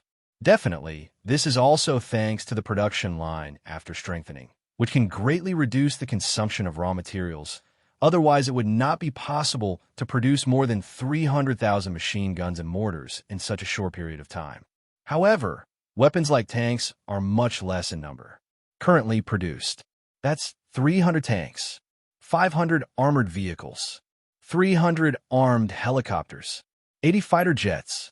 This is already the effect after the production lines of the 3 military factories have been strengthened and the production capacity has been greatly increased. Otherwise, it would not be able to produce so many, and Roddy activated all these weapons immediately. After strengthening, it is more powerful than before. But to what extent? Roddy hasn't tested it, and he doesn't know, but it's just that it's strong. After all, apart from armored vehicles, the other 3 types of weapons are much stronger than the machine guns and mortars in front of them. The armored vehicle is also equipped with a vehicle-mounted cannon. The power is also not to be underestimated. Afternoon, Sokovia sky. A Quinjet in stealth mode slowly landed on a snowy field. The hatch opens. All the Avengers, except Iron Man, all came out of the cabin. On the other side, a blaze also streaked across the sky. Then Tony's voice came through the others' earphones. Guys, the other side has spotted us. Prepare to fight. During this period of time, the Avengers have been besieging HYD Array, and the castle in front of them is the last base of Hydra they investigated. After solving this Hydra base, their mission has been successfully completed. So Tony's in a good mood. The same goes for the other Avengers. It's done here, why don't we go have a drink? Barton walked forward slowly, looking around with his eyes, carefully guarding against the appearance of enemies, and said to others, I'm fine, what about you, Captain? Tony said, Okay, then we can directly hold a dance party to celebrate the dance party. Steve replied, while driving his motorcycle quickly on the snow. When he was talking, the face of the woman he loved could not help appearing in his mind, but it was a pity that he had been asleep for too long. Although he looked young now, the other party was still old. This has always been a pain in Steve's heart. Prom? Count me in. In the sky, a thunderbolt fell, smashing a Hydra bunker hidden in the snow. In the midst of the thunder, Thor came out with Mjolnir held high. He laughed and said, "You may not know, but I have the title of the little prince of the ball in Asgard. Are you sure it's not because you were originally a prince?" Natasha Romanoff's teasing voice rang in everyone's ears. At this moment, a large group of Hydra soldiers ambushed appeared in the distant snow forest. Just as these Hydra soldiers wanted to attack, they were thrown into the sky by a berserk green titan like a beast. "Ah!" Hulk roared and knocked a Hydra soldier flying with his fist. He turned around and grinned at Thor, who subconsciously tightened his hammer. Fortunately, Hulk didn't look like he was about to go crazy. He just turned his head and killed those Hydra soldiers. There were screams all of a sudden. "Okay, let's talk about it after the fight." Tony's voice came again. At this time, he had eliminated a wave of Hydra's ambushes, and he also came to the sky above the outer base of HYDRA. But before he got close, he bumped into an energy shield. "Shit, there's an energy shield here." Tony almost didn't fall from the sky. Fortunately, the set of steel armor on him is the latest series, with more stable and powerful performance. Mauritia, the shell and parts of this iron armor are made of vibranium. This ushered in a surge in Tony's strength. The other side, inside Hydra's base, already, discovered that Baron Strucker, who was killed by the Avengers, was also preparing to run away at this time. He knew his men couldn't stop the Avengers. Pierce, who was stronger than him, was defeated by the Avengers, and it was only a part of the Avengers. Unlike today, all the Avengers were dispatched. No matter how conceited he is, Baron Strucker doesn't think he can beat the Avengers assembled. So he's ready to run. "Hurry up and pack up all the materials. We need to leave immediately," Baron Strucker ordered to his confidant. The latter obviously didn't want to stay and wait to die, so he hurriedly nodded and went down to prepare. The other side, in two prison-like rooms, a young man and woman each live in a room. The movements in the at-the-moment base did not escape their attention. When seeing a large number of Hydra soldiers leaving the base with weapons, a man in one of the rooms suddenly disappeared in a flash. After a few seconds, a man appears in another room. He didn't know when the door of the room was opened by him. He said to the girl in this room, "The Avengers are coming, and that Baron Strucker is going to run away." The woman in the room turned around. Strands of scarlet energy from her fingertips lingered like smoke, and with a wave of her hand, a burst of energy blasted the wall behind her. "We should go," she said coldly. "It's time to go. These Hydra people are really unreliable, and we already have the power to take revenge," Pietro said with a smile. Off base, at an altitude of 10,000 meters, a fighter jet full of sci-fi colors is jetting out blue tail flames and flying at a speed more than 10 times the speed of sound. The strange thing is that there is no flight crew in the cockpit of this fighter. The cockpit was empty, not a single person was there. The direction stick moved left and right by itself, controlling the fighter plane to suddenly descend vertically at 90 degrees, suddenly dropping from a height of 10,000 meters to a height of several thousand meters. The altitude continued to drop, and as we passed through a thick layer of clouds, we finally saw the picture of the snow forest below. At the same time, the Avengers in the snow forest are still fighting many soldiers of HYDRA. The two sides fought fiercely, but it was obvious that the Avengers had an absolute advantage. And outside of Hydra's base, Tony was also looking for a weakness in the energy shield protecting the base. "Give me 10 more seconds. I can't handle it." Tony is confident. At this time, Wanda and Pietro, who had just left the base, also came to this battlefield. "I'll go play with them first." Pietro grinned, then turned into an afterimage and disappeared in place. On the snow, a series of footprints were left, as if they appeared suddenly. Pietro's speed can reach 20 to 30 times the speed of sound in the extreme state, so after he runs, ordinary people can't capture any of his moving tracks. But Pietro himself can make some very subtle movements at that speed, and there will be no situation where he can't react. At this speed, Pietro can freely shuttle through this battlefield. Neither the soldiers of Hydra nor the Avengers could capture his presence. This guy's name is Hawkeye, or something, right? In a state of haste, Pietro sees everyone in slow motion. At this time, he noticed Hawkeye Barton, who was running and shooting in the snowy forest. He couldn't help but raised his brows, ran over with a smile, and knocked Hawkeye into the air with one blow. Phew! In Barton's perspective, he didn't see anyone at all, and then he was knocked to the ground. Everyone, be careful. There are strengthening people appearing. Barton endured the sharp pain of the wound and alerted the other Avengers. And at the moment, no one noticed the movement in the sky. At a height of 3,000 meters above the snowy forest, a sci-fi fighter jet instantly transitioned from a vertical descent state to a flat flight state with a super difficult movement. There was a violent sonic boom. Tony, who just found the weakness of the energy shield, also found this strange fighter under the reminder of JRVS. Everyone, we seem to have new troubles. A fighter plane of unknown origin has arrived. Tony reminded the other Avengers.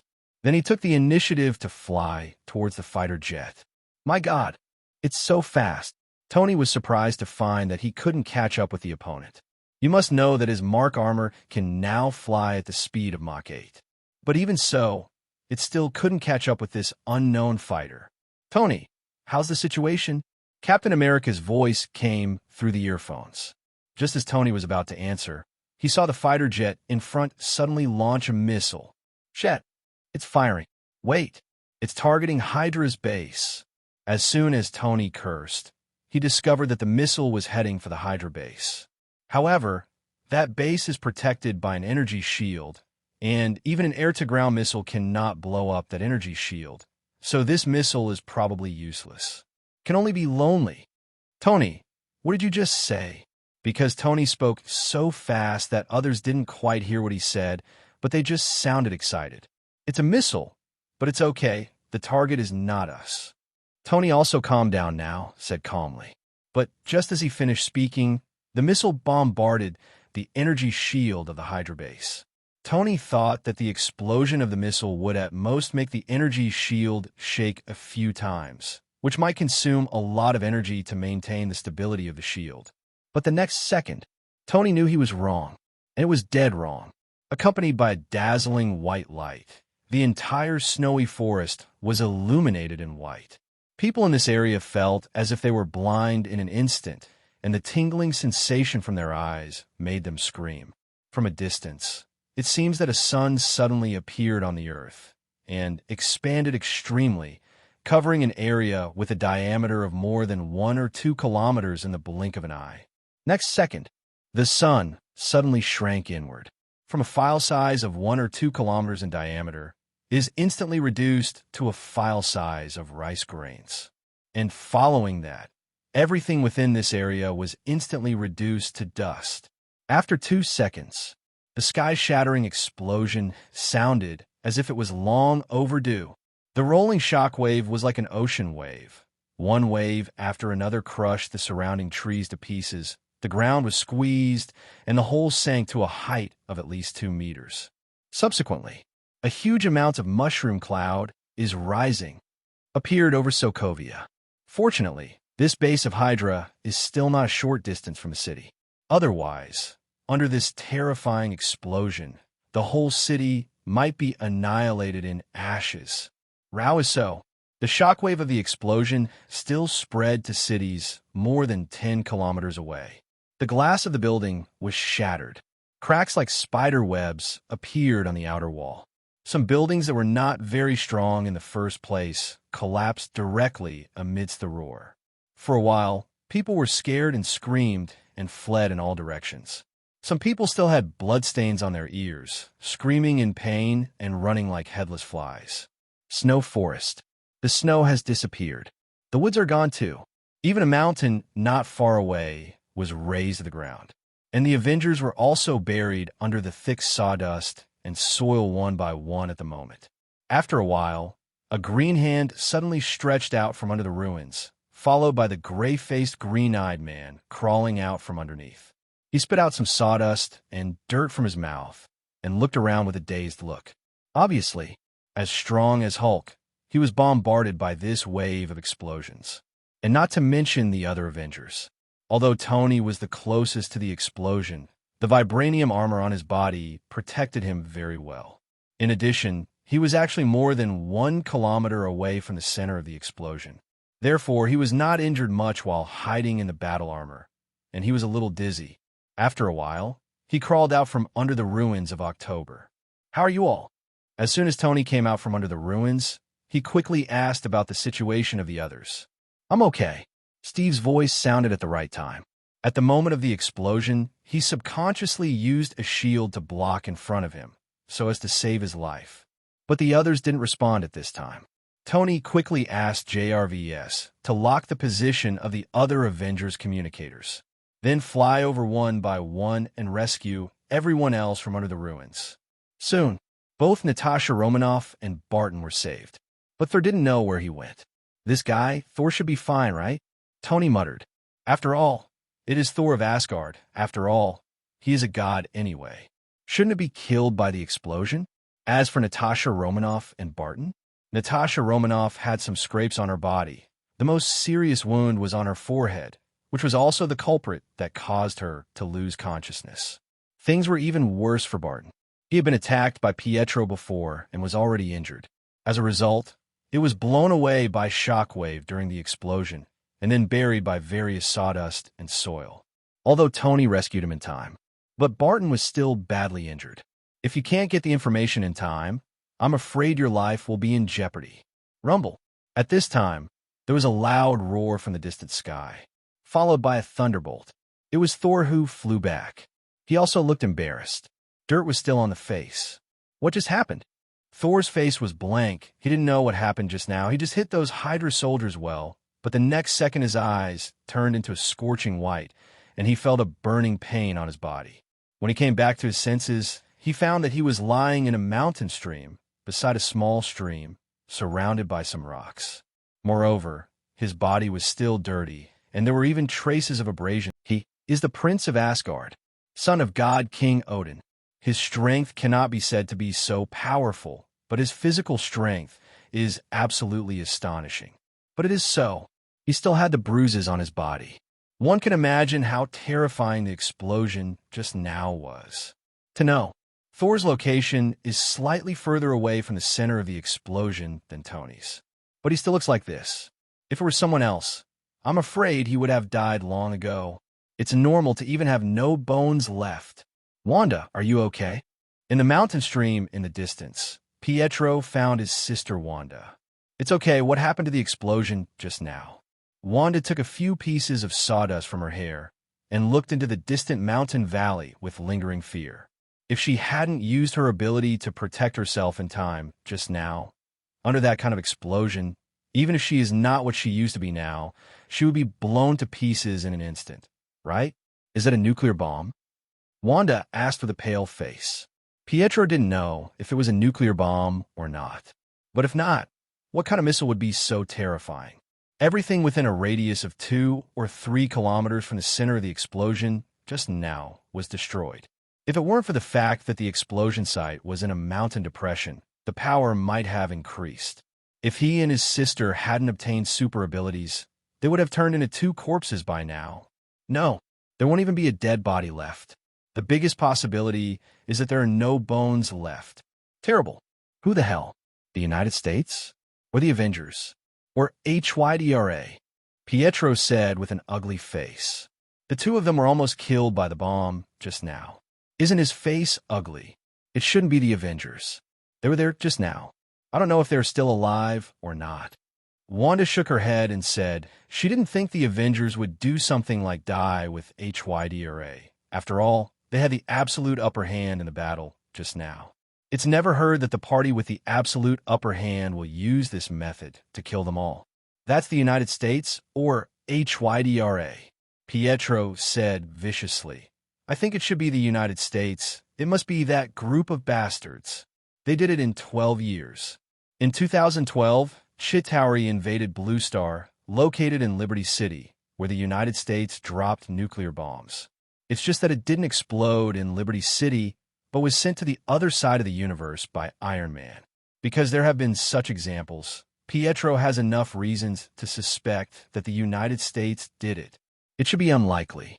After all, the Avengers are also on the side of the United States, and the Avengers have already taken control of the situation just now. It is impossible for the United States to launch a nuclear bomb under such circumstances. Besides, it's just a Hydra base, so there's no need for that. Wanda thought about it, and felt that the possibility of the United States launching a nuclear bomb was also very small. Mainly, it is not necessary. It's just to shoot a mosquito. Is it necessary to fire a cannon? That would be too wasteful. That's Hydra. Pietro seemed to have no idea of his own and echoed again. It must be them. It must be that Baron Strucker detonated the nuclear bomb while running. These damn guys. I know they're not good people. Asking for flowers. Wanda, you have analyzed the 3 suspected targets one by one. Wanda didn't want to talk anymore, feeling that her big brother was really unreliable. But who the hell did it? And is that really a nuclear bomb? Why didn't you feel the existence of nuclear radiation? Wanda still has many questions in her heart, but unfortunately no one can answer her questions now. Half an hour later, the Avengers have returned to the Stark building in Liberty City. Here, Barton was imprisoned in an instrument called the Cradle of Life for treatment. He was badly injured and was only temporarily stabilized on the plane. If you can't treat it as soon as possible, even if you can save your life, it will be difficult to continue fighting in the future. Fortunately, the Cradle of Life is very against the sky. As long as the injury is not fatal on the spot, it can heal you well. This is an invention that even Tony admires, and Dr. Helen Zhao, the creator of the Cradle of Life, happens to be in the Stark building at the moment. Otherwise, Tony has to find a way to go to Bangsi country to pick her up.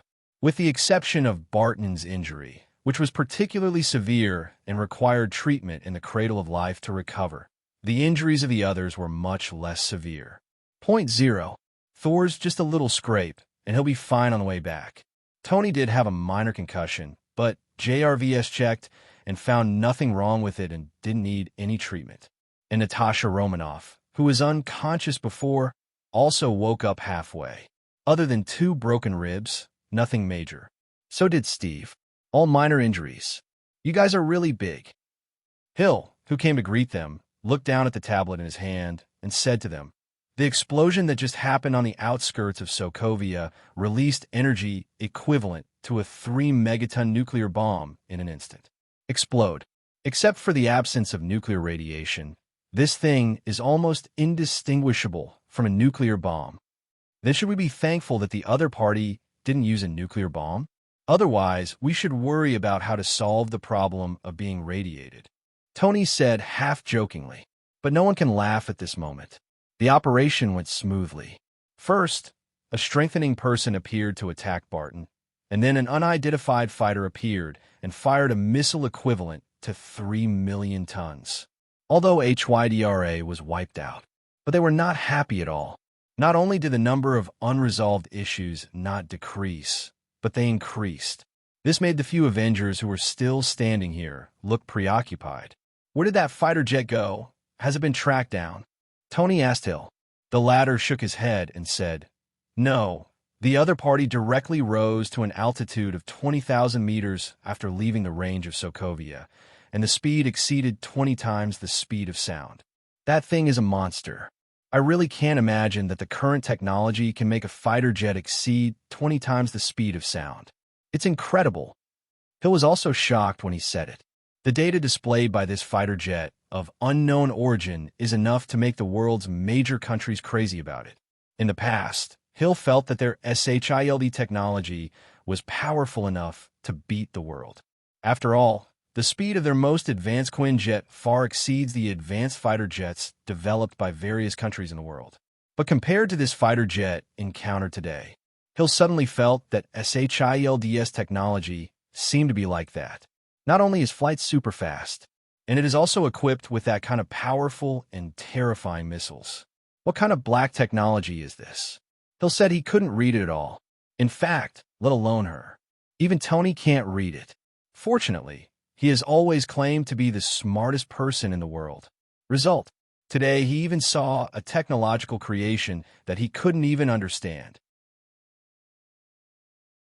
Poolside, Roddy lay comfortably drinking the ice-cold fruit juice and put down the tablet in his hand while smiling. That's right. The unidentified fighter just now was actually sent by Roddy. That fighter jet was originally just a very ordinary assembly line product, not to mention the world's top. Even the first line was almost meaningless. But after Roddy's method of turning decay into magic, the originally mediocre fighter jet has suddenly become a terrifying weapon capable of shocking the world.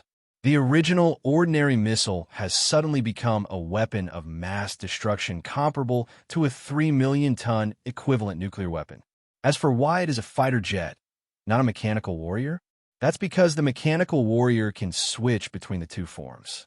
It's just that when it returns to its original form, it will also cause a big change in appearance due to activation and strengthening.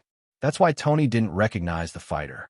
I just feel that the sense of technology is very strong, but nothing more is known. That's right, I used a Hydra base to test a mechanical warrior of the Heavenly Soldier type, and the results are unsurprisingly satisfying. But Roddy didn't expect that. He just wanted to pick a random place to test.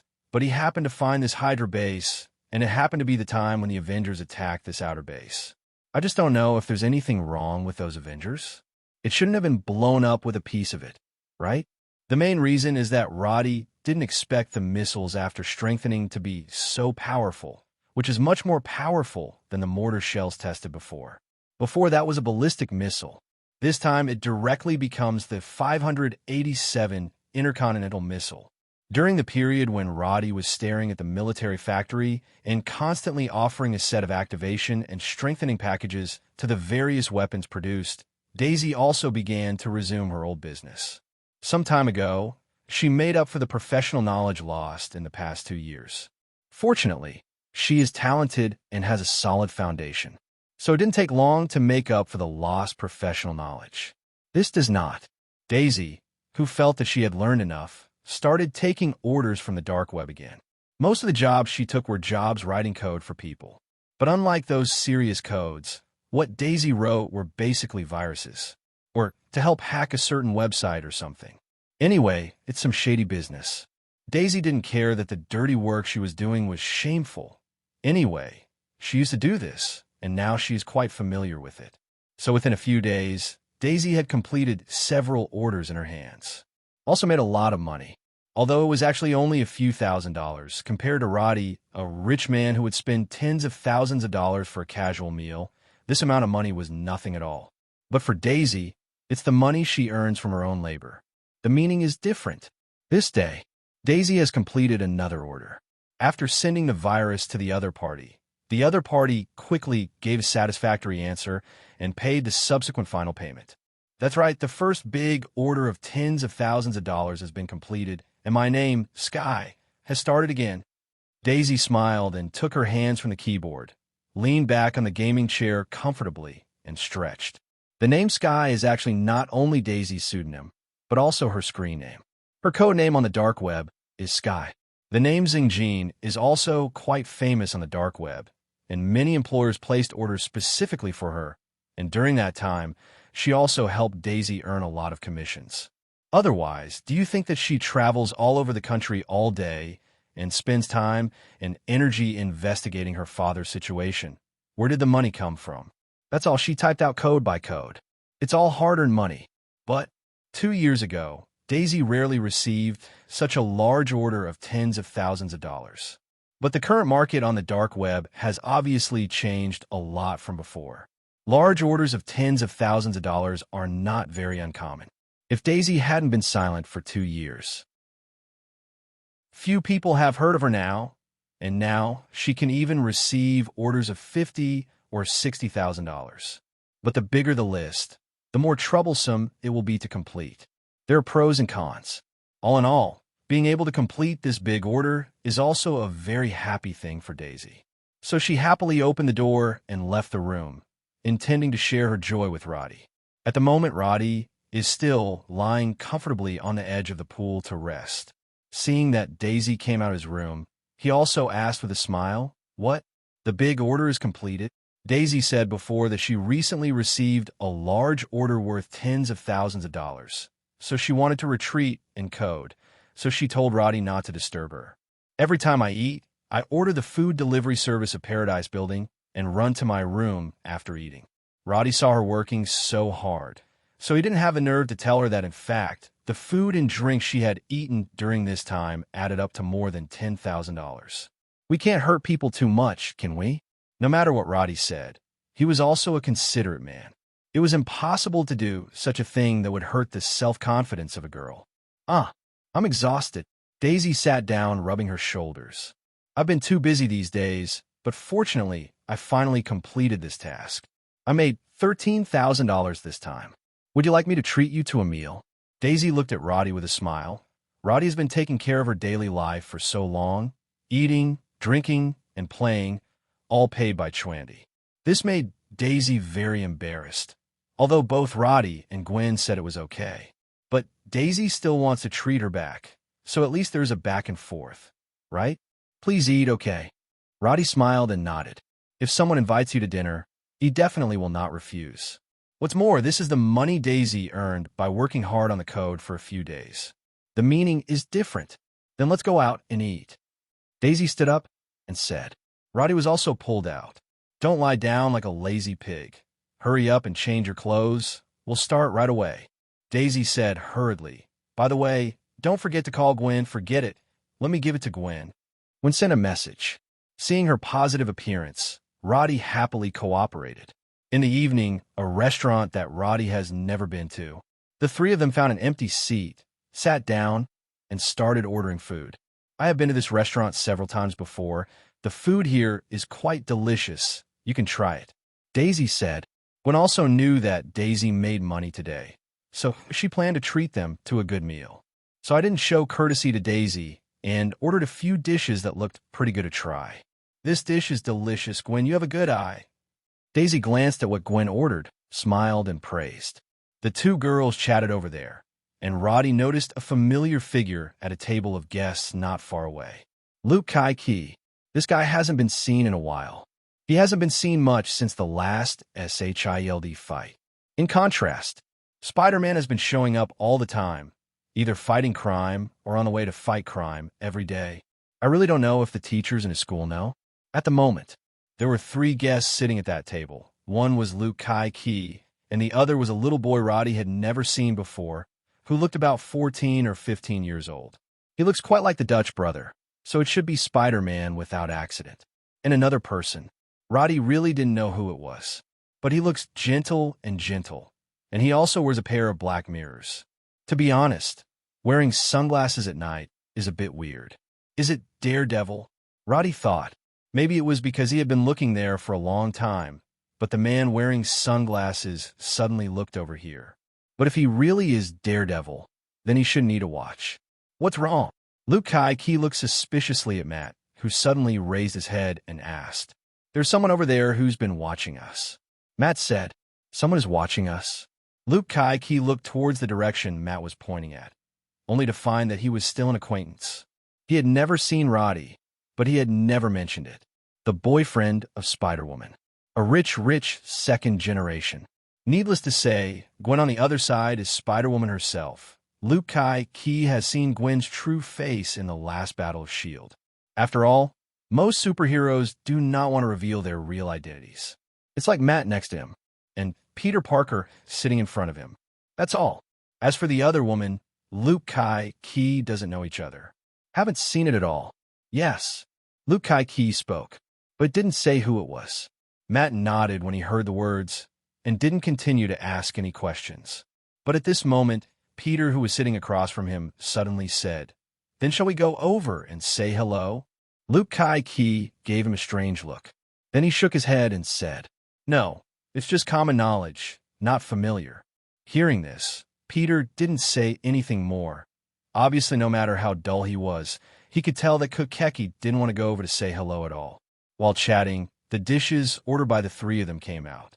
This Chinese restaurant is quite famous in Manhattan, and many people come to eat. Try this mapo tofu dish. I order it every time I come here, especially the mango inside. It's so delicious. Luke Kai-Ki picked up the chopsticks next to him and while talking, he nimbly picked up a piece of mango from mapo tofu and put it into his mouth, with an expression of enjoyment on his face. Tasty. Is it really delicious? Peter picked up a fork suspiciously and put a piece of mango flesh into his mouth. After a while, it's really delicious, Peter said brightly. It's delicious. I can't go wrong with my recommendation, Luke Kai-Ki said happily. Matt, try it too. He encouraged Matt on the side again. Matt, who couldn't resist him, bought a piece of TTP as well. Sweet and sour, with a slight numbness, it is indeed a very peculiar taste, very novel, but it is not unpalatable. On the contrary, it is quite delicious. Well, it's really good. Matt nodded, expressing his approval of this dish. Another side. Roddy put down the menu in his hand and called a waiter. Can you speak Chinese? He asked first. As a result, the waiter, who looked Asian, showed a blank expression. Roddy just knew he couldn't understand. Forget it. I want to ask, does your family have normal Chinese food? Roddy shook his head and asked in English. This time, the waiter understood. Sir, is the food not to your liking? Asked the waiter. No, I just want to ask if your family has that kind of authentic Chinese food. Roddy said, Sir, the menu is the most authentic Chinese food. 3.1 inch. The waiter replied with a smile on his face. Roddy, do you care about sweet and sour, mapo tofu with mango, as authentic Chinese food? Do you also have strawberry and pineapple flavors? Do you want an avocado flavor next time? Roddy was speechless. This is obviously a so-called Chinese restaurant that caters to the tastes of people from the United States. No wonder he didn't see a single Asian when he looked around when he first came in. I thought it was something else before. Now it seems. This is simply because it doesn't suit the taste. Forget it. You can serve me these two dishes. Roddy swiped the menu twice, then handed the menu to the waiter. Okay, sir. Please wait a moment. The waiter turned away with the menu. At this time, Daisy came over and asked curiously, What's the matter, Roddy? Is the food in this Chinese restaurant not to your taste? Roddy gave her a look for her to see for herself. At this time, Gwen gave Daisy a hand and whispered something in her ear. Daisy's face suddenly showed an expression of enlightenment. So, this Chinese restaurant is not on the ground floor at all? Daisy looked surprised. Maybe she used to think that authentic Chinese food was like this. Speaking of which, Daisy also has part of Asian descent.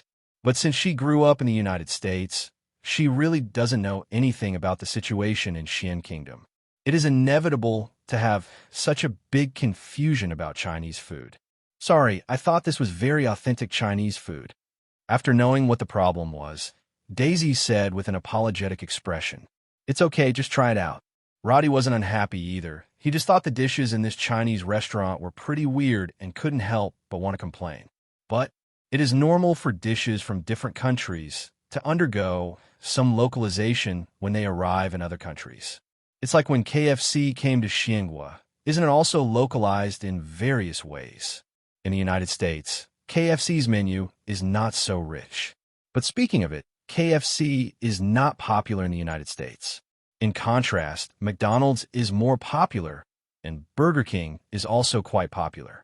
However, both of these two also carry out localized secondary processing in Xiangwa. It's all about catering to the tastes of consumers. Make money, not shabby. But if you let Roddy taste this wonderful Chinese food for himself, Roddy still wants to say that he would rather eat KFC. The dishes ordered by the three of them arrive quickly. Not surprisingly, both Daisy and Gwen ordered a lot of dishes that Roddy thought were very weird, including the mapo tofu with mango that he complained about before. The two directly ordered one each. That's right, one for each, not one for all, because the dishes in this Chinese restaurant are actually quite small. It is a meal for one person. In fact, it is the way of eating Western food. It's just the skin of Chinese food, but in fact it's just changing the soup without changing the medicine. Roddy also ordered two dishes. In his opinion, although these two dishes have nothing to do with Chinese food, at least they are not so indescribable. One is General Tso's chicken, which is very famous in the United States. I don't know who came up with the name. Zhou Zongtong found out and said he wanted to hit someone. The taste is sweet and sour, and it feels like tomato sauce. How is this different from French fries dipped in ketchup? There's also a fried egg roll. 12. Roddy thought to himself that an egg roll should not be able to come up with any weird tricks, right? In the end, he still underestimated the preferences of the people of the United States. A fried egg roll that was supposed to be simple, but there are no less than 5 kinds of sauces poured on it, either sour, sweet, or spicy. The key is that the spicy is sweet and spicy. It's a bit like Thai sweet chili sauce. In short, Roddy was a little reluctant to take a bite after taking a bite. Not to say how unpalatable it is. In fact, unpalatable is not unpalatable. It is just a strange feeling. It's as if you put the kitchen and the toilet together and then cook vegetables in the toilet. In short, it is difficult for Roddy to speak. But Daisy and Gwen are delicious. Both of them have the standard taste of the United States, so they like these foods very much. In contrast, if they are really asked to eat authentic Chinese food, there's a high probability that they will not be used to it. This is why Chinese food needs to be localized when it comes to the United States. Chinese food is very broad and profound, and it is well-deserved as the #1 food in the world. But for many people who have developed the eating habit since childhood, if you make them change all of a sudden, they will not be able to adapt. It's acceptable to try something new once in a while, but eat it every day? Forget it. For the people of the United States who are accustomed to sweet and sour taste, salty Chinese food is not necessarily a favorite. But Chinese food also has sweet taste. Trust those they should be more receptive to. In the middle of the meal, Roddy noticed that there was another person at Peter Parker's table. It's a woman. She was thin, wearing a black leather jacket, and ordered a dozen beers when she arrived. She drank while others were eating food, and didn't move much with the food in front of her. Jessica Jones? Roddy had some guesses about the identity of this woman in his heart, but he didn't know if it was right. Because her back was facing Roddy, Roddy couldn't see her face, so he couldn't judge from her appearance. But if it is really Jessica Jones, is this group of people getting together to form a Defenders Alliance? However, Iron Fist, who was supposed to be a member of the Defenders, was not present. There was an extra Peter Parker who should not have appeared beside these 3 people. Speaking of which, last time Natasha Romanoff seemed to intend to win over Gwen and the others to join the Avengers. Why didn't she believe it later? Roddy suddenly thought of something. That time Natasha Romanoff also said that she would keep in touch with Gwen later, but after that time she left, she never contacted her again. I don't know if this is the case only on Gwen's side, or is everyone else the same? But Falcon Sam will join the Avengers later. I don't know if Luke Kai-Ki will accept the invitation. It would be interesting if Luke Kai-Ki also joined the Avengers. After all, there is one less Iron Fist, one less Luke Kai-Ki, and there is no one in the Defenders. Late at night, Manhattan's Hell's Kitchen. This is the criminal paradise of Liberty City. Countless criminals gather here, and even the officials have nothing to do with them. And tonight, Gene, who is the underground emperor of Liberty City, has an important deal to make here. He didn't pay much attention to the transaction fee this time. After all, it was related to who should manage the DP transaction market in the eastern part of the United States in the next 3 years. In the past 3 years, this management right has been in the hands of a certain old underworld family from the country. However, in recent years, the Jinha gang under Gene Bin has developed rapidly. Not only the entire underground world of Liberty City was taken down by Gene Bin, even if you look at the entire eastern region of the United States, Gene Bin's power is also one of the best. On the contrary, the power of the old underworld family has suffered heavy losses time and time again due to the suppression of Gene Bing in the past few years, and now it is not as good as before. This time, the DP market in the eastern region selects managers for the next 3 years. Gene and naturally will not miss such an opportunity. After all, once he obtains this power, his power will surely usher in another surge. In the past few years, why has he not been able to dominate the entire underground world in the eastern part of the United States, even though he has controlled the powerful Gene Bin gang? It's not because the management of the DP market in that session is not in his hands. As a rule established by all underground forces in the United States, elections are held every 3 years, just like the United States elects the president. Although the president is not the most powerful person in the United States, he holds the management power. To a certain extent, it can bring great convenience to yourself and the forces behind you. However, under such convenient conditions, the Jinbing gang can still suppress the opponent and make the opponent suffer again and again, which shows the strength of the Jinbing gang. This is also because there is a hero like Jinbing to lead them, and the Jinbing gang can develop to the status it is today. But now, the 3-year period has passed. Jin also said that he is about to sit on the supreme throne. The following era belongs to the era of his Jinbin. Not only does he want to dominate the entire underground world in the east of the United States, he even wants to extend his minions to the west. Future, he will be in charge of the entire underground world of the United States. He is going to be the only king in the underground world of the United States, rather than the title of one of the double kings or one of the 3 kings. In the elegantly furnished conference room, the most prominent gang leaders in the eastern part of the United States are here tonight. Tonight's meeting will reshuffle the entire underground world in the eastern part of the United States. Naturally, some people are happy and some are worried. Those gangs who support the old traditional forces, no one can laugh at this moment. And those gangs who firmly chose to stand on Jinbing's side, at the moment all smiled, as if they had already won the victory. In fact, it is true. After all, the results of tonight's meeting have already been announced. It's just an announcement. Therefore, no matter how arrogant these Jinbing supporters are now, others dare not show dissatisfaction. They could only sigh one by one, wondering if they could get some benefits if they took refuge in Jinbing right now. Even if there is no benefit, at least you can keep your own gang, right? As for the former king of the East, at this moment, no one is willing to talk to them. Moreover, the former king of the East is Old Crawford, not the 2 hairless brats in front of me. Since the death of Old Crawford, the Crawford family has been getting worse and worse. A few high-ranking juniors made the family a mess. To be honest, these gangs who originally supported the Crawfords family have long since had enough of these brats who are obviously incapable, just being loyal and telling them what to do because they were born well. But now the good times of these brats are coming to an end. Time to make them suffer a little. Thinking of this, these people who were still sighing just now looked at the pair of siblings sitting side by side with playful eyes. This pair of brothers and sisters are the current rulers of the Crawford family after the death of the old Crawford. The man's name is Kevin Crawfords. The girl's name is Mia Crawfords. But at the moment, the 2 brothers and sisters who were being laughed at by everyone showed a very calm look. He looked calm and relaxed, without any signs of fear or nervousness at all. Putting on airs. Someone snorted coldly and muttered something in a low voice. At this time, the solid wood door of the conference room was opened again.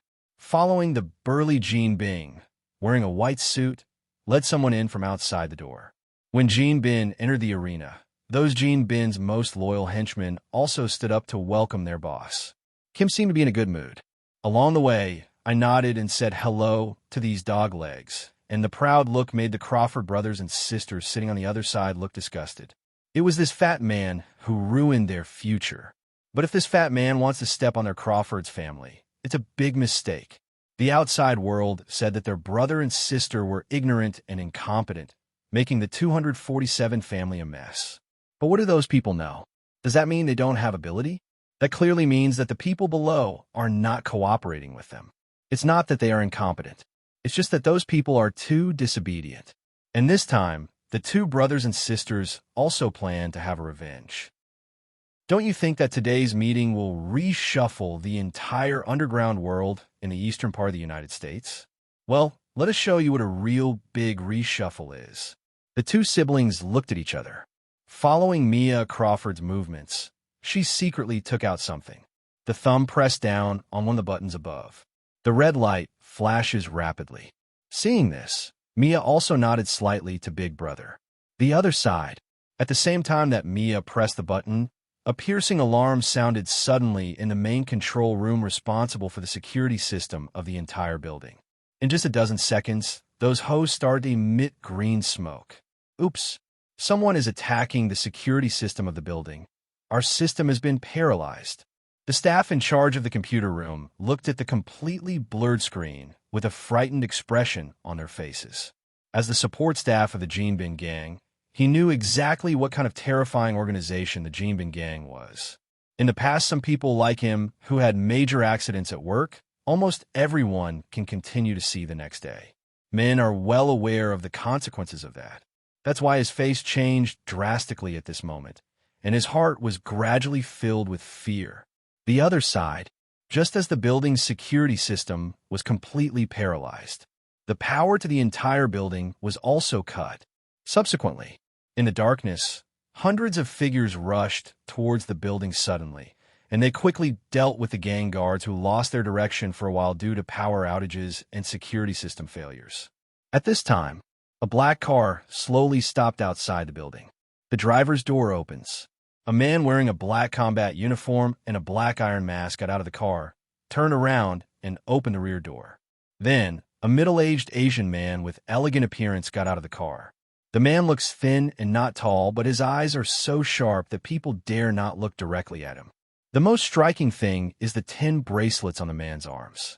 The blue light on the bracelet faintly carries some kind of magical power, making it difficult for people to look away after taking a look at it. "My lord, why do you need to do it yourself for mere gold? Let me do it for you." The masked man who opened the door turned his head and said while leading the way. There was a lot of humility in the words, and at the same time, there was a deep reverence for the man in front of him. "We are new here, and we are not familiar with the place here in the United States. Naturally, we have to play with momentum and prestige in this battle. Gene is also the king of the underground world in the eastern part of the United States. If I do it myself, I will also give him a face match." The man with his hands behind his back spoke indifferently, apparently not paying attention to Gene and his words. And it sounds like he is new to the United States, but the first step is to focus on the emperor of the underground world like Gene Bing. It has to be said that the man's self-confidence and ambition cannot be underestimated. What the adult said is very true. The masked man said respectfully.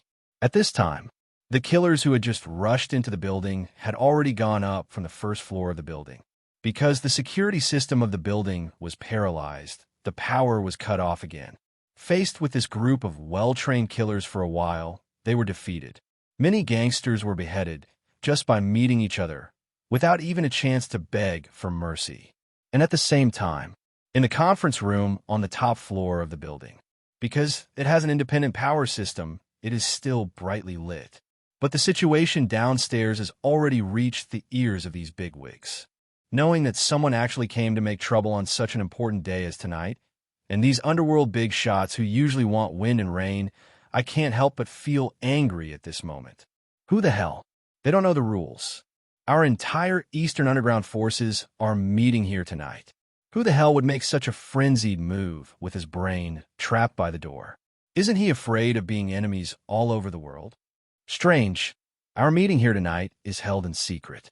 How do the people outside know? Yes. Is there a ghost inside?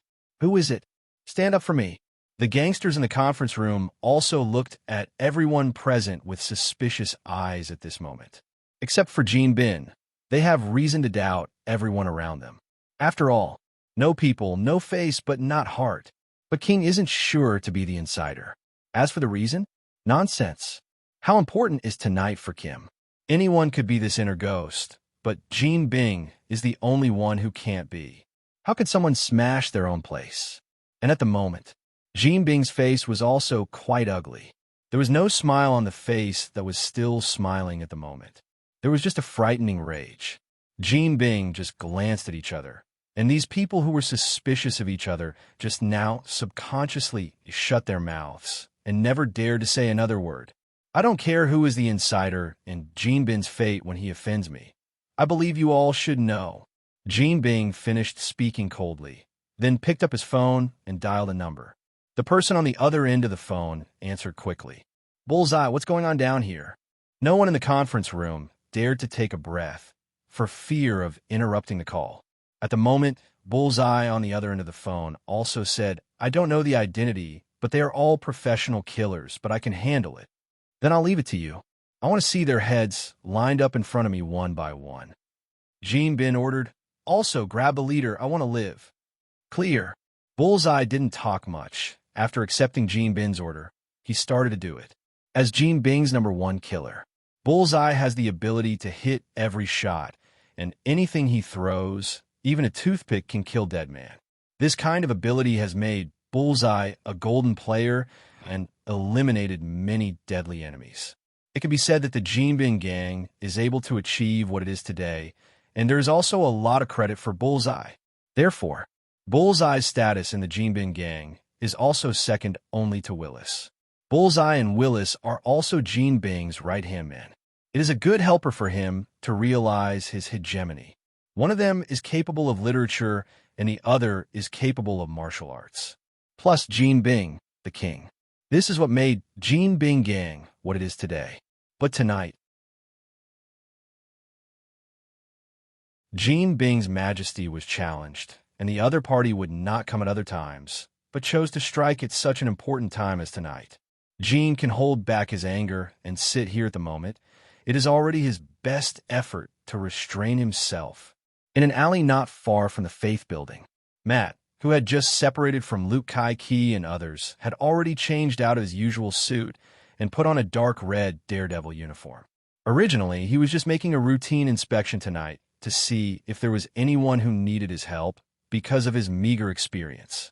But as soon as he got here, Daredevil heard the screams coming from the Faith Tower not far away. These screams are very slight, and in a place like Hell's Kitchen that is still noisy in the middle of the night, ordinary people may not be able to hear them even if they stand at the door of the building. But Daredevil has excellent hearing. He can hear subtle movements that ordinary people cannot hear, and he can even construct a map in his brain through the sound source. This is also the reason why he is clearly invisible with both eyes, but he is more sensitive in action than normal people. Definitely, his physical fitness is also far beyond ordinary people. Especially in the aspect of anti-strikeability, it has a unique ability. Something happened to the Faith Mansion. Daredevil frowned. He definitely knew Faith's building, which was the headquarters of the company of Wilson Faith, the good man of Liberty City. Many people can't understand why Wilson wants to establish the company's headquarters in such a dangerous place as Hell's Kitchen. But Daredevil knows why. Because Wilson Faith, who claims to be a great benevolent man, is actually Jean Bing, the mafia boss who controls the Jean Bin gang, that name that is feared in the underground world. Who would have thought that the majestic emperor of the underground world of Liberty City would actually be a famous philanthropist on the surface? What is this? Devil's mercy? However, although Daredevil knows that Jean Bin is Wilson, as a street hero who pays attention to evidence, Daredevil can't directly rush into Faith's mansion to capture Jean Bin, because that is against the law. As Daredevil, who is a lawyer in reality, he doesn't want to become a criminal himself. He is very similar to Batman in DC Next Door. He likes to beat up criminals and send them to the law for punishment. Kill. That is impossible, because in Daredevil's heart, murder is equal to crime. But tonight, something seemed to have happened to the Faith Tower. The screams sounded so desperate, as if they had experienced a terrible dream before dying. After making Daredevil hesitation for a while, he immediately rushed towards the Faith Tower. At the same time, inside the building, Su Wenwu from at the moment has brought the masked man to the 20th floor. Arriving here, the smell of blood in the air suddenly faded a lot, and the killers who had been killing frantically and pushing forward were all blocked here at this time, unable to continue upward. Get out of the way. My lord is coming. The masked man shouted loudly, causing all the killers in front to retreat, and then he turned around to let Su Wenwu walk in front, and he followed Su Wenwu behind, looking like the most loyal dogleg. But his dog-legged style is not mean at all in the eyes of these black-clothed killers around him. Even, they're also very envious. After all, it is a supreme honor to be able to follow the adults. It's a pity that their identities are humble. They're just ordinary black-clothed killers, and they are not qualified to accompany adults at all times. At the moment, Su Wenwu, who walked in front of many black-clothed killers, also saw the enemies blocking his group. It was a man with only half of his body exposed outside. He was standing at the stairway leading to the 21st floor at the moment. Half of his body was hidden on it, and half of his body was exposed. What caught Su Wonwoo's attention the most was the flying darts in the man's hand. Flying darts flashed a cold light from time to time in the dark. Just when Su Wonwoo was looking at the other party, the Fei Li in the man's hand suddenly disappeared. Clang! A piece of sparks flashed. Flying darts actually appeared in front of Su Wonwoo, and the point of the knife pointed directly at the center of his brow. Pity! This knife did not hurt Su Wonwoo. Just when the flying darts were about to touch him, a blue energy protected him and knocked the flying darts down. Yes, if you surrender, I can accept you. Su Wonwoo glanced at the flying darts that fell to the ground, and then said calmly to the bullseye over there. It was as if it was such a great honor for Bullseye to be his subordinate. Bullseye just looked at him coldly, and then a series of cold lights flickered in the darkness. Not only flying darts, all kinds of throwable weapons, even toothpicks were thrown out by the bullseye, and the target was Su Wonwoo standing over there. A series of sparks burst out. Su Wonwoo just stood there with his hands behind his back, allowing the bullseye's attack to fall in front of him. But he couldn't get an inch in. Does that mean you refuse? His eyes seemed to glow in the dark, and as Bullseye noticed them, for a moment he even had the urge to kneel. Bullseye was so frightened that he quickly bit the tip of his tongue to wake him up. But after waking up, Bullseye found that his back was already wet with sweat, and the man who was still standing there had disappeared at this moment. Where? Bullseye glances. But at this moment, a hand was placed on his shoulder. This is your last chance. I don't usually give people a second chance. Su Wonwoo's voice rang in Bullseye's ear. This made the hairs all over his body stand on end in an instant. Almost subconsciously, Bullseye rushed forward and at the same time sent out flying darts behind him with his hands. Clang! Flying darts was undoubtedly blocked by Su Wonwoo. There was a look of disappointment in his eyes. Pity, he shook his head, then strode forward, coming in front of him much faster than Bullseye. A hand lightly pressed against Bullseye's chest. Blue energy poured into Bullseye. Boom! Blue smoke drifts away. Bullseye's body was instantly decomposed into countless tiny particles invisible to the naked eye. My lord's divine power! At this time, the masked man suddenly shouted loudly. Then the hundreds of black-clothed killers who were present also shouted, Your Majesty. This movement was not only heard by Jean Bin and others on the 30th floor on the top floor, but even Daredevil, who had just entered the Faith building, could hear it clearly. Grown-ups. Who said it? Thought Daredevil.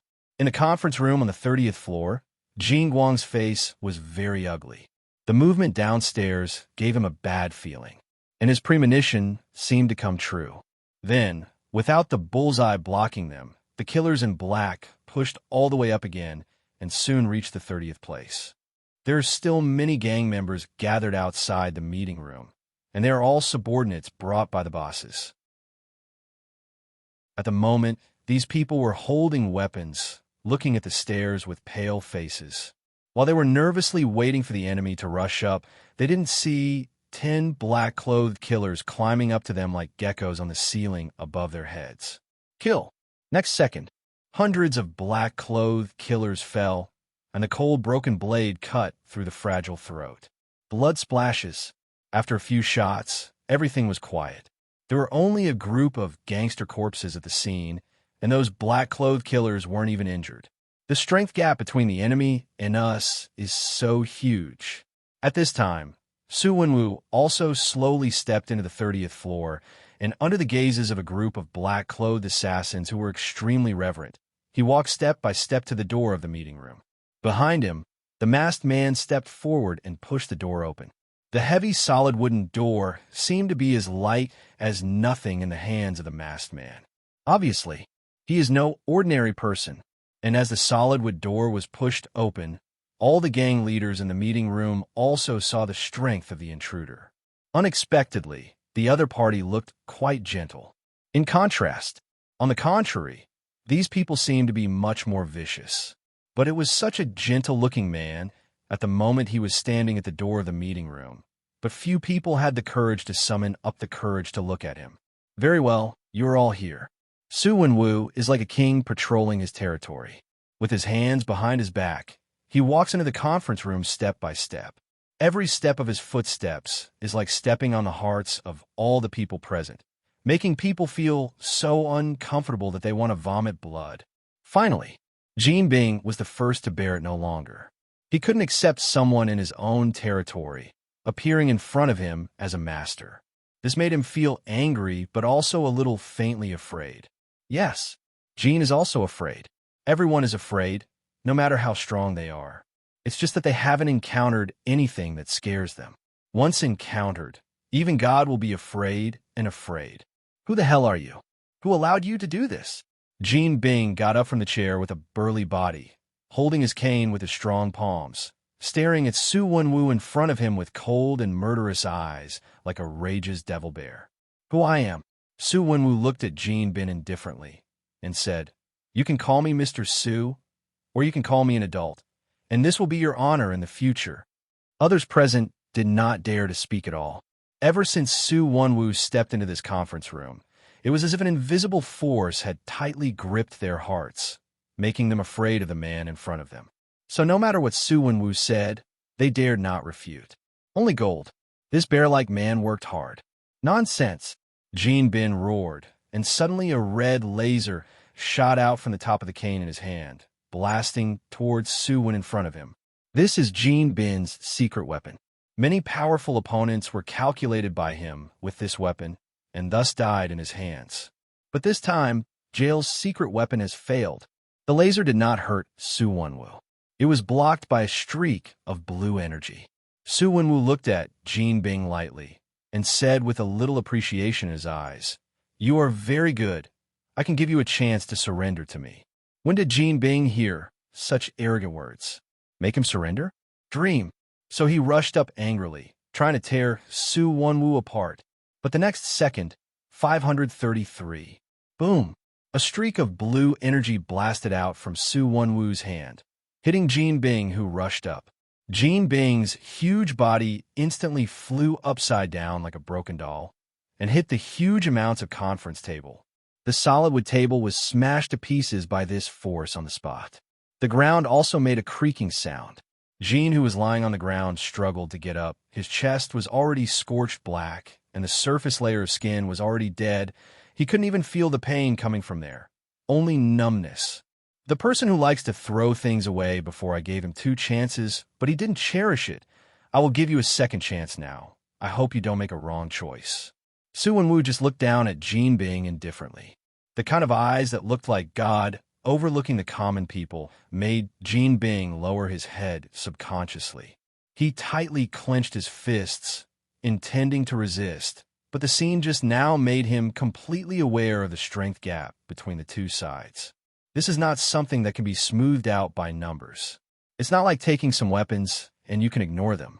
The other party is a strong man beyond ordinary people's understanding. Even if Jin he is in human power, he is still weak in front of the other party like an ant on the ground. He doesn't want to die. Jin is not a person who knows how to endure. When he was just starting to make a fortune, he used to be a horse boy for others, and he also bowed to some people. Therefore, although the status is completely different now, but Jin Bing is still the same person. So, he surrendered. He knelt on the ground on one knee and offered his loyalty to Su Wenwu. Definitely, both Su Wenwu and Jin Bing knew that his loyalty was limited. As long as one day Jin he has the power to resist, then he will abandon his loyalty without hesitation, wave his fist again, and try to regain his position as king. But Su Wenwu didn't care. His pride made him not care whether his subordinates were really loyal to him. He also took in those rebellious subordinates in the past. When they first joined, all of them were dissatisfied with him, and they wanted to overthrow his rule every day. But so what, Beakby? In the end, Su Wenwu is still the only emperor, and those subordinates who were once dissatisfied with him now, all of them are convinced by him later, and each of them has offered their true loyalty. Pity, he lost that battle. lost to the group of guys who called themselves the Eternals. He lost everything Zheng Jin had, and even had to give up his power for a while and become an ordinary person to start a new life. But some people are destined to be extraordinary. He doesn't fit in square. Everything around him is telling him that he shouldn't be like that. Then, Su Wenwu once again regained the power he had lost, and he once again embarked on the road of the Emperor. This time, he wants to win. It's not just about winning back the glory you once lost. I want to win back my lover. He knew that she was there, waiting for his return. For her sake and for himself, Su Wenwu can accept another challenge. No hesitation to fail again. But this time he will never lose. So he led a group of men to the United States. Because he knows she's here. So he intends to conquer the land first, as he has done now. It's just that when he sat on the throne of God, the United States had not yet been established. It is hard to imagine that a country with such a short history can now rank first in the world. Since it is number one in the world, then Su Wenwu wants to conquer it. It has been too long since the suspended emperor's throne has welcomed its owner. And this time, Su Wenwu will once again sit on the supreme throne and rule the dark world of this land. The first step is to start with the group of people in front of you. Su Wenwu has never been the kind of person who likes to take his time. So he sent his subordinates to collect information and accidentally learned that the underground world in the eastern part of the United States would hold an election meeting every 3 years. Although Su Wenwu felt that it was a bit ridiculous for a group of gangsters to hold elections. But he came anyway. Moreover, this group of guys is not that united. With Jin Bin's allegiance, the next thing is much simpler. Su Wenwu first announced his identity as the King of the East, and the leaders of other gangs dared not follow suit. After all, even Jin Bing surrendered. These little Carla Me who not even dare to resist Jin, naturally dare not disobey Su Wenwu's order.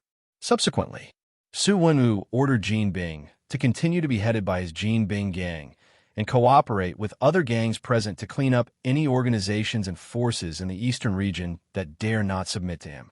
And he himself will personally visit the western region and finally take down the entire underground world of the United States. Be the only Dark Emperor. Regarding Su Wenwu's ambition, after experiencing panic and hesitation at the beginning, everyone present became excited one by one. After all, it stands to reason that they were also the first group of the United States gang to submit to Su Wenwu. In the future, if Su Wenwu really dominates the underground world of the United States, then the status of these people will naturally rise, ushering in a new wave of glory. Thinking about it this way, it seems that surrendering to Su Wenwu is not something to be ashamed of. After all, at the beginning, they even thought that Jin Bin also had the power to dominate the underground world of the United States. And now that Su Wenwu, who is more powerful than gold, wants to do this, it will undoubtedly be easier, won't it? Therefore, Su Wenwu's goal of becoming the Dark Emperor is not empty talk, and it may even be within easy reach. That being the case, then what else can they be dissatisfied and angry about? It's better to follow Su Wenwu's instructions. First, stabilize the situation in the entire eastern part of the United States and destroy all those forces that do not stand with them. In this way, it can be regarded as a credit for them. Compared with these gang leaders who have gradually become slavish, what Jin Bin wants is that Su Wenwu wants to take away the seat of the Dark Emperor that should belong to him. But right now his strength is not as good as others, so he can only bow his head and surrender. But as long as one day he gains the power enough to reverse all this, Jin will regain everything he lost without any hesitation. Su Wenwu, just wait for me. Jin Bing lowered his head. His eyes were full of fierce light. You two come here. At this time, Su Wenwu, who had finished announcing the matter, also called the Crawford brothers and sisters to him. The Crawford's brothers and sisters were the ones who had contacted him before. Definitely. They didn't know that the person they contacted was Su Wenwu. They only knew that the other party was a new force who had just arrived in the United States and was very powerful. That's why they wanted to use this force to try to resist Jin Bing's rule. Result: luring wolves into the house. But even without the help of the Crawford brothers and sisters, Su Wenwu would still come today. And this result will not change in any way. The difference is that the process will not be as smooth as it is now. That's all. And at the moment, when they saw Su Wenwu calling the Crawford brothers and sisters to him, others would not know that the ghosts were their two brothers and sisters. At this moment, the leaders of other gangs don't have any resentment towards the two of them. At most, it's just a little envious. But Jin Bing hated these two bastards so much. If Su Wenwu was not still present at this moment, he would have crushed these two little beasts to death one by one. You had done a good job. I, Su Wenwu, have never treated those who have made meritoriously. In the future, your Crawford family will still stand in the east of the United States, and your family status will never be shaken by anyone. Su Wenwu looked at the two siblings and said calmly, although the two brothers and sisters only did a small favor, Su Wenwu has never been a stingy person. Even if it is just a little favor, he will give enough in return. And what the Crawfords want more than anything else is for the family to survive. If it weren't for the ambition shown by Jin Bing before, they were too frightening, and they wouldn't want to unite with outsiders to deal with Jin Bing. It's just that the ambition shown by Su Wenwu is even more ambitious than that of Jin Bing. Fortunately, Su Wenwu is not Jin Bing, and he is not so gangster. On the contrary, when he does things, he will give people a feeling of spring breeze, and his subordinates will only be convinced by him and will not feel rebellious or fearful. Thank you, my lord. The two siblings even knelt on the ground and kowtowed to express their gratitude. Su Wenwu also accepted it frankly, although he doesn't advocate kneeling for himself, especially the ritual of kneeling and kowtowing. But for these Westerners who are not of my race, Su Wenwu thinks it is necessary to let them understand what is called respect. www. After making arrangements for the Crawford brothers and sisters, Su Wenwu gave a few more instructions and was about to leave. He didn't intend to stay in Liberty City forever. First, conquer the underground world in the eastern part of the United States. Then his next goal is to in the western part of the country. He will not consider which city to use as his home until the whole of the United States is unified.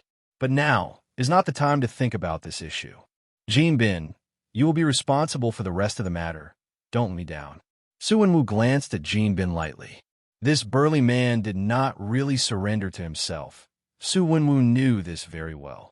But he also knew that for a rebellious person like Jin Bing, unless he had enough confidence, he would never dare to disobey any of his orders. And it happened that Su Wenwu also took a fancy to Jin Bing's ability. He didn't care if Jin Bin really surrendered to himself. If he can't suppress even one of his subordinates, then he, Su Wenwu, is not worthy of being the only emperor in the underground world. And what about the king's presence in the world? So, even though he knew that Jin did not have the heart of disobedience, he still reused him.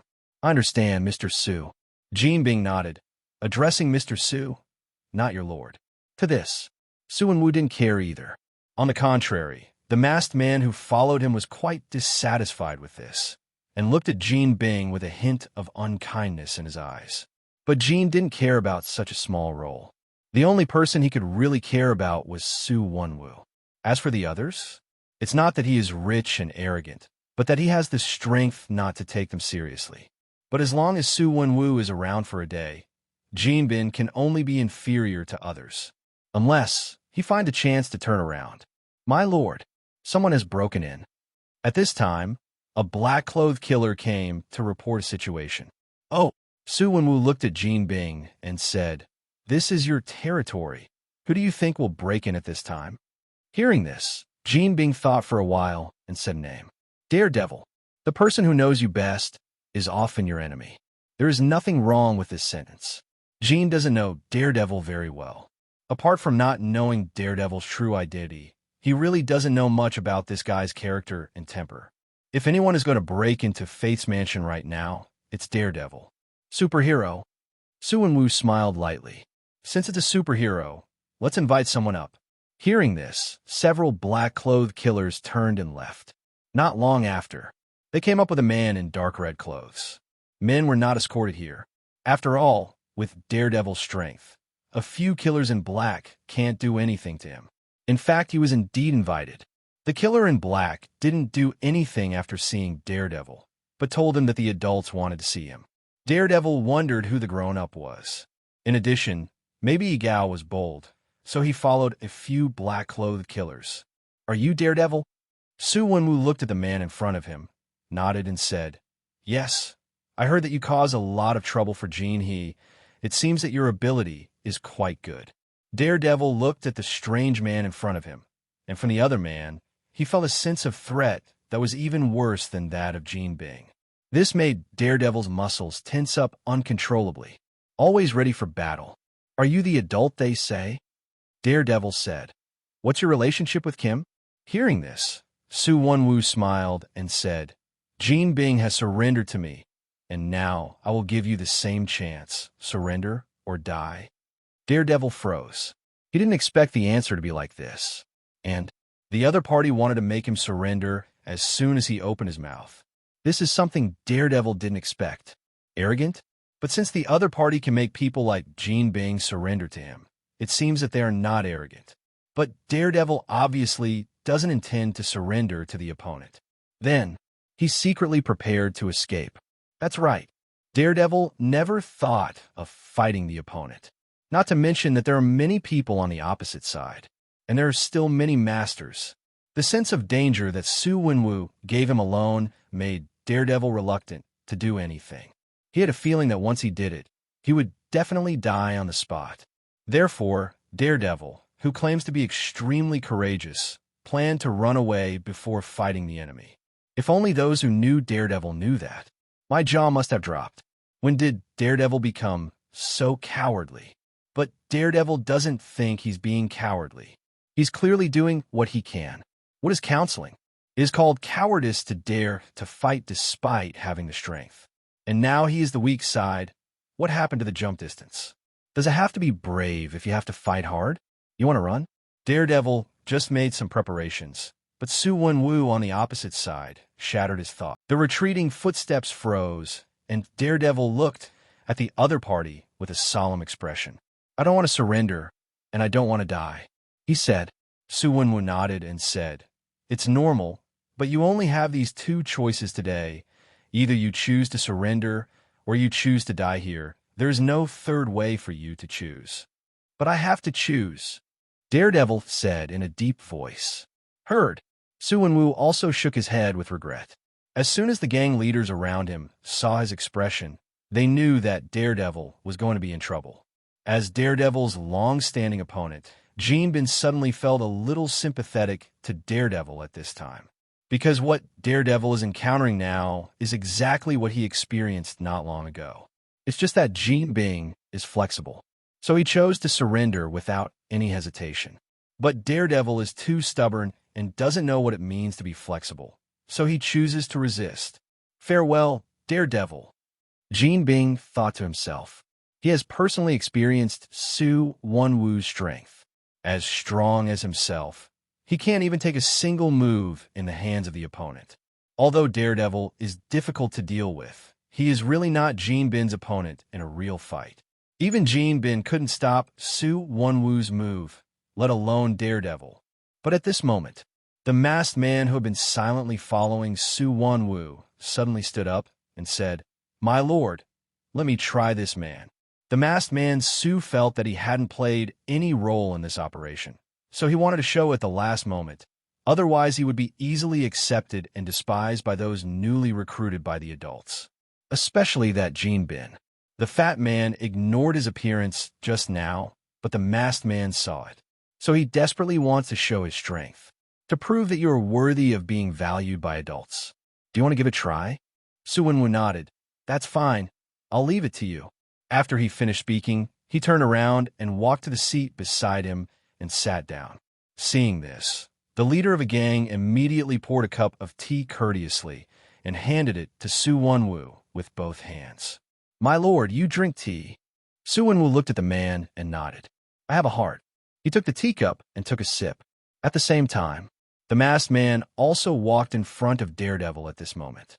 The surrounding black-clothed killers formed a circle, leaving a space for them to fight. "Superhero of the United States. My name is Sombra. and now I will be your opponent."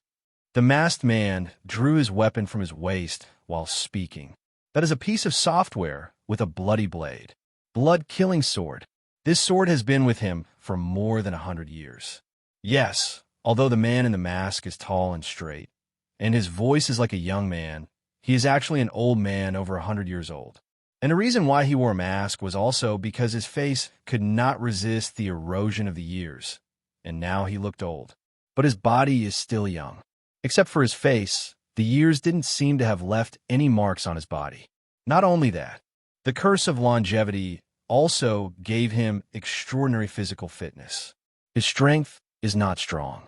It's not as good as Gene Bin, and it can't compare to 50-50. But he's fast. Also, his swordsmanship is superb, so in a real fight, Gene Bing is actually not his opponent. After all, with his body, he would never let himself be hit by Gene Bing. But he can wantonly attack Gene Bin, and this blood-killing soft sword that cuts iron like mud in his hand can easily pierce Gene Bin's defense. In contrast, on the contrary, Daredevil, who is equally agile in front of him, is more troublesome for him. But it's just a little troublesome. He didn't think he would lose. The battle begins. Within the encirclement, Daredevil saw the opponent's lightning-like sword piercing his neck. He turned around to dodge almost instinctively, but the opponent's sword move was weird. 1 second he was still stabbing straight. The next second the blade bent, and the blade actually left a deep, bone-deep gash on his shoulder. Daredevil dodged in pain, while using his double sticks to resist the opponent's attack. But he has always won with agility, but today he met his opponent. Sombra's speed is faster than him, and his sword skills are even more varied. The two of them only exchanged more than a dozen moves, and Daredevil already had 3 wounds on his body, each of which was almost visible to the bone, and his whole body would see this scene. Gene, who was indifferent to the Black Shadow before, couldn't help showing a solemn expression.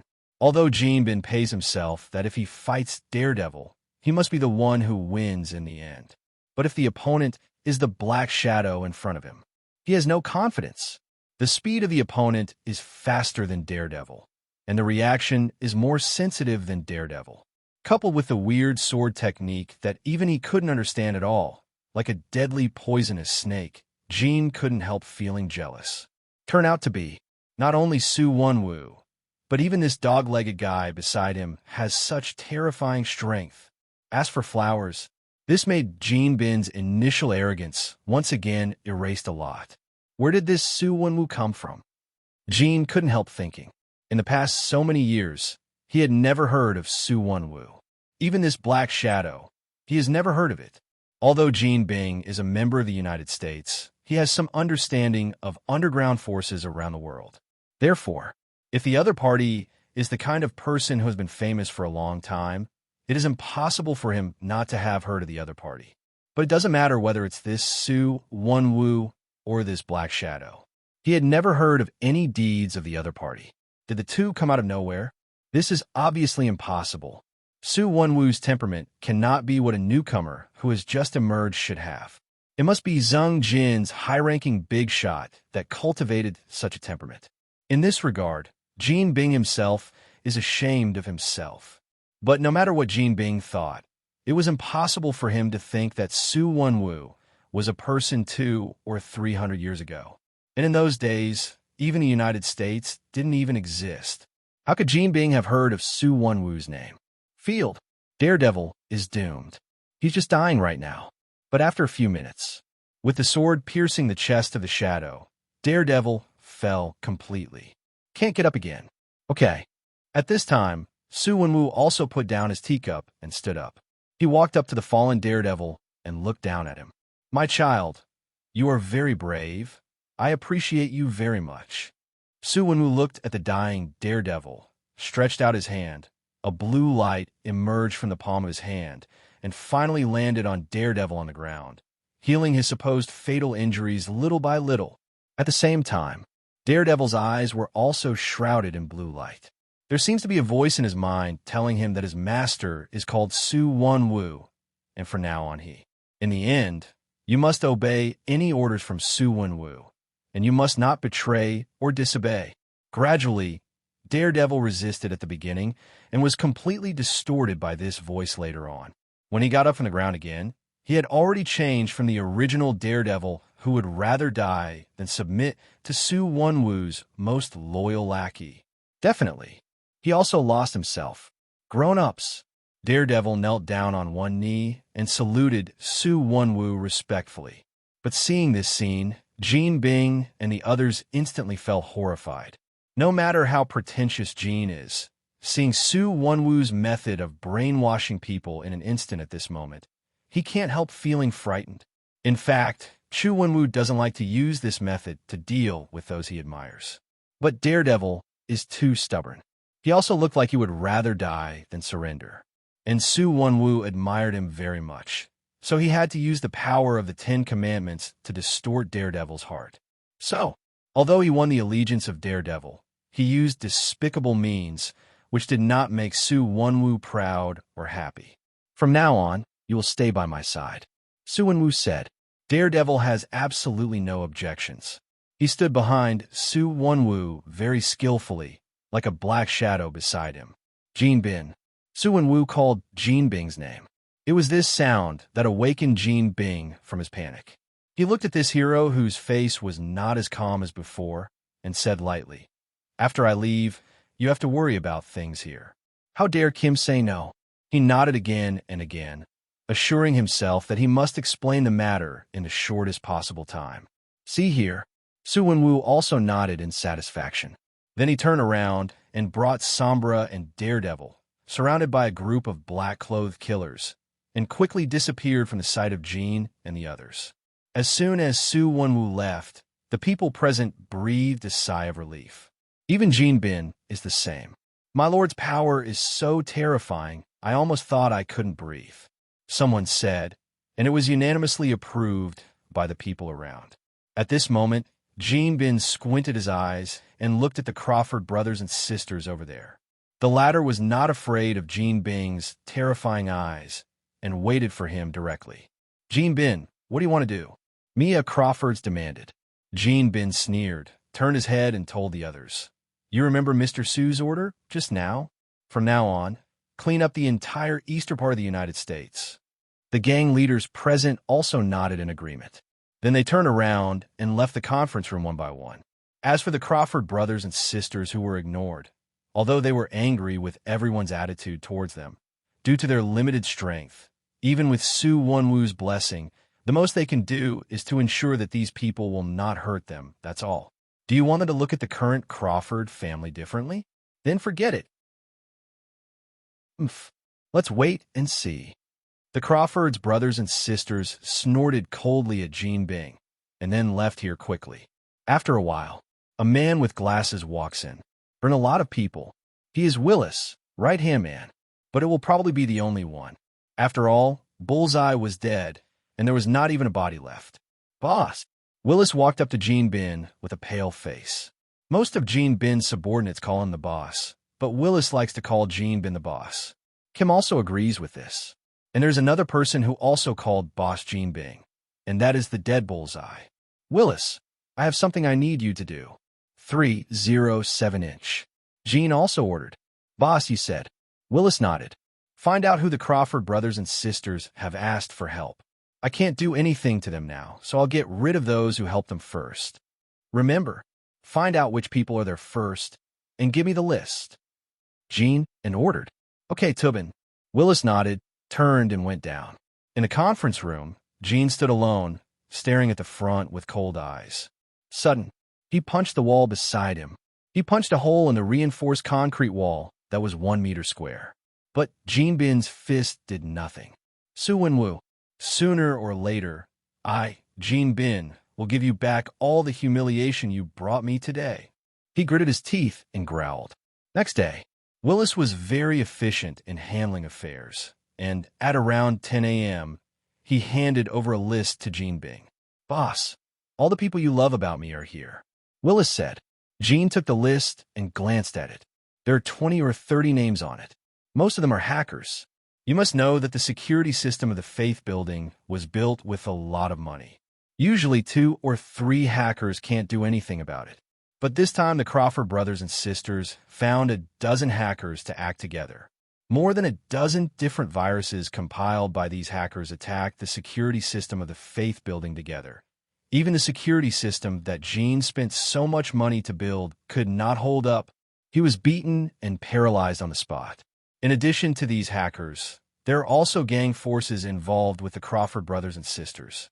They are all small gangs, and Gene Bing usually doesn't bother to take a look at Joan. Fix it all. After taking a look and making sure that there was no particularly important person, Gene issued an order directly to Willis. Understood, Ban. Willis nodded, turned, and left the office. And on the desk, the list was flipped over and again by the wind blowing in from the window, and the name Sky was impressively written on one of the pages. As mentioned earlier, Willis was very efficient. Gene Bing ordered in the morning. Willis had taken out more than a dozen targets that afternoon. As for those little gangs with the Crawford brothers and sisters, nature no longer exists.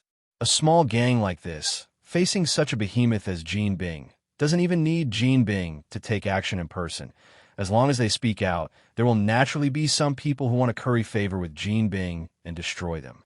But this time, because it was the task assigned by Gene Bing himself, Willis also personally assembled a group of people to deal with those small gangs.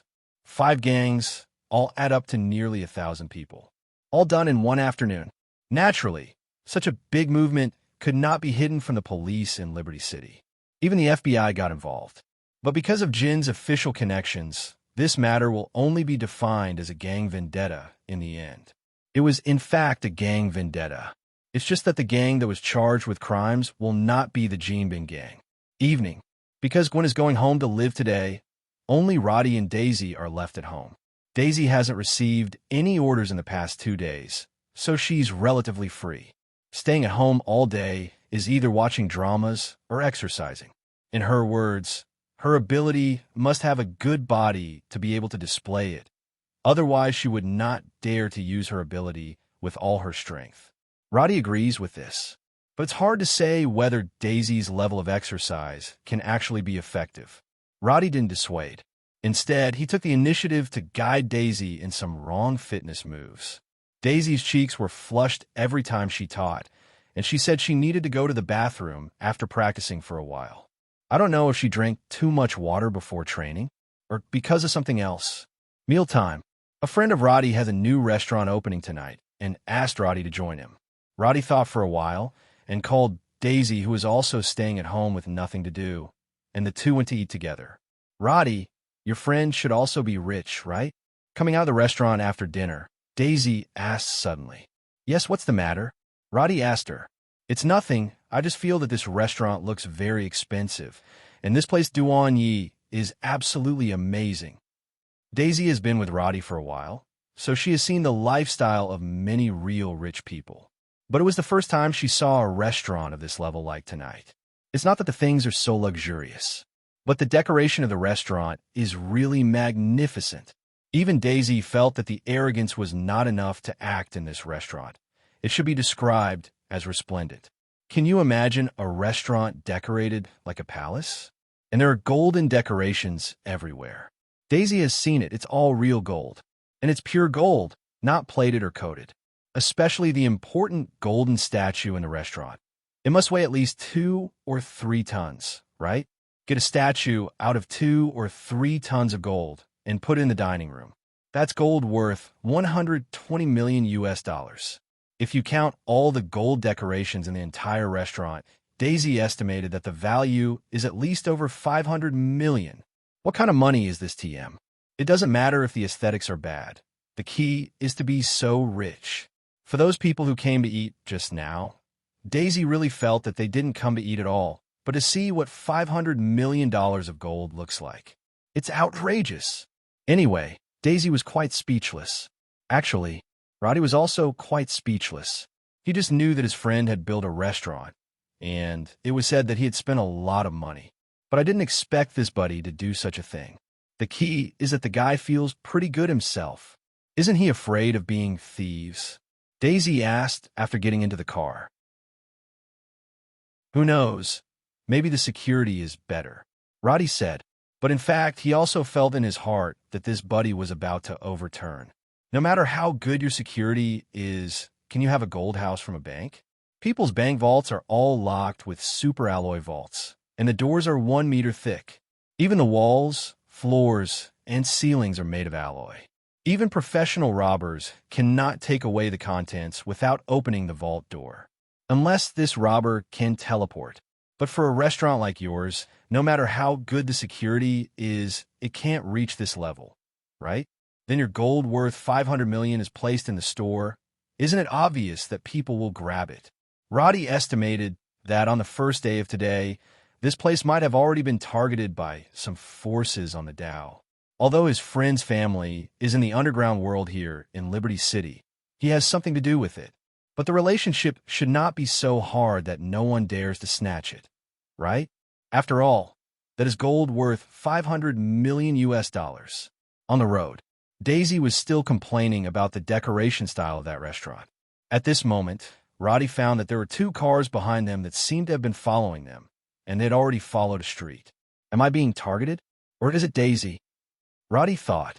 Through the interior rearview mirror, Roddy glanced at the 2 cars. The cars were all black SUVs, and the driver in front of him was a black man, wearing a black suit and a red tie. If it wasn't for his hair, Roddy would have thought that a famous killer was after him. Roddy, we seem to be being followed. At this time, Daisy also discovered the situation. She said to Roddy, "Have you offended anyone recently?" "I don't know," Roddy said. "I've offended so many people, God knows which one." "Daisy, Jen, God TM offended too much, so I don't know which one." Daisy thought to herself, "How many people have you provoked?" At this time, suddenly there was a reflection of light from a tall building at the intersection ahead. Then there was a clang sound from the windshield of Roddy's Curry South, and a sniper bullet accurately hit the front glass of the co-pilot. Pity, Roddy's Curry South has already been strengthened by him with 2 mechanical abilities. Plus, the originally glass is also bulletproof. Therefore, the sniper's attack did not achieve its purpose. "It seems to come from you," Roddy said to Daisy in the co-pilot. Daisy didn't expect that there would be a killer who wanted to kill herself.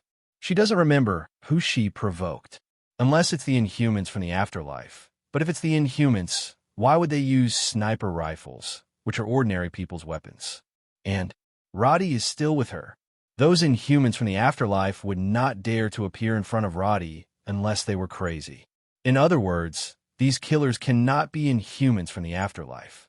Then Daisy couldn't figure it out.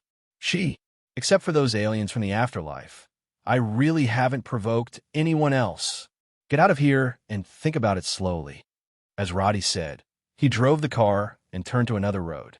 And the 2 cars following them didn't give up. They still stuck behind them. "You still don't give up?" Roddy sneered. "Then take out a Bluetooth headset and put it on. Notify the sniper army and send one over to deal with these guys behind me." The blue 4.1 light on the Bluetooth headset flashes a few times. There are metal scale-like things on the surface of the earphones that ripple in a circle. At the same time, in Curry, a military factory on the outskirts of Liberty City, a machine gun full of sci-fi colors suddenly turned into a mechanical warrior with a height of 2 meters and 2 meters in a burst of mechanical sound. The mechanical soldiers activated by these machine guns, Roddy uniformly arranged a number for them, Sniper Legion. Although they're not activated from sniper rifles, who makes them have a longer range than sniper rifles. So Roddy gave this number. And the Bluetooth headset he put on before was the composition of an activated mobile phone. After the mobile phone is activated, the micromechanical warrior can develop an internal network, which can connect other mechanical warriors. This allows Roddy to issue various commands to other mechanical warriors remotely, so that he can arrange various tasks for them. At this moment, it was this mechanical warrior who received Roddy's instructions, and after completing the transformation directly, he left the warehouse and disappeared into the night. The other side, Roddy is driving the car on the road, and the killer behind him is still chasing him, and did not give up, and a few more cars were added along the way. After Roddy drove to a remote section, the cars behind him suddenly started to speed up and catch up. The windows were lowered, and several black muzzles aimed at their car. Next second one. Gunshots. Countless bullets jingled on the glass of this Curry South. "Roddy, can this car handle it?" Daisy couldn't help but swallowed and said after seeing the scene of bullets crazily shooting at the car body, "Don't worry, it won't be a problem to come back 100 times." Roddy was very relaxed, and he didn't seem to take the attacks from outside at all. "About there." At this time, Roddy suddenly spoke. "What? What's almost there?" Daisy asked suspiciously. Next second, boom, a car driving at high speed on the left suddenly exploded violently. The other car behind it had no time to react and hit it head-on. It was instantly overturned by the explosion in midair, and, after landing heavily, it slid a certain distance before stopping. Then, boom, another explosion. That car was blown to pieces too. Be careful, the target has support. The killers in the other cars also panicked at this time.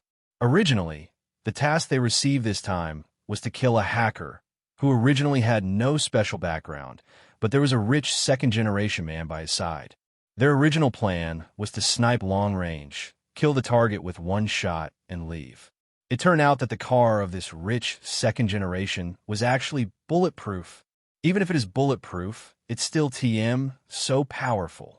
Even the bullets from the sniper rifle failed to leave the slightest trace on it.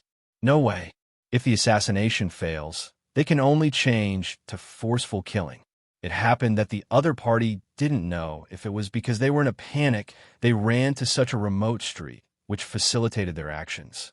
But I didn't expect so many of them to shoot and shoot, but there was nothing they could do about it. The opponent's car, with two powerful bulletproof ability.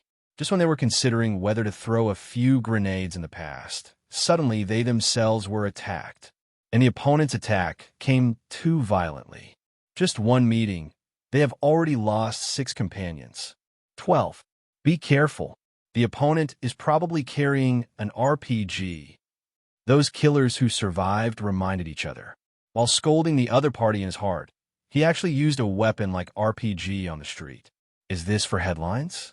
After cursing a few words secretly, these killers didn't dare to hunt down each other anymore. In fact, the identities of hunter and prey have now been reversed. They were hunters before. Now, they have become prey. At the same time, on the top of a tall building in the distance, 10 2-meter-tall and slender mechanical warriors were raising their arms to aim at the speeding car thousands of meters away. Next second, boom, a huge amount of gunfire rang out. The bullet flew across a distance of several kilometers at a terrifying speed and hit a high-speed car. The car was blown to pieces on the spot. There was even a deep pit with a diameter of 5 or 6 meters left on the ground, and everything around was shaken by the shockwave of the explosion. Fact, are you still here? The killers in the other 3 cars were going crazy. And what puzzled them was that they didn't see the trajectory of the RPG launch at all. What weapon did the enemy use? How did they know? This is the mechanical warrior sent by Roddy to snipe them with ultra-long range. It's just that the destructive power of this sniping is a little bit bigger. People's sniper rifles will either hit your head with one shot, or they will kill half of your body with one shot. But the sniper attack of the mechanical warrior directly blows up the car in your posture with a single shot, leaving a 5 or 6 meter hole in place. Much more powerful than RPG. Didn't consider far sniping at all. It's really not like the damage that a sniper rifle can do. After a few seconds, the last 3 cars were also blown up by mechanical warriors. Afterwards, the mechanical warrior who had completed the task left without anyone noticing its arrival and departure. As for the huge movement made by the explosion, that has nothing to do with mechanical warriors. Anyway, its task has been completed, and the rest is out of its control. While on the other side, Roddy, who was driving the vehicle, also saw the situation behind from the rearview mirror and was quite satisfied with the performance of the mechanical warrior. Roddy was very satisfied with the mechanical warriors activated from fighter jets before, and now, through the actual combat test, it was confirmed that the mechanical warriors activated by the machine guns did have the ability to accurately strike the targets in the high-speed movement, which gave Roddy a better understanding of the strength of these mechanical warriors. And Roddy, who has mastered such a mechanical army, is already a force that is not weak even in the universe. But Roddy hasn't got anything like a spaceship yet. Otherwise, just let these mechanical warriors go to the universe to kill the quartet. And you can see more intuitively where the limit of these mechanical warriors is. Otherwise, it would be really difficult to test their limits on Blue Star. Is it solved? Daisy looked back. Roddy, is that the person you called? She asked. Yes, a good helper, Roddy said with a smile. That's pretty awesome, Daisy said, looking at the still burning car wreckage behind her. Immediately, she couldn't help frowning. Roddy, what do you think I provoked these people? I thought it was someone you offended, but it turned out to be for me. I didn't provoke anyone. Daisy couldn't figure it out. As a housegirl like her, she usually doesn't leave the door or step out of the door.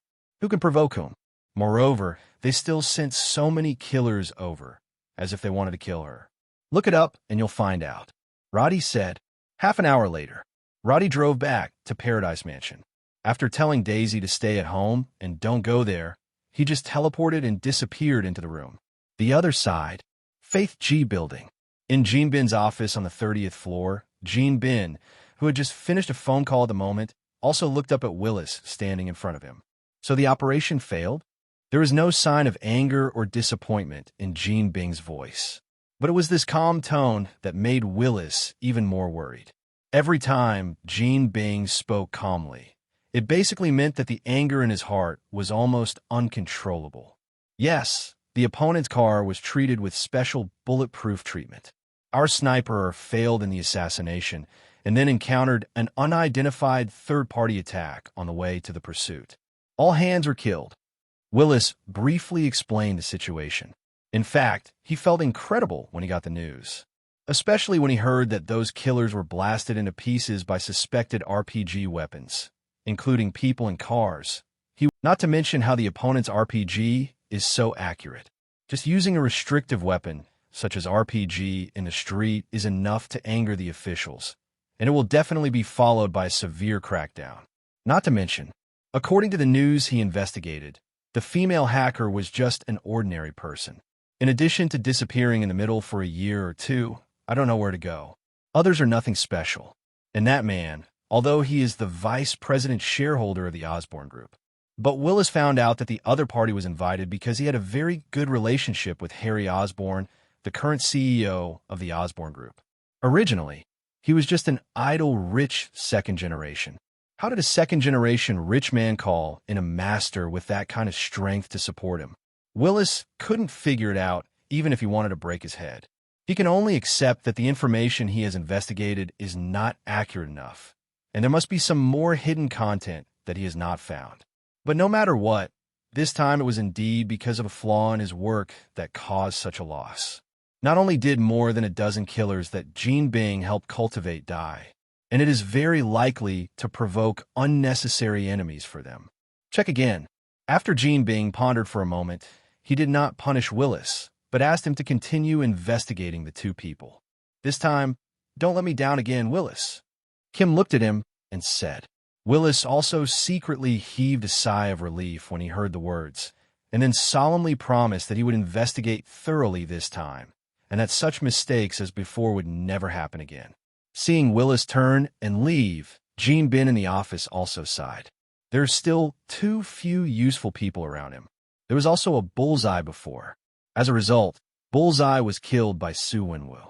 Now that there is only Willis left by his side, he more or less feels that he is short of manpower. If Bullseye is still there, even if Willis didn't investigate clearly before and ignored Fong Yinzong's identity, but with the strength of Bullseye, I believe it is enough to handle everything. Pity. Bullseye was such an easy-to-use subordinate, but he was sacrificed in vain. Thinking of this, the hatred for Su Wenwu in his heart became more and more intense. Maybe it's time for me to recruit someone new. Jean Bing thought to himself. Coincidentally, he recently heard that a few down-and-out Inhumans had come to Liberty City, and they were currently looking for jobs. These Inhumans are not originally a good thing.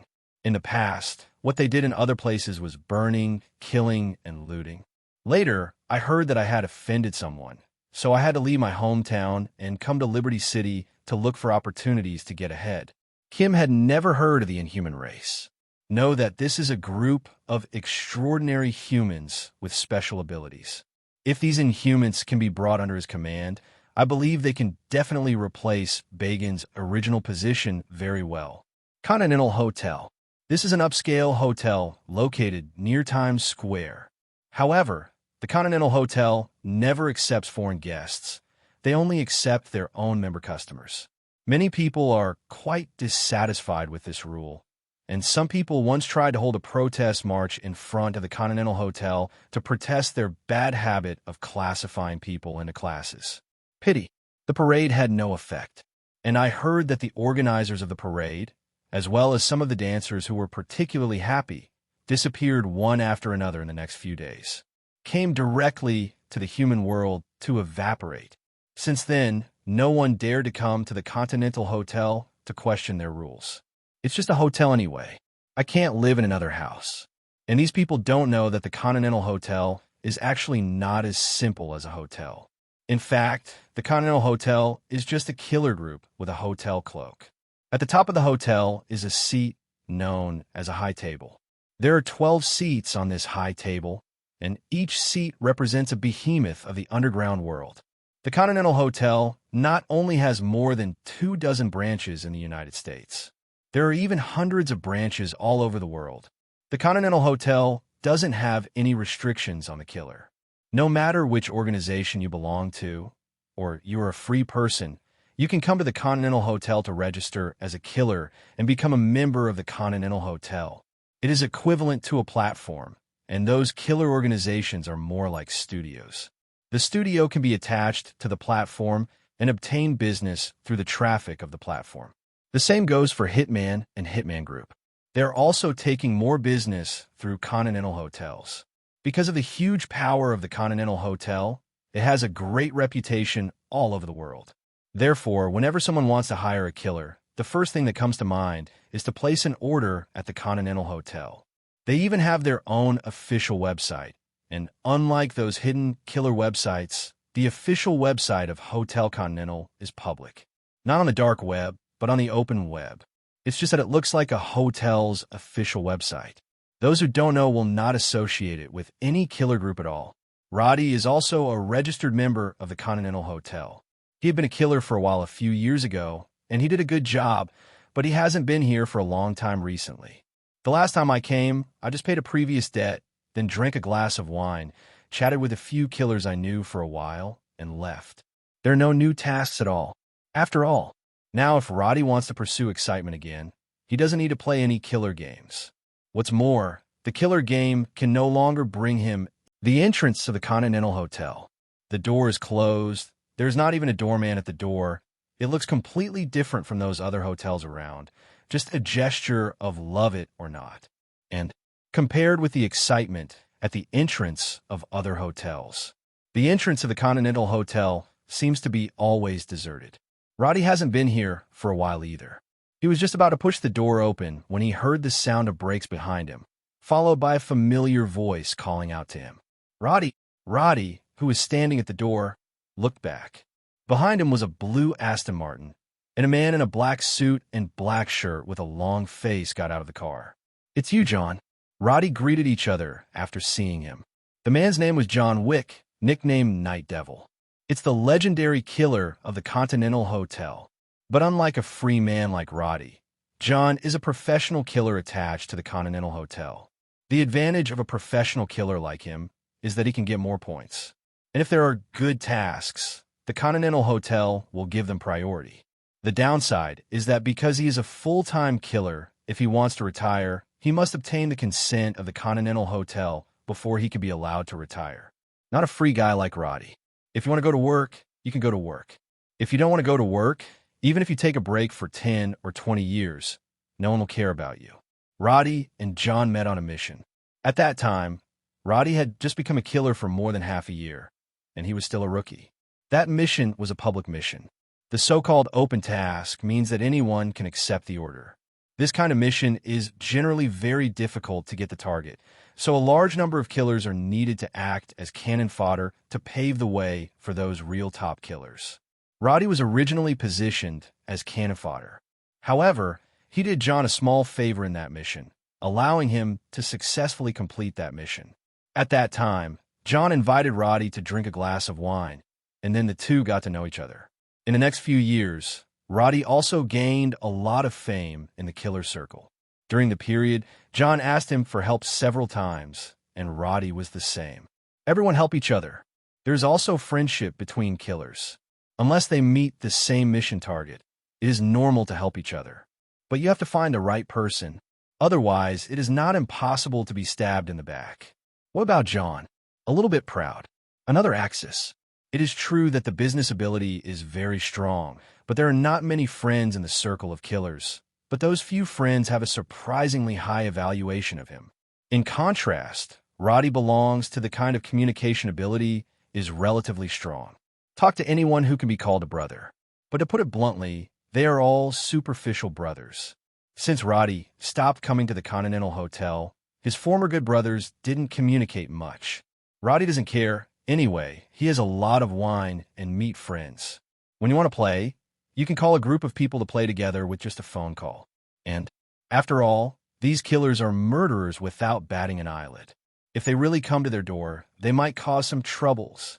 Roddy didn't expect that when he came to the Continental Hotel today to investigate the information about the group of killers before, he would meet John Wick at the door.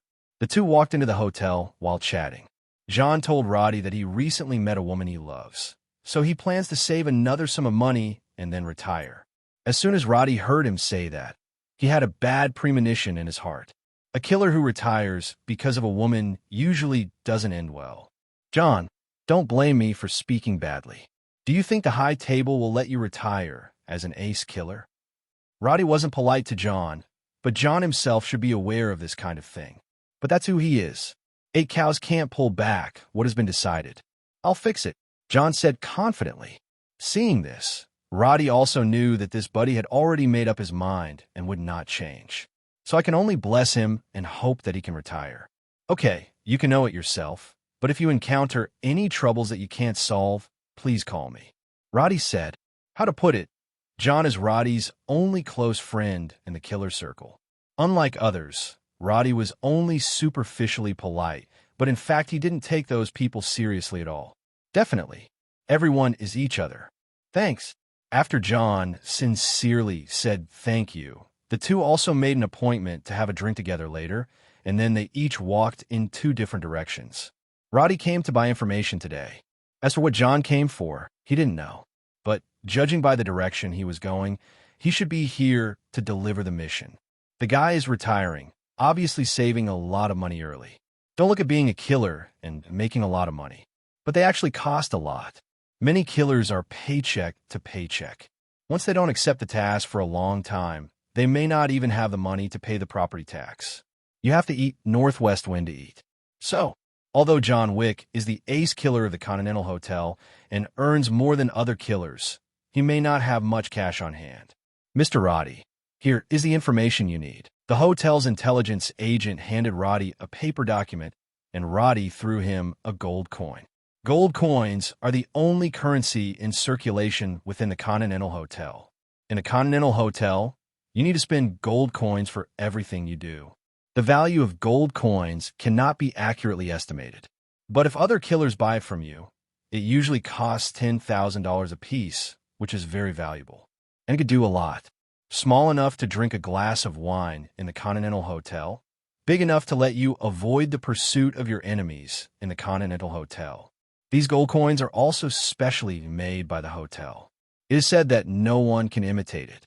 Roddy didn't believe it, but probably those who can imitate either dare not do so, or have already been killed by the Continental Hotel. Anyway, for the extremely powerful Continental Hotel, there is nothing they dare not do. Back then, there was even a reward offered for the assassination of the Prime Minister of a certain country in the hotel. And it's done. After that, the Continental Hotel just closed its business in that country for a period of time. Then, after the next Prime Minister took office, the business of Continental Hotels in that country will be better than before, and even more than a dozen branches will be added. Roddy once suspected that the reward task was issued by the Prime Minister who took office later. But there isn't any evidence for that. And that had nothing to do with Roddy. He was just gossip. After getting the information, Roddy opened it and looked at it. The content of the information is actually not much, but the things mentioned in it are very interesting to Roddy. This document not only mentioned who the masterminds behind the killers were, but also explained why the other party wanted to shoot the killers to attack Daisy. It turned out that those killers were sent by Jean Bin. Jean Bing's Jean Bing gang can be said to cover the sky with one hand in Liberty City, and even the Continental Hotel has to give the emperor of the underground world some face. Definitely. The face given is also limited, otherwise, Jean Bing's information would not be sold outside. And this time, the reason why Jean Bing sent a killer to attack Daisy was because Daisy received an order on the dark web before. That order was made by the Crawfords family, and there were a dozen other hackers who took the order at the same time. All of them were asked to create a virus that was eventually used to breach the security system of the Faith Tower. This happened just last night. It is far from just Jean Bing being affected. Instead, it affected all the large gang forces in the entire eastern part of the United States. It is stated in the materials that a person named Su Wonwoo led people into Faith's building and took control of the leaders of all eastern gangs, including Jean Bin, who were conducting an election meeting. In the end, Su Wonwoo left the Faith Mansion calmly, but Jean Bing and the gang leaders got another reward from this point on. This boss is Su Wonwoo. As for who Su Wonwoo is, how did he manage to make such a hero as Jean Bing surrender? It is not written in the information. Do you have information about Su Wonwoo? Roddy looked at the hotel agent in front of him and turned back to him. Yes, but you need to ask for instructions. The intelligence officer had a formulaic smile on his face, and his answers were rigid, like an emotionless machine. Forget it. Roddy didn't have to get this Su Wonwoo's information either.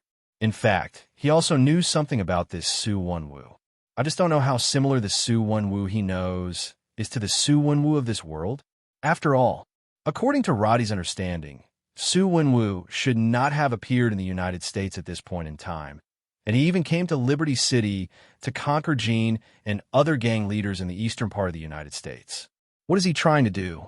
Dominate the underworld of the United States? But no matter what Su Wonwoo wants to do, it has little to do with Roddy. He turned around and forgot about Su Wonwoo's matter. After getting the information he wanted and knowing the cause and effect, Roddy went to the bar on the second floor of the hotel. Here, he met John Wick, who had already arrived one step ahead. Roddy here. John waved at him. Roddy went over and sat down on the seat next to him. A glass of whiskey, Roddy said to the bartender. Then he turned his head to look at John, who was sitting next to him, and said with a smile, "You guy, I remember you told me that you would never get married in this lifetime. Why? Regret it now." Hearing this, John smiled wryly. He did say this back then, and he really thought so at the time. After all, he is a killer, and when a killer gets married, there's often no good end. This is the blood lesson of the predecessors in the past. But when he met the right person, John found that he couldn't convince himself not to fall in love with such a woman. "Don't talk about me. How are you doing?" John asked. Obviously, he didn't want to mention the fact that he slapped himself in the face.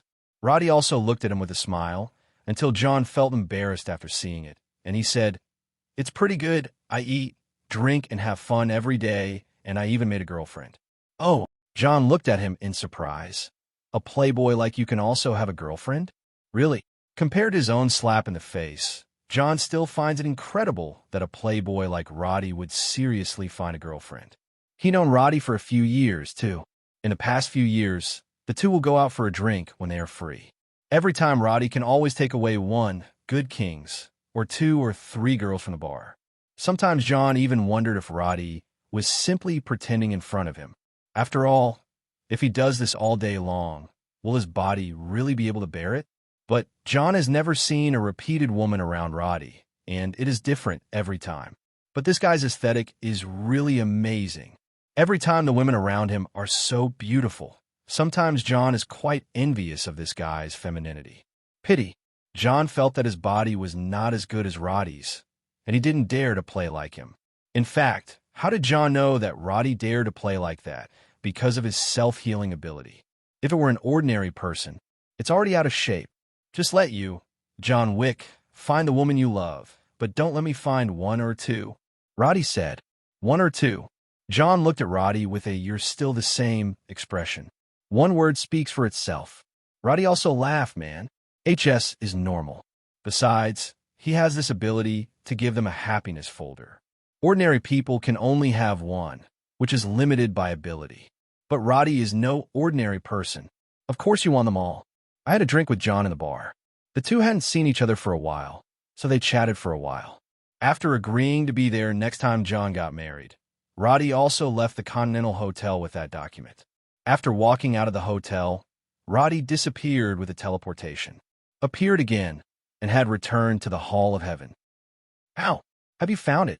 As soon as Roddy came back, he saw Daisy sitting on the sofa in the living room, hugging a pillow and thinking about something. Seeing Roddy coming back, Daisy immediately ran over and asked him.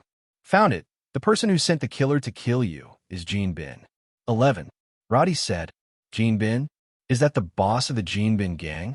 Gene Bin, the emperor of the underground world of Liberty City. Daisy looked at him in surprise. Roddy nodded and said, That's right, that guy. Didn't you take a big order on the dark web before? And the person who placed the order hired a group of hackers to get a lot of viruses to deal with Gene Bin. The result really made him succeed, but Gene Bin is still alive, so now he has to find someone to settle the score. Hearing this, Daisy also had a speechless expression. How could she have thought that she was just accepting an order, and in the end she could get into trouble with a gang boss like Gene Bin? What is this called? She was too wronged. You want to find someone to settle accounts, you go to the person who messed with you. Why are you looking for a hacker who takes orders from me? Isn't this too overbearing? Daisy was depressed. Although what happened today didn't hurt her, she was indeed taken aback. Especially when the bullet hit the windshield, she was really taken aback. And, with Gene Bing's domineering style of doing things, he will definitely not let it go. After that, she had to be careful when she went out every day. God knows when a bullet will fly from the sky and kill her. Although Daisy is an inhuman and possesses the shockwave ability with explosive lethality, the key point is that her body is just an ordinary flesh and blood body. She can't stop the damage of bullets at all. Unless she was shot at her face to face, then she was at least a little psychologically prepared and could find a way to hide or resist for a while. But if it is like today, a long-distance sniper rifle will directly hit him. Then she's definitely done. Don't worry, I'll take care of this. Seeing Daisy's worried look, Roddy also spoke. But Gene Bin is very powerful. Will that cause trouble for you? Daisy didn't want to cause any trouble to Roddy because of the trouble she caused. If possible, she would like to use her ability to solve this matter. But the fact is that she can't do it with her own strength. Could it be that she was going to sneak around in the middle of the night to bring down Faith's building? Oh, right. Daisy didn't know Kim was Wilson Faith, so she didn't even know that the Faith Mansion was Gene Bin's stronghold. But even if she knew, it was impossible for her to do that. After all, if a 30-story building suddenly collapses without warning in the city, one can imagine how many casualties it will cause. Daisy is a kind girl at heart, so it is impossible for her to kill so many innocent people just to keep herself quiet. Okay, don't think about it so much. A mere gold is not as troublesome as you think. Roddy saw Daisy's troubled face, so he stretched out his hand and gently hugged her in his arms, whispering in her ear, After tonight, Gene Bin won't cause you any trouble anymore. Just leave this matter to me. Just stay at home obediently and wait for me to come back. Daisy, who was suddenly hugged by Roddy, was at a loss. She didn't know where to put her hands until she heard Roddy's thoughtful words. Daisy gradually relaxed, and then her hands slowly hugged Roddy's back. After the two embraced for a while, Daisy pushed Roddy away as if she had a sudden reaction. I'm going to get a glass of water. Daisy didn't dare to meet Roddy's eyes. She hastily found an excuse and ran away. Bring me a Coke, Roddy said to Daisy, who ran to the kitchen. Daisy nodded without looking back, ran into the kitchen and stood against the wall, feeling her heart beating fast. When I touched my cheek, it was really hot. Roddy is like this all of a sudden. Does he really like me? Daisy was very disturbed in her heart. On the one hand, he was worried that he had misunderstood something, and on the other hand, he was also afraid that Gwen would know about this matter. If Gwen knew about it and asked her why she wanted to steal her boyfriend, how would she answer? Are you saying you can't control yourself? Daisy felt that she would definitely be ashamed to see Gwen when the time came. After standing in the kitchen to calm herself down for a while, Daisy took 2 cans of ice Coke from the refrigerator and then walked out of the kitchen. Daisy tosses a can of Coke to Roddy. After Roddy reached out to catch it, he said, "Take a break. I'll go and deal with Jean Bin's affairs, and I'll definitely be back in half an hour at most." "Well, then you pay attention to safety," Daisy said quickly. After Roddy nodded, he disappeared instantly. Bin Curry. The light was turned on, and the light instantly illuminated the entire warehouse. "No, he's not here." Jessica shook her head and said to Luke Kai Key, who walked in from the door, "Do you know any other safe houses for Matt?" Luke Kai Key came back after walking around the warehouse, looked at Jessica, and asked. But Jessica shook her head and said, "No more. This is the last one." "Where did Matt go?" "He's not in his home. He's not in the office. He can't even be found in several safe houses. So it's impossible for him to be really missing, right?" Luke Kai Key frowned, feeling ominous in his heart. The 4 of them separated after dinner last night. They all know that Matt has the habit of patrolling Hell's Kitchen at night, which is also the origin of his daredevil, because he likes to go out at night and dress himself up like a devil. Hence the name. But during the day today, Matt didn't go to the law firm, nor did he find anyone at his home. So Matt's colleagues found Jessica and wanted to ask Jessica if she knew where Matt had gone. Jessica first went to one of Matt's safe houses. As a result, no one was found. She contacted Luke Kai Key again and asked if he had seen Matt since last night. As a result, Luke Kai Key also said that he had never seen it. There was no contact with either of Peter Parker's because there was no way Matt could have been there. Peter is still a kid. Even if Matt was in trouble, he wouldn't go to Peter for help. More likely will come to Jessica or Luke Kai Key. Neither of them had seen Matt, which meant he hadn't come to see any of them.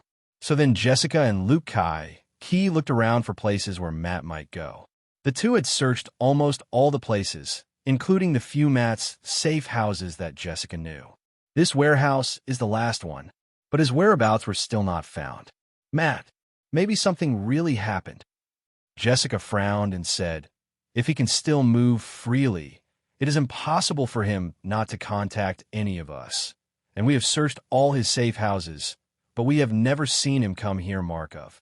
So either he suddenly wants to go on a stop-and-go trip, or he was arrested, and he couldn't communicate with the outside world at all."